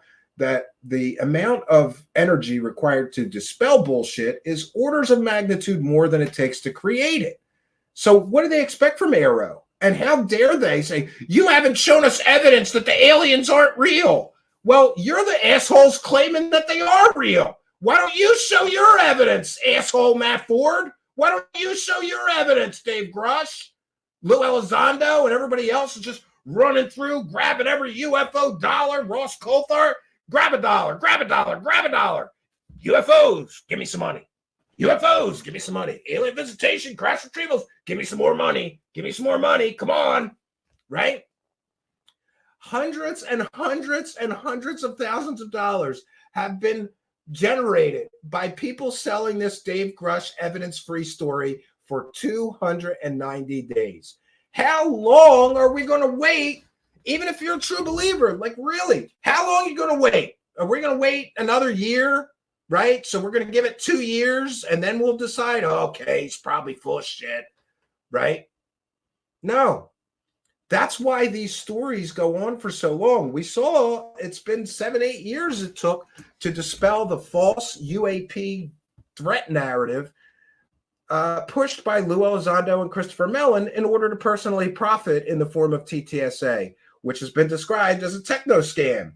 So, at some point you have to say, this is a problem. This is a real problem. And we cannot allow people to do this evidence-free claims, trust me, bro, shit anymore. These people should be banished, because evidence-free stories have no value. Maybe I can't prove they're fake, but they can't prove they're real. So that leaves us at a standstill. I can't prove they're fake. They can't prove they're real. Therefore, we're just at a crossroads here. And those stories have no evidentiary value. If they can neither be proven true or false, they don't pass the test of falsifiability. Something has to be, you have to be able to prove either this information is false or true, or it has no value. But this is where we're at. Almost 300 days of David Grush pushing completely and totally evidence-free stories. But congratulations to people like Corbell and Knapp and Coulthard and Leslie Keane and whoever else jumped in to make money, including Joe Rogan and Yes Theory and so many other podcasts that couldn't wait to get their piece. Even Tucker Carlson couldn't wait to get his piece of the Dave Grush cash, right? It was amazing, incredible to see. And I'm just amazed that an evidence-free story like this made it all the way to Congress, right? And that's another issue. That's another excuse. We're going to discuss this one briefly. People have said to me, well, Congress is passing laws based on Dave Grush's testimony. Therefore, his testimony must be true. No, that's bullshit, because we've detailed here that the Raelian UFO cult also testified before Congress, prompting lawmakers to create new laws based on the testimony of UFO wackadoo Raelian cult members who were claiming that they were cloning human babies. So legislation was passed to prevent people from doing human cloning. Does that mean that the Raelian UFO cult was telling the truth when they testified before Congress, and that's why they passed that legislation? No. In fact, it can be verifiably proven that the Raelian UFO cult lied through their teeth when they testified to Congress. But then they passed laws. So the passage of laws is another excuse. Laws get passed all the time. It doesn't mean that's, so the argument is that because laws are being passed based on after, and people just say that based on Dave Grush's testimony. How do you know that the laws passed just on his testimony? You don't. It's more assumptions and it's more participation in a lie. And again, to keep hammering the point, the truth does not require your participation, but a lie does. So now these people have to make up all these new lies to cover the original liar, right? Oh, no, the laws were passed after Dave Grush's testimony, so his testimony must be true. No, that's a false equivocation. And we have seen there's at least one historical example of laws being passed after UFO wackadoos testify in front of Congress. And those UFO wackadoos were completely and totally full of shit.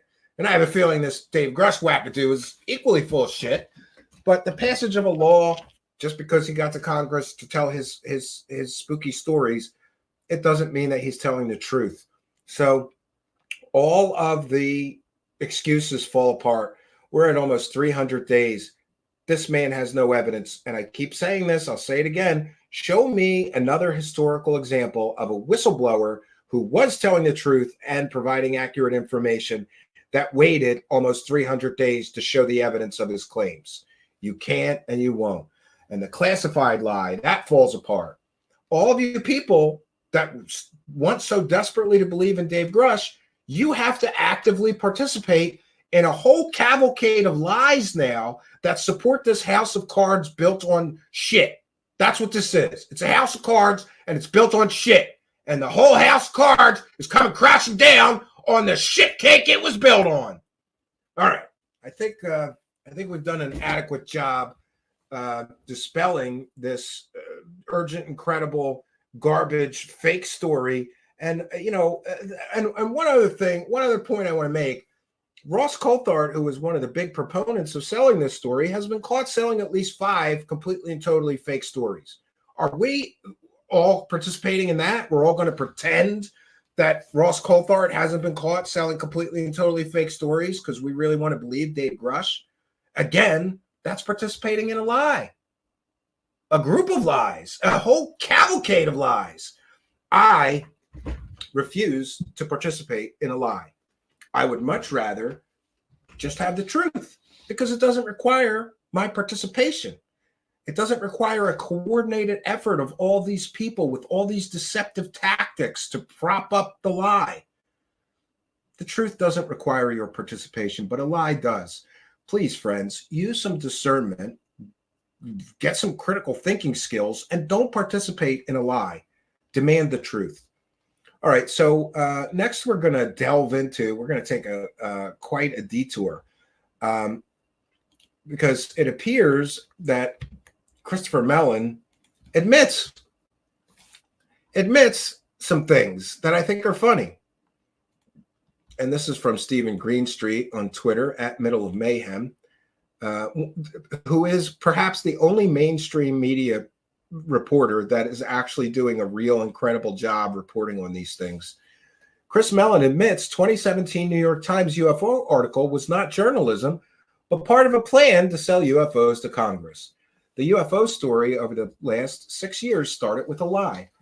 In December 2017, the New York Times front paged a story about UFOs.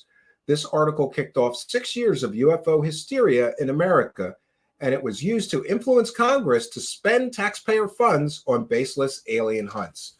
The Times story was co-written by UFO activist Leslie Kean, who later admitted she avoided certain facts and details in order to, quote, get people to accept, unquote, UFOs. Mr. Greenstreet goes on to say, my extensive New York Post reporting has revealed without doubt that the 2017 New York Times article was inaccurate, false, and intentionally deceptive. And now one of the main architects of that deception is openly admitting his role.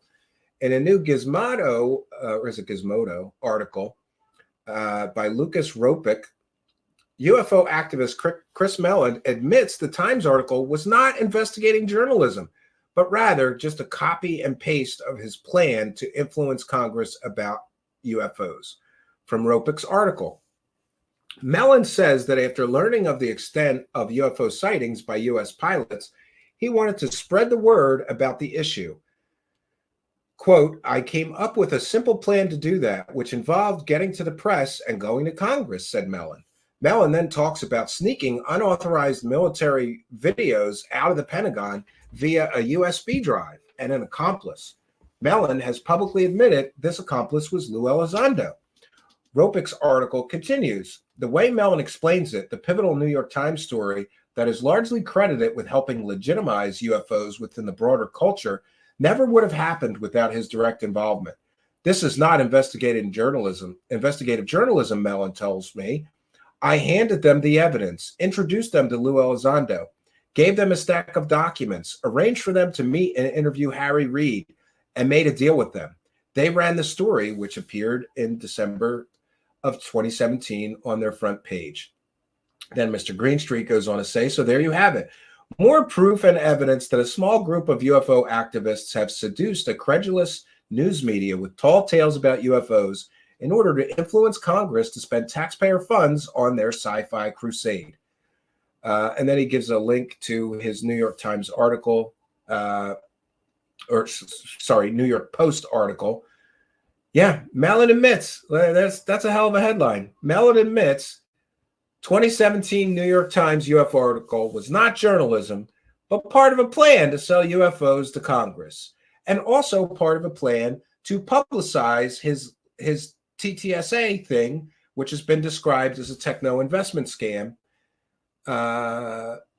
in the Washington Spectator. So that's great. The same people, by the way, who brought us this false narrative are now bringing us the Grush false narrative. I think that is incredibly important. And, I thought it would be a good idea if we recognize that the Mellon family has been influencing American lawmakers for generations. His family has a long history of manipulating government to their advantage, right? Look up the Mellon banking family. Look up what his maybe his grandfather did during the Depression, right? Lowered the taxable income for all the rich people down, transferring the tax burden to the poor. Yeah, great family Mellon comes from. They're a family of rich, entitled, wealthy manipulators of mankind. And we've also seen that Christopher Mellon is directly controlling David Grush and who he's allowed to do interviews with. Not suspicious at all that a guy who orchestrated a completely and totally fake New York Times article for whatever his own agenda is now manipulating who David Grush is allowed to do interviews with. And this has been proven. Christopher Mellon, David Grush cannot do interviews with people that Christopher Mellon does not approve of, right? And what is Mellon afraid of? He's afraid of Grush collapsing into a puddle of his own piss under real questioning, right? Imagine if somebody like me got to interview Grush for a half hour, right? He would collapse in a puddle of his own piss. I guarantee it.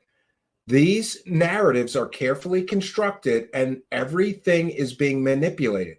There's a reason that David Grush is only doing UFO circle jerk friendly shows that aren't going to press him for evidence or call him out on the fact that nothing he's talking about should or could be classified, because the Pentagon Office of Pre-Publication cleared him to talk about alien bodies, alien crash retrievals, alien biologics. Nothing is classified. It's all a bullshit excuse for why they have no evidence. So I think it's startling that, remember, the fake Pentagon UFO program, Lou Elizondo, was also directly involved in this shenanigan, right? And then he goes on to personally profit in the form of TV show deals, book deals, and more, right? I think it's great. So I've got one more piece to share with you, and that would be about Lou Elizondo, the fake Pentagon UFO program director. And this is something that I was writing, and I call it Lou Elizondo Profiting from Deception, a critical examination of false claims and exploitation. And in this piece, we'll examine the dubious assertions of Lou Elizondo, a former Pentagon official who falsely claimed to have overseen a multi-million-dollar UFO program. Despite lacking any evidence, Elizondo leveraged these unfounded, unproven claims to secure lucrative television show deals, book contracts, speaking engagements, and more. If we do a detailed analysis, we can quickly expose the ethical implications of Elizondo's exploitation of sensationalism for personal gain, highlighting the need for more accountability and integrity from former public officials. In recent years, Lou Elizondo has emerged as a prominent figure in the UFO community, purportedly boasting of some apparent or alleged insider knowledge he was aware of from his alleged tenure overseeing a clandestine Pentagon program dedicated to studying unidentified aerial phenomenon, UAP or UFOs. However, upon closer scrutiny, Elizondo's claims completely and totally unravel, revealing a troubling narrative of deceit and opportunism.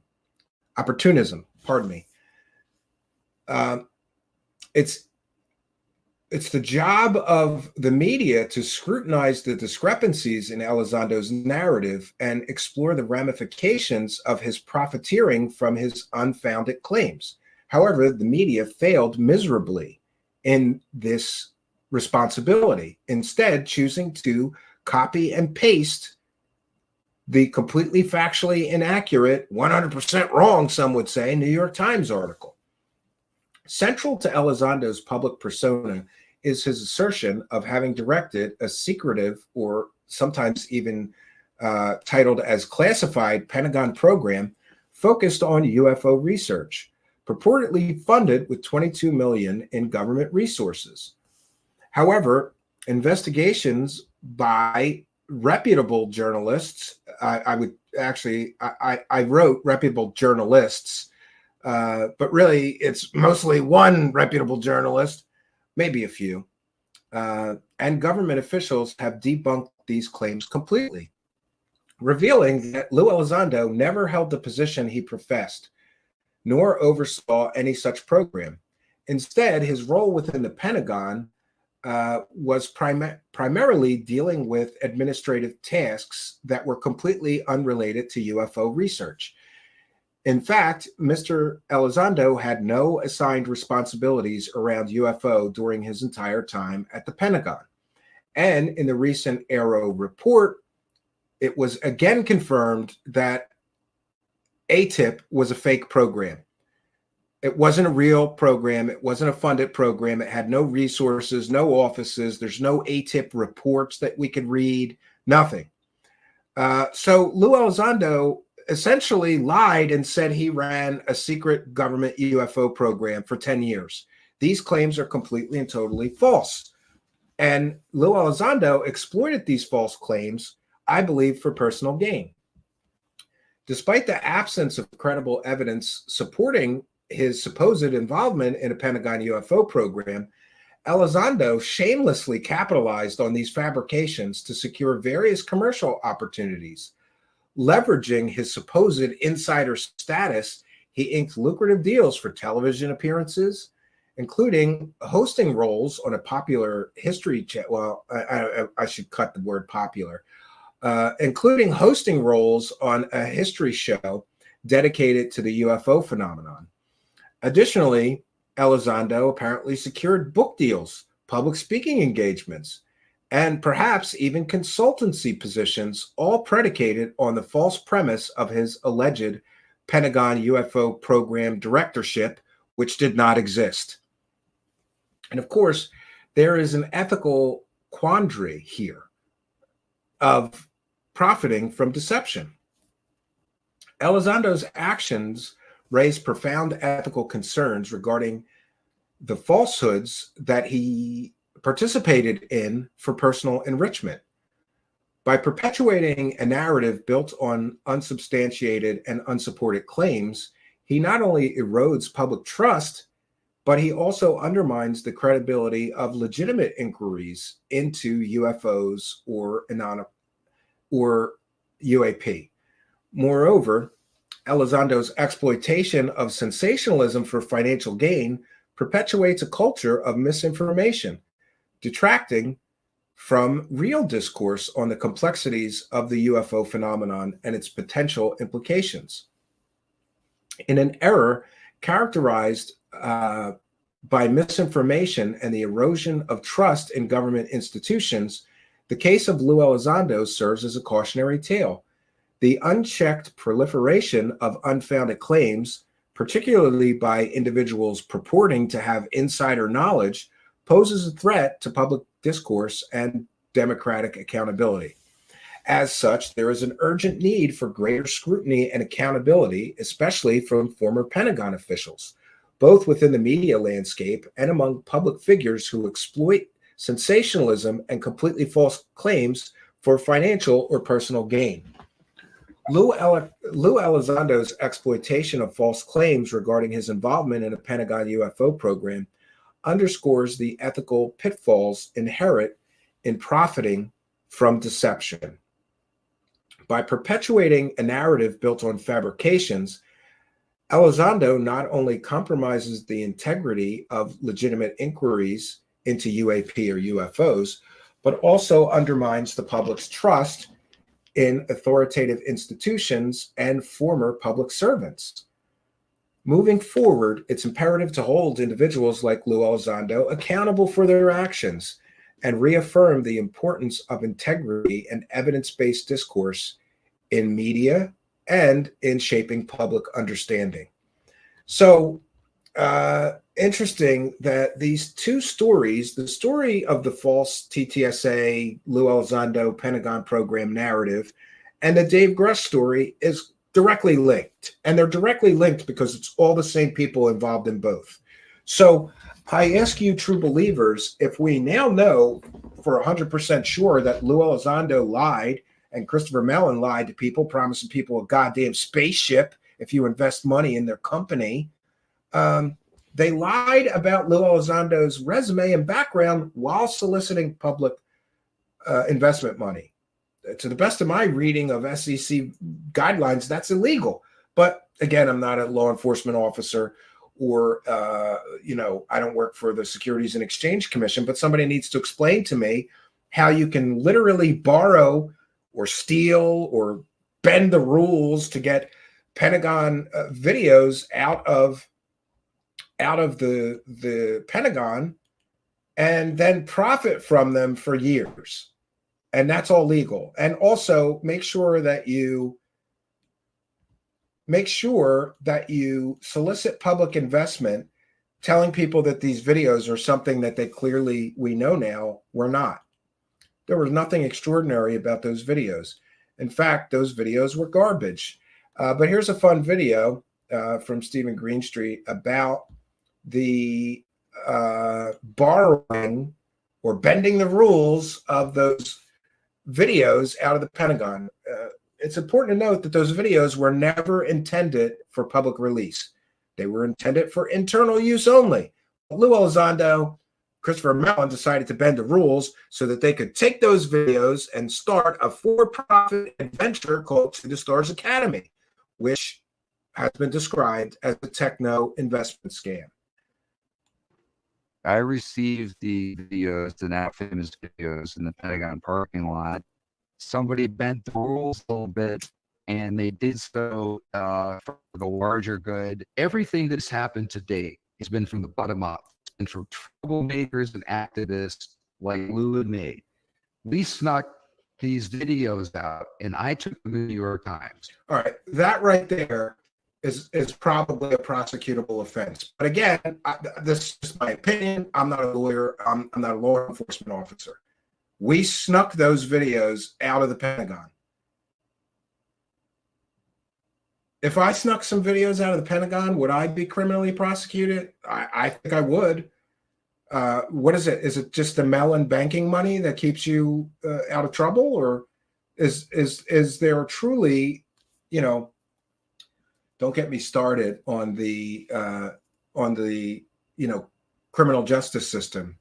There's rules for thee, but not for me, right?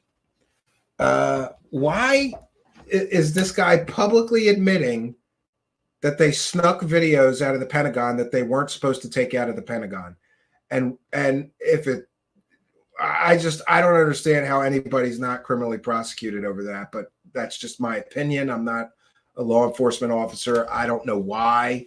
I'd love to talk to a government official and press them on why Mr. Mellon or Lou Elizondo were not prosecuted, since he is right here admitting that he bent the rules for the larger good and he snuck videos out of the Pentagon that were, they're clearly on the release form said it's not for public release. They did it anyway. It's so for the larger good. Everything that has happened today has been from bottom up. It's been from troublemakers and activists like Lou and me. We snuck these videos out and I took them to the New York Times. I don't get it. Why are they confessing? They're not confessing. They're bragging. So yeah, he's not confessing. He's bragging.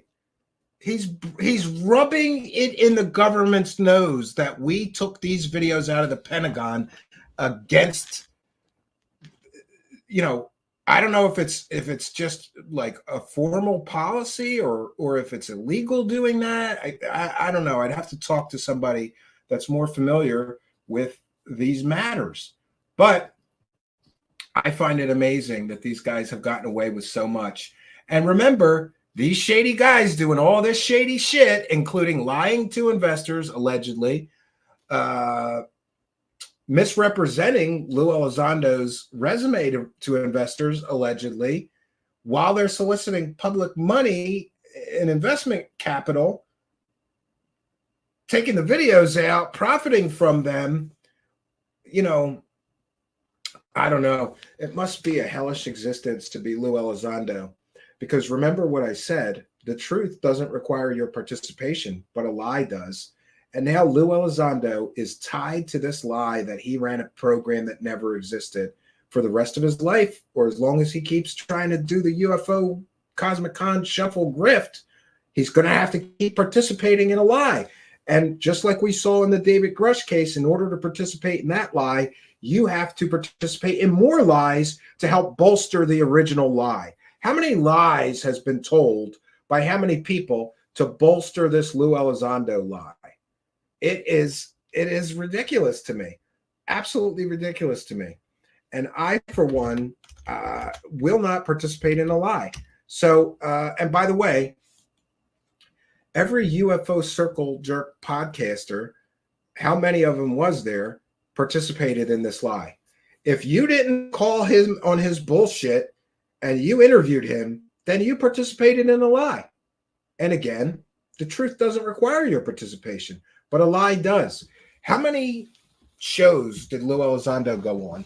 How many newspaper articles or online articles called him the director of a $22 million program? How many people have participated in this lie? All of them have participated in this lie. Anyone promoting Lou Elizondo, booking him for a public speaking fee or to participate in a UFO conference, anybody sending money to TTSA, anybody who buys his book is participating in a lie, in my opinion. And that's another interesting thing. Where's the book? We may have some answers about that coming soon from a friend of the show, and we'll keep you informed. The book was supposed to be out a long time ago, but I think somebody's doing the Cosmic Con shuffle, trying to figure out, am I going to get in trouble if I market this book on this lie that I've forced everybody to participate in for years now, that I ran a Pentagon UFO program that never existed, was never funded, didn't have any office, nothing, no employees. He's having trouble figuring out how far he can go in this lie to market the book. Because remember, you got to overpromise and then underdeliver. Is anybody going to buy a book if he tells the truth and says, yeah, listen, I worked at the Pentagon. And by the way, I also happen to be interested in UFOs. So in my spare time while I was at the Pentagon, you know, as a hobby, I looked up UFO shit, you know, and looked into the UFO thing. And here I wrote a book. Nobody's going to buy that book. But hey, I ran a $22 million funded Pentagon UFO program for 10 years. Yeah, people were going to want to buy that book. But that's two different versions of the book. The truth version of the book, which doesn't require any participation from anybody, and the lie version of the book, which requires people to actively participate in a huge lie. I don't get it. So we'll close with that. my friends, the truth does not require your participation, but a lie does. 1 second.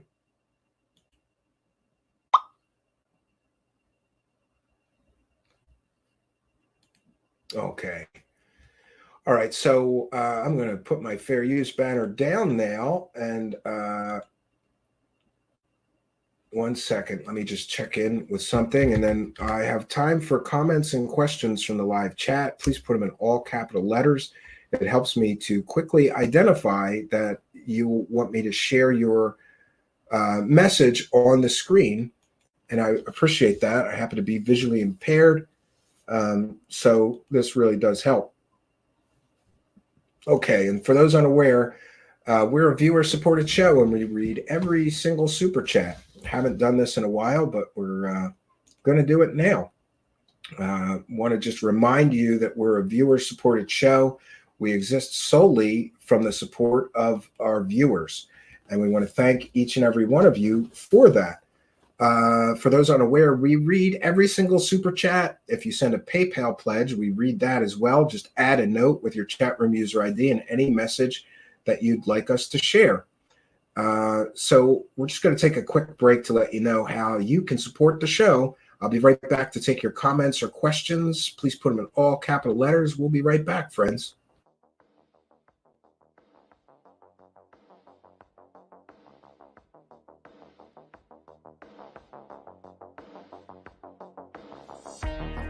Truth Seekers is a viewer-supported show. Wonderful people like you who enjoy this show send pledges in the form of super chats, super stickers, super thanks, PayPal, or Cash App. Instructions for how to help are in the description. You can also join our Patreon, and for as little as $1 a month, you can get extra content. Patreon supporters get a backstage pass, early access to all our production videos before they are distributed publicly, Stephen Campion's music, private writings, a monthly show journal, and more. You can also become a YouTube channel member for $5 a month. A YouTube membership includes all of the Patreon benefits, plus a special members badge, priority reply to video comments, and the live chat, plus a monthly members-only video. We thank you all, kind and generous benefactors, for supporting Truth Seekers. Thank you for your generosity and support.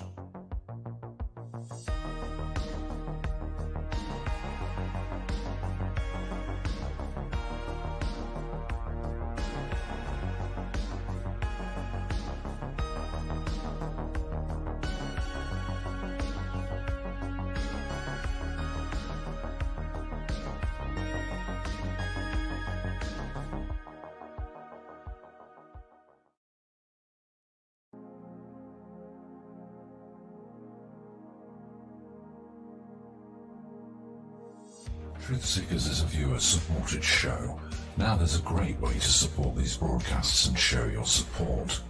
Please be sure and check out our merchandise store. Links to our 2 merchandise online stores are in the links to this video or podcast. The Amazon storefront ships super quickly in the United States, Great Britain, and in many more places. Amazon may not ship to your country or location. If that's the case, hit our second merchandise link in the description and visit our Redbubble storefront. Merchandise from our Redbubble storefront ships worldwide, but may take longer than Amazon. We've got a great deal of super high quality merchandise for you to choose from, including t-shirts, phone cases, sweatshirts, and even pillows. The feedback from our products have been overwhelmingly great.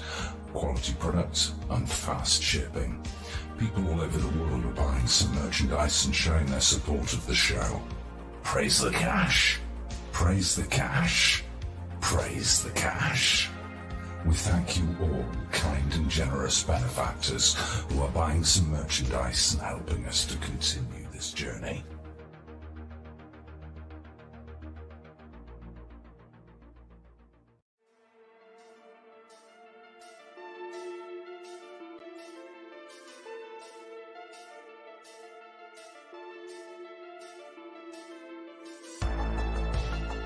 Thanks for being here. This is Truth Seekers with your host, Stephen Campion. Please rate, like, and comment on our videos or podcasts. If you are listening to an audio podcast, please rate us 5 stars to help us rise in the search rankings.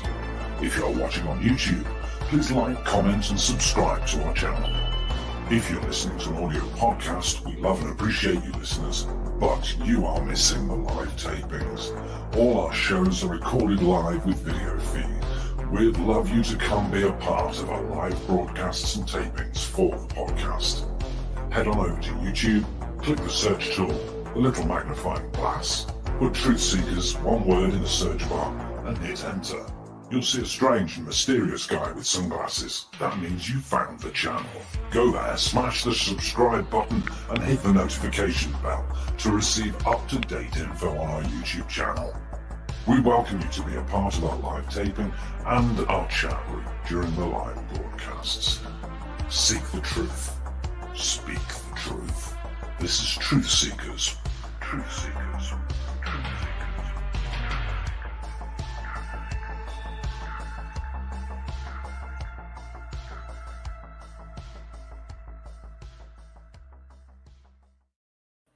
Okay, so we're back, and I'll take some comments and questions from the live chat. But before we do that, I want to make sure that I remind you that when you throw a couple of bucks in our hat, you're not just supporting the show, Truth Seekers, you're supporting the channel. And a big part of what we do here is that I would like us to be a public benefit. Pardon me. And one of the ways that we can do that is by producing free documentaries. So we've added a free documentary section to our YouTube channel. You just go to our main YouTube channel and scroll all the way down. And at the bottom, you'll find 3 completely and totally free documentaries we've produced here.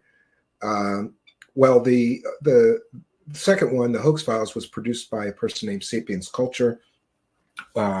Edited, researched, and created. I'll say we produced it or published it here on our channel after the clowns that got exposed in that documentary tried to falsely copyright claim it off of that person's YouTube channel.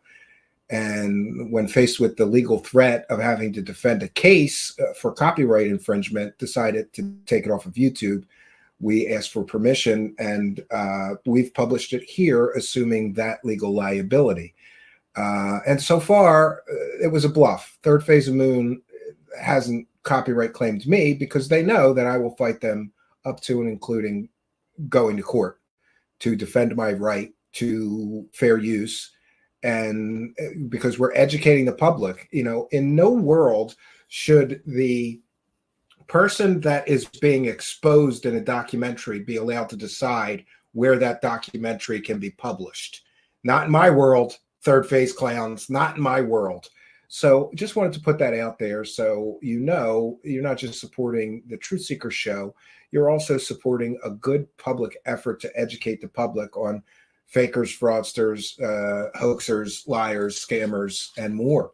We want to take a moment to recognize a kind and generous £5 super chat, no message. And we thank you for your kindness, your generosity, and support from JJ. Thank you very much. We appreciate you. Thanks for appreciating us and helping us to praise the cash. Praise the cash, praise the cash, praise the cash. All right, we're going to take some comments and some questions from the live chat.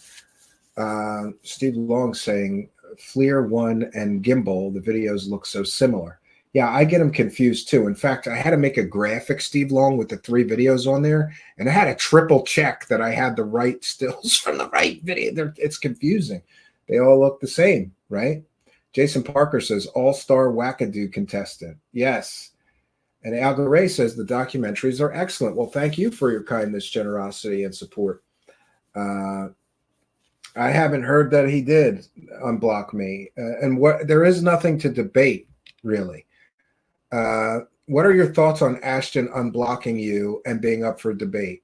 You know, I'm not going to waste my airtime on that. Not on somebody that built an entire huge following, pushing completely and totally provably fake videos, and he still refuses to concede that those videos that he started his grifting career off with were completely and totally fake. You know, I just, you know, I didn't know if I didn't know that he unblocked me, but you know, good, maybe he'll learn something. But I just want to put this out there. There's a reason why I don't want to waste any time or energy debating him, because he goes from promoting one set of fake videos to now promoting other provably fake CGI videos. UFOinterest.org, who is a great debunker of all these fake UFO videos on the internet, says, nope, that's an old CGI video created by virtual effects artist Hollywood Scotty. And, pardon me, let me put that down. Very noisy. So this is a CGI video created by a Hollywood effects guy of a UFO. And this is provably, we know who created this one and what he used to do it and why he did it and whatever. It's a fake CGI video created by a Hollywood special effects artist. And interestingly, Ashton Forbes goes from promoting the MH370 completely and totally fake videos to now pushing this another fake CGI video, supposedly filmed in Argentina. What is this? It's a fake video, Ashton Forbes, and it was completely and totally debunked before you started pushing it. So, no, I don't care to have a debate with somebody who's so stupid he doesn't know the difference between a CGI fake video and a real video. I don't want to have a debate with somebody that dumb. I don't want to waste their time. We thank Trolley Troll. Is it Trolley Troll or Trolley Troll? I think it's Trolley Troll. That's how I've been saying it. If I've been saying it wrong, let me know. Trolley Troll with a kind and generous $5 super chat. And also a thank you for being a member. You see that member badge here. Hey, Steve, I'll email you if my plan to go to the Roswell UFO Festival firms up. Right now, I have some loose ends to attend to. Yes, I would love to get your phone out. You're going to be our roving reporter there, okay? If you go, you know, and no pressure, just take your phone out and show us what's going on there and email me the videos. I'll give you a Google Drive link on the Truth Seekers server here, and you can help us report on that event. I would really appreciate it, and especially because you've been a long-time show supporter. Thanks for being a member, and thanks for the kind and generous $5 and appreciating us. We appreciate you, Trolley Troll. Thanks for helping us to praise the cash. Praise the cash, praise the cash, praise the cash. All right, another one. All right, here's a question from JD. What are your thoughts on the Arrow historical report exposing Hal Puthoff as a liar? He claimed General Jack Sheehan touched an ET craft when it was really an F-117A Nighthawk. Well, if you go into our videos, I've provided my thoughts. Hal Puthoff is a career paranormal and UFO and alien grifter. He's been involved in secret CIA research into remote viewing. He was fooled into thinking that somebody doing children's magic tricks in the form of Uri Geller had superpowers. He was convinced the guy had real superpowers. He was doing magic tricks for Hal Puthoff. Hal Puthoff was also a high-ranking member of Scientology. So there's that. Interesting that Hal Puthoff, one of the purveyors of the 2017 hoax, false narrative, Lou Elizondo UFO threat operative, was also involved with the Grush operative or narrative. And in all cases, Hal Puthoff is wrong. He's just wrong about everything. Some scientist, right? And I think that Hal Puthoff is a complete and total fucking wackadoo. That's what my thought is. And it's no surprise to me that Hal Puthoff was one of the people telling David Grush completely and totally false stories, right? And Hal Puthoff should be ashamed of himself, because David Grush quit his job and lost his income or clearance or whatever based on lies that a bunch of UFO profiteering, grifting whores told him that were largely false or provably false. So I hope that helps. That's one of my that's my thoughts on that. And it's no surprise to me that Hal Puthoff is involved in all this. Anything paranormal, he jumps right into, especially if he thinks there's some money to be had, right?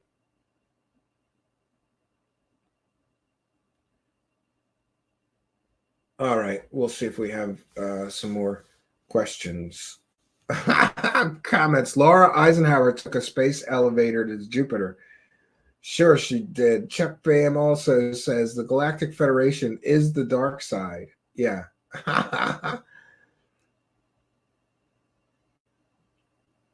All right. Yeah. Steve Long says, I thought this dude Ashton says he was retiring on March 6th. Yeah, but he couldn't find any other way to get people to pay attention to him. Poor, lonely, nerdy guy, right? Oh, I talk about aliens and everybody pays attention to me. He's not going to quit. No way. He's just going to find something new to grift on, like we just showed you. New fake CGI videos that he'll promote, right? Really ridiculous. I thought so too. Simon Fly calls him an incel clown. Can't say I disagree based on the way that he speaks to women. You know, I just want to tell you, Simon Fly, if he talked to my wife like he talked to that woman on the internet that was critical of him, he wouldn't have any teeth the next day. I'm just putting it out there. My missus could beat his ass. Some women you could talk to like that, Simon Fly. My wife grew up on the mean streets of Philly. In Kensington, there's a saying in Kensington, where the men are men and so are the women. They fight more than the men in Kensington. The women do, right? Oh, I didn't know. I know he was. Somebody told me he was in the live chat. I didn't know he was asking for a debate. Ashton was on here the other day looking for a debate. Well, I guess 5 appearances on Alien Addict wasn't enough for him. Like, doesn't he have some huge podcasts still interested in hosting him? Oh, that's right. No, he doesn't, because his whole original story came crashing down as completely and totally fake. So now he's going to try to skis off of my audience. No, I don't think so. And you know why, Wise Monkey? Because I did not build my audience here on a lie. Oh, by the way, Ashton's MH370 bullshit is a perfect example of what we were talking about earlier. The truth doesn't require your participation, but a lie does. In order to participate in Ashton Forbes' fantasy land, you have to accept all kinds of lies. And I'm just not willing to do that. I didn't know he was asking for a debate. Yeah, masturbate. He does a lot of that. Masturbate. Talmud says, I must not have been paying attention. I didn't see him in here. Yeah, I don't know. I just heard that he was in the live chat. I didn't know what he was saying. You guys have to realize that when you hear me say like, hey, let's take some questions and comments from the live chat, that's when I'm reading the live chat. But I can't read the scripted parts of the show and do the comments. I can't pay attention to everything. So when I say, let's take some comments and questions from the live chat, I'm reading every comment. But most of the show, I can't do that at the same time. Wise Monkey says, I'm with you, Steve. I said it to Lou too. Stop platforming him. Yeah, I mean, my thing, Wise Monkey, is I didn't build my audience on lies.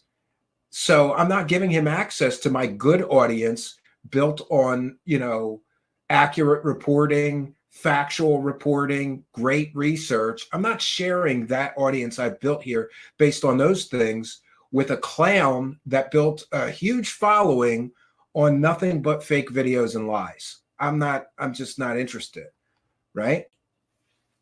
Davina says, do you believe there will actually be a disclosure? Imagine if there is. What would all these grifters do then? I don't know. I think they would take a victory lap and claim credit for it if it ever did happen. That's what I would think they would do. Yeah. Wow, that's sad news. Chuck Bam says Dogman ate the last Bigfoot on September 25th, 2022. Could be. Yeah, could be. You should debate, you would crush him. Well, that's another thing. Like, listen, that's kind of a good point, but there's another reason why I want to debate him, because he has nothing as far as evidence goes. So it wouldn't be much of a debate. And I don't like playing chess with people that I can easily beat. There's no sport in that. There's no fun in that. Like, I can beat my 7-year-old all day long, right? And then meanwhile, my friend at the cabin, really my best friend Matt, he's awesome at chess, and he's always trying to get me to play because he beats me, and I hate that because I used to think I was pretty good at chess, but then I didn't play for a while. I started playing with Matt at the cabin. He beats me every fucking game. It drives me nuts. And then he's like, "Want to play a game?" No, you beat me like 10 times already. Fuck you. So it's no fun if you're just going to trounce all over somebody. If he likes masturbation, send him to Sheehan's Milk Farm. Yeah, maybe he could be one of the guys giving the handies so that the aliens can get all the sperm they need and stop kidnapping people. Steve Long, there is 0 point in debating with individuals who will resort to unsubstantiated assertion, speculation in the face of verifiable evidence. That's another thing. I think that Steve, I really think that if I was forced into a debate with him, I would lose my shit because he would just start going off on tangents and he has no evidence. The evidence clearly shows those MH370 videos are completely and totally fake. I mean, and the fact that they're so debunked and he still won't let it go, Steve Long, that's another reason. I'm not debating crazy, you know? If somebody was reasonable, like, do you know, actually, I think that Jon Stewart, I don't like that he's pushing that alien interview hoax. I think it's a complete total hoax. But we had a good kind of spirited debate, right? And it was respectful. And, you know, that one I liked. And by the way, I didn't intend that. Like, I didn't go, we're going to do a show where I debate and just hammer the guests for 2 hours straight. But that's what it turned into. And that dude withstood the whole thing. He survived. So I have some more respect for him, even though he's pushing a complete and total proven hoax as real for profit. It's been never tried debating a fool. Then you just have two fools arguing. Yeah, it could be.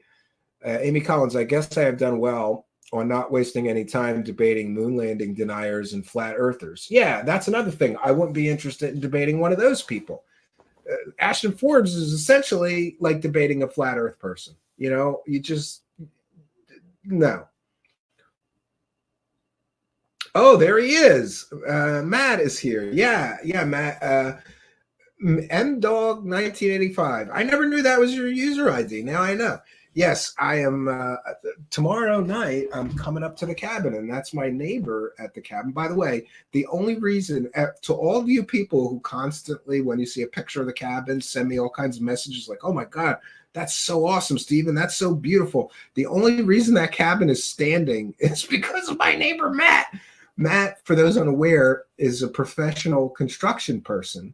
And he happens to be my closest nearby neighbor at the cabin. And we met because I was trying to build a shed and it was falling down. And he took pity on me. He came over. I'll never forget. He comes over and he looks at my tools like in utter disgust, you know, like my Harbor Freight special shit tools. And he goes, "Are those your tools, man?" And I go, "Yeah." And then he goes, "I'll be right back." And he went home and he came back with a whole tool belt. And he helped me stop the shed from falling down. And anyway, then he helped me with a few other big projects at the cabin, like the 2 roofs on each side.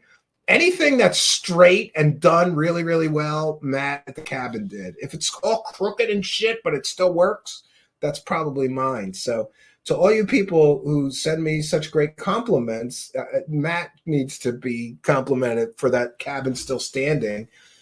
And by the way, we did a great job because we had like a 4-foot snow load once or something like that, and neither of the roofs had any problems. They were perfectly engineered and built by Matt to withstand that snow load.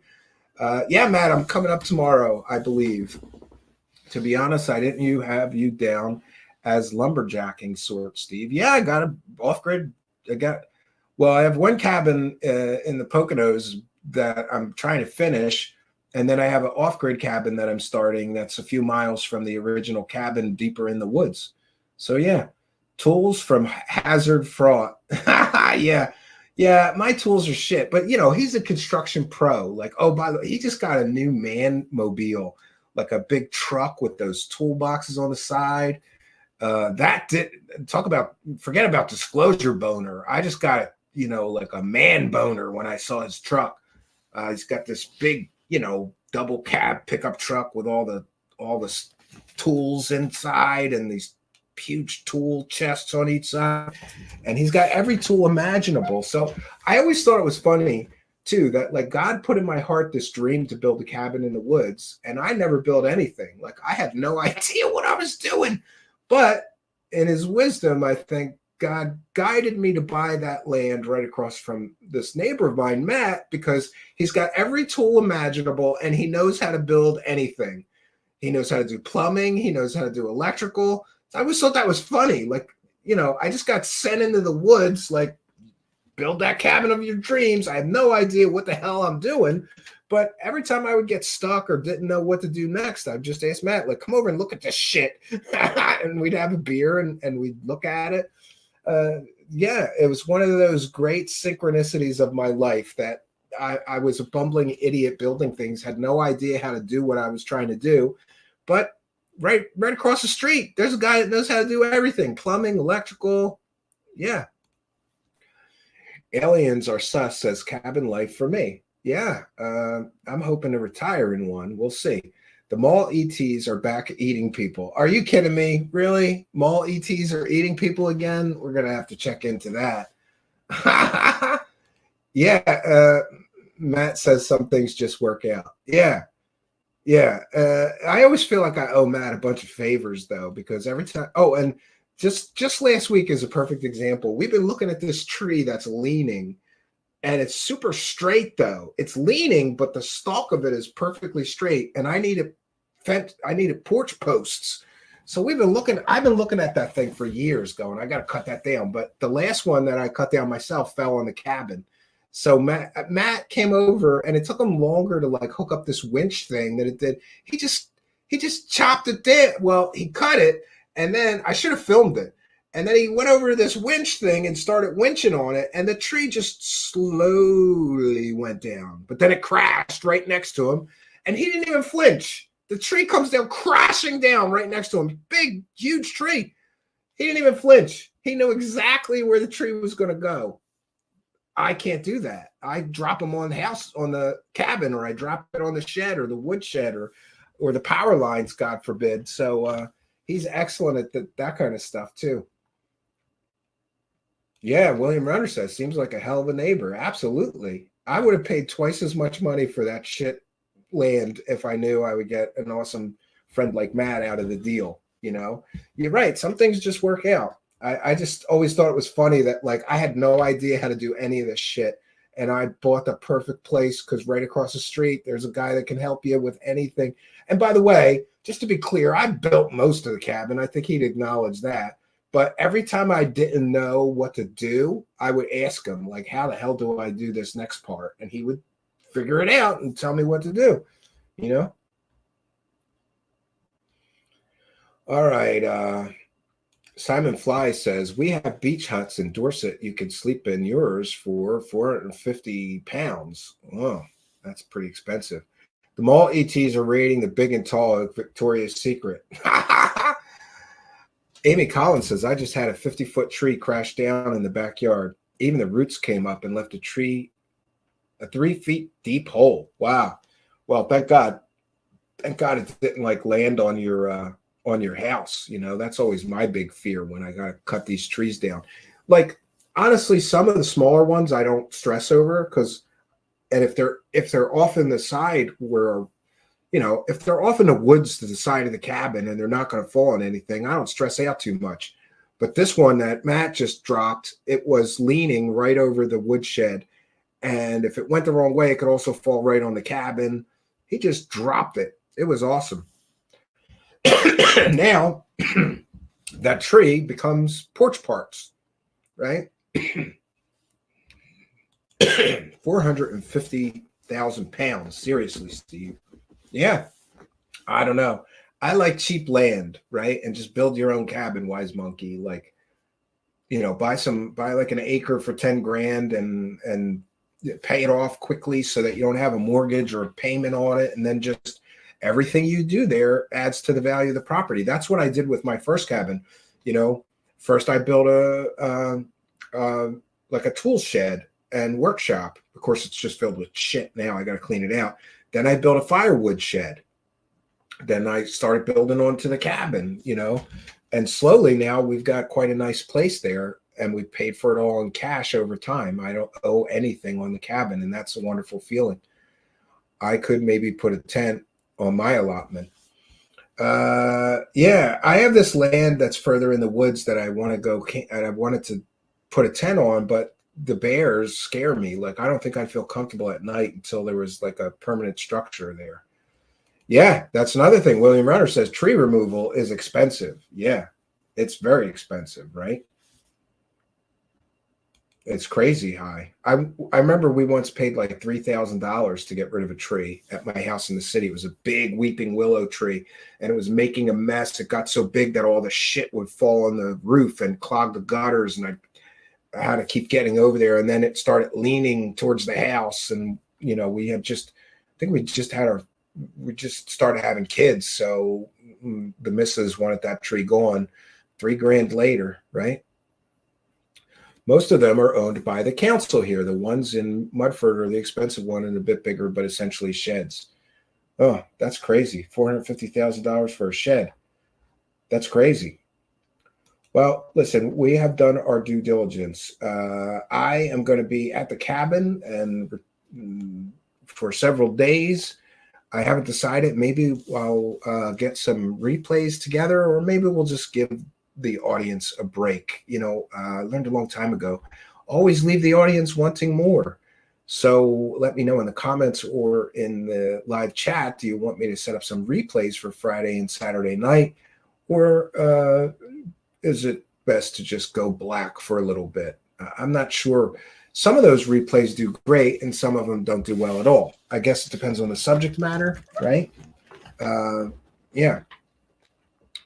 So yeah, I'll be at the cabin for the next couple of days, and I'm going to be trying to work on the porch, but I hear it's going to rain on Saturday, which sucks, which only leaves Sunday to work on the porch. But I'm determined to get the 4 posts up and hopefully maybe even cemented in. At least they'll be up. They might not be cemented in this weekend, but they'll be peeled. I have to peel these huge pillars, peel the bark off of these logs to make these huge pillars, and then get them standing up on the stone piers, and then cement inside the stone piers to hold them in place. It's a interesting process and a lot more work than I thought it was going to be. The good news, except for the roof pieces, which I have to buy, I think we have all the porch parts we need to build the porch, and that's to build the porch roof, and that's a good thing. So yeah, that's all I got for you. I'm going to take some well-deserved rest and get some cabin time in. I always say this, there's no place I'd rather be but here doing this show, except the cabin. Love that cabin time, and it's that time of the year now where in another week or two, I don't even think you'll need a fire there. It'll be 55 or whatever. But right now it's still 20 or 30 at night, so you still need a fire at night for sure. But yeah, I'm going to go enjoy my cozy cabin, try to make some progress.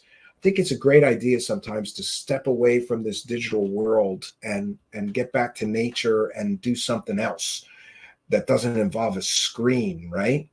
So I'm hoping to get some time to do that this weekend. Hope you'll have a great weekend too. So that's all I got for you, friends.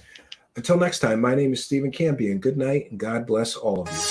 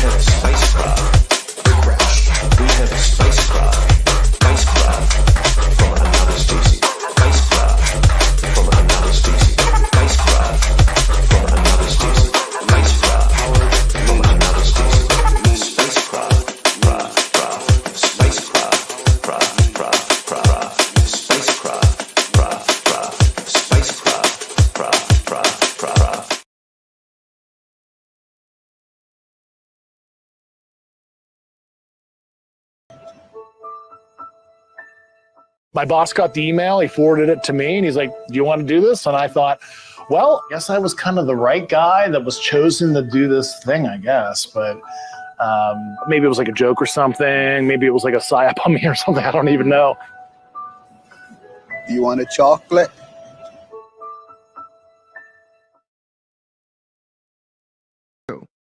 It's not true. That's a lie. So there are FOIA-able back and forths between Kirkpatrick and David Grush that will become public. I have seen them. As of the time of my departure, none, let me repeat, none of the conspiracy-minded, in quote, whistleblowers in the public eye had elected to come to Arrow to provide their, quote, evidence and statement for the record, despite numerous invitations. So let's just take David Grush. Is that true? It's not true. That's a lie. So there are FOIA-able back and forths between Kirkpatrick and David Grush that will become public. I have seen them.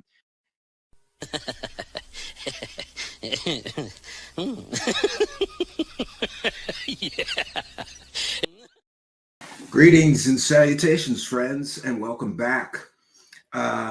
On or about in June of 2023, a former Air Force and a former Air Force and intelligence officer, his name is David Grush, came forward with some startling allegations claiming that the United States government was in possession of alien spacecraft, even bodies or occupants of some of those craft, which he called biologics, came with some of those spacecraft.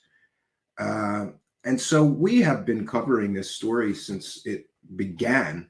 And what I can tell you, having been closely covering this story since on or about June 5th of 2023, is that the longer this story goes on, we get some startling revelations, essentially a web of manipulation, lies, deceit, and outright fabrications used to create this story. People are familiar with my countdown. We are now up to 318 days that Mr. Grush has been making these out of this world claims. 318 days of fantastic claims of aliens and crash retrievals and crash retrieval programs and alien bodies and government cover-ups. There's just one problem. We're at 318 days since he made his original claims, and he has yet to provide a single shred of actual verifiable proof or evidence of any of his claims.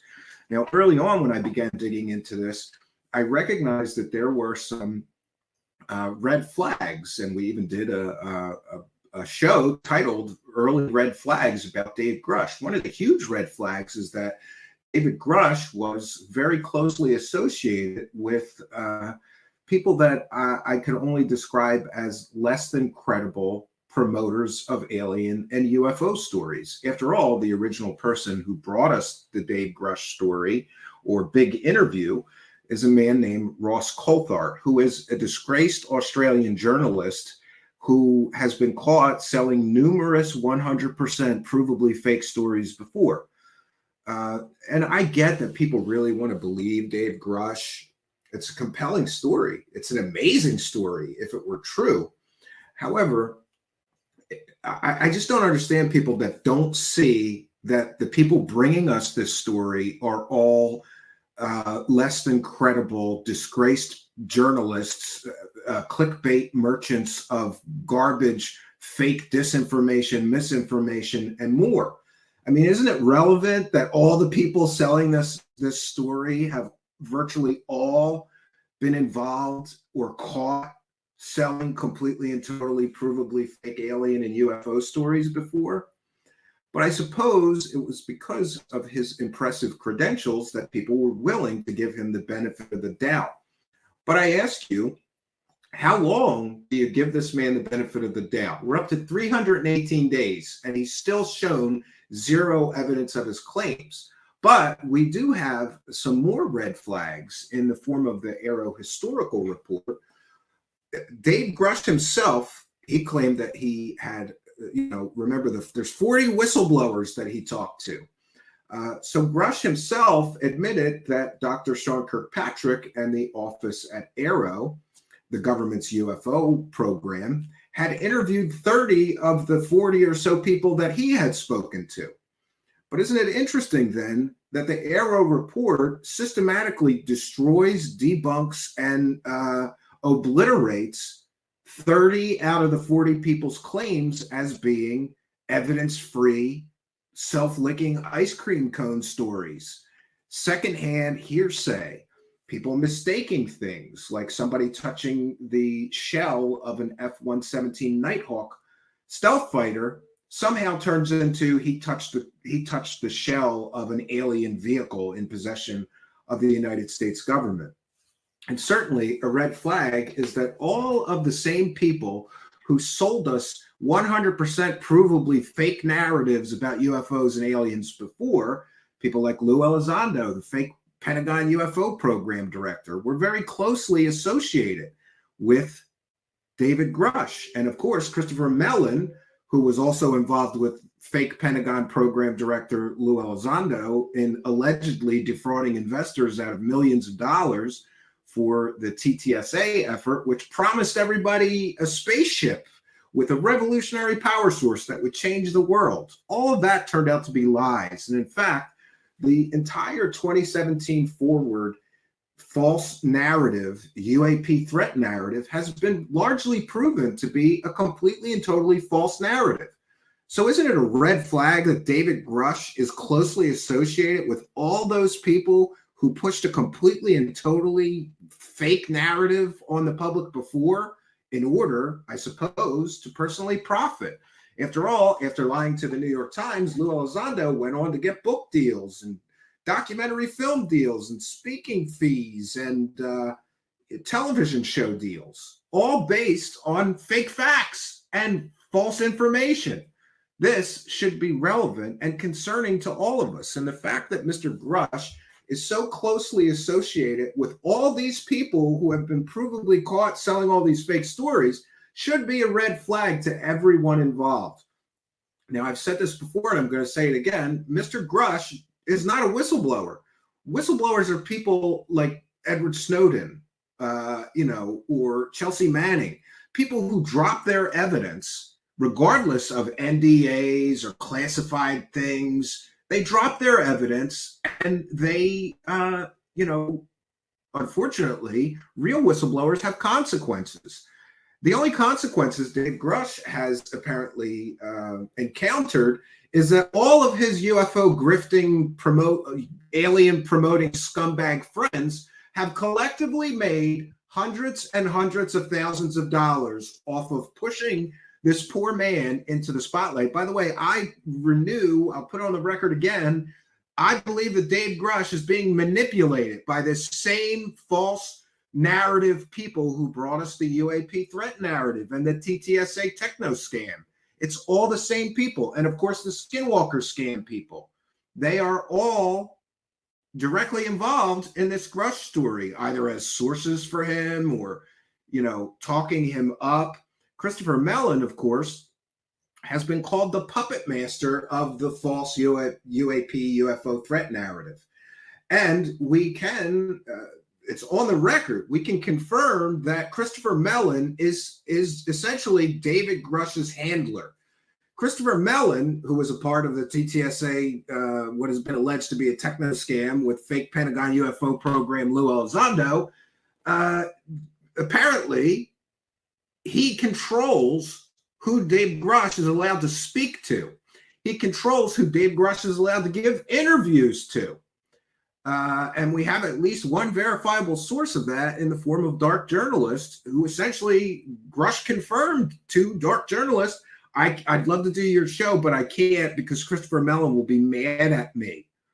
Now, thanks to John from the Black Vault. By the way, God bless John from the Black Vault. To anybody who discounts the FOIA process, I believe that John from the Black Vault has added more clarity and cleared up so much of the lies, deceptions, manipulations, half-truths, disinformation, fake information, misinformation through his tenacity at filing hundreds of these FOIA requests. So, thanks to John from the Black Vault. By the way, his article, which we'll be sharing tonight, is in the description of this video. Incredible work that John does to bring clarity and essentially to call bullshit on some of these people.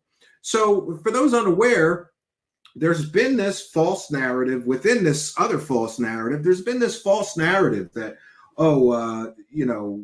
Arrow never reached out to Dave Grush at all. And in fact, there's an on-the-record statement, I believe it's from October 23rd, where he says, I've gotten no calls and no emails from Arrow or Sean Kirkpatrick, which technically may be true because the first email he got was the very next week. But we can show you, and we will show you tonight, that Dr. Sean Kirkpatrick and Arrow certainly reached out to people close to Dave Grush, requesting his contact information, requesting he contact their office, requesting he do an interview. They even scheduled an interview with him, and he no-showed. He just didn't show up to an interview that he agreed to and scheduled. He left Arrow representatives waiting in a lobby for over 30 minutes. And these emails we're going to share with you tonight confirm all of this. So what we have is a false narrative, another one from the same people that brought us previous false narratives. Now this false narrative is all crashing down. And we have shown you at the beginning, of course, David Grush is closely associated with Jeremy Corbell and George Knapp, who sold us a completely fake story about a convicted pimp fake scientist who pretended to be a government insider. So it's so shady. This whole world is so shady and scammy. Sometimes I feel like I need a shower just after digesting the shady lies and half-truths and disinformation and misinformation. These are some shady people. These are not honest people. So I've written a bit of an intro to tonight's broadcast. If you're just joining us, welcome. Whether you're joining us from our Twitch feed, our YouTube feed, our Facebook Live feeds, or our Twitter feed, welcome one and all. So in recent years, friends, the discourse surrounding alleged extraterrestrial phenomenon has been inundated with absolutely sensational claims. And these claims are often lacking empirical evidence or even any evidence and critical scrutiny. One prominent figure in this arena, of course, is Dave Grush, who has made bold claims and assertions regarding aliens, crash retrievals, and the possession of alien bodies by the United States government. But we here have been critically examining Grush's claims, and we've been highlighting his penchant for accepting anecdotal accounts without substantiating evidence. Furthermore, here on this show, we began tonight's broadcast with a sort of montage of some of our previous coverage of Dave Grush, the lies, the fabrications, the half-truths, the manipulation of available data. We have been critically examining his claims. Unfortunately, there's not much I can do if somebody claims sensational things and just outright refuses to provide any evidence. Now, there's been a great deal of excuses given by supporters for David Grush about why he can't show us any evidence. One of the first excuses was, well, that's classified. But no, it isn't, because the Pentagon Office of Pre-Publication cleared him to talk about alien bodies, alien spaceships, alien crash retrievals, which means that none of that is classified. He could give more evidence and details if he chooses to. He just refuses to, deciding, like Lou Elizondo before him, to hide behind "that's classified" or "my NDAs." We also saw in the historical Arrow report that there are no UAP or UFO specific NDAs. None. So, no evidence whatsoever has been put forth by Dave Grush so far. But we have explored the rebuttal provided by Dr. Sean Kirkpatrick and the Arrow report, which certainly challenges Grush's claims and underscores the dangers of unsubstantiated conspiracy thinking.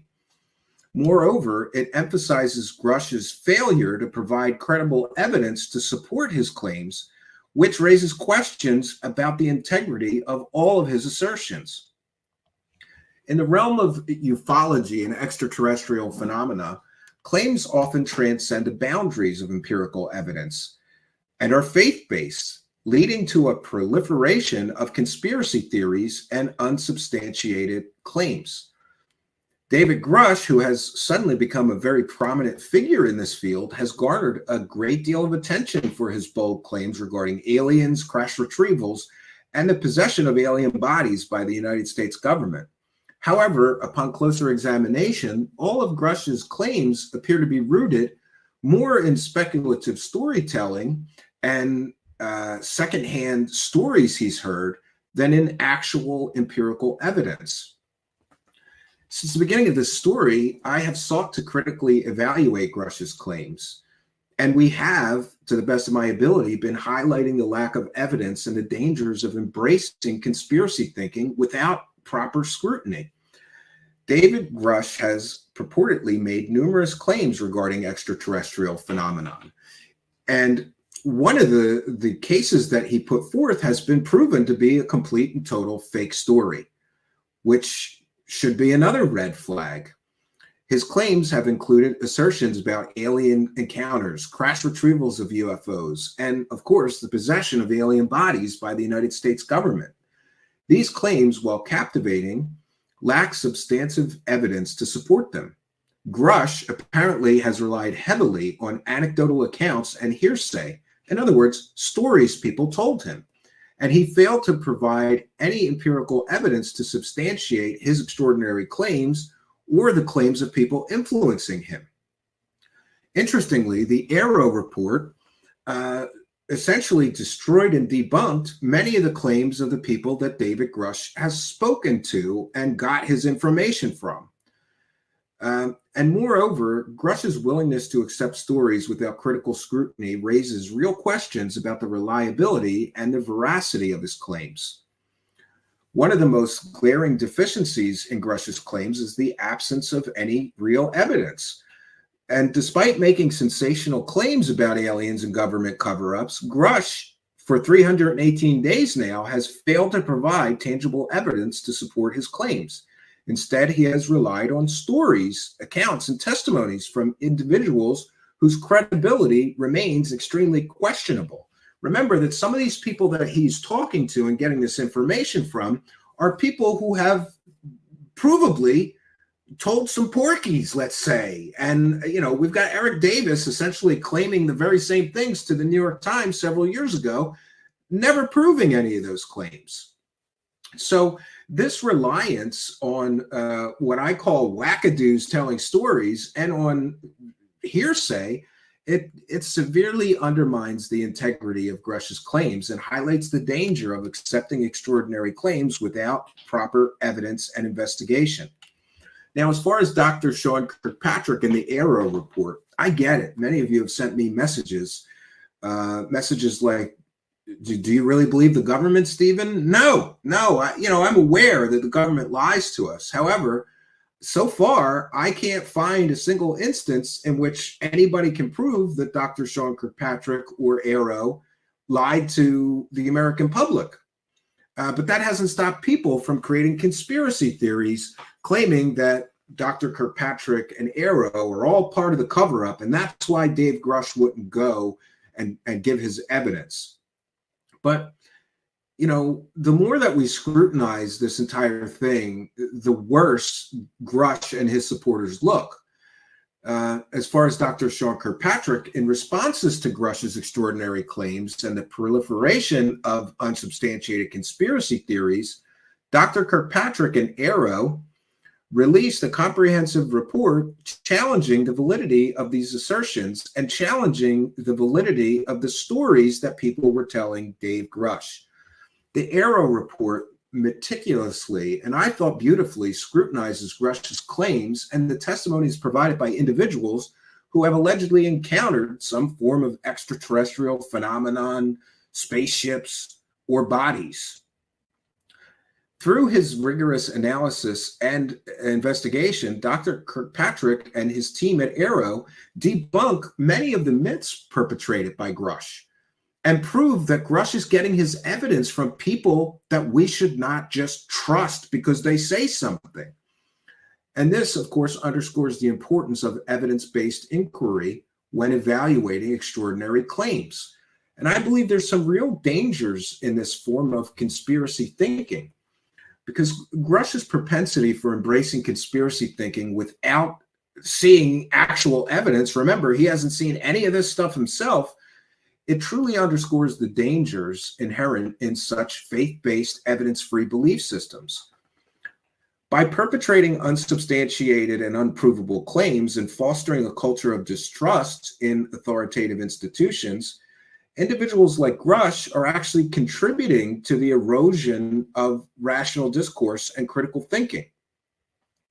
The proliferation of conspiracy theories can have real-world consequences. We have covered this here. People have literally killed people close to them because they got too far down this rabbit hole of conspiracy and nonsense. Of course, this also fuels paranoia and undermines the public trust in real and legitimate sources of information. So we're at 318 days, friends, and Grush has failed to provide any evidence of his claims. Despite the passage of almost a year since making his initial claims, David Grush has yet to provide credible evidence to substantiate his assertions. This failure to produce any evidence casts doubt on all of his claims and calls into question Dave Grush and his ability to discern when people are telling him the truth from when people are lying to him.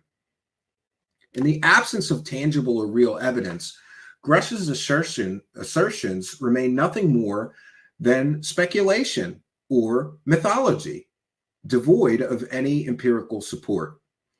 David Grush's alleged extraterrestrial claims exemplify the dangers of embracing conspiracy theories without empirical evidence.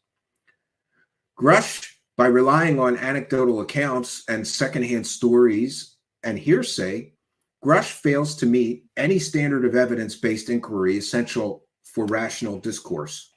The rebuttal provided by Dr. Sean Kirkpatrick And the Arrow report highlights the importance of critical scrutiny in evaluating these claims about alien spaceships and more. Moving forward, it's imperative that claims of extraterrestrial visitation be subjected to rigorous empirical investigation, free from the trappings of unsubstantiated conspiracy theories. So I truly believe that I know why Dave Grush has done everything he can to evade and avoid going into Arrow and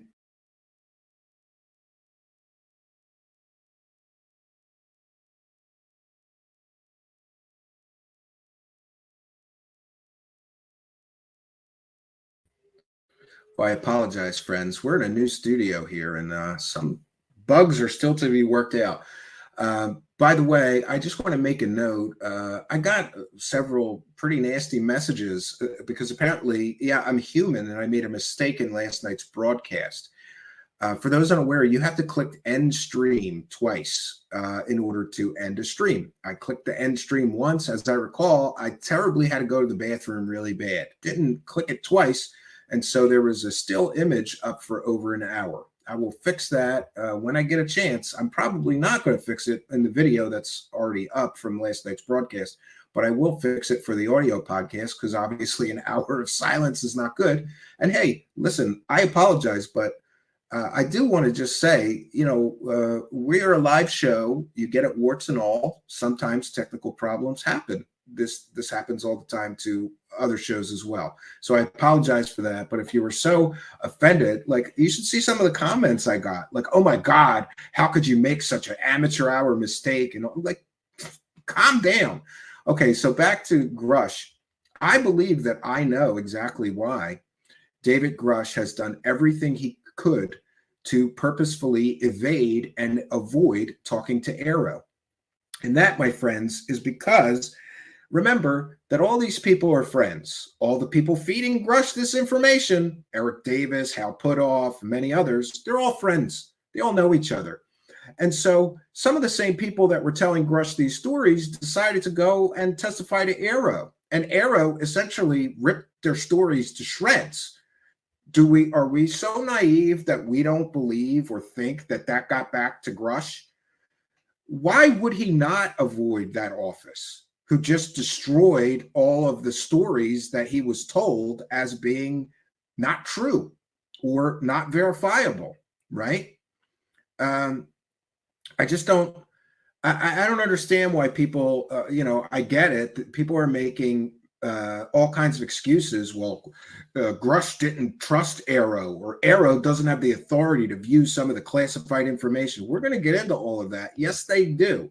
Yes, they do. And luckily, John from the Black Vault has provided us with a great roadmap that we can look through to see that this false narrative that we're being fed is not what it appears to be. Remember, one second here. I got to get this bigger. For those unaware, I'm visually impaired, so sometimes I have real trouble reading things. We got to blow it up big, but I'm doing that right now. So let's get into the excuses. The excuses that the Grush supporters give is that Dave Grush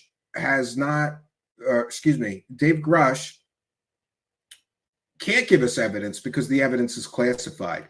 That excuse falls apart because DOPSR, the Office of Pre-Publication of the Pentagon, cleared Dave Grush to speak about alien bodies, alien crash retrievals, alien crash retrieval programs. Therefore, none of that is classified. That excuse falls apart quickly.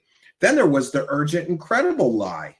That was a shell game, like 3-card Monty or the shell game that hustlers on the street, look here, don't look here. For months and months, people lied, including Ross Coulthard and Jeremy Corbell and others lied and said that the Intelligence Community Inspector General found David Grush's claims urgent and credible. No, he didn't. Not his alien claims. No, he didn't. Not his spaceship claims. No, he didn't.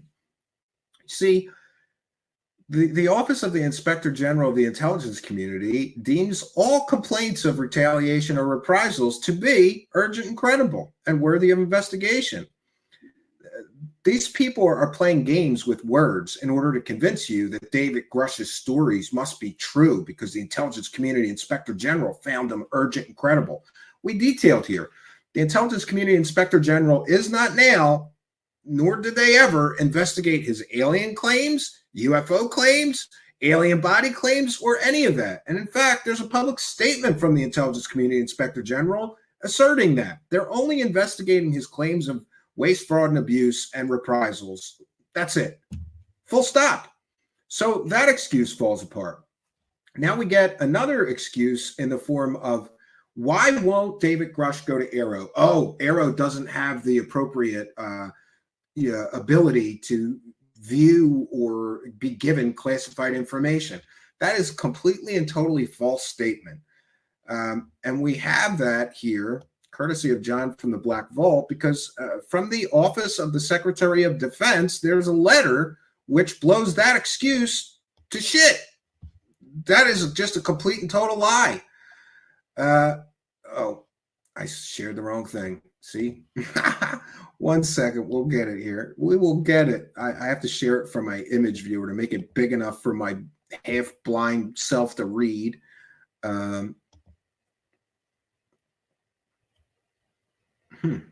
That's weird. All right. It doesn't matter. I could share it. 1 second. I will share it. I will share my screen to Twitter, but I will be reading from my image here. And by the way, you should follow me on Twitter and follow John from the Black Vault at blackvault.com.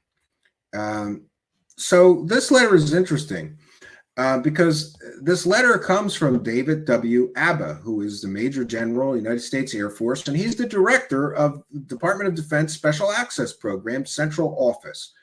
So here's where it gets interesting. Representatives of the All-Domain Anomaly Resolution Office, AARO, are authorized to speak to persons and or conduct interviews of persons that currently have or previously had access to sensitive U.S.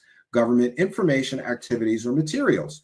Individuals with current or previous access to unidentified aerial phenomenon-related information, which is subject to U.S. government non-disclosure agreement, are authorized to provide this otherwise protected information to AARO representatives. In other words, Grush can go to AARO and tell them anything. They're authorized to hear and deal with anything, secret, classified, or otherwise. AARO personnel are authorized to receive this information pursuant to Section 1673 of the National Defense Authorization Act for fiscal year 2023. The provision of UAP-related information, which is subject to non-disclosure agreement to AARO personnel, constitutes an authorized disclosure if the information is provided and received for limited purposes of conducting AARO's assigned mission as specified. AARO representatives will conduct any conversation, interview, or disclosure of U.S. government-sensitive information by an individual only within appropriate secure spaces and handled in accordance with regulations applicable to the alleged classification level of potentially sensitive information discussed. That is, if the individual providing the information indicates that he/she believes the information to be shared is classified top secret, special access required, the AARO representatives will handle the information in accordance with such a level at intake and until the classification can be determined. 4, persons in contact with or interviewed by AARO representatives are advised that they are to continue safeguarding classified and sensitive information in accordance with U.S. law and the terms of any applicable non-disclosure agreement. An individual's authorized disclosure of sensitive information to AARO representatives, as outlined in this memorandum, in no way impacts that individual's responsibility to protect and safeguard classified information from unauthorized disclosure. So what we have here is a permission slip. We have a total permission slip here. We have a permission slip from the Department of Defense for people like Dave Grush to be able, without consequence or prosecution or any retaliation, they're able to go to Arrow and tell them virtually anything. So the excuses given by David Grush for why he won't go to Arrow, they all fall apart. We're at 318 days, and all we've gotten from Dave Grush is excuses, obfuscation, manipulation, and I believe outright lies. Interesting that there's a permission slip right here. David Grush or anybody else can go to Arrow and talk about any classified program or special access program, even if they signed an NDA, even if it's classified, they can go to Arrow and give them that information. And yet, David Grush has done everything he can to evade and avoid going to Arrow. And I believe it's exactly what I said. Now, I freely admit this is speculation, but imagine, let's place ourselves in the shoes of David Grush. 40 people came to you, some of them high-ranking government people, and told you all of this information about aliens and alien crash retrievals and bodies recovered and alien spaceships in the possession of the United States government, or alien spaceships being back engineered, alien technology. Imagine being David Grush, and 40 of those people came to you and told you all this stuff. And you essentially burned your career so that you could bring this information public or whatever, become a disclosure warrior. And then you found out that 30 of those 40 people already went to Arrow, and Arrow systematically debunked and picked apart all of their stories as not credible or not true. Would you want to go to Arrow with, what are you going to go with? The remaining 10 people that told you fairy tales? So it's no surprise that David Grush has done everything he could. And I'm hesitant to say this, but I will. I have a source that has been correct about everything that they have told me. A great many of some of our coverage was tipped off to me by this source. And this source essentially told me that word got back to David Grush and the people that I suppose Stephen Greenstreet calls the spooky hustlers. Word got back. Once Arrow started interviewing all these people and debunking their fake stories, word got back to that group of spooky hustlers, as Stephen Greenstreet described them. The same group of people that sold us the Skinwalker scam, the Hal Putoffs, the Eric Davis, the Christopher Mellons, the Lou Elizondos, the Jeremy Corbells and George Knapps, and these interviews that Arrow were conducting were intense with some of these people.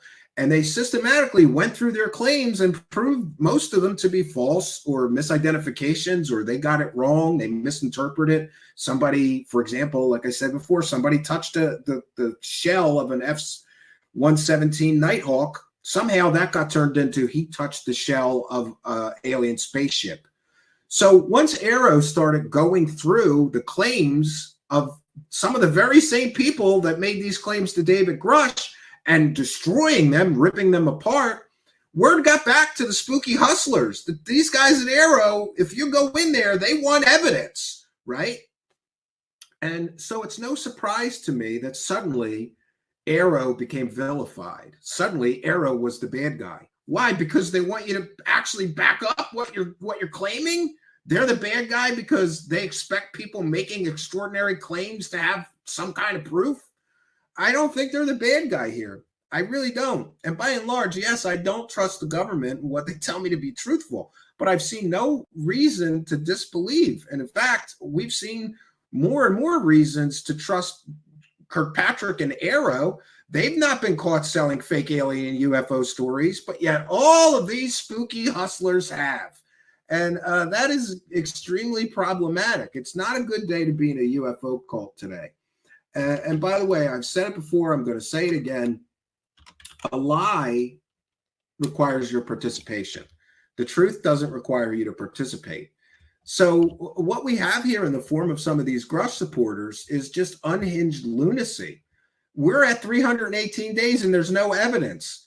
But there is evidence that all the people that gave David Grush this information are whackados that have no evidence of their claims.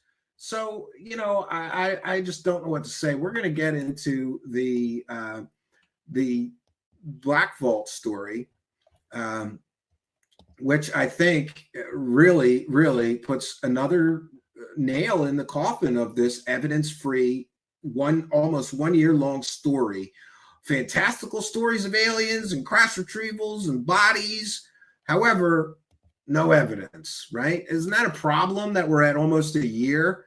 You know, and I have people telling me, well, just because you can't see the evidence, Stephen, doesn't mean that there's no evidence. Come on, man. How long, and I'm serious here, like, how long are these excuses for David Grush not showing any evidence of his claims? How long are these excuses going to last? Are we going to get another year of people beating this dead Grush story, right? And of course, there's already people trying to spin these FOIA documents as some kind of a win. This is not a win. And also, by the way, we want to make sure we put on the record that Jeremy Corbell lied to everybody, claiming that the emails will prove that Dave Grush reached out and tried to give his evidence. No. We're going to show you the timeline, Jeremy Corbell, you scumbag liar. And that's another, isn't that a red flag that scumbag liar Jeremy Corbell is selling this story? That should be a red flag to anybody familiar with Corbell's abysmal track record of being caught selling completely and totally fake stories. But hey, and by the way, we reached out for comment about all the lies, apparently, and these FOIA documents. No, we didn't. But Cosmic Judas did. And for once, I'm happy to report, sometimes Jeremy Corbell can get it right. So he finally got it right for once, friends.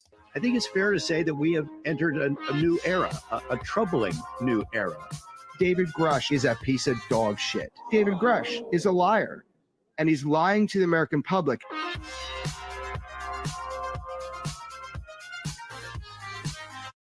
Go for it. Yeah, be myself, you always say, right?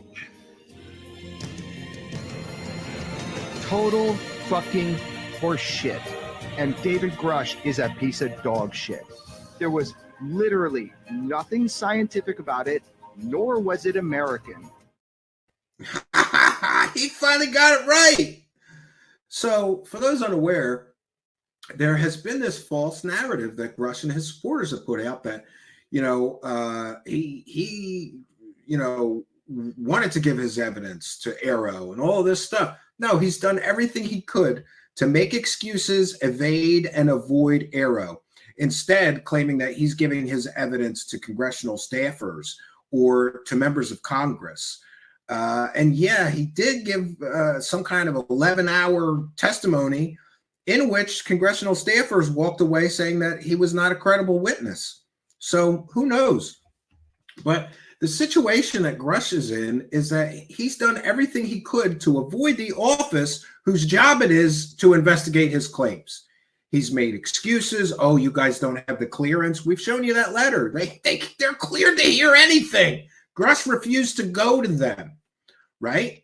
And boy, what an incredible development in this story, thanks to John from the Black Vault. Shout out to John from the Black Vault, because this, I think this should bring some clarity. I really am curious about some of you Grush believers, and really no harm, no foul. Like, can't we talk about this? Like, and have a respectful conversation? But how do you guys think that you're getting the truth out of people that keep getting caught lying, right? And keep getting caught selling fake stories? How are you getting disclosure or the truth from people who are proven liars? I don't understand. So, by John Greenwald, FOIA documents reveal Arrow's authorized and repeated attempts to engage with David Grush. And so, for those unaware, Kirkpatrick made a statement.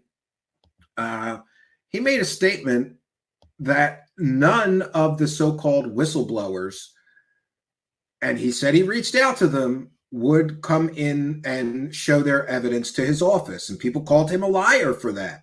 Well, this great piece by John from the Black Vault proves that Sean Kirkpatrick was telling the truth. The All-Domain Resolution Office, ARROW, tasked to investigate unidentified anomalous phenomenon, made numerous attempts to interview UFO whistleblower David Grush regarding his claims of U.S. government engagement with extraterrestrial materials and technologies.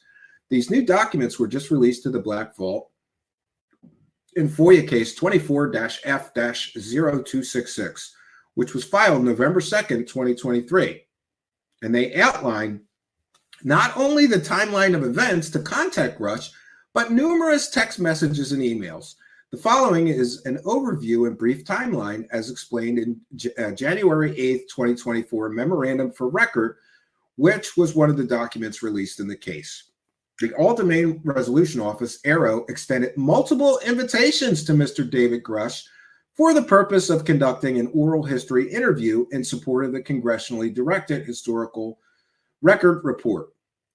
Invitations, both direct and through intermediaries, to interview Mr. Grush regarding his claimed knowledge of U.S. government's possession of extraterrestrial material and reverse engineering programs were met with negative results. And then they list the attempts made. And here's a timeline.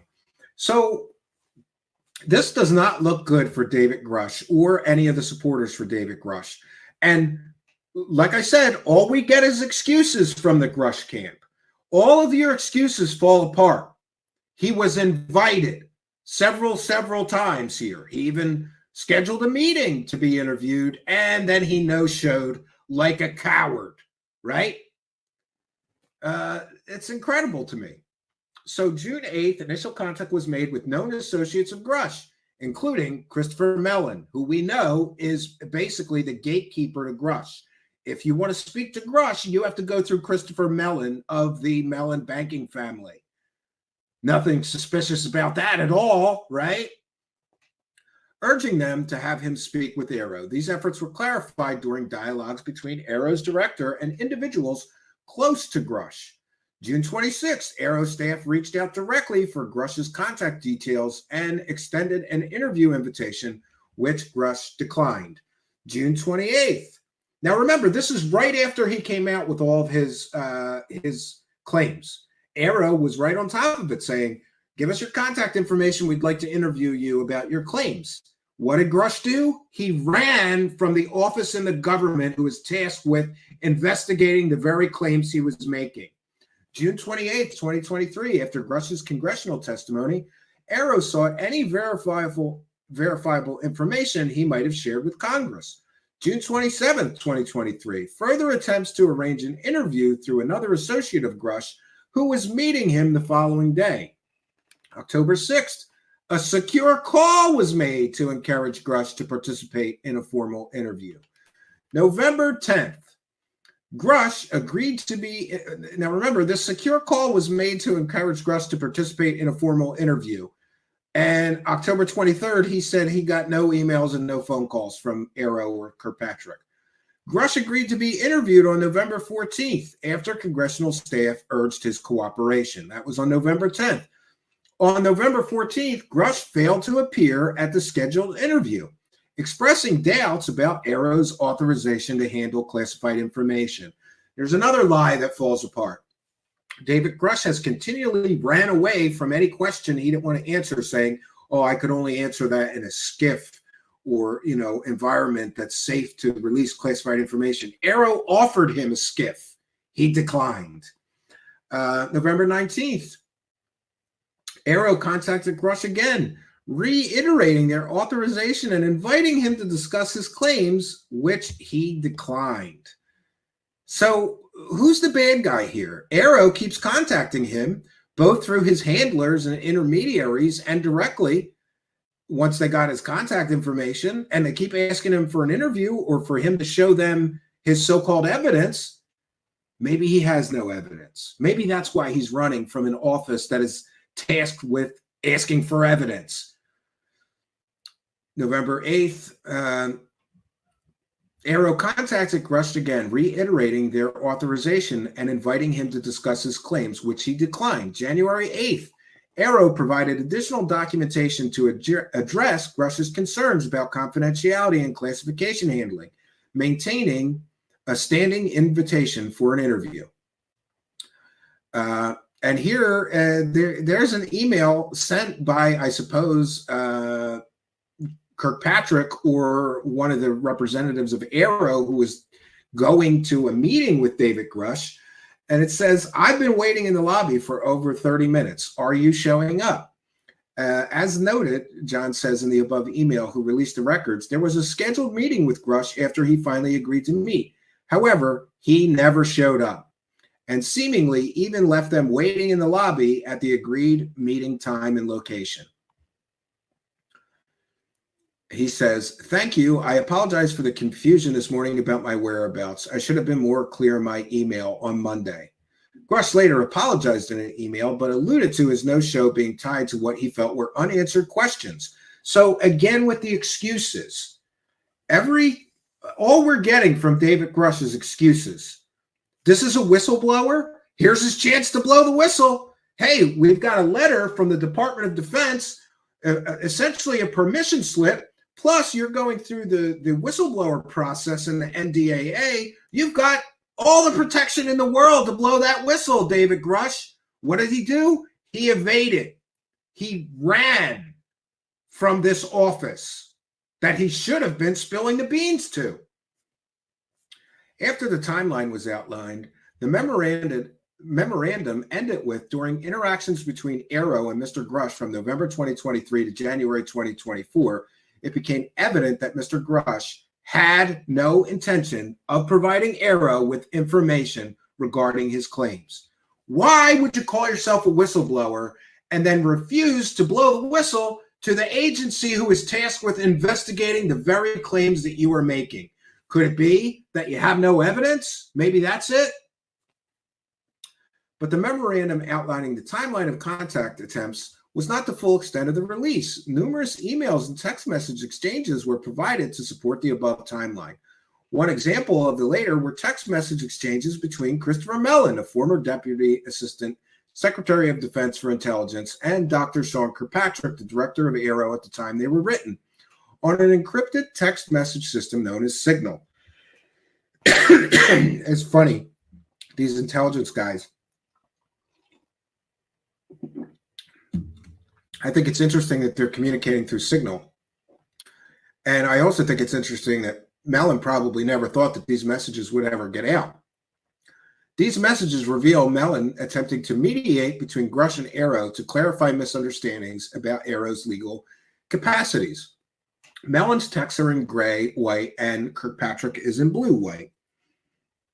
I spoke with Dave, and his first question was, why hadn't I got all the info from the ICIG?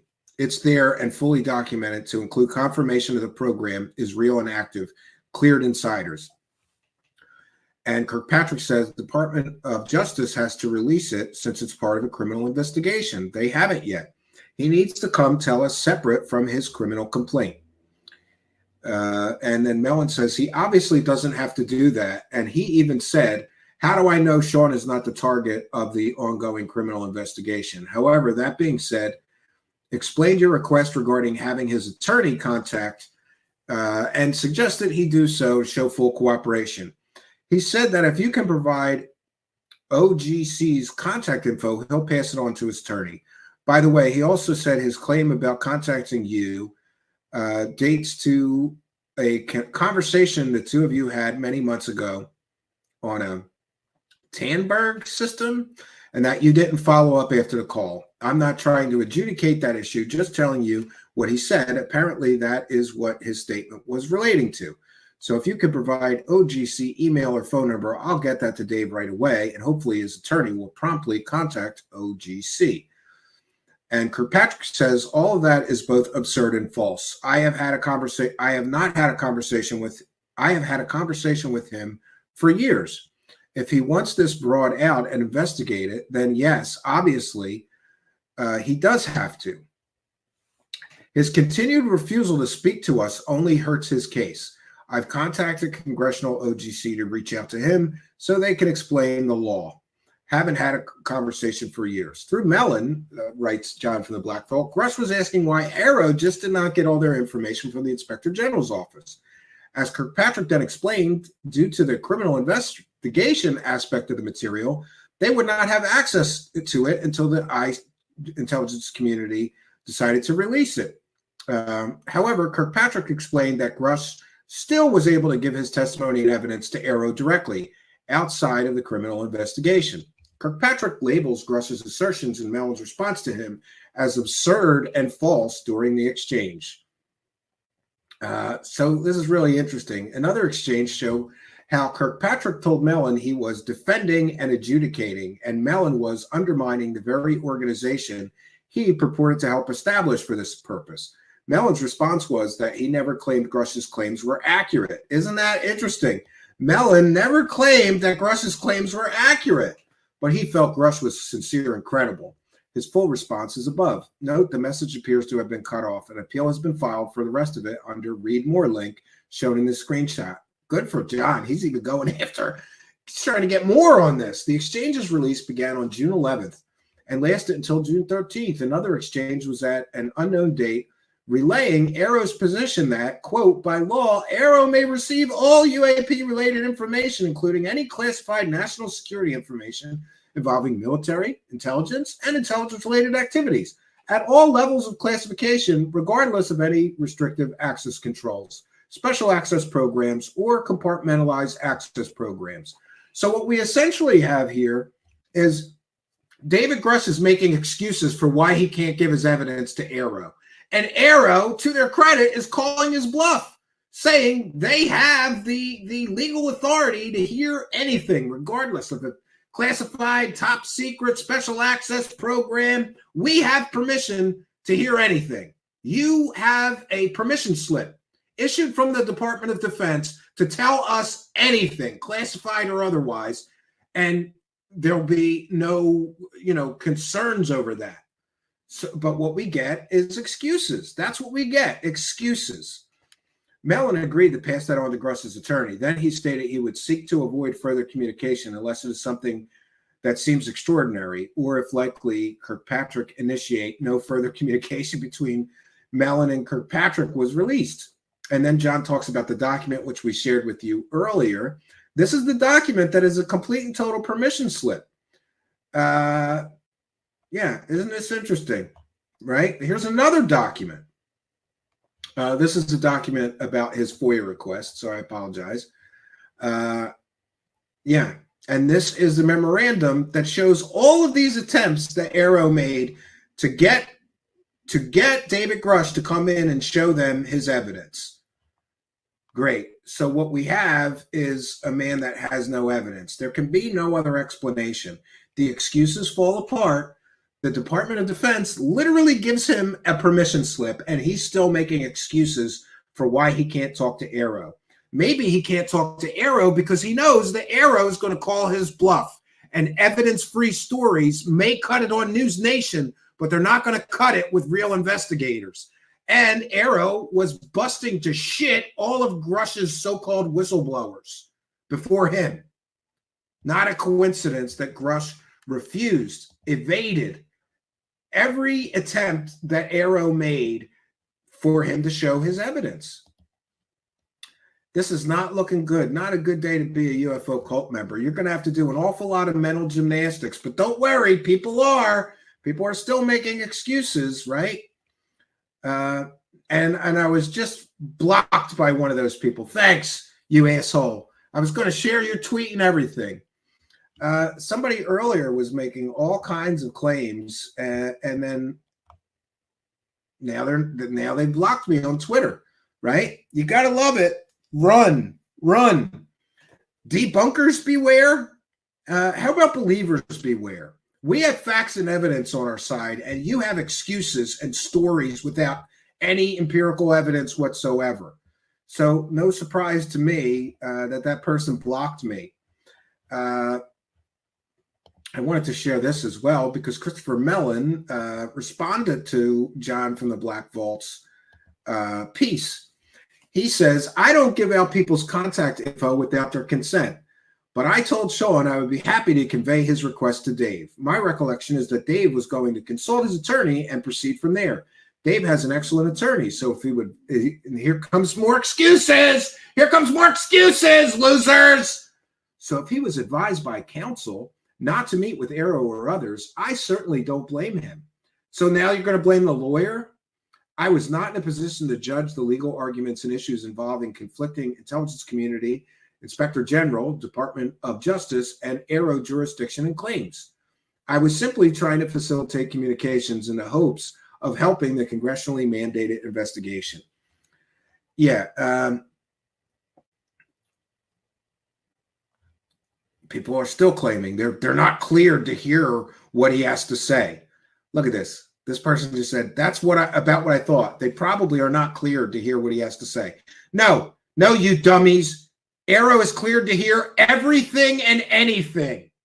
Those excuses fall apart.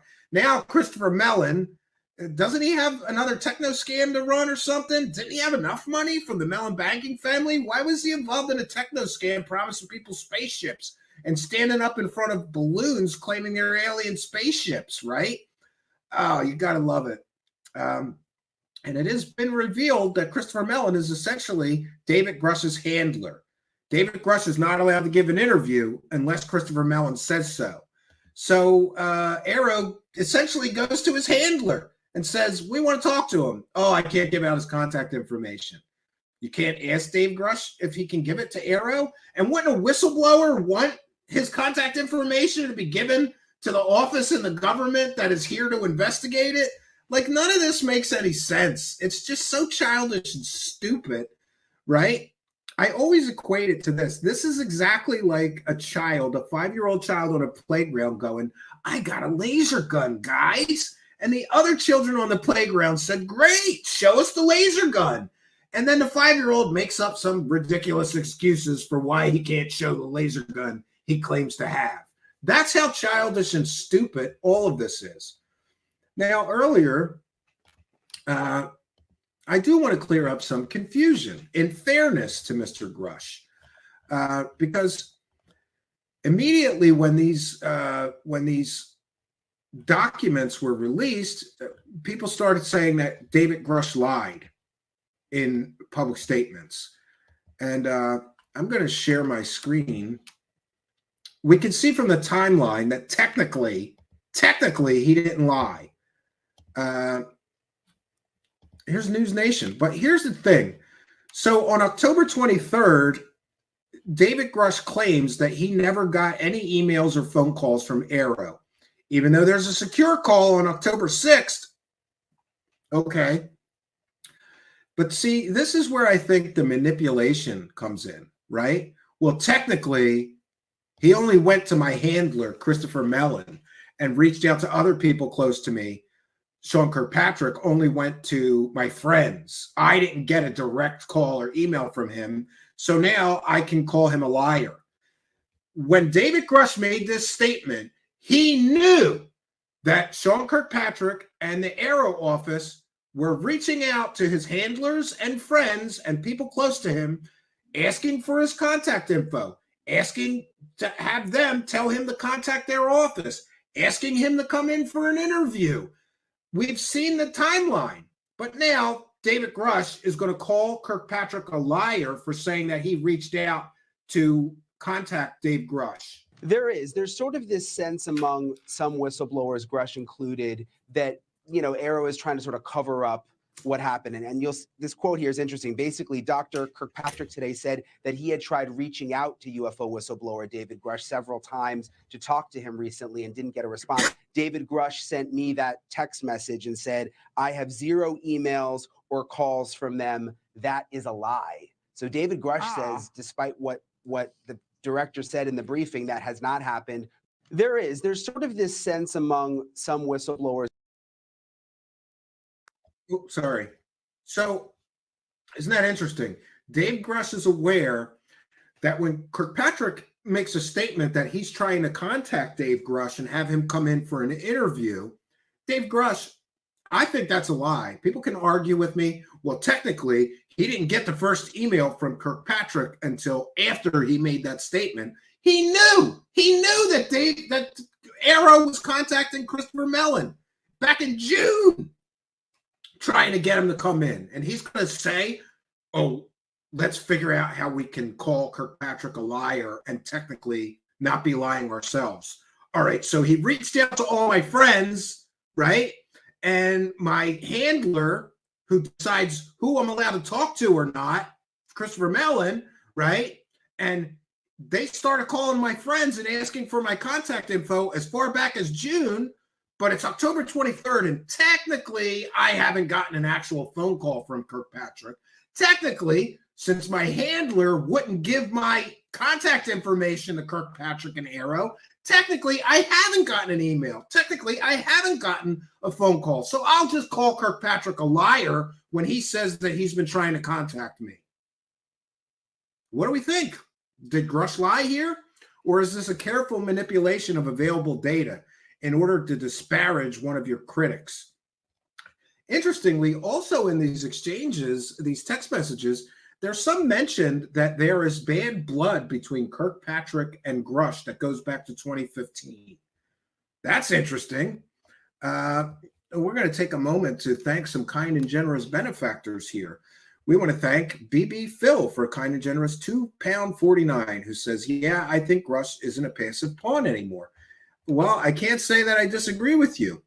I still think that Mr. Grush was manipulated by these spooky hustlers who've been selling the same evidence-free fake stories with no evidence for decades now. And he's been manipulated by them so that they can continue their false narrative, faith-based belief system that relies on no evidence, just stories. But thank you for your kindness, and of course for helping us to... Raise the cash, raise the cash, raise the cash. Right, we've got another kind and generous benefactor, Thomas Robinson, with a kind and generous £1.99 super sticker. Thank you for your kindness, generosity, and support. For those unaware, we read every single super chat. Raise the cash, raise the cash, raise the cash. We read every single super chat every show. We thank everybody sending a PayPal pledge. Instructions to do that are in the description of the video.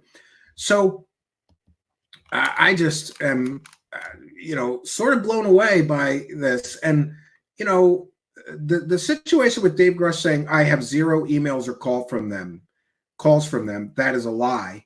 Well, when he got that first email, shouldn't he have went back to News Nation and said, oh, okay, they did try to contact me through my friends, and now I've gotten an email from them. So Kirkpatrick was telling the truth when he said that he's been trying to contact me.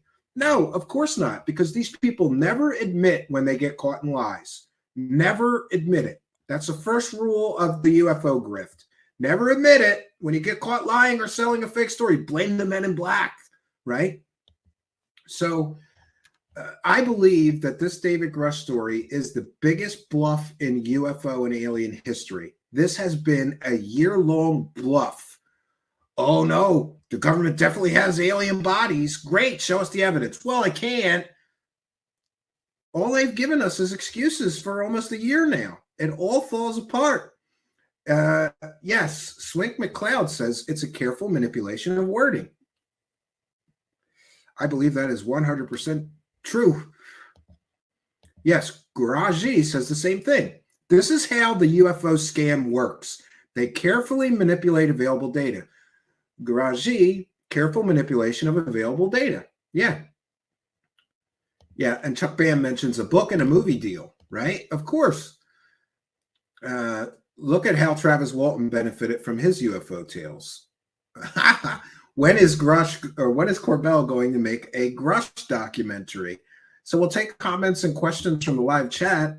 I don't have very much more to share with you, except to sort of try to bookend things here. What I will say is that from the beginning of this story, all people critical of the story have done is ask for evidence. And at every turn, what we've gotten is excuses, obfuscation, and basically deceptions and lies for why there's no evidence. Is it so crazy to say if you're going to stand up in front of Congress and claim that the government has alien spacecraft and alien bodies, you show your cards. So interesting that the government, I think the government is so sick of some of these conspiracy people that they finally decided we're going to start calling the bluff on these people. Do whatever you have to do, investigate their claims, rip apart the falsehoods and report that back to the American people. And by the way, they did that in the first Arrow historical report. And I've been told by a great source that the next one is going to be even more damaged. The next Arrow report is going to be even more damaging to these so-called spooky hustlers who sell these evidence-free stories. And let's also take a moment to recognize, understand, and realize that since Dave Grush came out with his original claims, all of his UFO buddies have made collectively hundreds and hundreds of thousands of dollars from his evidence-free stories. Is that not a problem? Does anybody not look upon people making hundreds of thousands of dollars from evidence-free stories and think maybe they have a motive to push these false narratives, right? And look at the careful manipulation of wording and data to essentially sell us this lie. Oh, it's the intelligence community inspector general found his claims to be urgent and credible. That was a lie. They were manipulating things. He said urgent and credible about his complaints of waste, fraud, abuse, and perhaps reprisal. Let's take that and just apply it to Dave Grush's alien claims so people think that the stories are true. This has been a masterful grift, in my opinion.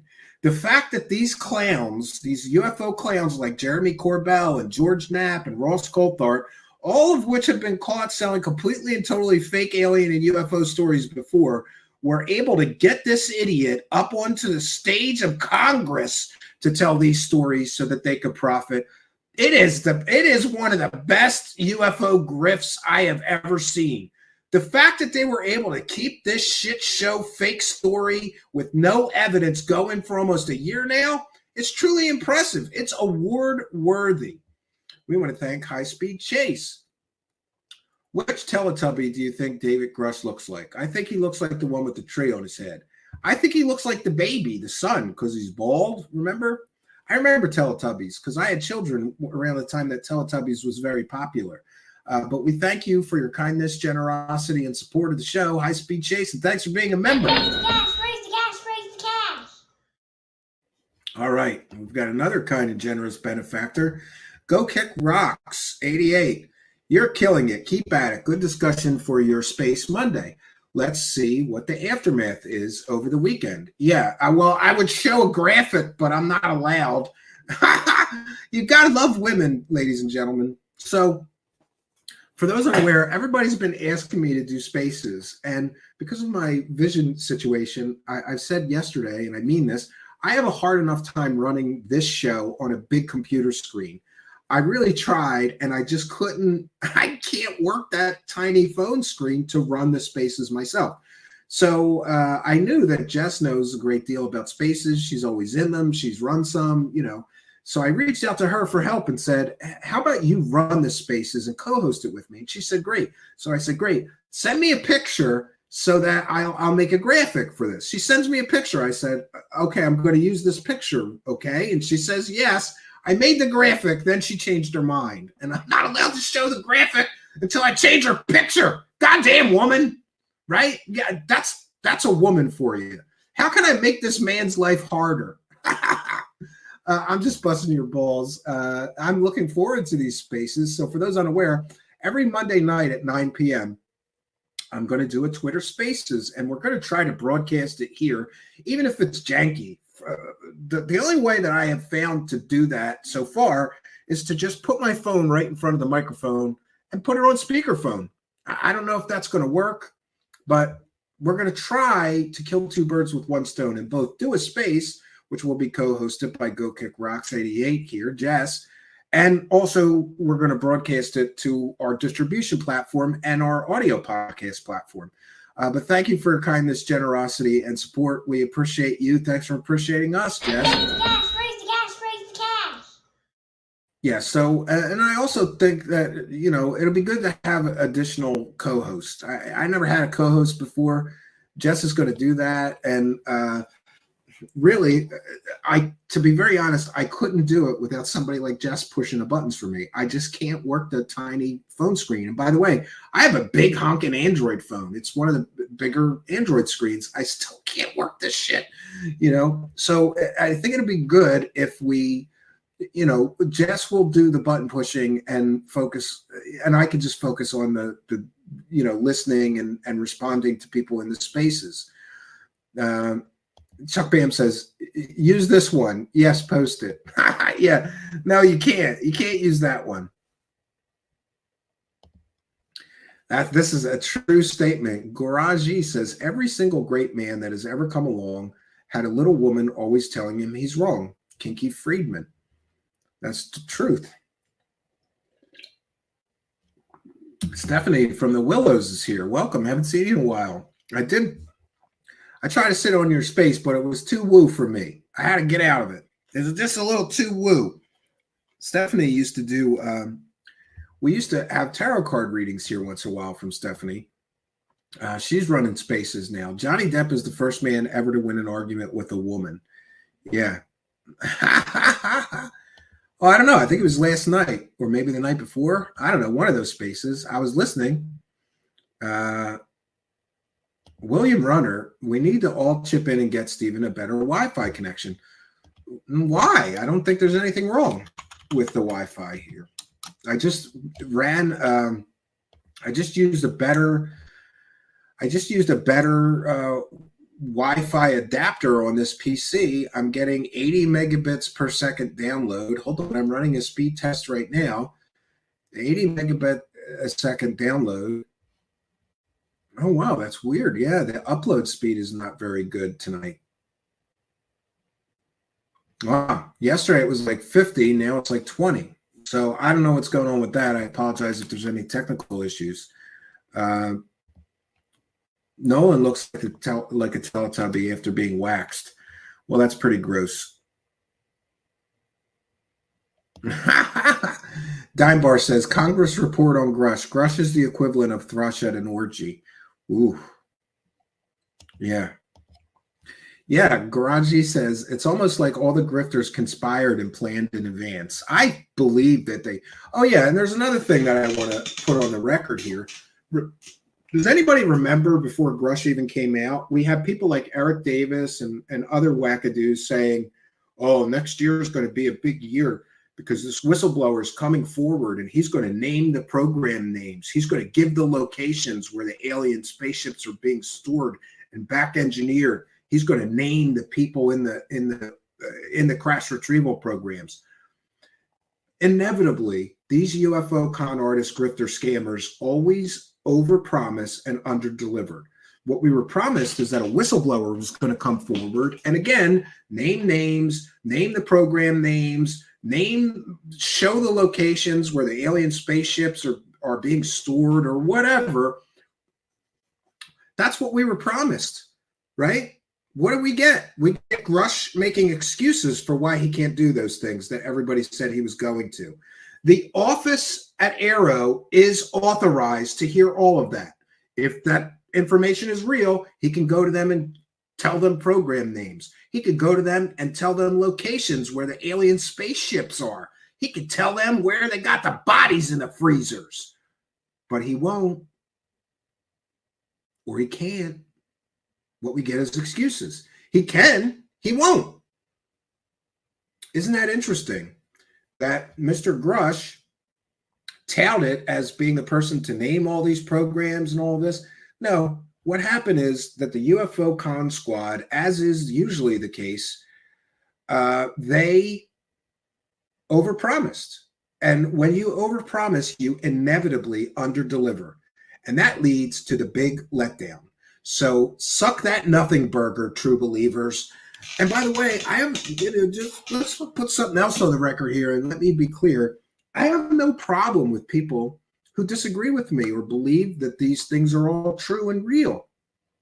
I guess I just have a problem with the zealots who refuse, when shown evidence like this so-called whistleblower, instead of blowing the whistle where he's appropriately supposed to do it, is running like hell away from the office that he's supposed to do that with, I don't get people ignoring that evidence. Spooky with the kind and generous $2 says, here, take some Grush money. I could use some Grush money. Yes, thank you.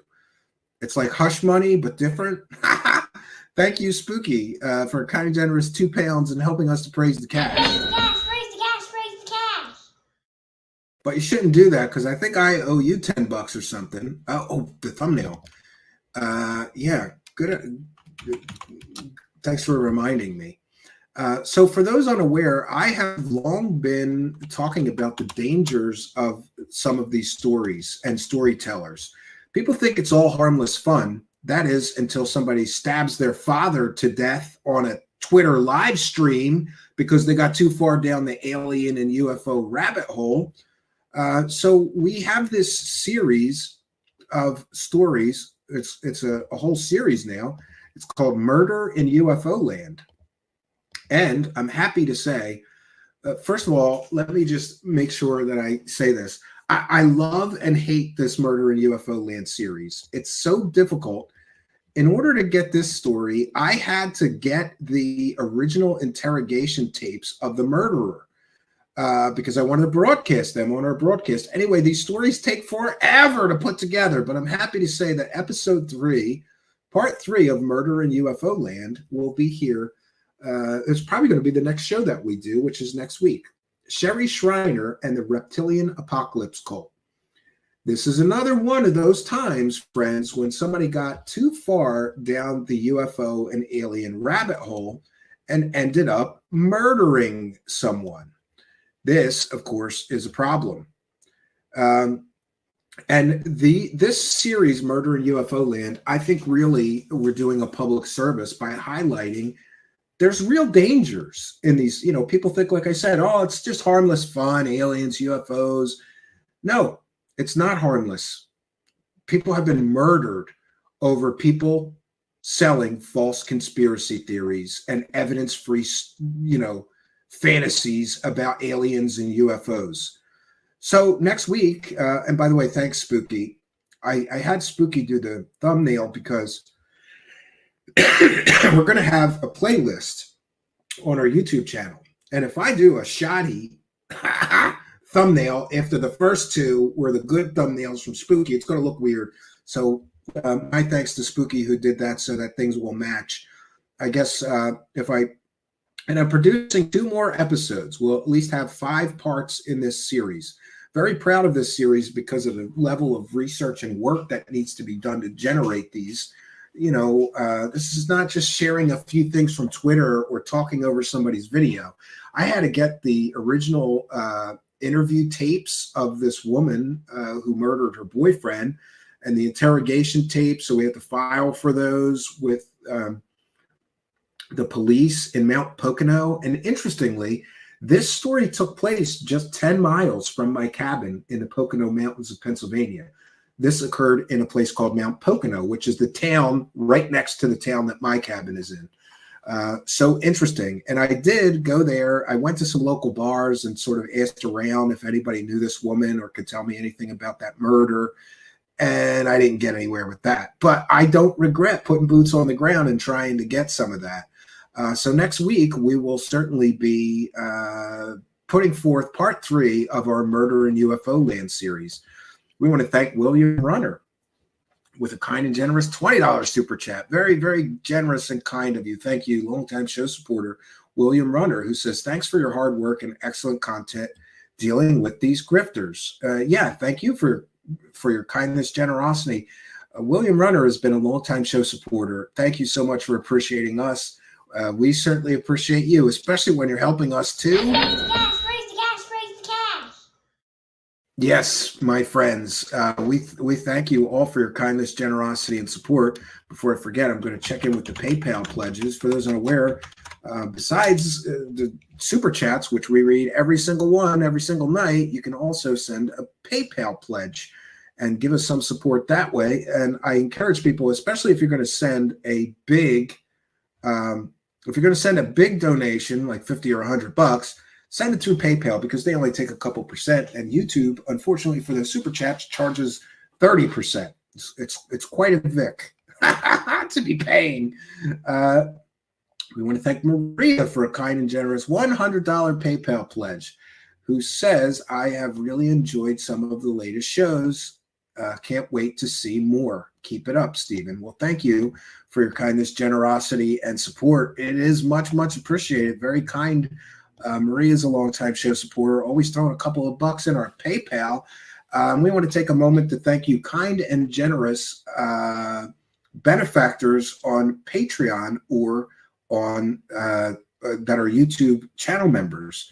By the way, be sure to subscribe if you haven't already, because people keep buying gifting memberships. And for those unaware, if you are subscribed but not yet a member and somebody gifts memberships, YouTube randomly distributes those gifted memberships to people who are subscribers but not yet members. And for those unaware, our Patreon is as little as $1 a month. You set whatever amount you want. And the YouTube channel membership is $5 a month. You get a couple extra goodies. I hate putting things behind a paywall. By the way, it's been a while since I've said this. All of my content is now and will forever be free. If you can't afford the $1 or the $5, just drop me an email at trueseekershow@gmail.com. I maintain a list of people. And listen, you don't need to tell me your life story or anything personal. Just say, hey, add me to the freebie list or whatever. Hey, I'm having a tough time. I'd like the extra goodies. And then I take your email address, and every time I post to Patreon or to the YouTube channel member section, I send it to this list of people that are having a tough time. I know the economy is terrible right now, which is why I'm begging on the internet. Brother, can you spare $1, right? But if you can't, I want you to know I would never withhold anything from somebody because they didn't give me $1, right?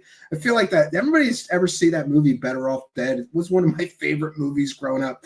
And the paper boy, $2. I want my $2. Like, I don't want to be so greedy. So if you're having a tough time, it's not an issue. Just send me an email.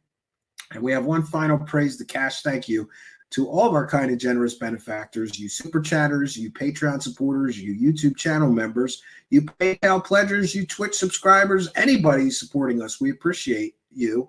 Thanks for appreciating us. Praise the cash, praise the cash, praise the cash. Thank you for your kindness. Thank you for your generosity. Praise the cash, praise the cash, praise the cash.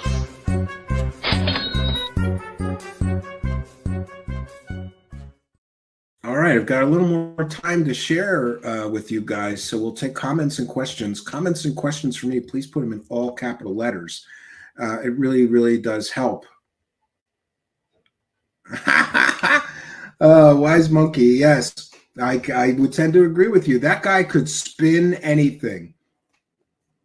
Grush could murder somebody tomorrow, God forbid, and that guy Merrick could spin it as a good thing for disclosure somehow.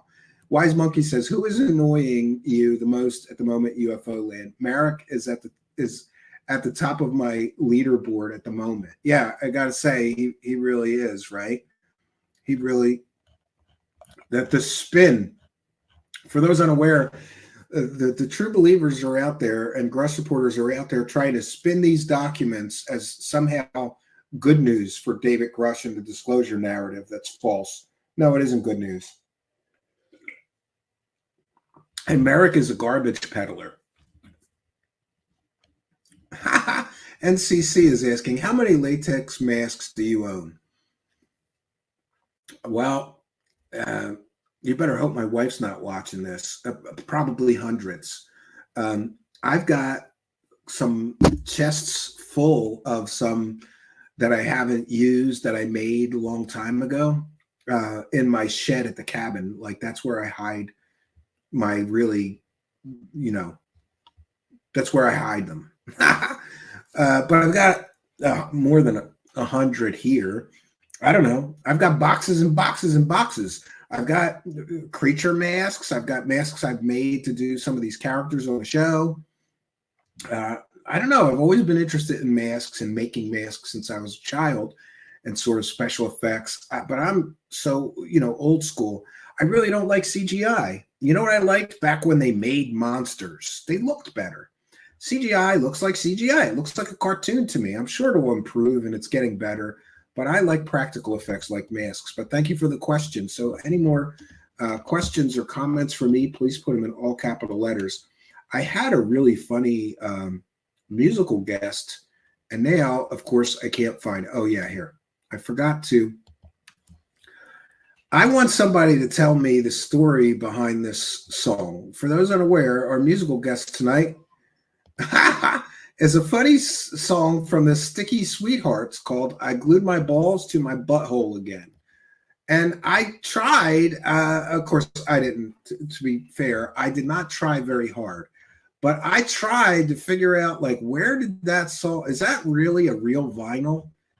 A record that somebody made? I glued my balls to my butthole again? Like, that's crazy, especially if it's as period correct as it sounds. I don't really get it. Oh, man. 1 second here.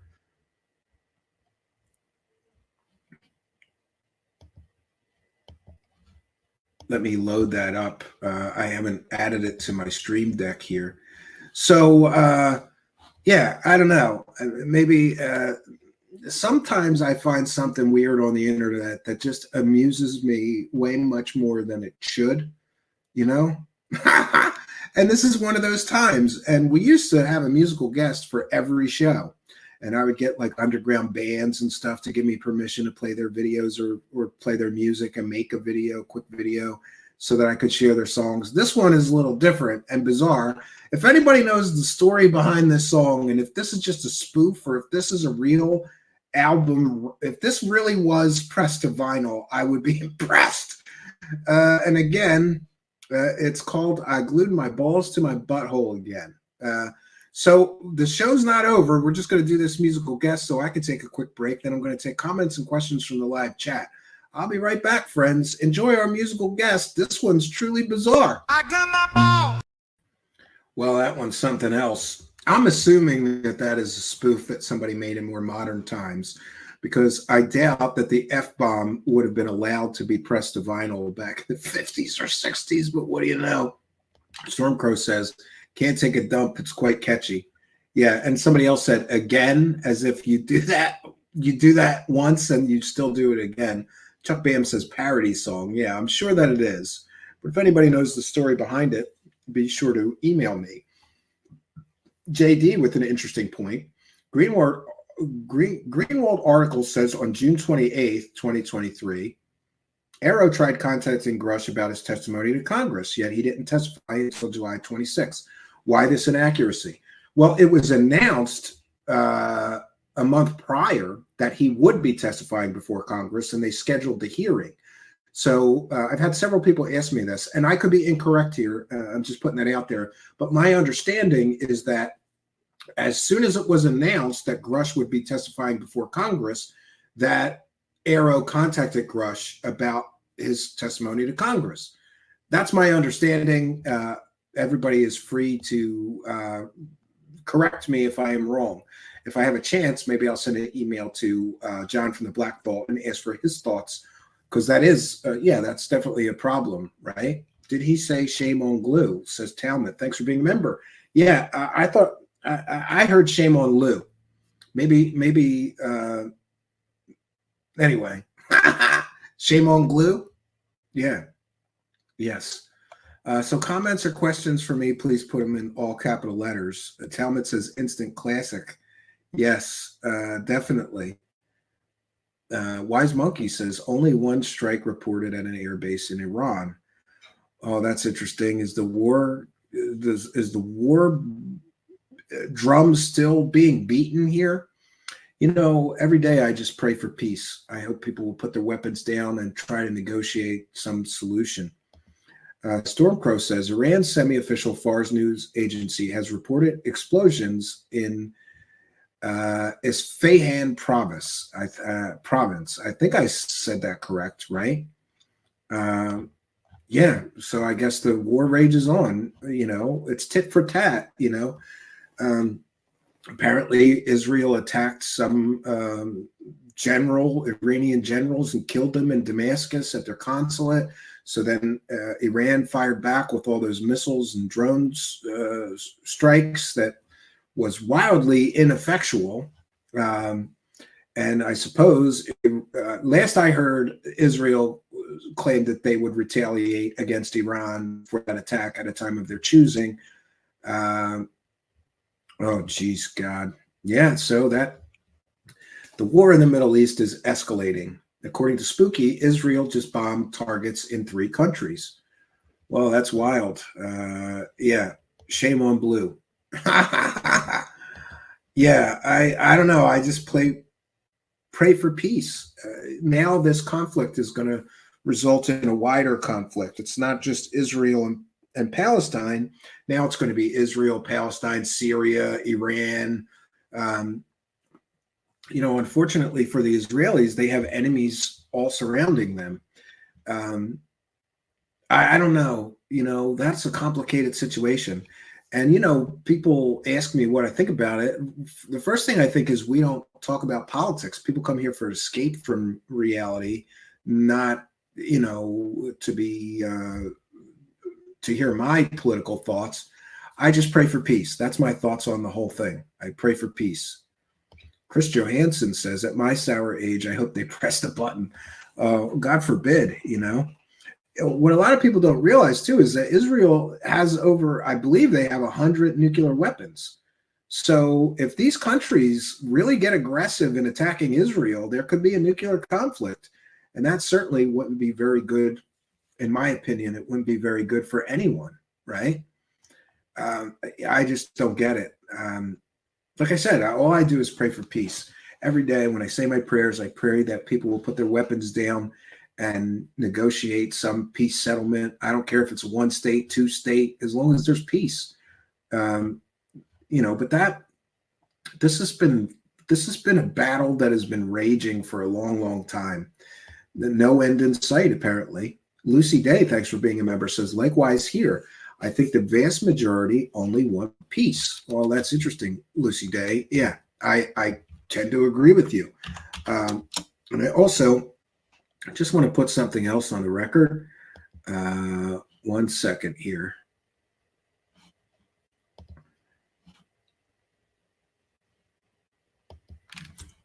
All right, so for those unaware, there is a YouTube channel called UAM TV that hosts all of these scammer grifters. We've got,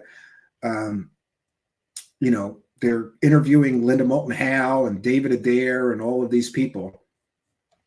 And UAM TV apparently took exception to my fair use of their video. They're threatening me with a copyright claim or strike. They say, hey, you took our video from UAMN TV. And then they timestamped every timestamp that I used. 34 seconds, 26 seconds, 16 seconds, 0 seconds. I don't know what that's about. Or they meant 30 seconds, 30 seconds, 30 seconds, 10 seconds, 49 seconds. They actually went through and counted how many seconds of their video that I used. Each time I stopped it, I suppose. And they said total duration, 2,746 seconds, 45 minutes and 46 seconds. You think that's fair use? Yes, I do. And I'll put it on the record. And just to let UAMN TV know, people are free to file whatever they're going to file. I'm not taking my video down. And I'm not doing that because that was clear-cut fair use. I stopped the video every few minutes or whatever, and I talked over it. It's a transformative work. No one could possibly confuse their original video for my video. It's a complete transformative work. I verbally cited fair use before I began to use those clips. In a text blinker on the bottom of the screen, gave my fair use arguments while I played the video. And let me see if I can get that up just so that I can read it correctly. I almost have this button memorized, the fair use. So this was playing on the bottom of the screen while I used that video under fair use. This is transformative work. We're educating the public and critiquing the videos we are sharing. This is covered under fair use and is allowable by law. They can copyright claim me or strike me, whatever they're going to do, but they should be aware that I have very strong legal defense letters for YouTube for fair use. And if they copyright claim me, I will fight it 100% in court if necessary. They can sue me for copyright infringement in my home state of Pennsylvania. Hope you like cheesesteaks and pretzels, right? I'll buy you some cheesesteaks and pretzels if you take me to court. It's absolutely ridiculous. And by the way, that YouTube channel is pushing 100% provably fake people selling 100% provably fake stories. You will not intimidate a real reporter from using your material under fair use to educate people. Not gonna happen, not on my watch. And just so they're aware, I think we're up to 29 times now. 29 times somebody has falsely copyright claimed or struck my channel. And all 29 times I file the same letters that I'm going to file if they do this, and I win. And what this UAM TV should be aware of is if you falsely copyright strike my channel and I vigorously legally defend myself, YouTube makes a decision, and if they find that I'm correct in my assertion that that was fair use, and certainly they're going to, I'm telling you they're going to, then your channel will get a strike. So do what you're going to do. I'm not going to be threatened, intimidated, or harassed into silence or not covering the whackados that you put on your channel. It is what it is, friends, you know. Hank McGurk says, totally transformative, nothing like the original, not in spirit. Yeah. Yeah. Dimebar says, we didn't want to watch his shite, but we had to rip the crap out of it. Yeah, Spooky was here at my home. I took Spooky for a cheesesteak. Cheesesteaks were good. 124 News in English on YouTube will have information on this strike. Yeah, no different than a film critic. Yeah. Yeah, Talmud says that's how fair use works. Stephen paused it many times and we all had a discussion. Yeah, and even sharing the user comments on the screen while we were going through it makes it a transformative work. My fair use arguments are very, very hard to overcome. Someday somebody might beat me. You know, I don't want to get arrogant. We've won, like, usually somebody files a claim, not a strike. And they sort of request we take our video down. And then I say, no, that's fair use. Or they file the claim and try to get our revenue for producing the video since we use theirs video somehow in the production of our video. And I say, no, fair use defense letter from my very good lawyers. And we've won every single one. But I don't want to get arrogant. Somebody may beat us. I'm fully aware of what you need to do to support a fair use defense. And we do all those things. I speak the fair use warning verbally. We put it on a text thing. You know, I don't know what more they want. Some people just, they don't want you using their material because we made them look like ass clowns. That's what this is about. They don't like it when you use the video that they produced and it makes them look like ass clowns. And we made them look like clowns. So I guess they're going to do what they're going to do. Israel missiles have hit a site in Iran. ABC's news reported late on Thursday, citing a U.S. official days after Iran launched a drone strike in Israel in response to attack on the Iranian embassy. Wow. Dimebar says, ooh, Alphonse is Pennsylvania and does trademark and copyright. I hope that these clowns file a baseless claim and they will be destroyed with legal bills. And as a bonus, the lawyer may lose his bar card. Yeah, I really don't know. I've got some of those frozen cheesesteak meats in the freezer. They come out pretty good. Trolley. Yeah, my wife makes cheesesteaks here. Tomorrow is cheeseburger and French fry night, which I'm looking forward to. There's two meals that I really look forward to here. It's cheeseburger night and cheesesteak night. My wife does the cheesesteak night. I do the cheeseburger night on the grill. We're probably having hamburgers and hot dogs. It's good dinner. What kind of pretzels? Soft pretzels. Yeah, the hot and soft type. With mustard, please. I grew up on soft pretzels. And especially being a starving artist, soft pretzels are great because you could get a bag of pretzels like that for $1 back in the day when I was truly a starving artist, Amy. So even as long as you had $1, you at least wouldn't be hungry that day because those pretzels fill you up, right? They're, yeah. Trolley troll, just make sure you have good rolls to go with it. Yeah, absolutely, we do. Yeah. Those are great. Yeah. So listen, we've done our due diligence. I am headed to the cabin finally for once this weekend. There's supposed to be good. There's supposed to be good weather. M. Stone says, stand on business, Stephen. You got all the smoke contained. I guess throw in some pierogies. Yes, pierogies, definitely. I make homemade pierogies, but a lot of times we just use those Marie's. I think they're the frozen ones. Yeah, I grew up on pierogies and pretzels, being a Philadelphia Polak, right?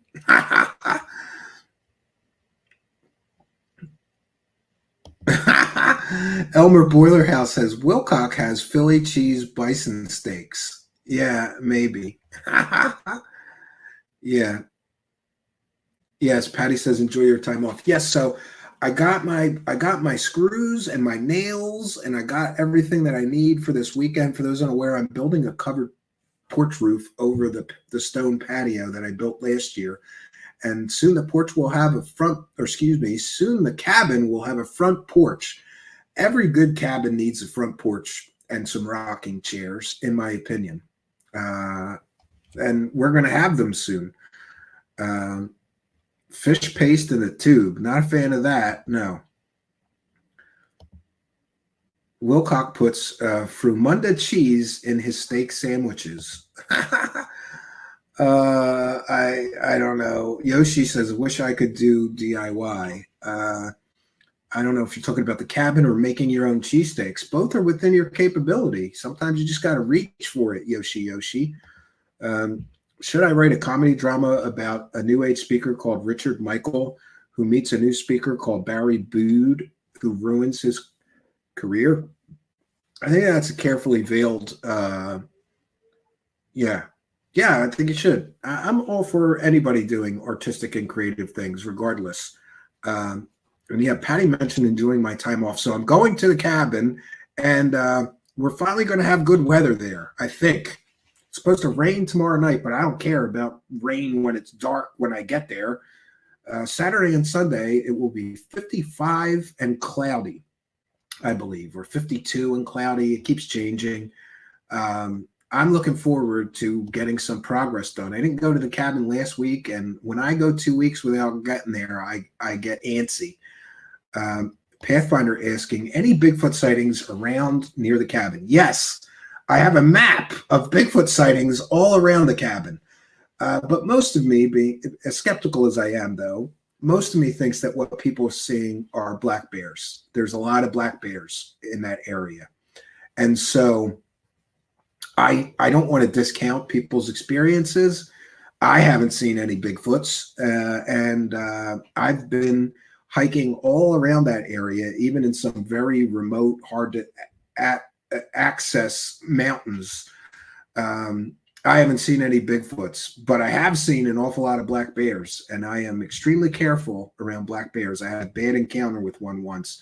Once a mama bear charged me because I stupidly got between her and her cubs. That's a dumb thing to do. Never get between a mama bear and her cubs.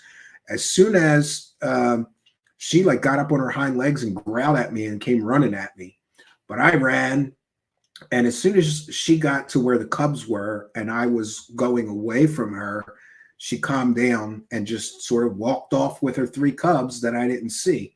It's very dangerous to be around bears in the wilderness. Anything that can kill you in the wilderness, like a mountain lion or a wolf or a coyote, you really, you got to respect. You have to have respect for those animals. You're encroaching on their home, But in any case, I'm going to the cabin. I'm going to be building a porch roof, and I have no idea what I'm doing. Just like every project I've done there, it's kind of like learn as I go. I figure it out. It's complicated because the front wall of the cabin is very uneven because of the cordwood. Like some of the logs stick out this far, and some stick out this far, and so I've got to build sort of a truss along the front of the cabin to hold the roof up. And then the front of the cabin is going to have these huge log posts, which I've already placed. They're big, thick logs that will hold the roof up. I can't tell you, I can't wait to sit on my porch, maybe barbecue some burgers or a steak, and sit on a rocking chair on the porch of my front cabin, which none of that existed a few years ago. So I highly recommend whatever you do. If you got a dream in your heart, like I had this dream in my heart to build a cabin in the woods. I have no idea what I'm doing. I'm learning as I go. And, I learned what I needed to learn, whether it was plumbing, electrical, or carpentry, or how to build a door or whatever, door frame, how to put windows in. Yeah, I highly recommend, if you got a dream in your heart, just find a way and just keep making progress towards it. Progress is the key to happiness. As long as you're making progress towards some of your goals, you will be really happy. Go Kick Rock says, my mom has a black bear den in her backyard. She uses a radio during the summer to keep them away from the trash. Yeah. Yeah. My friend calls them trash pandas or trash bears. You know, they do. Do I record the build? It sounds awesome. I started recording the new cabin that I'm building, but I only did pictures. I started recording while I was building the first cabin, but it got too difficult to build thing. You know, it's hard enough trying to build something. But I'm going to do a new cabin series on how to build cabins at the new property where I'll be building a cabin this, I guess, spring, summer, and fall.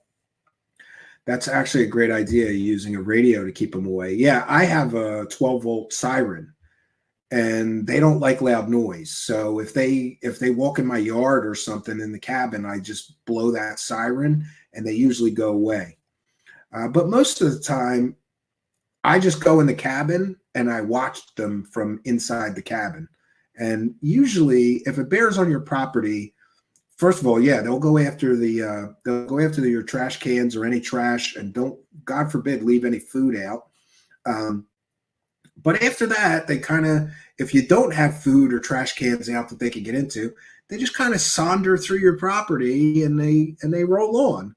And I like seeing them, so I try not to discourage them too much, but it does make me nervous with children around. I will say that when my children are in the cabin yard playing, I have to be right next to them just in case, because there has been a few times where a bear came walking through. I'm like, whoop, let's go get inside the cabin, you know? Do I have a favorite fragrance I wear? No, not really, Yoshi. My wife just buys those things for me. And so I think, especially if you're a married man, let your wife buy whatever fragrance product she prefers, because she's got to smell you, you know? So I don't even know what it's called. My wife buys me the cologne that she prefers that I wear, and pretty much everything else. The shampoo I use, the soap I use, the deodorant I use, you just default to the wife, right? Signaling David Hasselhoff in short pants. Yeah. Yes, Talmud says true. She's got to deal with the smell. Let her pick. I don't know what happened. I became a helpless man so fast because my wife is very, I don't know, she's very maternal. She takes good care of all of us. So it wasn't so long after my wife and I first moved in together that my wife just bought all my clothes and whatever. Just do what they want. Happy wife, happy life, friends, right? Patty says, we have Florida panthers and alligators. Yeah, that's scary. Anything that can kill you, got to be very careful with. So what can I say, friends? We've done our due diligence. I'm going to get some cabin time in. Whatever. And by the way, we've got 3 replays running at 9 p.m. So every night at 9 p.m. is Truth Seekers time, 9 p.m. Eastern. Whether I'm here or not, I will most likely be in the live chat for those premieres. We have one Friday night at 9 p.m., Saturday night at 9 p.m., and Sunday night at 9 p.m. Look in our video section. They'll be premiering. I will try my very best. Now, sometimes I get busy at the cabin, or like sometimes my neighbor invites me over to his place to hang out, and I think it's rude for me to be in a live chat tapping away while I'm at somebody else's house. So I'm not sure that I'll be in every one, but I will try to be. And I appreciate the support of you people that are showing up every night at 9 p.m., whether we're live or not. And just to be clear to those who have asked, if you see TS Classics in the title or in the thumbnail, yes, that's a replay. If you don't see TS Classics, that's a live show like right now. So anyway, I think we've done our due diligence. It will be interesting to see. I think we're going to hit a year, and Grush will still have not provided any evidence. By the way, where's that op-ed he promised when he suddenly remembered he did have firsthand knowledge of something? A difficult road ahead for a fake whistleblower, but it kind of makes sense that a fake whistleblower is being put forth by a fake Pentagon UFO program director and the Mellon banking clown who ran the TTSA false narrative and what many have described as a techno scam. Nobody got their money back from TTSA. That's what you need to know about that. So who cares what Christopher Mellon says? And I don't care how much money he has. He literally stood there on a stage and him and his buddies lied to investors to get millions of dollars. Nobody got their money back. Nobody got a spaceship. We didn't get to see any spaceship parts or UFO parts like they promised too. It's a mess. Interesting that the same people that ran that scam are also very, very close to David Grush. I think that this is all the same people. And when Tom DeLonge failed miserably on Joe Rogan, they pulled him as the front man. They put in Elizondo. Elizondo was the front man for quite some time and a good public speaker. He could speak for 2 hours and say nothing. But then his story started coming crashing down, and people began to get wise that Lou Elizondo lied to everybody, and he never ran a real or official government UFO program. So they pulled him as the front man, and they put in Grush. I predict they're going to be pulling Grush soon. They can't keep up this evidence-free story for much longer. And Grush's story and his web of lies is apparently coming crashing down or unraveling. They're going to need a new frontman. So look to see a charismatic UFO whistleblower or alien whistleblower coming forward very, very soon. That's my prediction. Now, I could be wrong, but I've been awfully right about a great number of these things. It's easy to spot the patterns when these people keep doing the same thing to keep the grift going. But in any case, and just to be clear, I don't wish Grush any ill will. In fact, most of me, especially being the father of a severely autistic child, most of me feels very bad for him.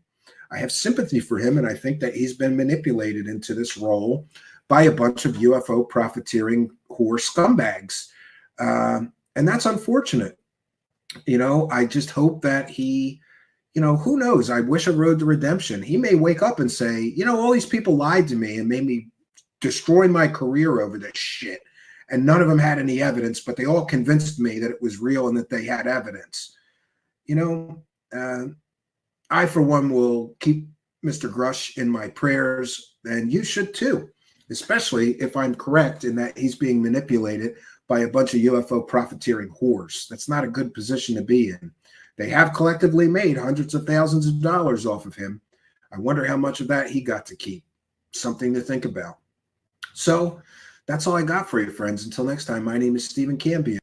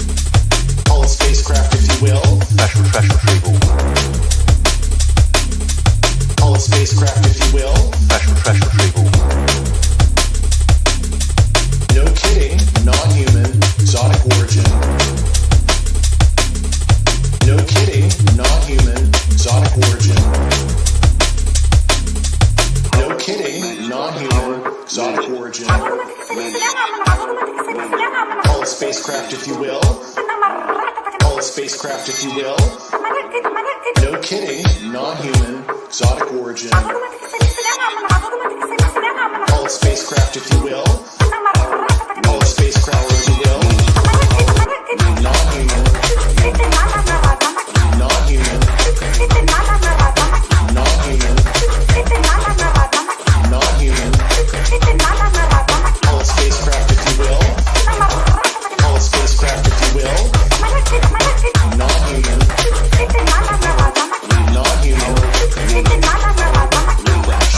We have a spacecraft. Refresh. We have a spacecraft. Refresh. We have a spacecraft. Refresh. We have a spacecraft. Spacecraft from another species. Spacecraft from another species.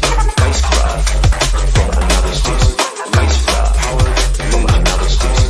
Spacecraft. Spacecraft.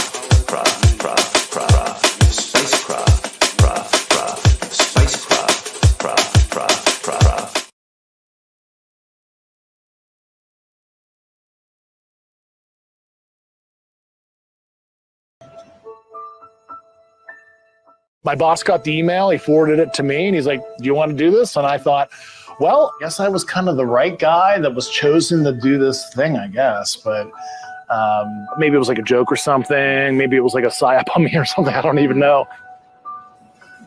Do you want a chocolate?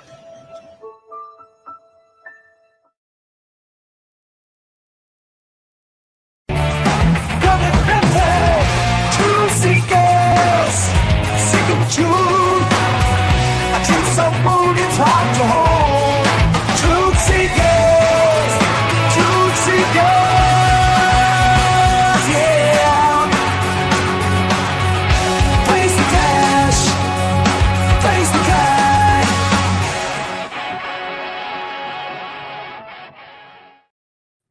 Greetings and salutations, friends, and welcome back. It has now been 366 days since David Grush first came onto the scene, burst onto the scene, some would say, with his out-of-this-world claims of alien spacecraft, alien bodies, alien crash retrievals, and more.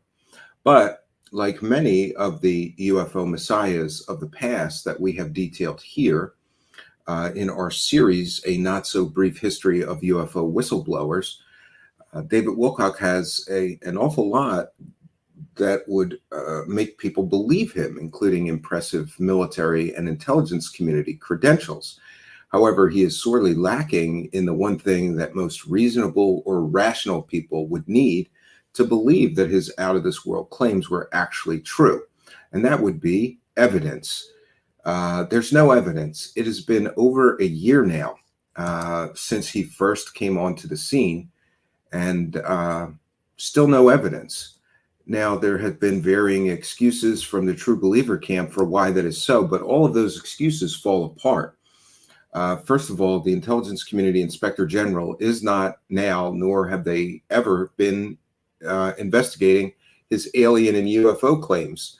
So the excuse that, well, he gave the evidence to the intelligence community inspector general, that's irrelevant. Maybe he did give some evidence that he hasn't shared publicly with the ICIG, but since the ICIG is not investigating any of his claims around aliens, UFOs, alien bodies, alien crash retrievals, then that excuse is stupid and ridiculous.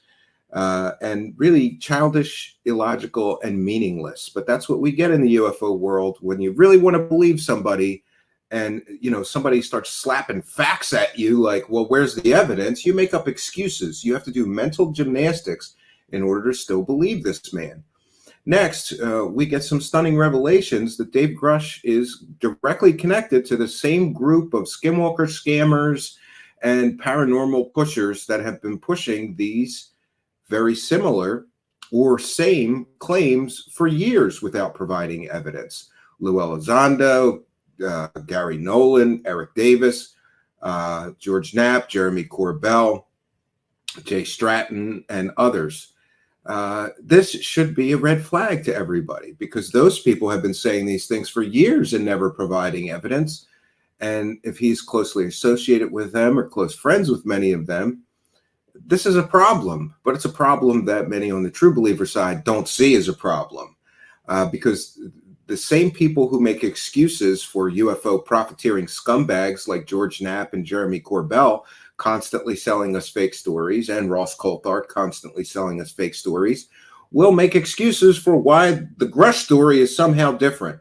Listen, if his story is being sold by the same group of people that constantly and continually keep getting caught selling us fake stories, then maybe, just maybe, the critics of Grush are correct in that he has no evidence and he never will.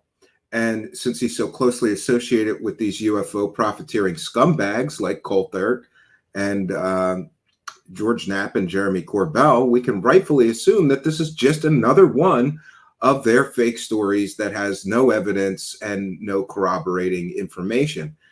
I think that's a reasonable assumption to make, considering Ross Coulthard has been caught selling at least 5 completely and totally fake stories, and so has George Knapp and Jeremy Corbell. These people lie to us in order to sell us the illusion of true stories. They're not true. You know what would make them true? Evidence. But as is usually the case, we have a problem here. There's no evidence. So I suppose if you want to believe Dave Grush, it is a matter of faith. I require a little more than faith to believe someone. Just a note, we have been, people have been asking me to do these panel shows again. So we're opening up the show to anybody who wants to join the show. And wherever you're listening, if you're listening in on Twitch or on Facebook Live or on Twitter, the link to join the show is in the live chat in the YouTube chat. It's pinned at the very, very top. And I ask you, please, for the love of God, if you're going to join the show, don't do so unless you have headphones. People try to do that, and it just doesn't work. And there's all this echoing, and then people complain and cry, and somehow that's my fault. Please wear headphones. I'm going to take a moment to add the invitation to both Facebook, our Facebook Live feed, and our Twitter feed. So just bear with me a moment. And while I do that, I hate to take a victory lap here or say I told you so, but we have been very critical of the Dave Grush narrative since June 5th of last year. But I get it. So many people just desperately want to believe. And why not? The guy came along and confirmed everything that we always thought to be true, but never had any evidence for. And what you know, a year later, still no evidence. And I'm going to just put link to join the show in the Facebook Live feed. It will be pinned at the top of the Facebook Live feed. And we'll also go over to Twitter and add the link to join the show in our Twitter Live feed. 1 second here. I'm going to just say link to join the show. And I do have some thoughts and sort of criticisms of the Grush narrative that I have put pen to paper on. So we'll get into that while we wait for you panel members to join the show. But before we do that, let's recognize a kind and generous benefactor, Bunker Buster, with a kind and generous $4.99 super chat, says, praise the cash. We'll be doing that all night tonight, praising the cash. And thank you, Bunker Buster. Thank you for your kindness, your generosity, and your support of the show. It is much, much appreciated. And thank you, of course, for helping us too. Praise the cash, praise the cash, praise the cash. That's right. We are praising the cash, Bunker Buster. Thank you for your kindness, generosity, and support. For those unaware, we read every single super chat. We thank every single person who throws any money our way for support in the form of becoming a YouTube channel member and also a Patreon supporter, or if you send us a PayPal pledge. We read every single we thank every single person that sends us support, whether it's a PayPal pledge, instructions in the description of the video, super chat, super sticker, super thanks. If we see them, we appreciate every one of you and we read them all out. We want to thank Initials PB for a kind and generous $10 PayPal pledge, who says, great show last night and tonight. Praise the cash, bitches. That's right. We're here to praise the cash, bitches. Thank you for your kindness. Pete, all right, so we will get into a little bit of tonight's presentation. don't have much in the way of a presentation tonight, but I thought it'd be wise to put pen to paper on some of my thoughts of this Dave Grush situation. Because for over a year now, oh, and by the way, I do have an announcement. If you are going to come to me on Twitter and harass me, I'm not engaging with you. And yes, I've started to block some of the more toxic true believer dickheads, and I will continue to do that. Somebody thought it would be a good idea to just slag me in like 40 threads yesterday. So they get blocked. I'm not going to, I'm fine with answering people's questions. I get it. You're upset because I destroyed the delusion that you so desperately want to believe. And I do so with things like facts, evidence, and logic. And I get there's going to be some venom. There's going to be some hatred. People are going to come spitting venom at me. I'm more or less fine with that. But when it rises to a level of people getting like really, really psychotic, I'm just not going to deal with you anymore. Unlike the UFO celebrity scumbags, however, we don't have an echo chamber. As long as you approach me respectfully, I'll answer any questions that you have. I'll answer questions. If you want to bring up a point to me and tell me I'm wrong, that's perfectly acceptable. I'm not here to take abuse. And, I'm just not going to do it. Some of these people, they come here with this nasty attitude, and the venom is so obvious and apparent. All they want to do is they want to vent on me because their delusions aren't working out. Because that's what the UFO belief system is. It is an evidence-free, faith-based belief system. And when someone comes along and starts to point this out, people get upset. I get it. But I'm not here to just blindly accept your harassment. When it rises to a level of you spending hours slagging me, or here's another one, if you just come to me on Twitter and attack my appearance, bye-bye, you dummy. And by the way, when people come and attack my appearance, it's because I've already won. They can't argue with the facts, so they're just going to attack my appearance, call me one-eyed Willie, complain about me wearing sunglasses when I have a medical reason to do so. I have third nerve palsy, whatever abuse you want to dish out. I'm not here to take it anymore, especially because lately I have a severe lack of time. I have 2 boys, for those unaware, and they'll be home all summer, and I will be the primary caretaker. Daddy daycare is in full effect starting tomorrow. I don't have time for you idiots. Go cry to somebody who cares. I'm here to talk about the facts and the evidence of the people making these claims. And if all you have are excuses, maybes, hope-sos, and possibilities, I'm just not real interested. But back to David Grush and my thoughts on that. By the way, feel free to join right now. This will be a very quick sort of review of Dave Grush and his various out-of-this-world alien claims. It won't be very long, and we'll then be accepting panel members. So let's begin unveiling the truth behind David Grush's alien and UFO claims. Tonight, we'll be making a critical examination of those claims. David Grush, a former intelligence officer, catapulted his way into the public eye with his sensational claims about the U.S. government harboring evidence of extraterrestrial life and unidentified flying objects, or UFOs, or spacecraft. These assertions, made over a year ago now, have sparked widespread curiosity and debate. However, despite the gravity of his allegations, Grush has yet to provide any concrete or empirical evidence to substantiate his out-of-this-world claims.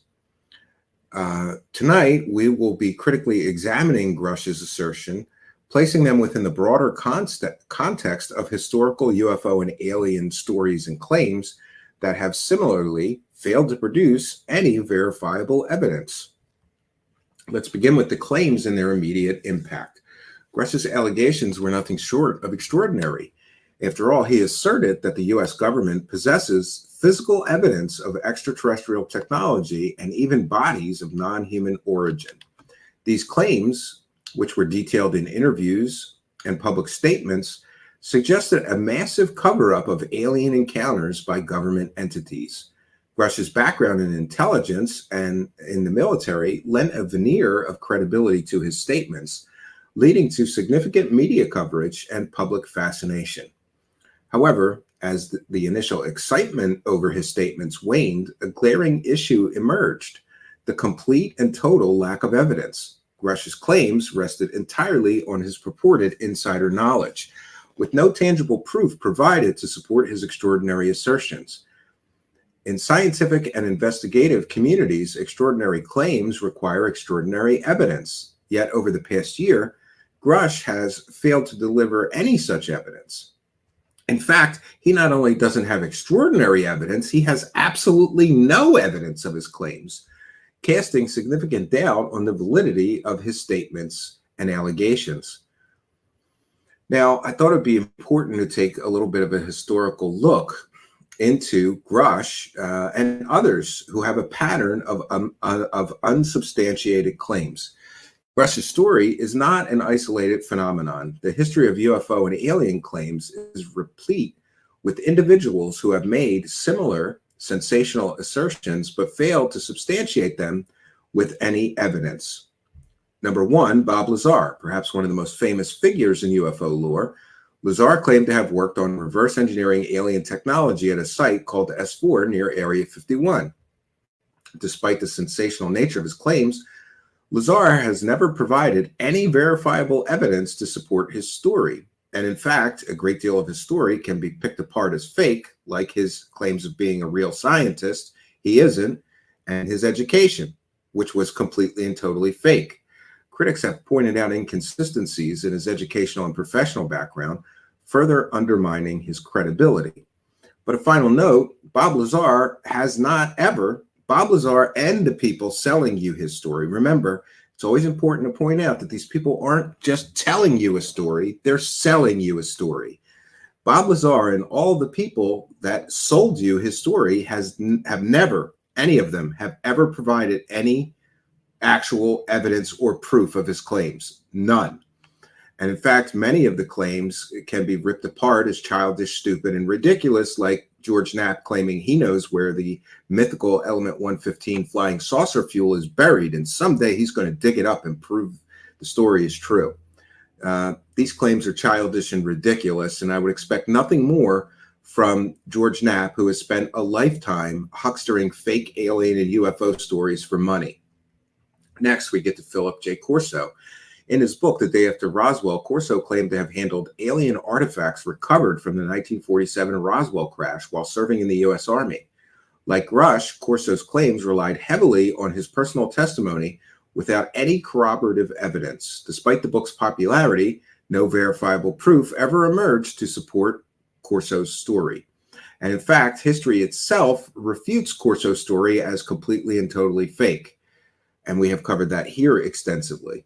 Number three, Stephen Greer, who is the founder of the Disclosure Project. Greer has organized numerous events where former military and government officials have shared their UFO encounters.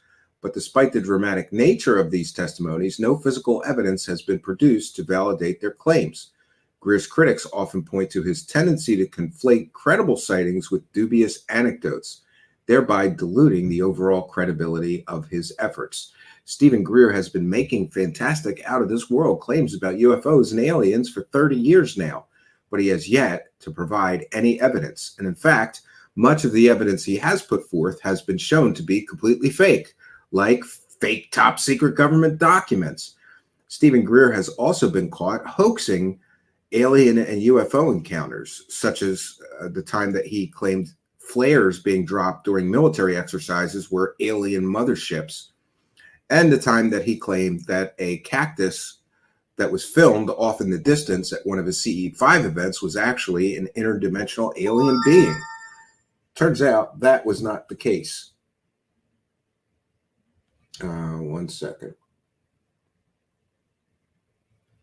I got a new phone, and I forgot the Do Not Disturb here, so bear with me here.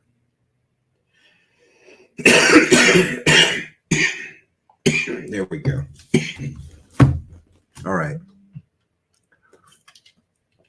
Let's try to move on with our critical analysis of Grush's claims. Pardon me. To critically analyze Grush's claims, it is essential to apply a rigorous standard of evidence. And I think that's sorely a problem with many people in the UFO world. They have no standards of evidence. And many people don't even realize that they're being hoodwinked and that there is no evidence because they have no standards of evidence. We need to have standards of evidence about people who make these claims. The scientific method demands reproducibility, verifiability, and falsifiability. Grush's assertions fail on all three of these fronts. His claims are not reproducible. No independent verification of his statements has been possible due to the absence of any evidence. And furthermore, his allegations are not falsifiable as they lack the specific details necessary for any independent investigation or inquiry. Additionally, the broader context of intelligence work must be considered. Intelligence officers, by the nature of their work, often deal in classified information and are trained in the art of misinformation and psychological operations. Dave Grush, for example, was trained specifically in information warfare. This background and training he had raises questions about the motivations behind Grush's statements and the possibility of deliberate disinformation, misinformation, or psychological manipulation. So, in conclusion, while David Grush's claims have ignited public interest in UFOs and extraterrestrial life, they remain unproven. His failure to provide any at all concrete evidence over a year after making his extraordinary assertions mirrors a long history of similar unverified claims made by other people in the past. For the scientific and skeptical communities, Grush's story reinforces the importance of maintaining rigorous standards of evidence and skepticism. Extraordinary claims, particularly those that challenge our understanding of the universe, must be met with extraordinary evidence, a criterion that Grush has yet to fulfill. Until such evidence is presented, his claims should be viewed with the utmost skepticism. And I think that is the best way to go about this is when people come along and start making these extraordinary claims, we have to be very, very critical, and we have to demand that they provide evidence. This trust me, bro school of ufology does nobody any good except for the pockets of the people selling these stories, because it can be very, very profitable for these people to put forth these stories, which is why that so many of these people are willing to put forth completely evidence-free stories. You know, a reputable or, real journalist wouldn't just accept somebody's word for it and put forth completely and totally extraordinary stories. A reputable journalist would require somebody to have evidence of their claims before publishing a story about their claims. But that's not what we get. And we can see that News Nation has, they've gotten millions and millions and millions and millions of monetized views on the Grush story, all based on no evidence. And what other news agency would do that and push the story for more than a year when the person making the claims has absolutely no proof or evidence? Would we see that on CNN or MSNBC or a real news network? No. So I'm sorry, not sorry. News Nation is not a trusted source for reputable journalism. They're garbage peddlers. And this is why and how these stories work.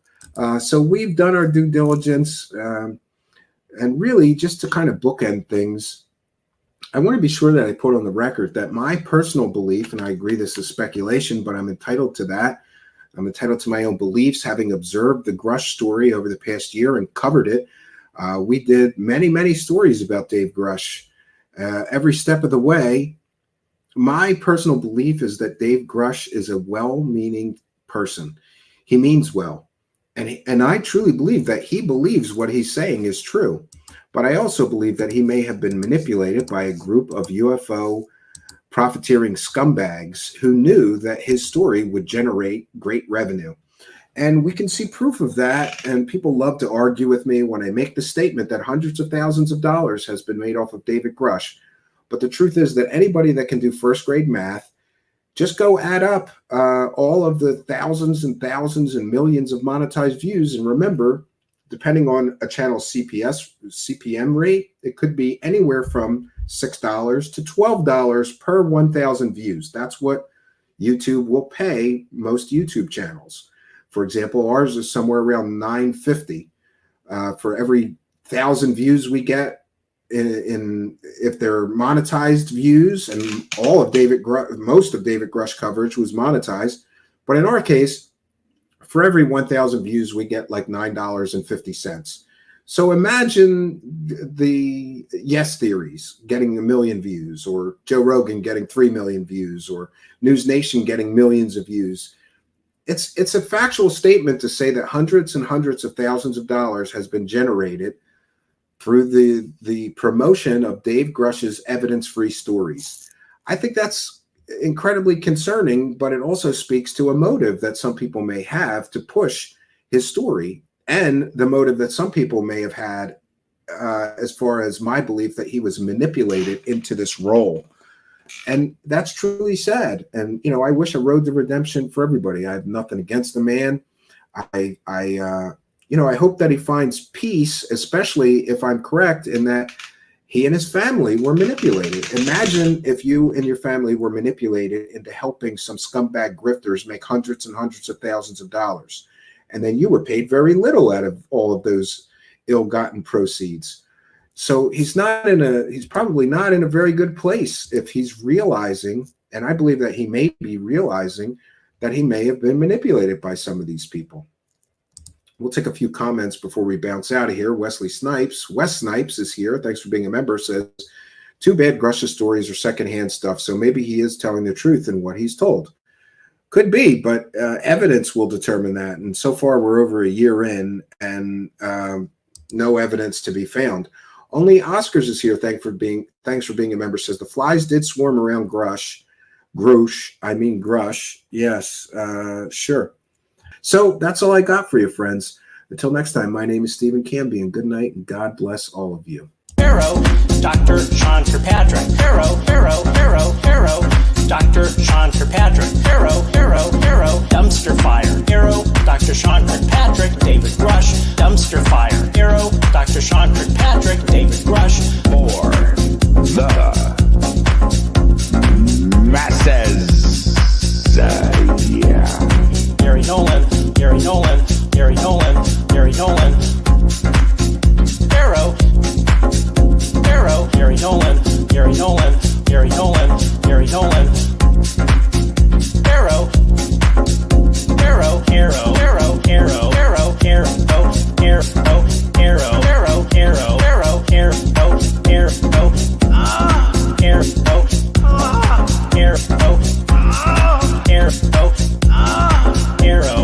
Arrow found no evidence of extraterrestrial technology, the lack of any evidence.